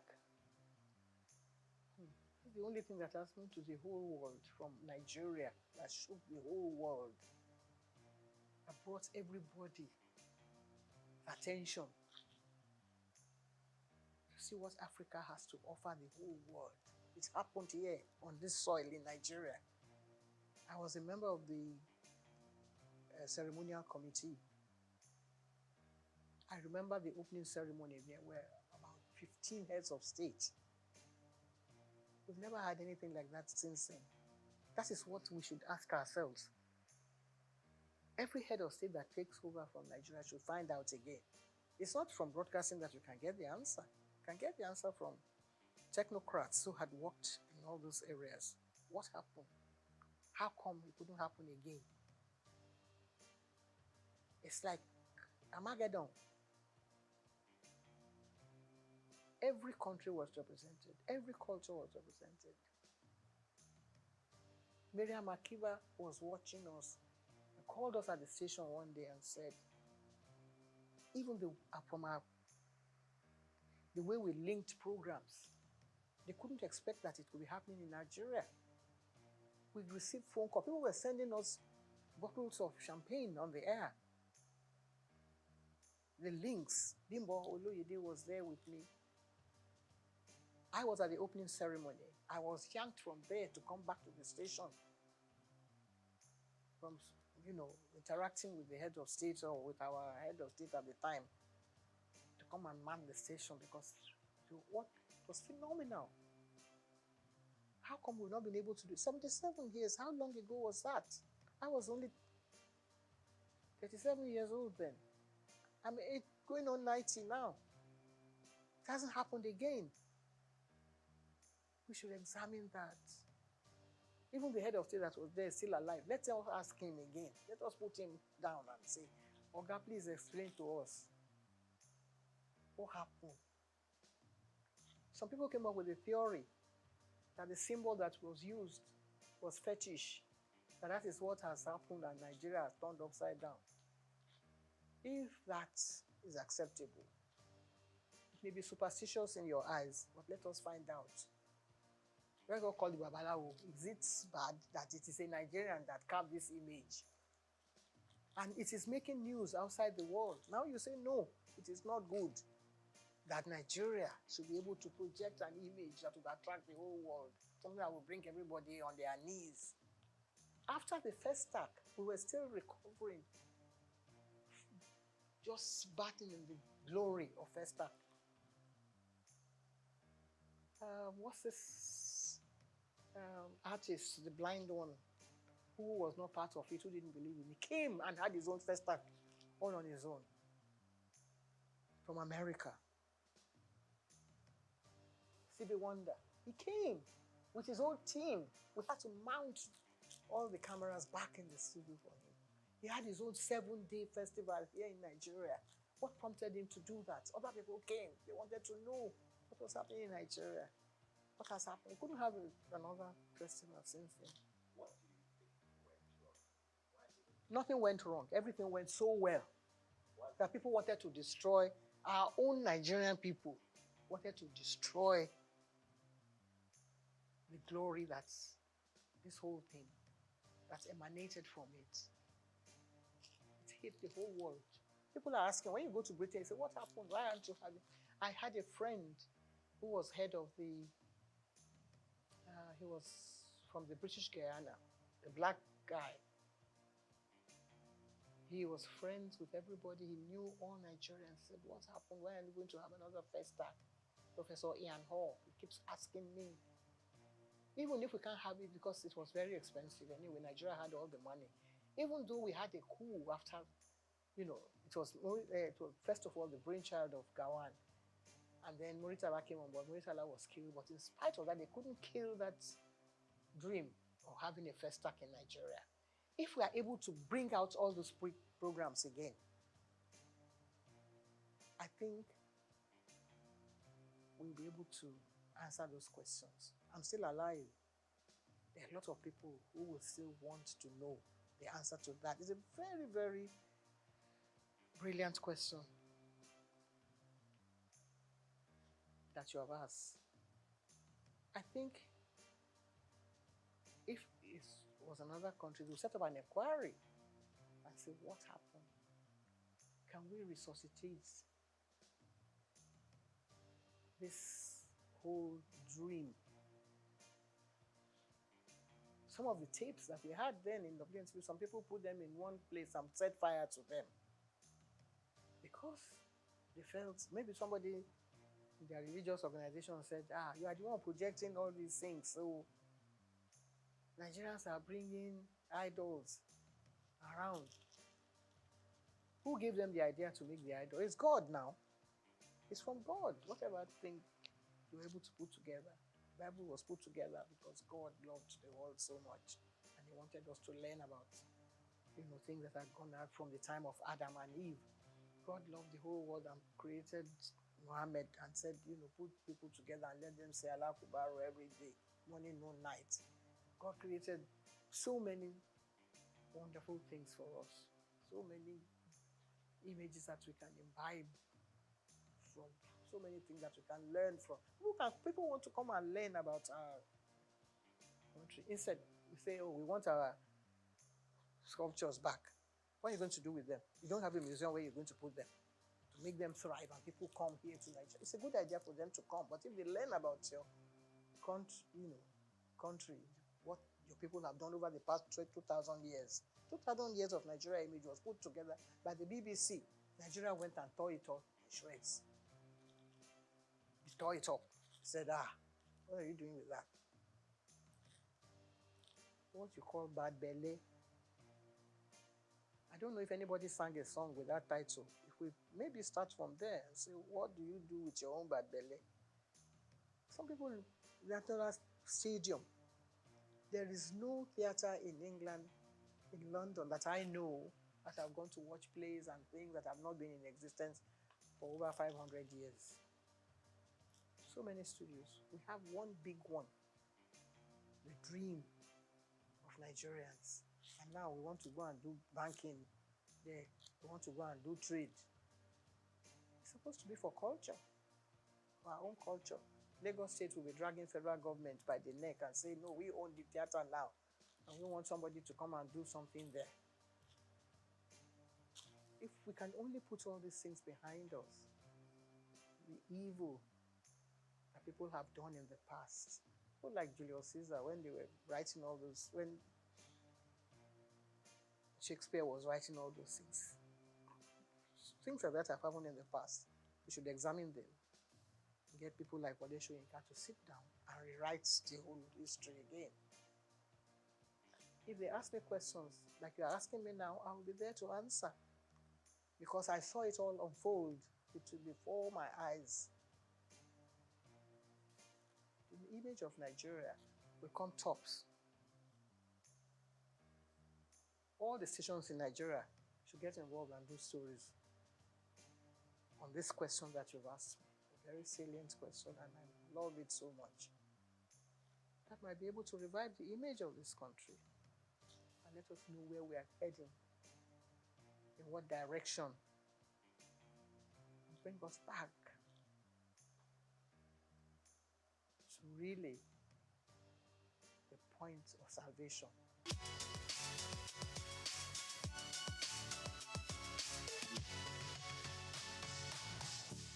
Well,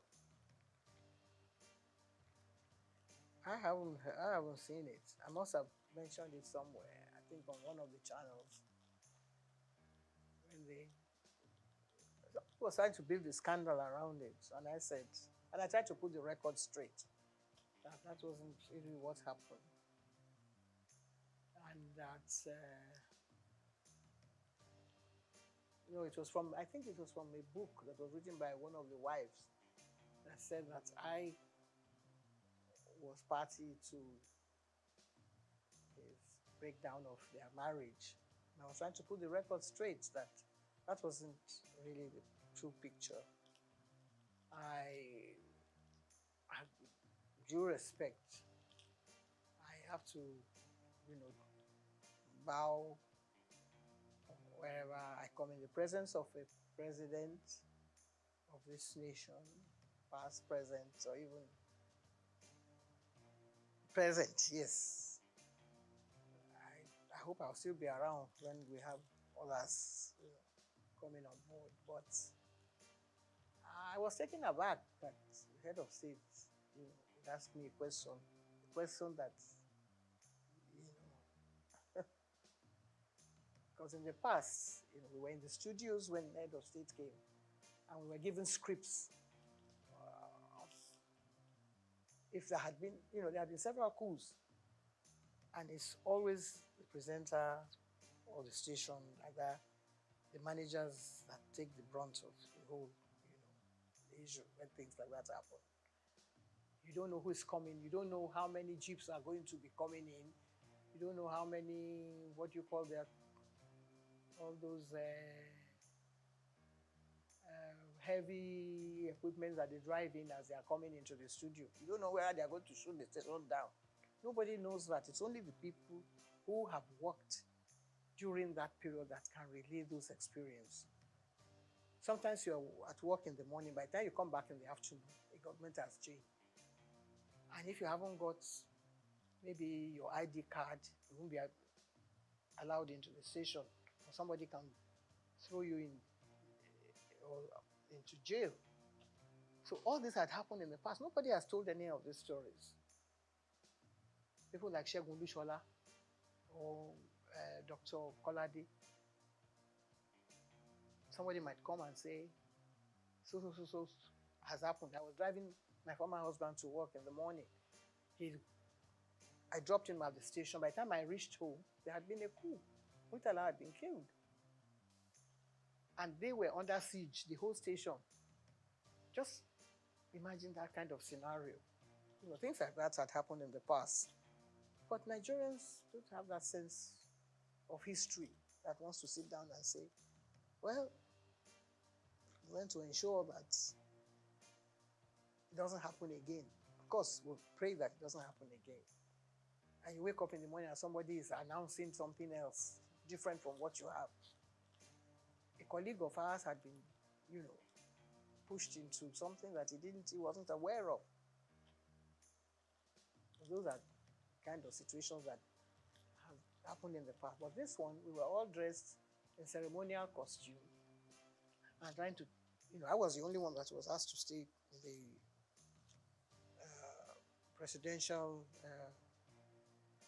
what do you call it, special area that is demarcated for head of state on issues like that. And all of a sudden, the president is following me all about. And I said, this is getting too close for comfort. And I said, what's your name again? I said, my name is Julie Coker.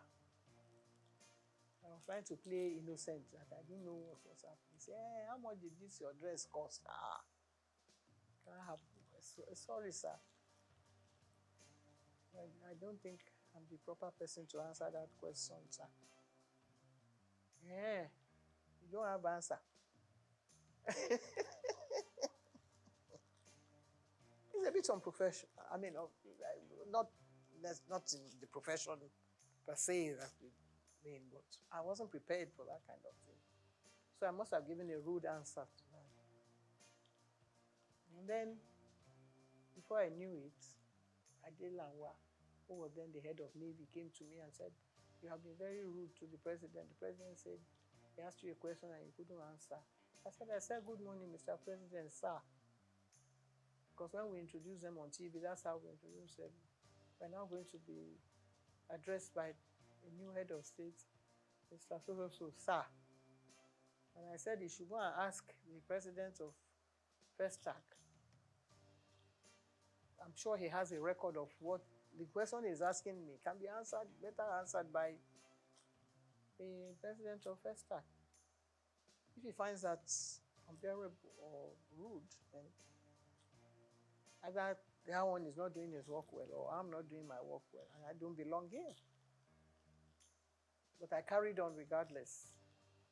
Shortly after that, another top army officer, Joseph Garuba, that one was the tallest man next to Hufwe Bonye, or the one from Mali. And he said, Julie, I know you can be rude at times. I said, not on this occasion. This is a wonderful occasion for the whole nation. And I'm trying to be my best behavior. And he said, the president said, I'm being very rude to him. He said, I know you, maybe you can say things. And I said, no, I never. He asked how much the dress cost. And I don't think I have an answer, which may contradict what will be on record if you really examine it thoroughly. I was getting very nervous at the time. So I dropped everything and disappeared from the scene, and I never went back again. But the thing reverberated right down to all the committees and members. My late auntie, what's her name? Kentebe, which was the lead commodore of their navy. She said, Julie, I think she heard that she was going to be sacked that day because the naval officer sent to her and said, you are the one that did this. And I said, can never, God forbid, can never reach me because I'm not in the forces. I'm doing my own job here as a professional broadcaster.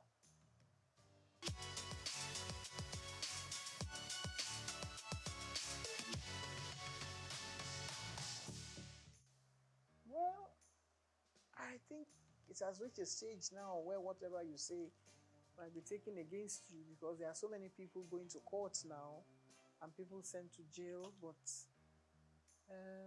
things were not as bad as they are now because some of the gory stories we hear and people being, penalized and sent to jail, I think it has reached an astronomical level that it's something that's actually, maybe it was there and people did not want to open the canker worms and let us see what is really happening. In my own case, it was a deliberate attempt on the part of an aunt of mine who felt that there's no child that should continue going to school at a certain age. And they were trying to arrange for me to get married to somebody.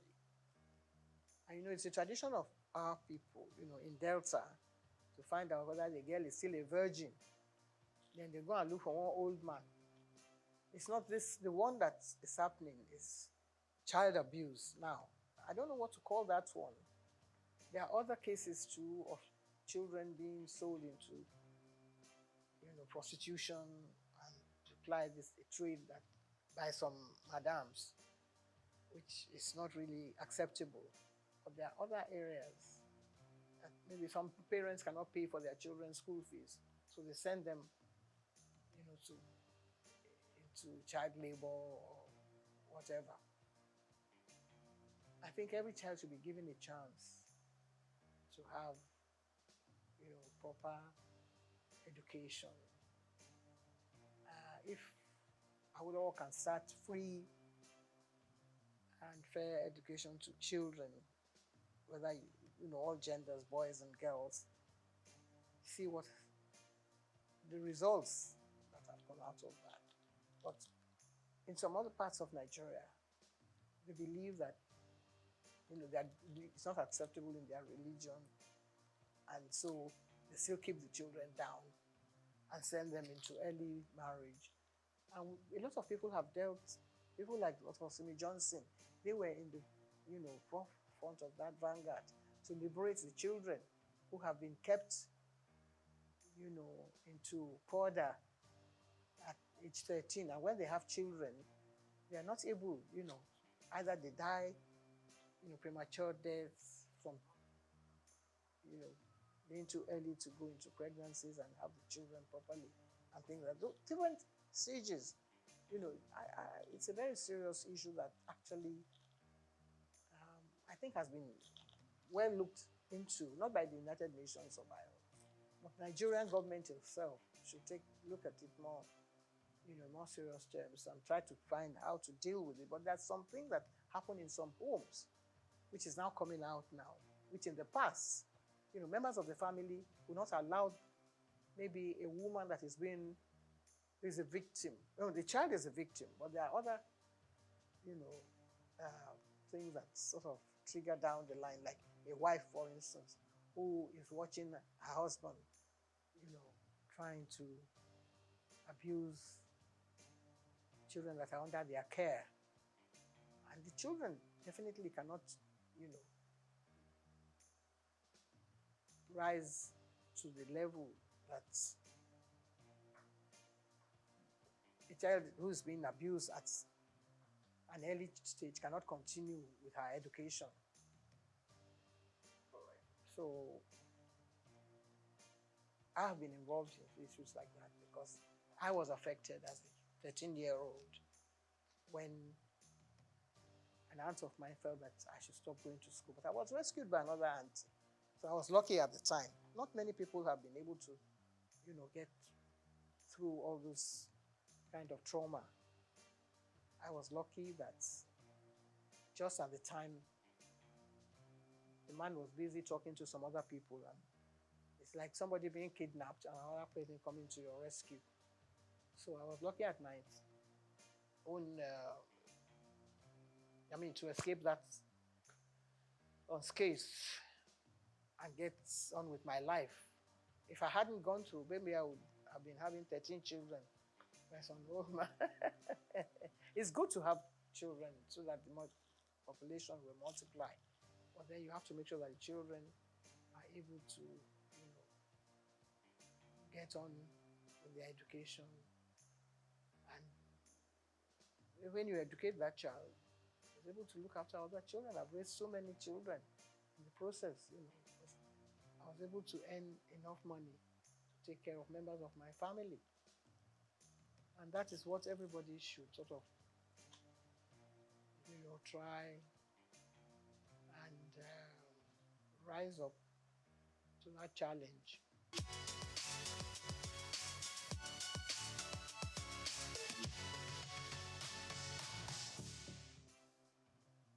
Chief Folami Koka was the Babeto of Lagos. So, and I used to accompany him to the palace of Yekon.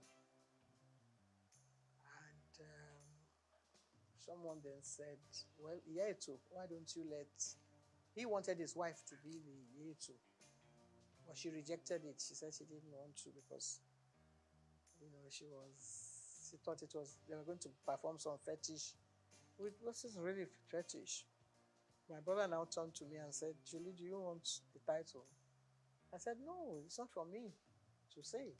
Because I wasn't terribly keen. But he said he was going to carry out all the preparations. And I said, well, if you're going to do that, why not? And the late Oba Adeyinka Oyeko graciously offered me the title, which I accepted and went through the ceremony.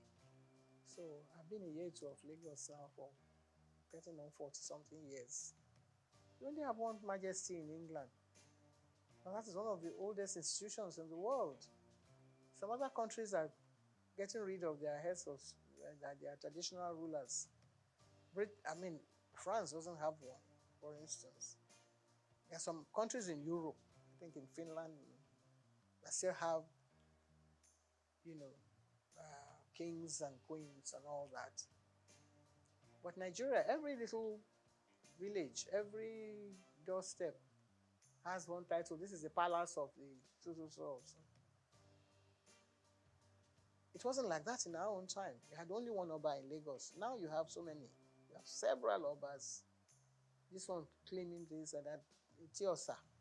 It's whatever. After a while, there's going to be a clash.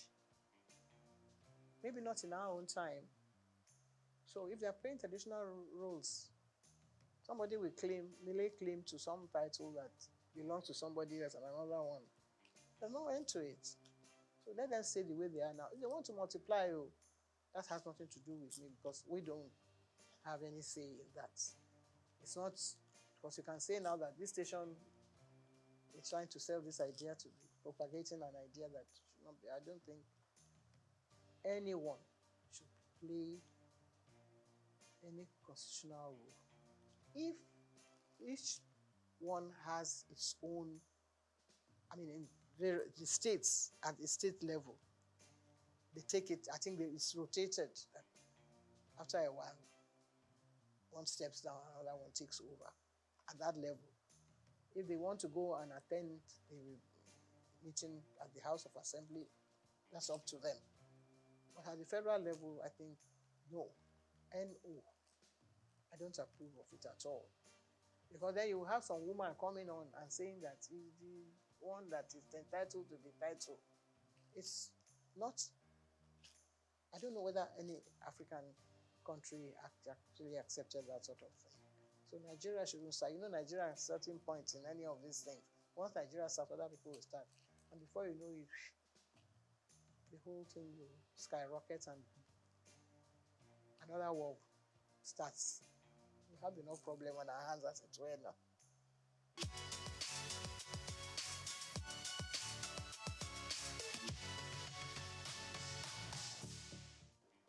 No, we are lagging behind.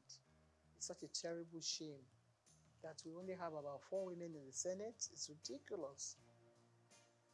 We seem to be dancing backwards. In that regard, I think that is falling short. Totally. There was a time when there were more. There doesn't have to be more women in the Senate. I think there should be maybe 50%. Not even 30-something affirmative, whatever that they went to Beijing to talk about. There should be more. There should be more women participating in politics. I don't know whether it's because, no. I don't want, I just believe that we should have more women in politics. Because women are more sensible. Women are glamorous, they come out looking beautiful, but their contribution to national issues, I think, more. Look at a man who went to beat up somebody in the house the other day. He says he's a hero. Hero of where? That kind of man should not be allowed to even come and address the press. Maybe the press find it funny, humorous to feature somebody like that. There's no woman that will come on TV and speak like that. If you examine every single one of the men, they all have different issues. Some of them have issues about wives and men and things that they have been doing, or they are corrupt and they have been taking money, dipping their hands into different coffers. No woman would do that. I think women are more, serious-minded, and they address issues the way they should be addressed, and they will take more care of issues that affect the nation, child girl child issues, health issues. The men don't even care about health issues. They don't even want to know what's happening. The men even wear bigger agbadas than when they are going to the house. First of all, they should cut down on the amount of clothing that some of them wear. They spend more time thinking of their image, how they're going to appear. Since television has now gone into the chambers, you find that they spend more time, on things like that. And it's ridiculous. We watch other countries, the way their parliamentary issues are being addressed. We are not learning anything from that. We shouldn't be learning from them. They should be coming to learn from us if we are doing the things we're supposed to be doing properly. But if women are really at the forefront of all this, I'm sure that they'll be able to calm all those hot issues that erupt sometimes in the houses.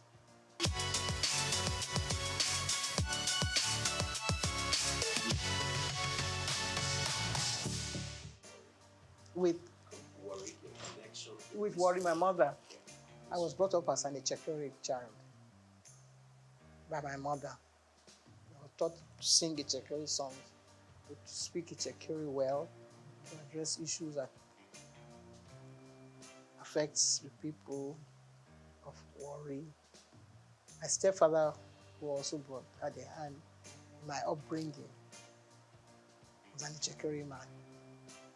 So I think that takes care of all those things. Well, I was brought up in Lagos, so I have this dual kind of nationality, and I knew my father came from Egba land, but I didn't have much to do with him. I only have connection with the family, like, Toye Koka, who was my uncle who took care of me as well, but he was too busy doing other important things. But occasionally when they're having issues in the family, I'm invited like a stranger. But because I speak Yoruba very well, and I passed all my exams, and I used to do all my programs in Yoruba in Ibadan in those days on radio, WNBS. So I can still hold my head high in that regard. I think I function very well. It's like the King of England. He sometimes goes home to his Greek family. When, Prince Charles, when he was the prince, he used to go on holidays with his family from the Greek side. And in fact, it looks like some of them sometimes when they are together. So yeah, I think it's allowed.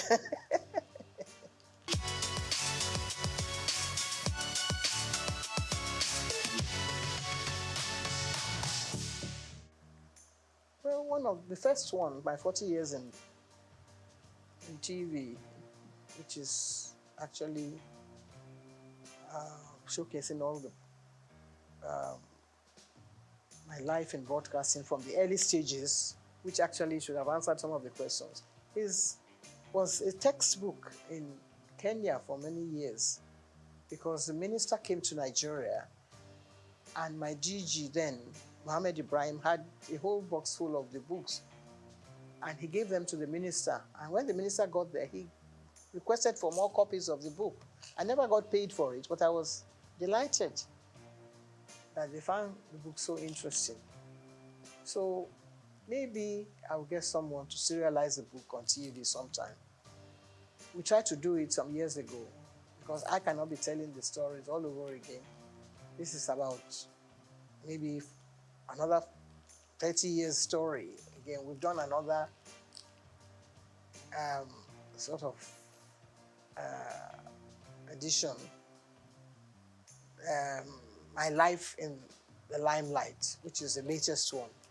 So if you have time, if you create space, you might be able to tell the stories and take it stage by stage. That's why I sell the book, and also, we get some media attention from sponsors and get things going. The sky will be the limit then.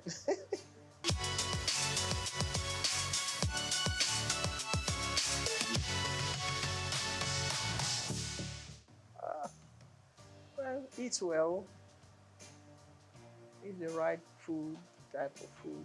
Eat chekori pepper soup, or anybody else who's cooking pepper soup now, because then you don't have too much oil. I think that damages certain things in the tissues. And if you want to avoid having cancer, there's nobody in my family that has ever died of cancer because of the type of food we eat. So get someone, to prepare. There was a time when chekuri food was being prepared in the museum, and people used to go there to collect the ingredients and the menu, and people live well. So people are eating Chinese food, which is good. It's healthy and lots of vegetables. I recommend that for people. I'm not saying that I very good health, but I still walk about on crutches. I don't know, my knees are not functioning very well. But still, if you say you paid me compliments, I accept it. Thank you very much indeed.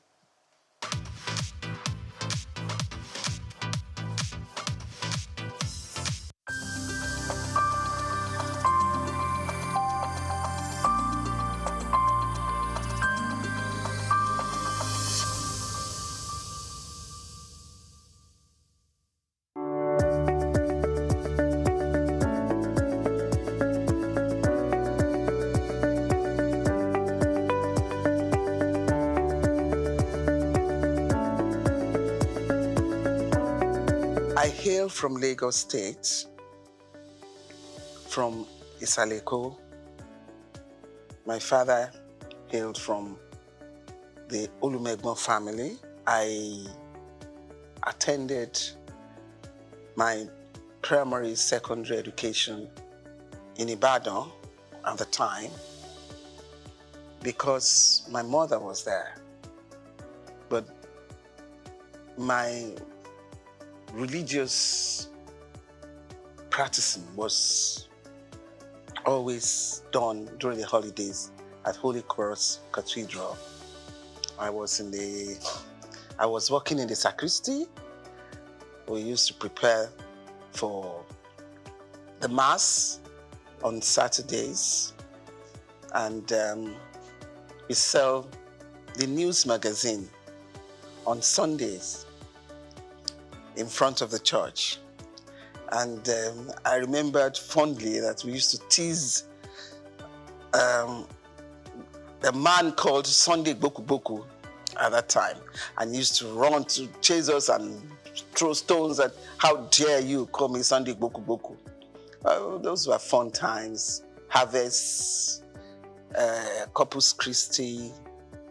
And I was born, raised, baptized, confirmed, married in the Catholic Church. But I got married to Engineer Larry Phillips,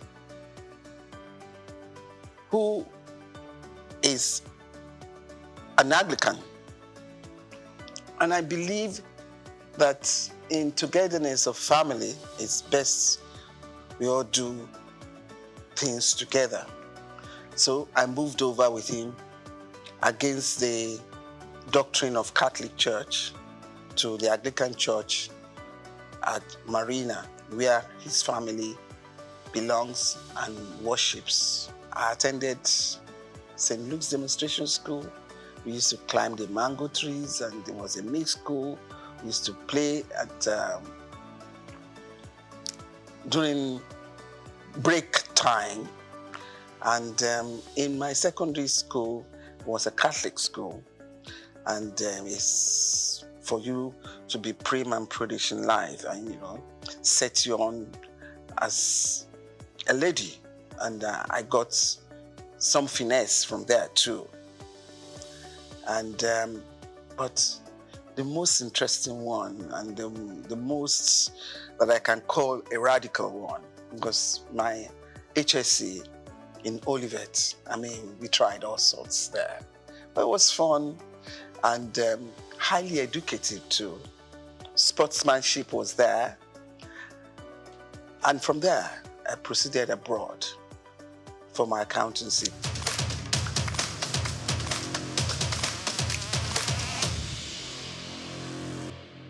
And I was lucky to finish in a record time, and I came back. Did my articleship, but married in between. I met my husband abroad, and we came back home, got married in Nigeria. I worked as an accountant with USC, very proud of the drill professionally that I got from USC. It had set me on a discipline for working, and I thank God that I had that opportunity, which still helps me today. Apart from the fact that my educational background sets me to be a diversified person in so many professions. And you know, as an accountant, accountancy is the best of all, is the creme de la creme. And I've been able to fulfill my professional exposure in every species of responsibilities that I had opportunity to take upon me. And from USC, I proceeded to work for the bank. I went to politics. I became a commissioner in Lagos State, served with the present president of Nigeria. And you know how Lagos is.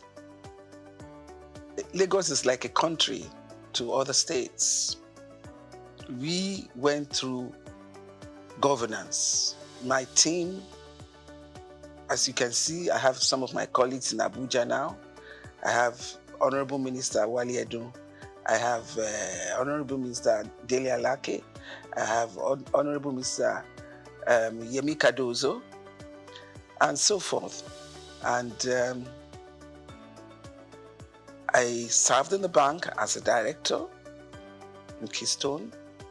I've been a chairman of so many committees. You can say that again. In different aspects of life, professional, political, social, and currently I'm now the chairman of Souq Insurance PLC.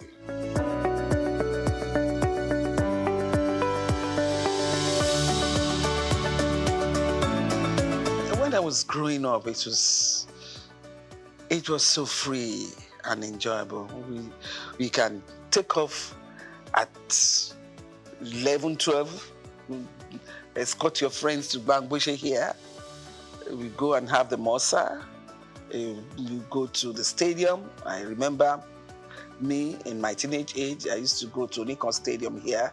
We watch so many matches, and I used to be with those fans, you know, dancing and waving our fans, you know, and bazaars, Easter Mondays, Fela Sports, I mean, you name it. It was fun. But Lagos was good for all of us. It was cleaner. It was amazing. Security isn't much to fear, you know. You can just live the way you want. And money and values of life are completely different to what they are today. I was with my grandparents, and we had so many tenants, and we didn't realize they were tenants. We were all playing together, eating together, and we are still like one family today. But the story is not the same again. I wish one can turn around and change it, but we have all given our kids sheltered life for the fear of unknown. And I think the disadvantage is very grievous.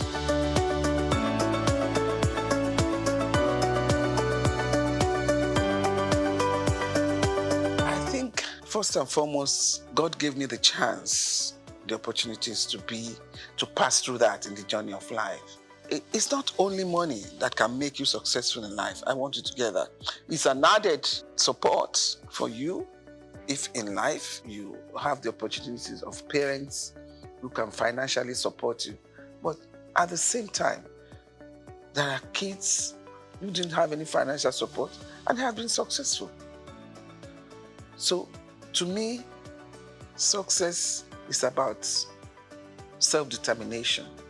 I grew up around uncles and aunties who are thoroughly educated, and I've always had it behind my ambition that I must be in that cadre.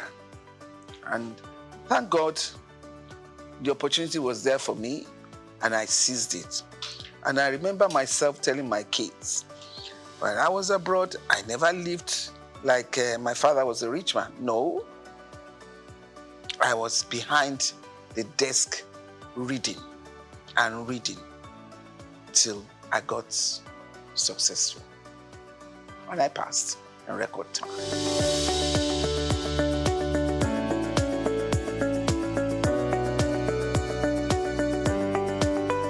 First and foremost, I think I'm a people's person. Secondly, my educational background. Thirdly, my pedigree. And you can't be a Lagos person and don't have a bit of intelligence about how you can maneuver yourself, even in the midst of challenges. And I can tell you that boardroom politics, especially when you're a woman, is tough. But when you manage those that you sit around with, eventually, when they see that you're there to work, it has no business and basis for any other thing. I've had issues on boards because I'm female, and I put my foot down. It is the work we are doing. There is no gender sensitivity in this issue. Even in my early days as an accountant, when I head the accounting department, it was even tough at that level because the young accounting class, some of them can be daring to say, how can you talk to me like that? How can you make it? And I'll say, please, what do you mean? We need to get this target work done. So it's the work that is talking. That's nothing to do whether I'm a man or a woman. So I will like the idea of gender reasonableness to be better played. At least for now, we are not having it at 3 1/3, no. But I guess we are in the region of 20%. And it should be better. You give a woman a chance, she will devote her life to it. But, I mean, when we have 1 or 2 issues from women who have been there, that should not create hurdle or boundary that you say a woman shouldn't cross. No. Nobody is perfect in life. And I want to let you know, it's tough for a woman. These men, when it is a woman having a corrective measure to be taken, they do not handle it the way they do for the men. They are in a rush to pack the woman out. You see from what has happened all over the world. So I will still make an appeal that women should be given better chances, better allowances. It's so quick to make a woman a scapegoat, the sacrificial lamb. Let's take it easy. And please, women, when they put you there, make us proud. I should remember the other women coming after me.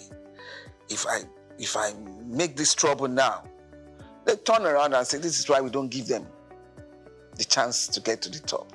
So you manage the situation, you know? And let us remember that Africa is still very chauvinistic. It's still a man's world here. We are only trying. So just give us, for now, our required 33.1% as per Beijing recommendation.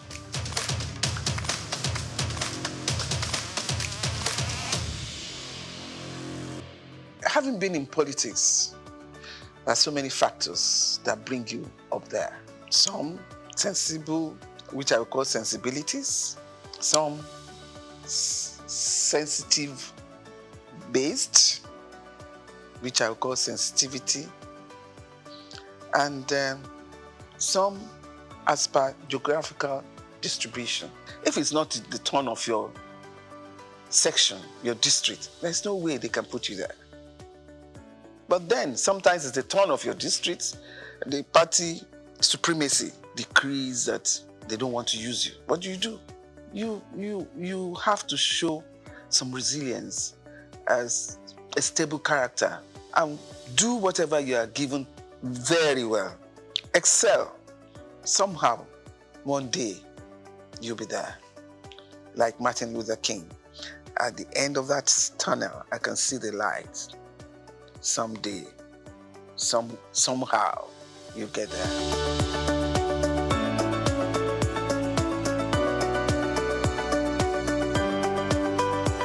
I was in tourism shortly, and it's not enough time to propagate the excellence of your work. But in special duties, I give the ministry class. I was able to represent my Lagos State very well. NYC was under me. Proudly, I served. And we ensure that all students that need to go to orientation camp are well registered and got their NYC certificates. It's not about where they put you. It's about what you are able to do in that place. And you do it even to the enviable eye of somebody who believes has the best ministry with a lot of funding and allocation. I'm different in that respect.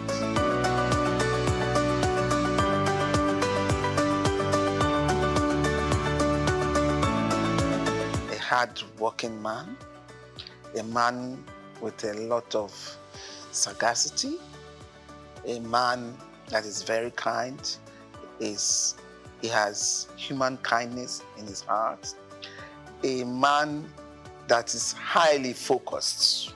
My office was very close to the Roundhouse, and I tell you, I wasn't surprised. And I kept telling everybody, I wasn't surprised he got a clinch that position, because I knew that even when in 99, from the day we stepped in, he's been working towards his election in 2003. So a man like that who is focused, his business is the end of the tunnel. All the distractions you are given, he doesn't consider it. So don't waste your emotions. When you provoke yourself unnecessarily, and the person you are provoking yourself upon is not even responding on that line, you're wasting your time. But he's an astute politician. He knows what to do at every point. And don't try him, because he's a hard knock. And he's easy to forgive. That bit, I don't know how he does it, but it's easy to forgive and move on. He understands politics, maybe from a young age, I don't know, but he seems to have the knack of it at all times.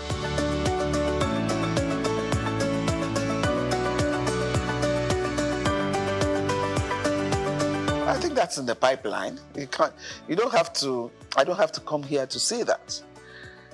And even in the insurance company in industry that I am now, I'm propagating that, look, you need to take it easy. Is it at these hard times you want to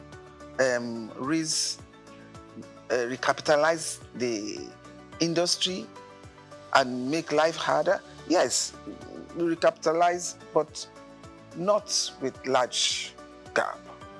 The variance should not be too much, because you need to recapitalize so that companies will be solidly based to address financial issues and risk issues that we have in the country today.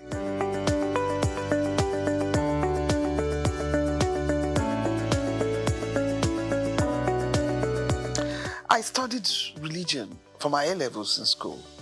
I did divinity. It's not just reading Bible. The interpretation, the history, the analogy, all of that I did.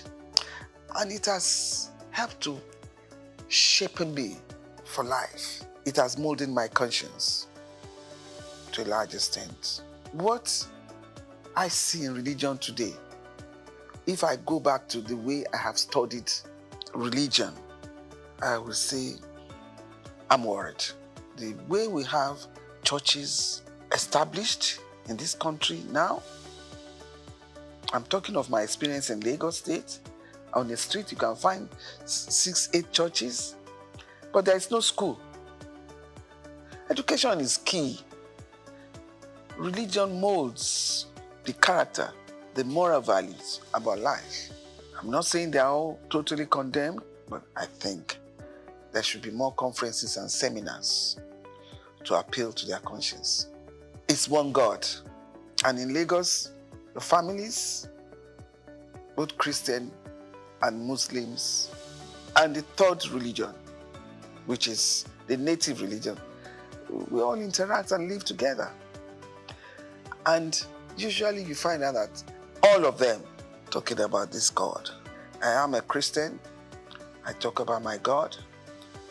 And I don't denounce anyone in any other religion that faithfully talk about their God.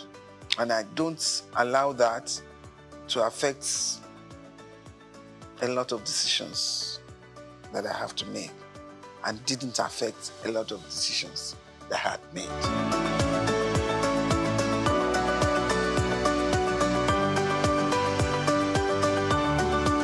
The expectation is too high. We are still a developing country. The awareness of covering up your risk is not too much there. In terms of life insurance, in terms of property, people are not still there. People don't cover themselves well enough. They take unnecessary risk. I'm glad Lagos State Governor is saying everybody must have a health insurance now. That, again, will expand the scope of the insurance business. In insurance, there are so many seminars, there are so many conferences that are being put up there now, where the ability to educate the masses, and even the high-ups want to please insure yourself. And when I say yourself, your life, your property, your children, and see how far it goes. It is important. And in this era of insecurity, it is highly important. Just make sure you insure yourself. And with what the governor had proposed now, definitely Governor Sanwo-Olu did well. Health insurance is key. Health is wealth.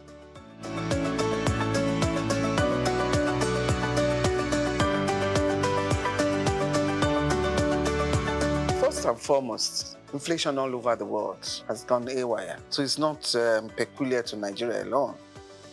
Those who live in the Western world, they're crying hula baloo about the price of petrol, the price of even eggs. So it's not just Nigeria. Let us wake up and see that we're in a global world and everything is intertwined. The issue of the central bank now trying to manage inflation, these are not easy times all over the world. They're not easy times. And when I say we are a developing country, we are still trying very hard.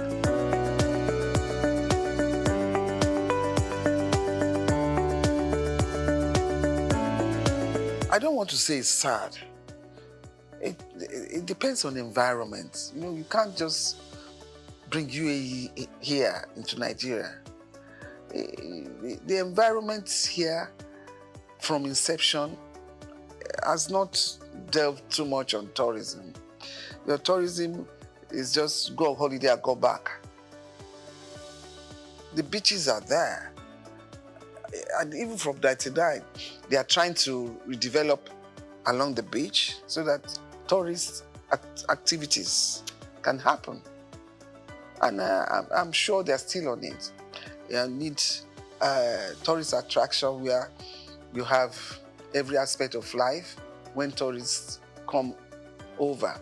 But with the problem of infrastructure that we have in the country, you can't do much tourism for now.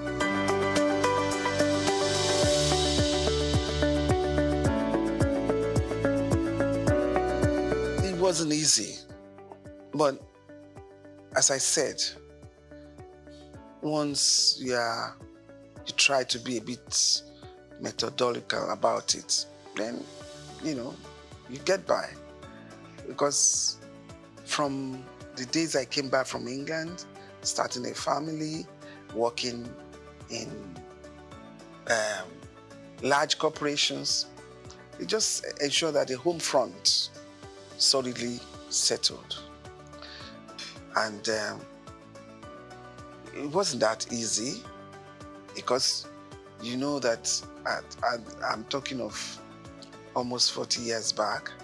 To be able to excel amidst men, you probably have to do 2 times, 3 times more than them. I'm lucky I have a husband who accepts me being what I am. Because if you have a partner that does not appreciate your ambition and your dream, he will not support you. But I have the support of my husband, and we are able to keep the home together. Make sure that his food is given. Make sure the kids are well looked after. Make sure the husband is well looked after at all times, and don't grudge.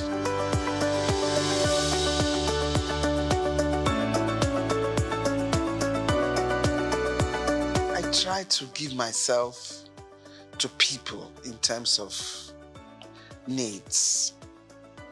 I try to recognize people's needs, and at the moment of that need, I try to help.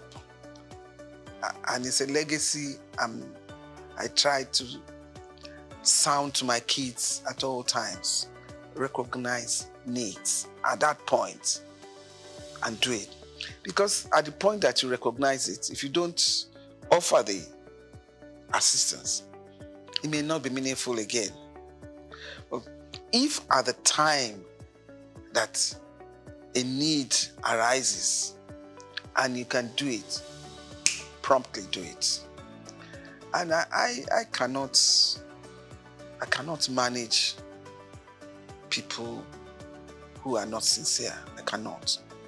And that is the only thing that bothers me about life.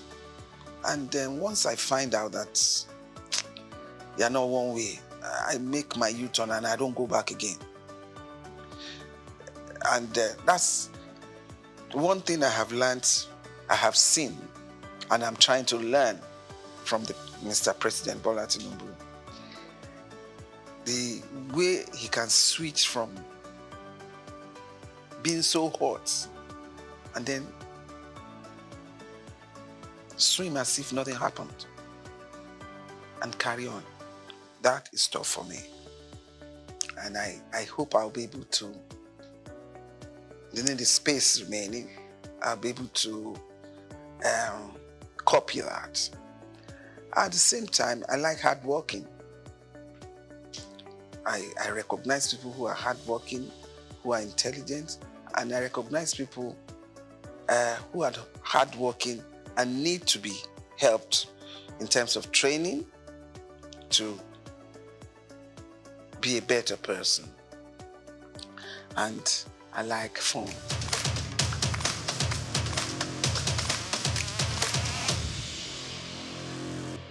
Now let me start with that girl child. That girl child is not so common again. At least most female children are educated now. Outside Lagos, girl child is a big reference. Yeah, I think everybody should be given equal chance to make a life, and a life worth living and contented with. Because if you don't have enough drive and motivation, then life becomes static and you just wear it out and go. But I believe that for women, don't let the men scare you off. You are equally hardworking and intelligent. Expose yourself, but don't mess yourself around. Don't get corrupt.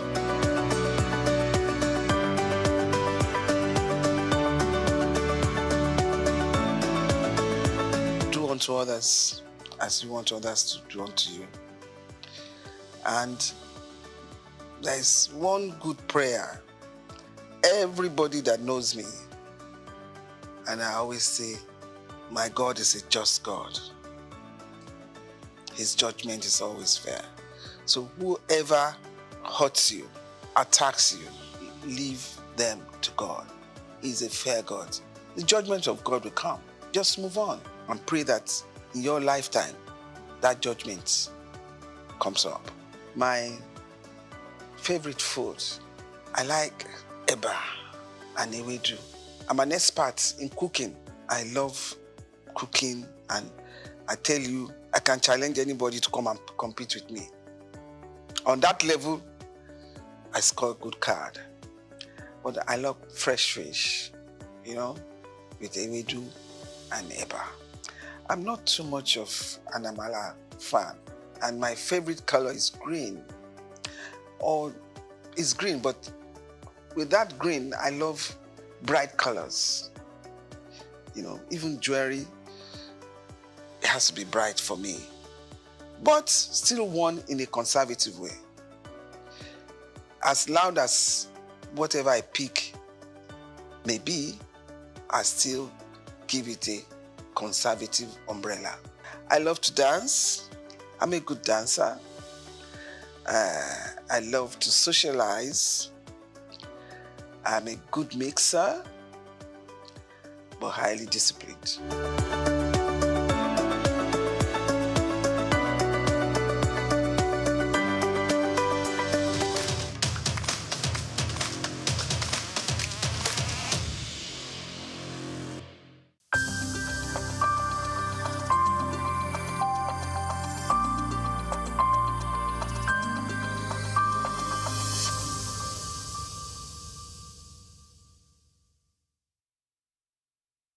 Hi, I'm Blessed Nation. This is Souq exclusive.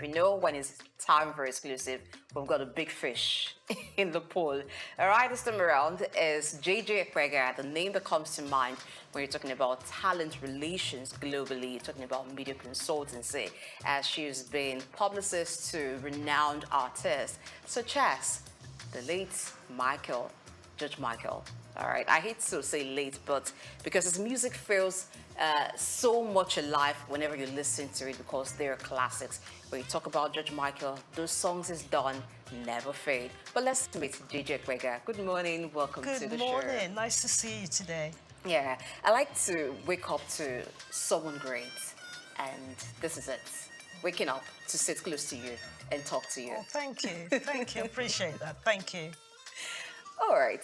Now, for someone like you who's been around the high and mighty when it comes to the entertainment industry all along, it must have been a journey and it must have been very interesting. Also good to know that your grand uncle, Orlando Martins, was the first African to go to Hollywood. Yes. So talk to us. How has it been for you growing up amid celebrities and even working with them? Well, I have to say the inspiration started with great uncle Orlando, really, in the sense that when we were teenagers, we didn't know in the 80s, just before he passed away, we used to visit him just in Lagos here, near the Marina area, and I think there's a street named after him. This is the Marina area. Oh my goodness! Yes. Are you serious? Yes. Okay, so this is like somewhere from my childhood. I actually left Nigeria when I was 8 to go to boarding school in the UK. And the journey, I want to say, was almost accidental because I went to university in California, University of Southern California in Los Angeles. And I did want to study international relations, diplomacy, because I studied French, Spanish, and I have colloquial Arabic as well. So you'd have thought I would go into something where I would use my languages more.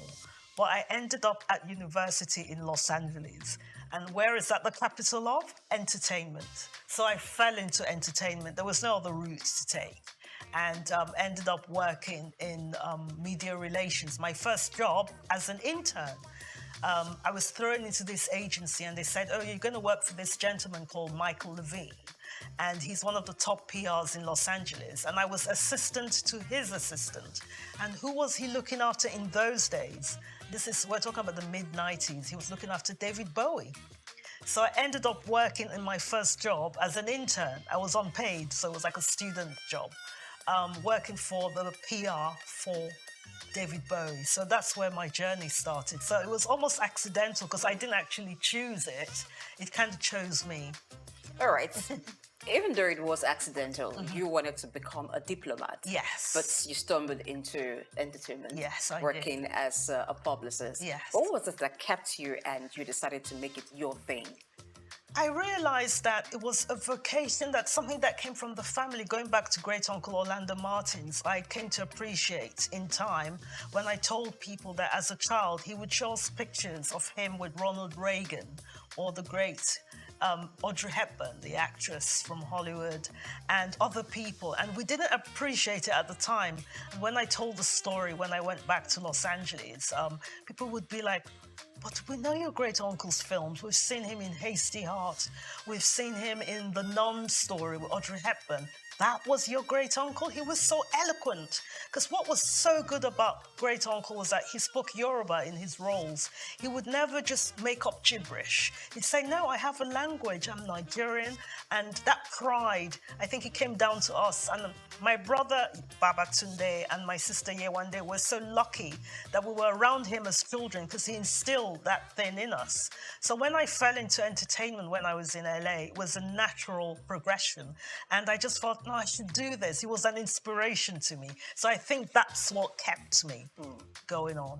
Did you ever find yourself in a conflict from being the publicist, the one who's behind the scene, working it out for the artist, and wanting to be in the stage, like being in front of the camera, being the artist yourself? Do you know how I got around that? Our late mom, Ibiene Adokie-Apega, she was a journalist in the UK in the late 80s and just before she passed away, unfortunately, in 1992. And growing up with her, She worked for the Daily Mail in the UK and as a freelance for papers in Nigeria, although she was based in London. And one way of me conquering that was also doing my journalism side of things, because my degree was in communications and journalism. So I went into journalism in the sense that I worked for a number of sites like HuffPost. I worked for something called the Luxury Channel, and I was a contributor for news websites. I also did CNN Showbiz because I had a little spurt at CNN, which I loved. And that was a way of connecting with the entertainment side of things, interviewing people, going to events, writing up stories about movies, about special events, covering the Oscars, the BAFTAs in London. So that was a way for me to go around it, if that makes sense. It does make sense. And I see that you've got experience all around from media to entertainment. Yes. Now, when you first met the big artists, in fact, when you were asked to relate with someone like David Bowie, how did it feel for you for the first time? I'll tell you a quick story. When I started the job working for the publicist that looks after David Bowie, on the second day I was told, you need to call David's office and you've not got to speak to him and prepare him and his wife Iman. They're coming to London. You've got to give them the itinerary. I was like, I have to call David Bowie? I can imagine that. I was trembling, but I just had to hold everything in and say, okay, he's a human being. Okay, let me just get on with it. And that kind of helped in the sense that they trusted me to do it. But then I had to hold myself together, and sometimes you just go with it. You just go with it. So share with me your experience working with Judge Michael. I'm eager to know how it must have been working with him, watching him, on TV. I find him fascinating, unpredictable. But working with a man like that, how was it? Oh, it was amazing. I'll tell you, I first met him when in 1990. Well, I say first met him, worked for him. I spent a day with him. When I worked at MTV Europe in the mid-90s, he was doing, this was 1996, he was doing the MTV Awards in London.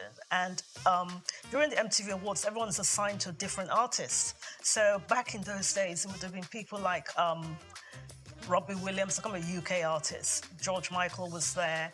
You had the Foo Fighters. You had Janet Jackson. You had different artists. But that day, I was assigned to George Michael, and they said from 9 o'clock in the morning till 9 o'clock at night, you've got to be with him, you've got to get him food, look after him. So you have to imagine that I had to go and meet his car at the stadium when he arrived. It was at the Alexander Palace, actually. I had to meet his car, introduce myself, say, I'm going to be looking after you today. And they call it a talent escort. Okay. I'm going to be your talent escort. And it was just him that came alone. So can you imagine with my idol who I'd loved as a teenager, meeting at the car and having to just be with him all day. I met his parents, which was an honor because his mother passed away the year after. And he was just such a personable person. At that stage, I wasn't working for him. At that stage, I was just starting out in my career in 96. Starting out in my career, one of my second jobs actually at MTV Europe in London and looking after George Michael. And it was because of looking after him that day, and I kept in touch with his management team, that literally, I want to say 12 years later, I worked for him. Okay. In 2008. So for me, it was like a journey, and it shows you what a kind person he was, because he remembered. He said, oh, you were that young girl who was all nervous, and you looked after him, and I just loved your company. Come and work in my office. It's because of him I can say a lot that I'm here today, because he gave me so many opportunities. I met so many people with him. One of the people that was looked after in his office was Donatella Versace.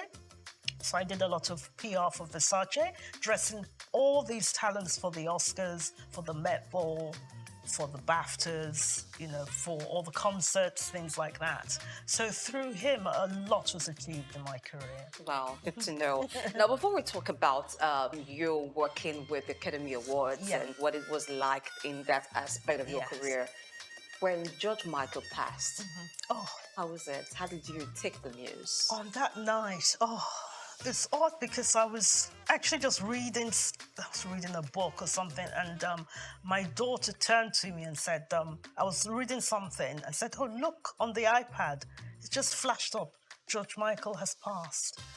It was the worst. I still remember it very clearly, 2016. It was the worst night, I must say. And my phone started buzzing, and I got a call, and I wasn't working because I'm currently working with the BBC now, but I wasn't at the BBC at the time. But my best friend was working at the BBC News, and he said, "Jay, you've got to come on. You know, we've spoken to the management and one of the other PRs, but I know you. I want you to come and say something." And it was the hardest. I spent 10 minutes on BBC News, Global News, talking about George. What a wonderful person he was, personable, kind. You know, when we worked for him, we would get bonuses so we could go on holidays. He was just the kindest, most humble man. He wasn't fond of doing PR, oddly enough. He was quite shy. Very shy. Strange. Yes, and you'd say, "Oh, we have to do it," and he'd roll his eyes. "Oh, do we have to?" Like, yeah, oh, you know. But he was such a kind, personable, fun person. One of the greatest bosses I've ever had, and unforgettable. And I think his music, as you mentioned, you talked about listening to him in the office, is beyond time. Indeed, it is beyond time.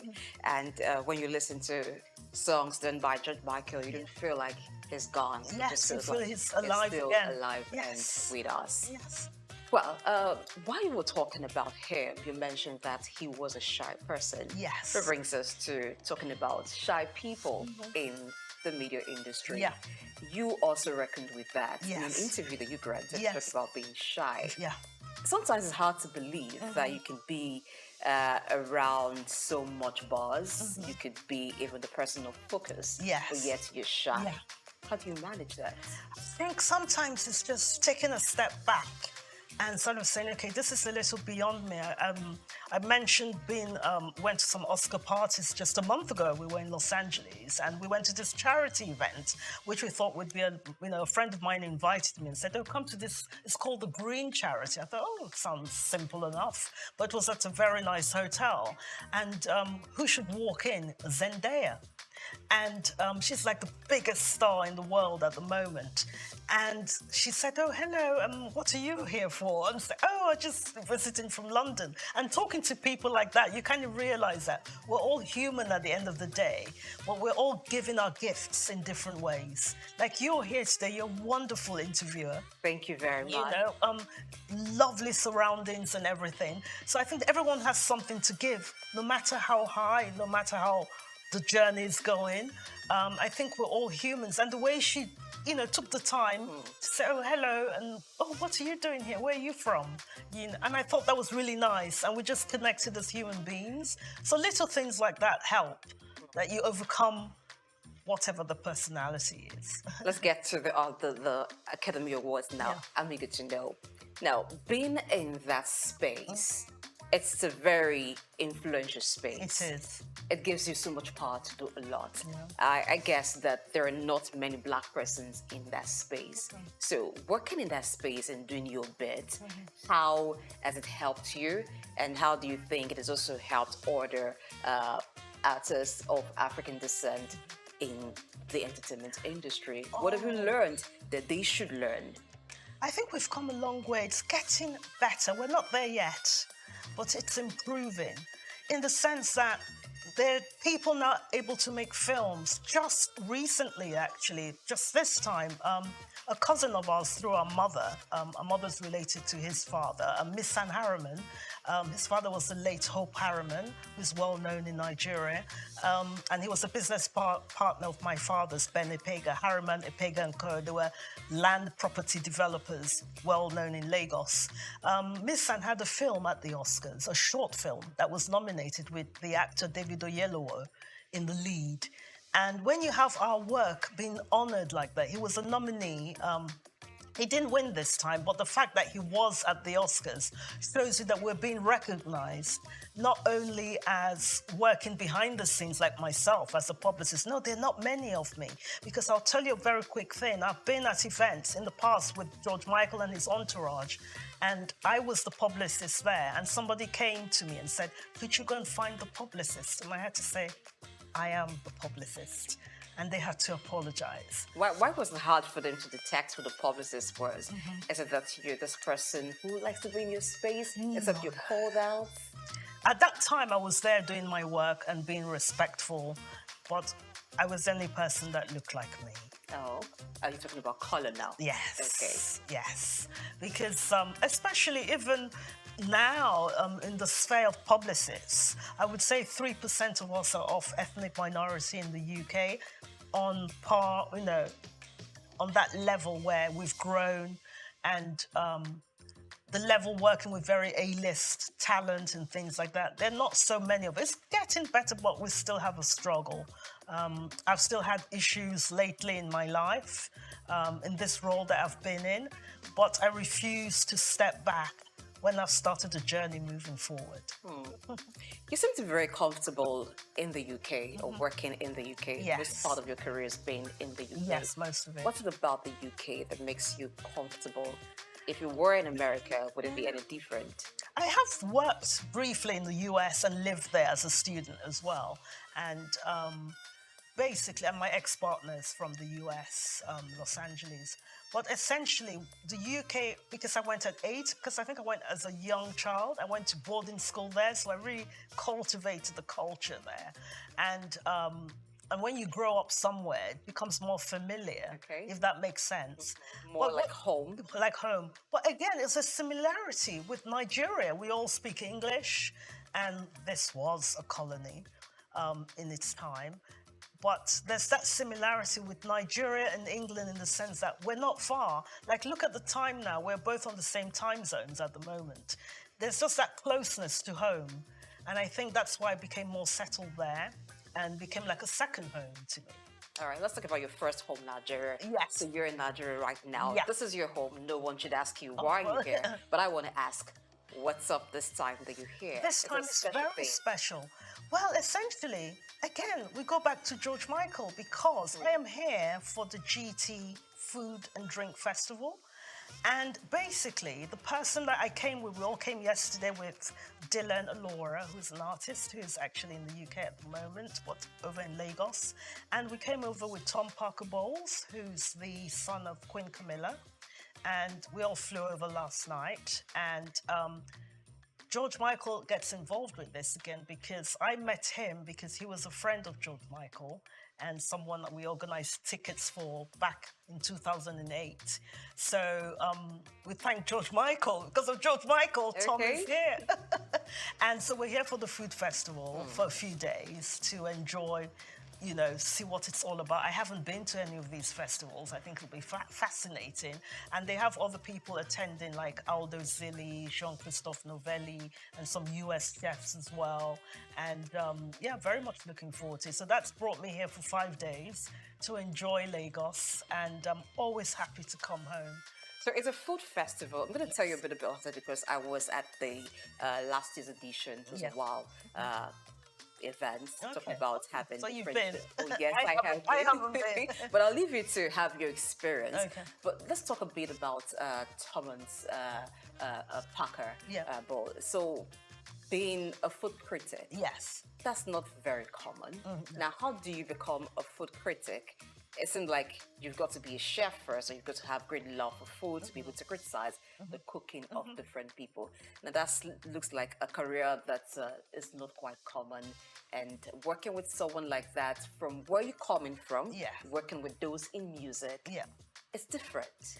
It's still in the realm of, in England, it's very popular actually. It's a very popular thing to be a food critic. There are quite a few that I can name in the sense of, you don't have to be a chef per se. It's more like you're an editorial person. It's like you review films, review music, review films, and you review restaurants. So, for example, we took him to, there's a restaurant called Enish in London, Nigerian restaurants, and they have them in Dubai as well. Very popular outside Nigeria. And the people, critics have often said, we've written about food, Italian food, Spanish food. Why not Nigerian food? And what I've really admired about him is that because he's written books, he writes recipes, and he works with chefs, and that's what food critics do. And it's a very popular thing to do in the UK right now. A lot of people are food critics, you know, writing for the Times. You either write for a magazine or you write for the Bazaar magazine, Vogue, GQ magazine, Esquire. So the role of food critic is really, really something that's done worldwide. But I know maybe here, maybe in Nigeria, it's not so common, but it's very lucrative. Yes, it's very lucrative.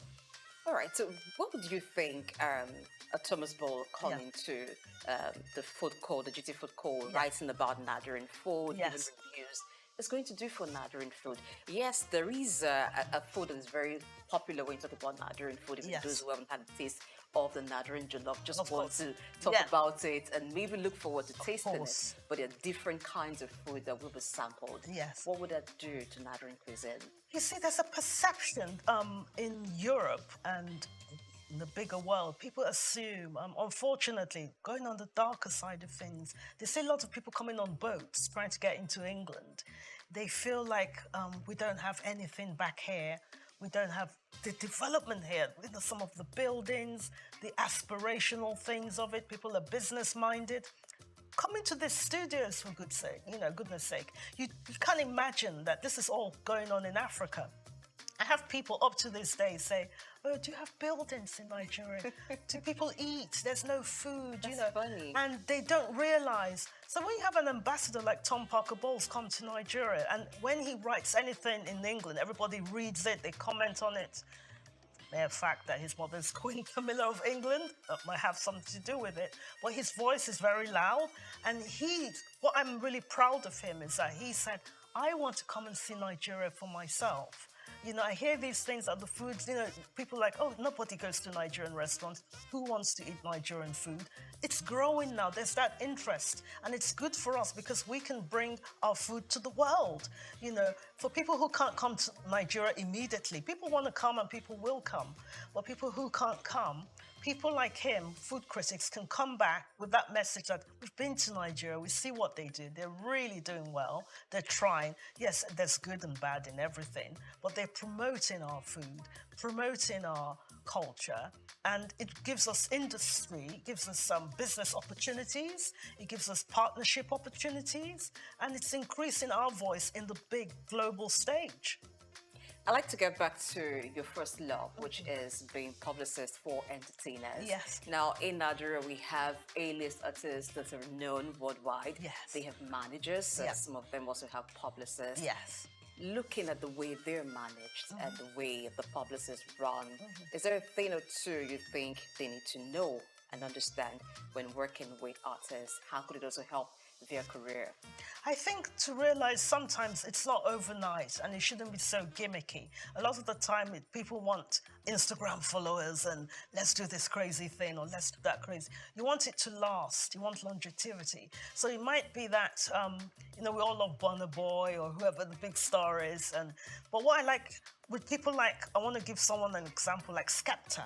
Do you know Skepta? I do. He is wonderful because he's done things like with Channel 4 in the UK where he's done content with young people to try and bring them, you know, let's take them away from the knife culture or any crime and trying to inspire younger people to do business, to do different things with their lives. So I think what the PRs can do is like use them as like an influence, as a force to say, come into this, you can do your career here. It doesn't always have to be in entertainment. You can be a lawyer, you can be a lawyer for an actor, you can be a lawyer for a singer, you can be a lawyer for whatever. Or you can do different jobs, but just to aspire to do better. And I think that's what PRs can do a bit more of and use the talent, that platform they have, those 22 million followers on Instagram, use it as a platform to inspire young people to come up. And good enough, you are inspiring a lot of young people watching Souq News TV because this is what it's about. Yes. Changing the narrative, inspiring people to be better. Definitely. as a wrap-up, what's next for you after the GT call? Oh my goodness. There's a lot because, like I said, my main role at the moment is working with the BBC. So working on different shows. I've just done something called The History of Disco. And I was thrilled to see it on the flight over on British Airways. Do you dance? Yes. Oh, okay. I won the Michael Jackson dancing competition as a teenager. Yes, I'd like I to did. see that. I want to do it here. But yes, so there's a lot in the pipeline. Lots of new programs that we're doing with the BBC, and they're trying to make people more cultural and diversity aware. And I want to be part of that journey with the BBC because it has been in the States where people that look like me feel that we're not taken, in the sense that we're not taking the direction that we want to go all the time, but they're trying to readdress that and make things better for everyone. So, yeah, my future, I'm, hoping to, get involved with things like diversity causes and work with teams and everything and work with new talent and new TV shows. Okay. So it's very exciting time. And get Nigeria involved as well, and do a bit more writing for BBC Culture and write about Nigeria and Africa. Well, you've got Souq News TV with you. Yes. You want to do things, and we want to thank you for being here Thank today. you so much for having me. Oh, yes. I like that you had this energy from start to finish. Thank it you. means that you're very passionate about what you do. And grateful. And you really want to change the narrative for people of color and make the world a better place, like Michael Jackson sang about. Yeah, I know. God bless his mind. So, and God bless the soul too of George Michael. Amen. Amen to that. Thank you. Thank you. It's a wrap on Souq Exclusive. We've been talking with, I like to add the to him. I hope the GDTI would not be angry. The JJ Ekwega, because this woman is awesome. Trust me, it's never been a dull moment talking with her. Thank you so much for having me. I've thoroughly enjoyed it. Thank you. Until the next, I'm Blessing AG. Thank you for watching.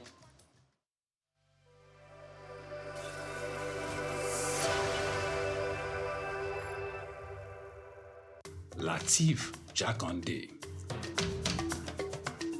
Born Lateef Kayode Jakande in the Ekpetedo area of Lagos Island, Lagos State on July 1929.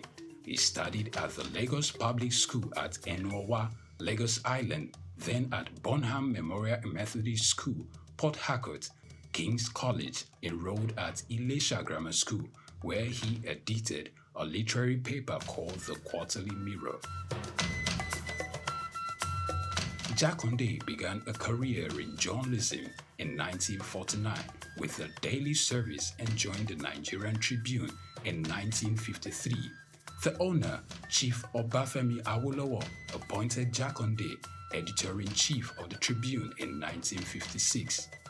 Jakande established John West Publications in 1975 after leaving Tribune and began to publish the Lagos News. He served as the first president of the Newspaper Proprietors Association of Nigeria, NPAN. Jakande ran for election as executive governor of Lagos State in 1979 on the Unity Party of Nigeria platform. His administration was effective and open and implemented the cardinal policies of his party. He introduced housing and educational programs targeting the poor, building new neighborhood primary and secondary schools, and providing free primary and secondary education. He gave poor people's children education, and many of them are now very prominent in the society today. Jakande established the Lagos State University and constructed over 30,000 housing units. After the military takeover in 1983, Jakande was charged, prosecuted, and convicted of treason and later pardoned. He served as Minister of Works under the Sani Abacha military regime. He died in Lagos on February 11, 2021. Lateef Jakande was the first civilian governor of Lagos State. Lateef Kayode Jakande, Souq Enlightenment.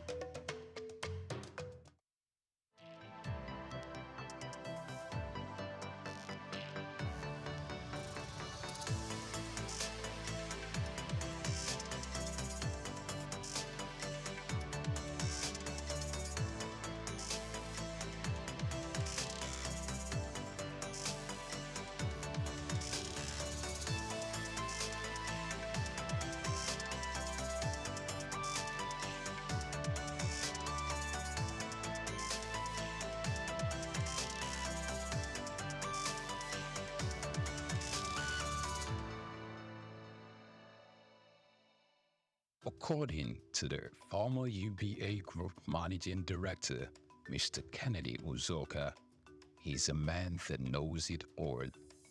Also, another described him as an encyclopedia of knowledge. The both are now farther from the truth of a man whose career has spanned over 4 decades, being part of a dozen organizations in both the banking and manufacturing sectors, serving in different capacities as either a director, board member, or chairman of organizations such as Anywell Flour Mills PLC, PZ Cousins PLC, Nigerian Breweries PLC, and United Bank for Africa PLC.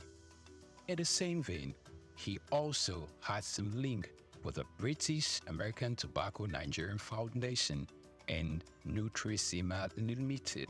He was once the president of the Manufacturers Association of Nigeria, where he clamored for the patronization of local content by all well-meaning Nigerians. Also, he served as chairman of the former Universal Trust Bank PLC (UTB) before the administration of former President Olusegun Obasanjo implemented the recapitalization of banks in Nigeria.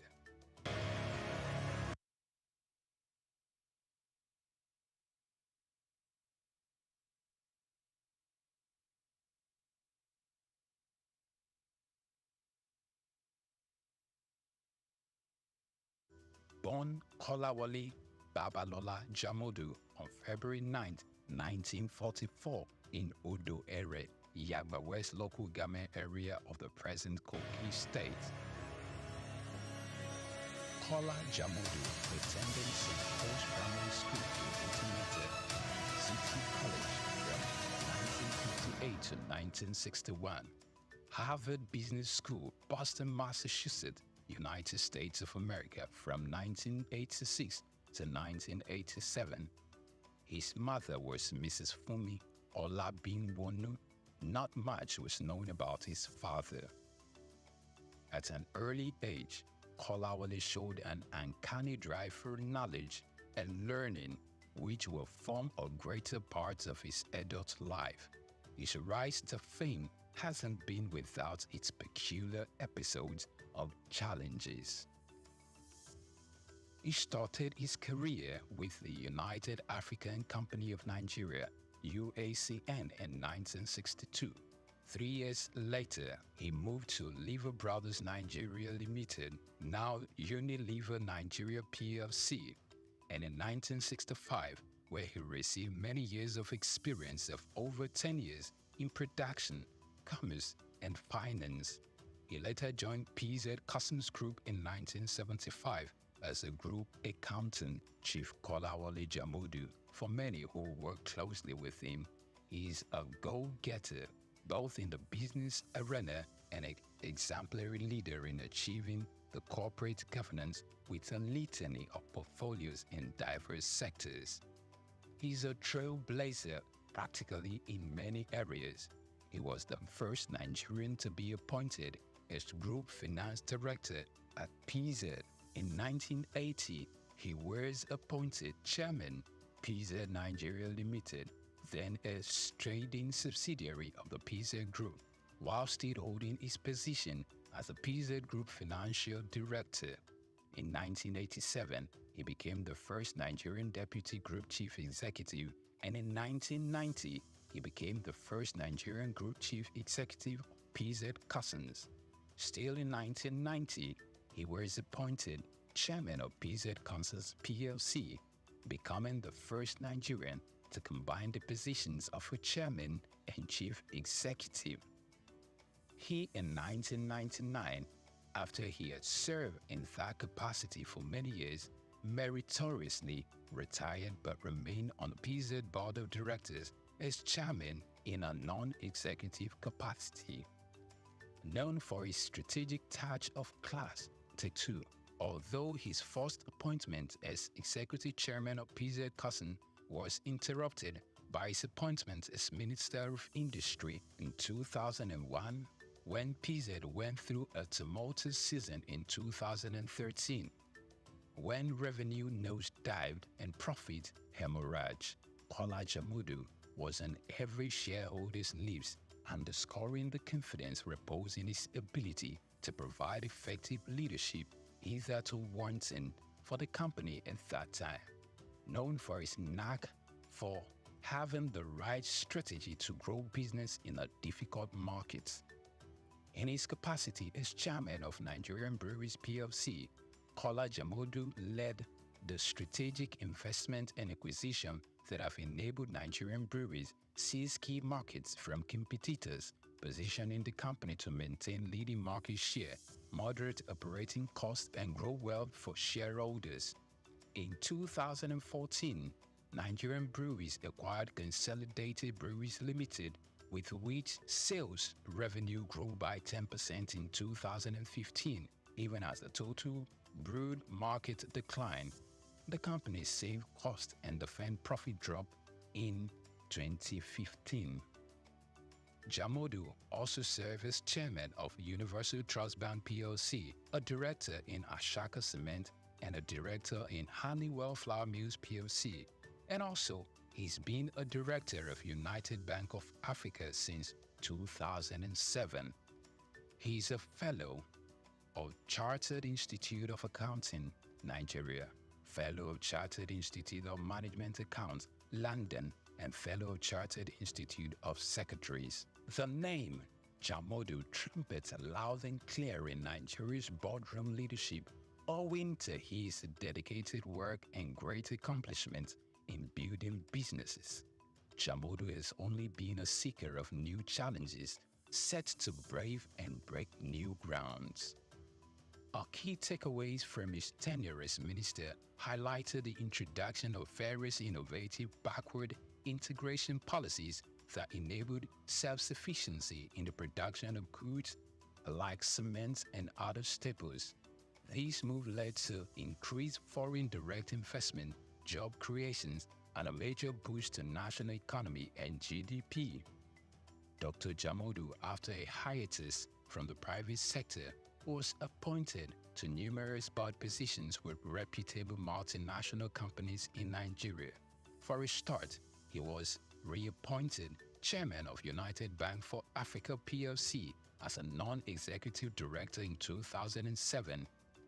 It's worth of note to say that in 2006, Dr. Jamodu was appointed to the board of Nigerian Breweries PLC as a non-executive director and later moved to become chairman in 2008, where he served 17 years meritoriously, spending 15 of those years as board chairman, and on April 30, 2023, retired as chairman of the organization, leaving a legacy of growth, innovation, and continuous success.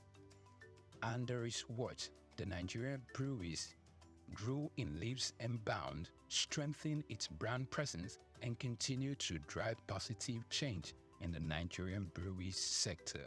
What was achieved during my period was a joint effort, because you can't say a leader if there are no followers. There are committees, and these committees are made of members of man.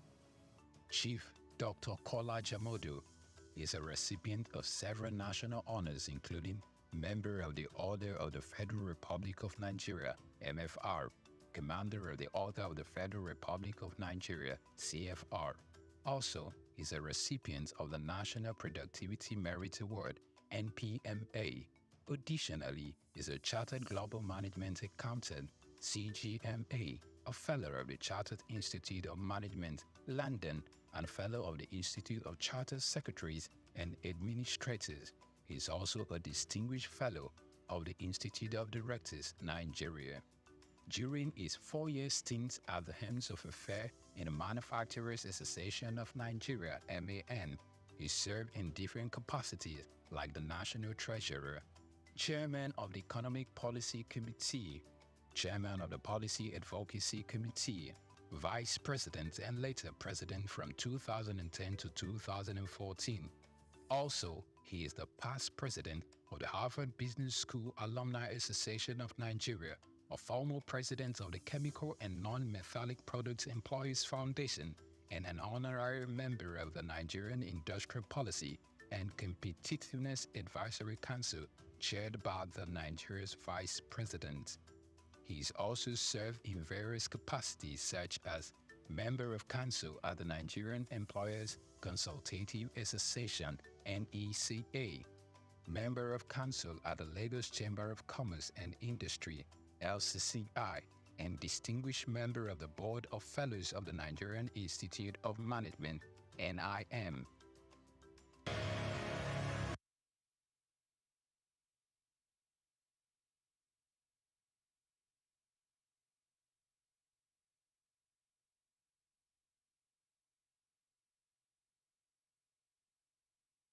He is an active member of Ikoyi Club 1938, Lagos Island Club, Lagos Metropolitan Club, Lagos Motor Boat Club, Moderates Club, and Lagos Dining Club, some of Nigeria's most prestigious social organizations.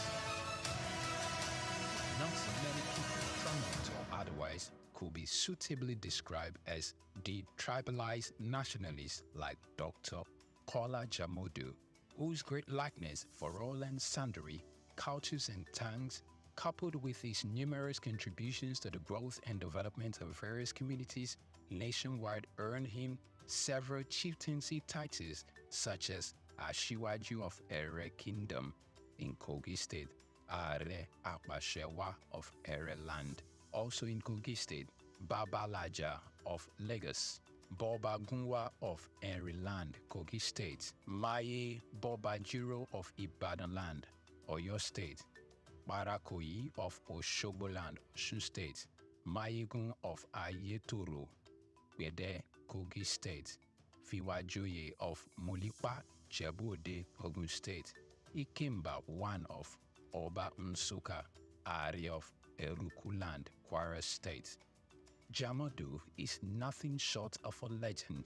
Although with limited experience in partisan politics, he stood tall and stepped into the plate when occasion presented itself in Kogi State, when he took leadership of the People's Democratic Party (PDP) as minister, serving in the cabinet of the ex-president Olusegun Obasanjo. In the middle of 2020, Chief Dr. Kola Jamodu served as the pioneer chairman of the Elders Advisory Committee (EAC) of Pan-Okun Relief Response Agenda, which played a pivotal role when the world was faced with the coronavirus, mobilizing resources to provide relief materials for the entire Okun people, as well as address various issues relating to the pandemic in the land. He, through the Kola Jamodu Foundation, KJF scholarships are provided to several poor students through all levels of education, primary, secondary, and tertiary levels, medical support to indigents who have genuine medical conditions but couldn't afford to foot the bill. Chief Kola Babalola Jamodu, over the years, his hobbies have been the same: reading, traveling, golf, and badminton. He is married to his sweetheart, Olori Asiwaju of Ere Kingdom, Chief Mrs. Fumilayo Jamodu, and they are blessed with children and grandchildren. Chief Dr. Kola Babalola Jamodu.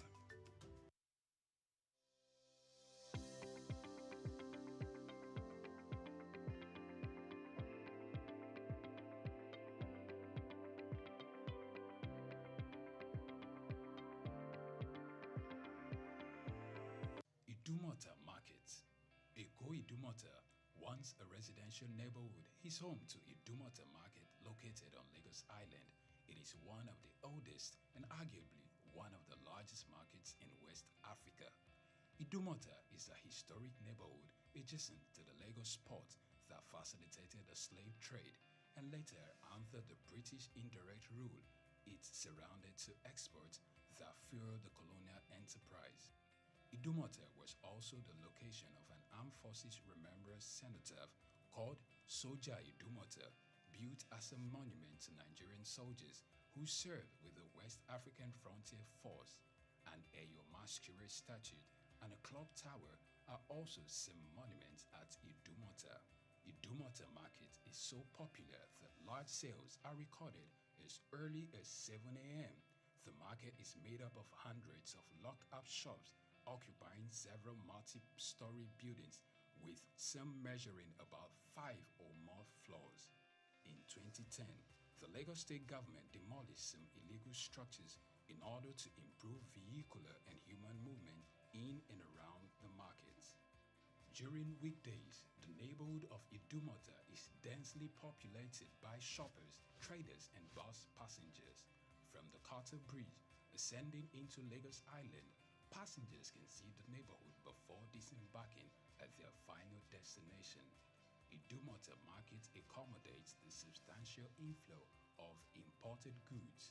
The bulk of import from abroad are routed first through Idumota and then on to other markets through Nigeria and other West and Central African countries.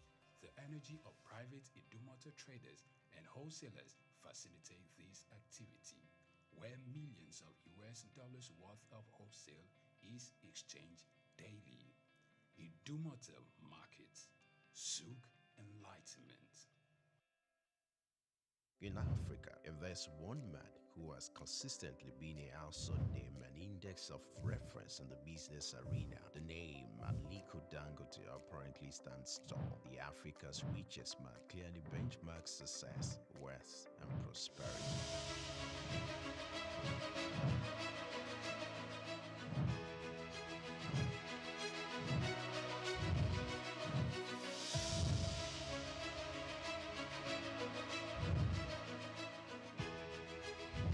His unofficial love and passion for business are quite phenomenal. These can be traced to his background. Born in April 10, 1957 to Maria Sanusi Dantata and Mohammed Dangote, his maternal ancestors were prosperous caravan traders under British colonial rule, and his grandfather, Alhaji Sanusi Dantata, was a commodity trader. Dangote's grandfather was heavily involved in his upbringing and helped ignite his entrepreneurial spirit. For Dangote, one would ever assume his wealth was handed out or easily channeled, being an offspring of Dantata, but his success didn't come through daydreaming. Dangote complemented the inherited fortune with deliberate hard work and innovation to pave his way to the top. Those who knew Dangote while growing up would not be surprised at his outstanding success. At age 8, Dangote uses pocket money to buy sweets, which he and others sell for a profit. Everything big in life starts from little. Taking a clue from this, Dangote, from a seed loan of 500,000 obtained from his uncle, started business, which he traded commodities and business supplies, primarily cement. By 1981, his firm was successful that he had incorporated other businesses and established the Dangote Group. His empire extended to foodstuffs, including sugar, salt, wheat, cement, haulage, and other business concerns. Among his holdings were Dangote Industries, Dangote Bale Nigeria, Dangote Cement PLC, Benue Cement Company PLC, Dangote Sugar Refinery PLC, Dangote Flour Mills, and Nascent Ally Industries PLC. In addition to his holdings in Nigeria, the Dangote Group has operations in several other African countries. With these giant strides in the business arena, Dangote will forever be grateful to his grandfather for giving him wings to fly. According to Forbes, an American business magazine, Dangote remains the richest man in Africa with an estimated fortune of $13.9 billion. Dangote is one Nigeria, highly decorated with honors as well. His urine service and huge investment also got him both local and international recognitions. Like the Guardian Man of the Year in 2015, he won the 2016 African Business Leader Award organized by the African American Institute. Dangote was cited as one of the top most influential Africans by the New African magazine in 2015 2017, 2018, and 2019. He was recently conferred with the prestigious award of the National Order of the Lion by the President of Senegal. When it comes to breaking jinx, Dangote has it in full measures. He took his pioneering and jinx-breaking adventure to another dimension with the unveiling of the $20 billion refinery, widely adjured as the largest single-train petrochemical refinery in the world. The refinery has the total capacity of 650,000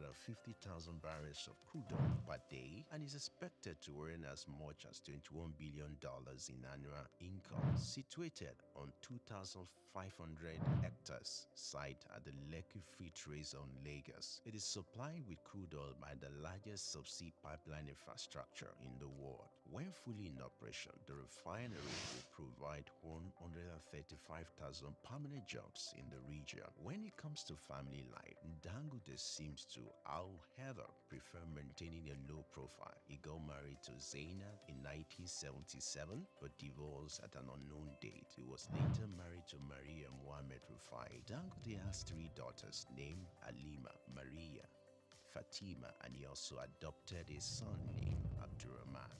Dangote is one grounded authority that combines real intelligence with self-effacing demeanor, a persona that naturally makes kindness. Like an eagle, Dangote's foresight and unusual business acumen make him a rare to come by. Though he owns chains of business in Nigeria and across Africa, the quest by this uncommon risk taker to conquer more business territories may not wane anytime soon.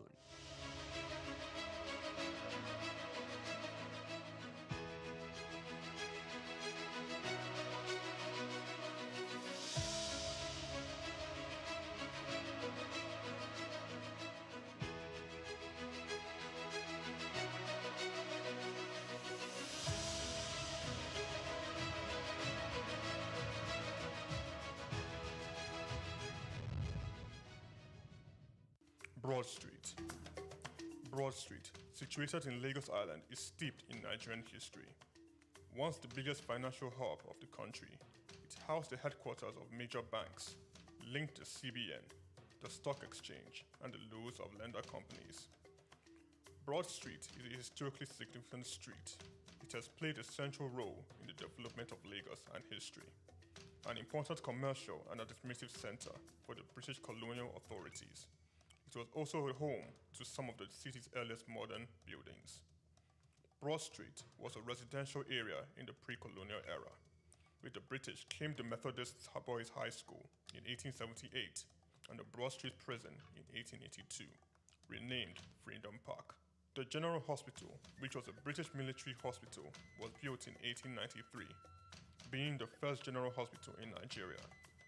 The old British Secretariat building, which is now the Federal Ministry of Justice, was built in 1906.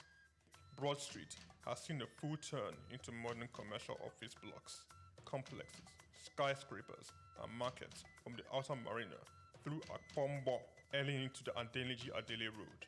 Broad Street is one of the busiest streets in Nigeria on weekdays, where commercial activities take place day and night. From modern buildings to ancient structures, this street gives one a raw dose of life in Lagos. Broad Street is often referred to as Lagos Financial District.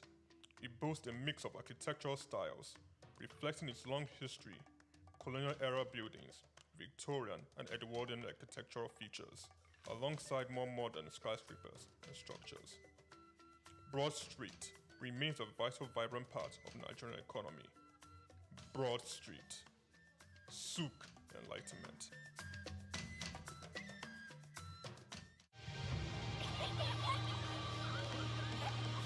What keeps the heartbeat of a community alive?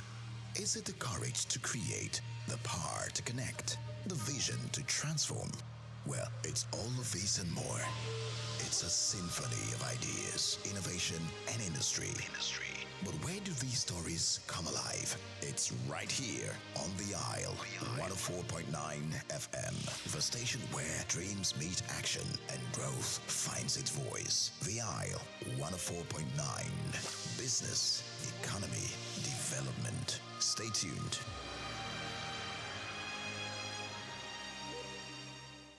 We've got just what you need right here at Femi Wash Media. Call it the Midas Touch, and you wouldn't be wrong. Let us record, produce, mix, and master your audio like nobody does. Reach us on our contact today for the best quality job.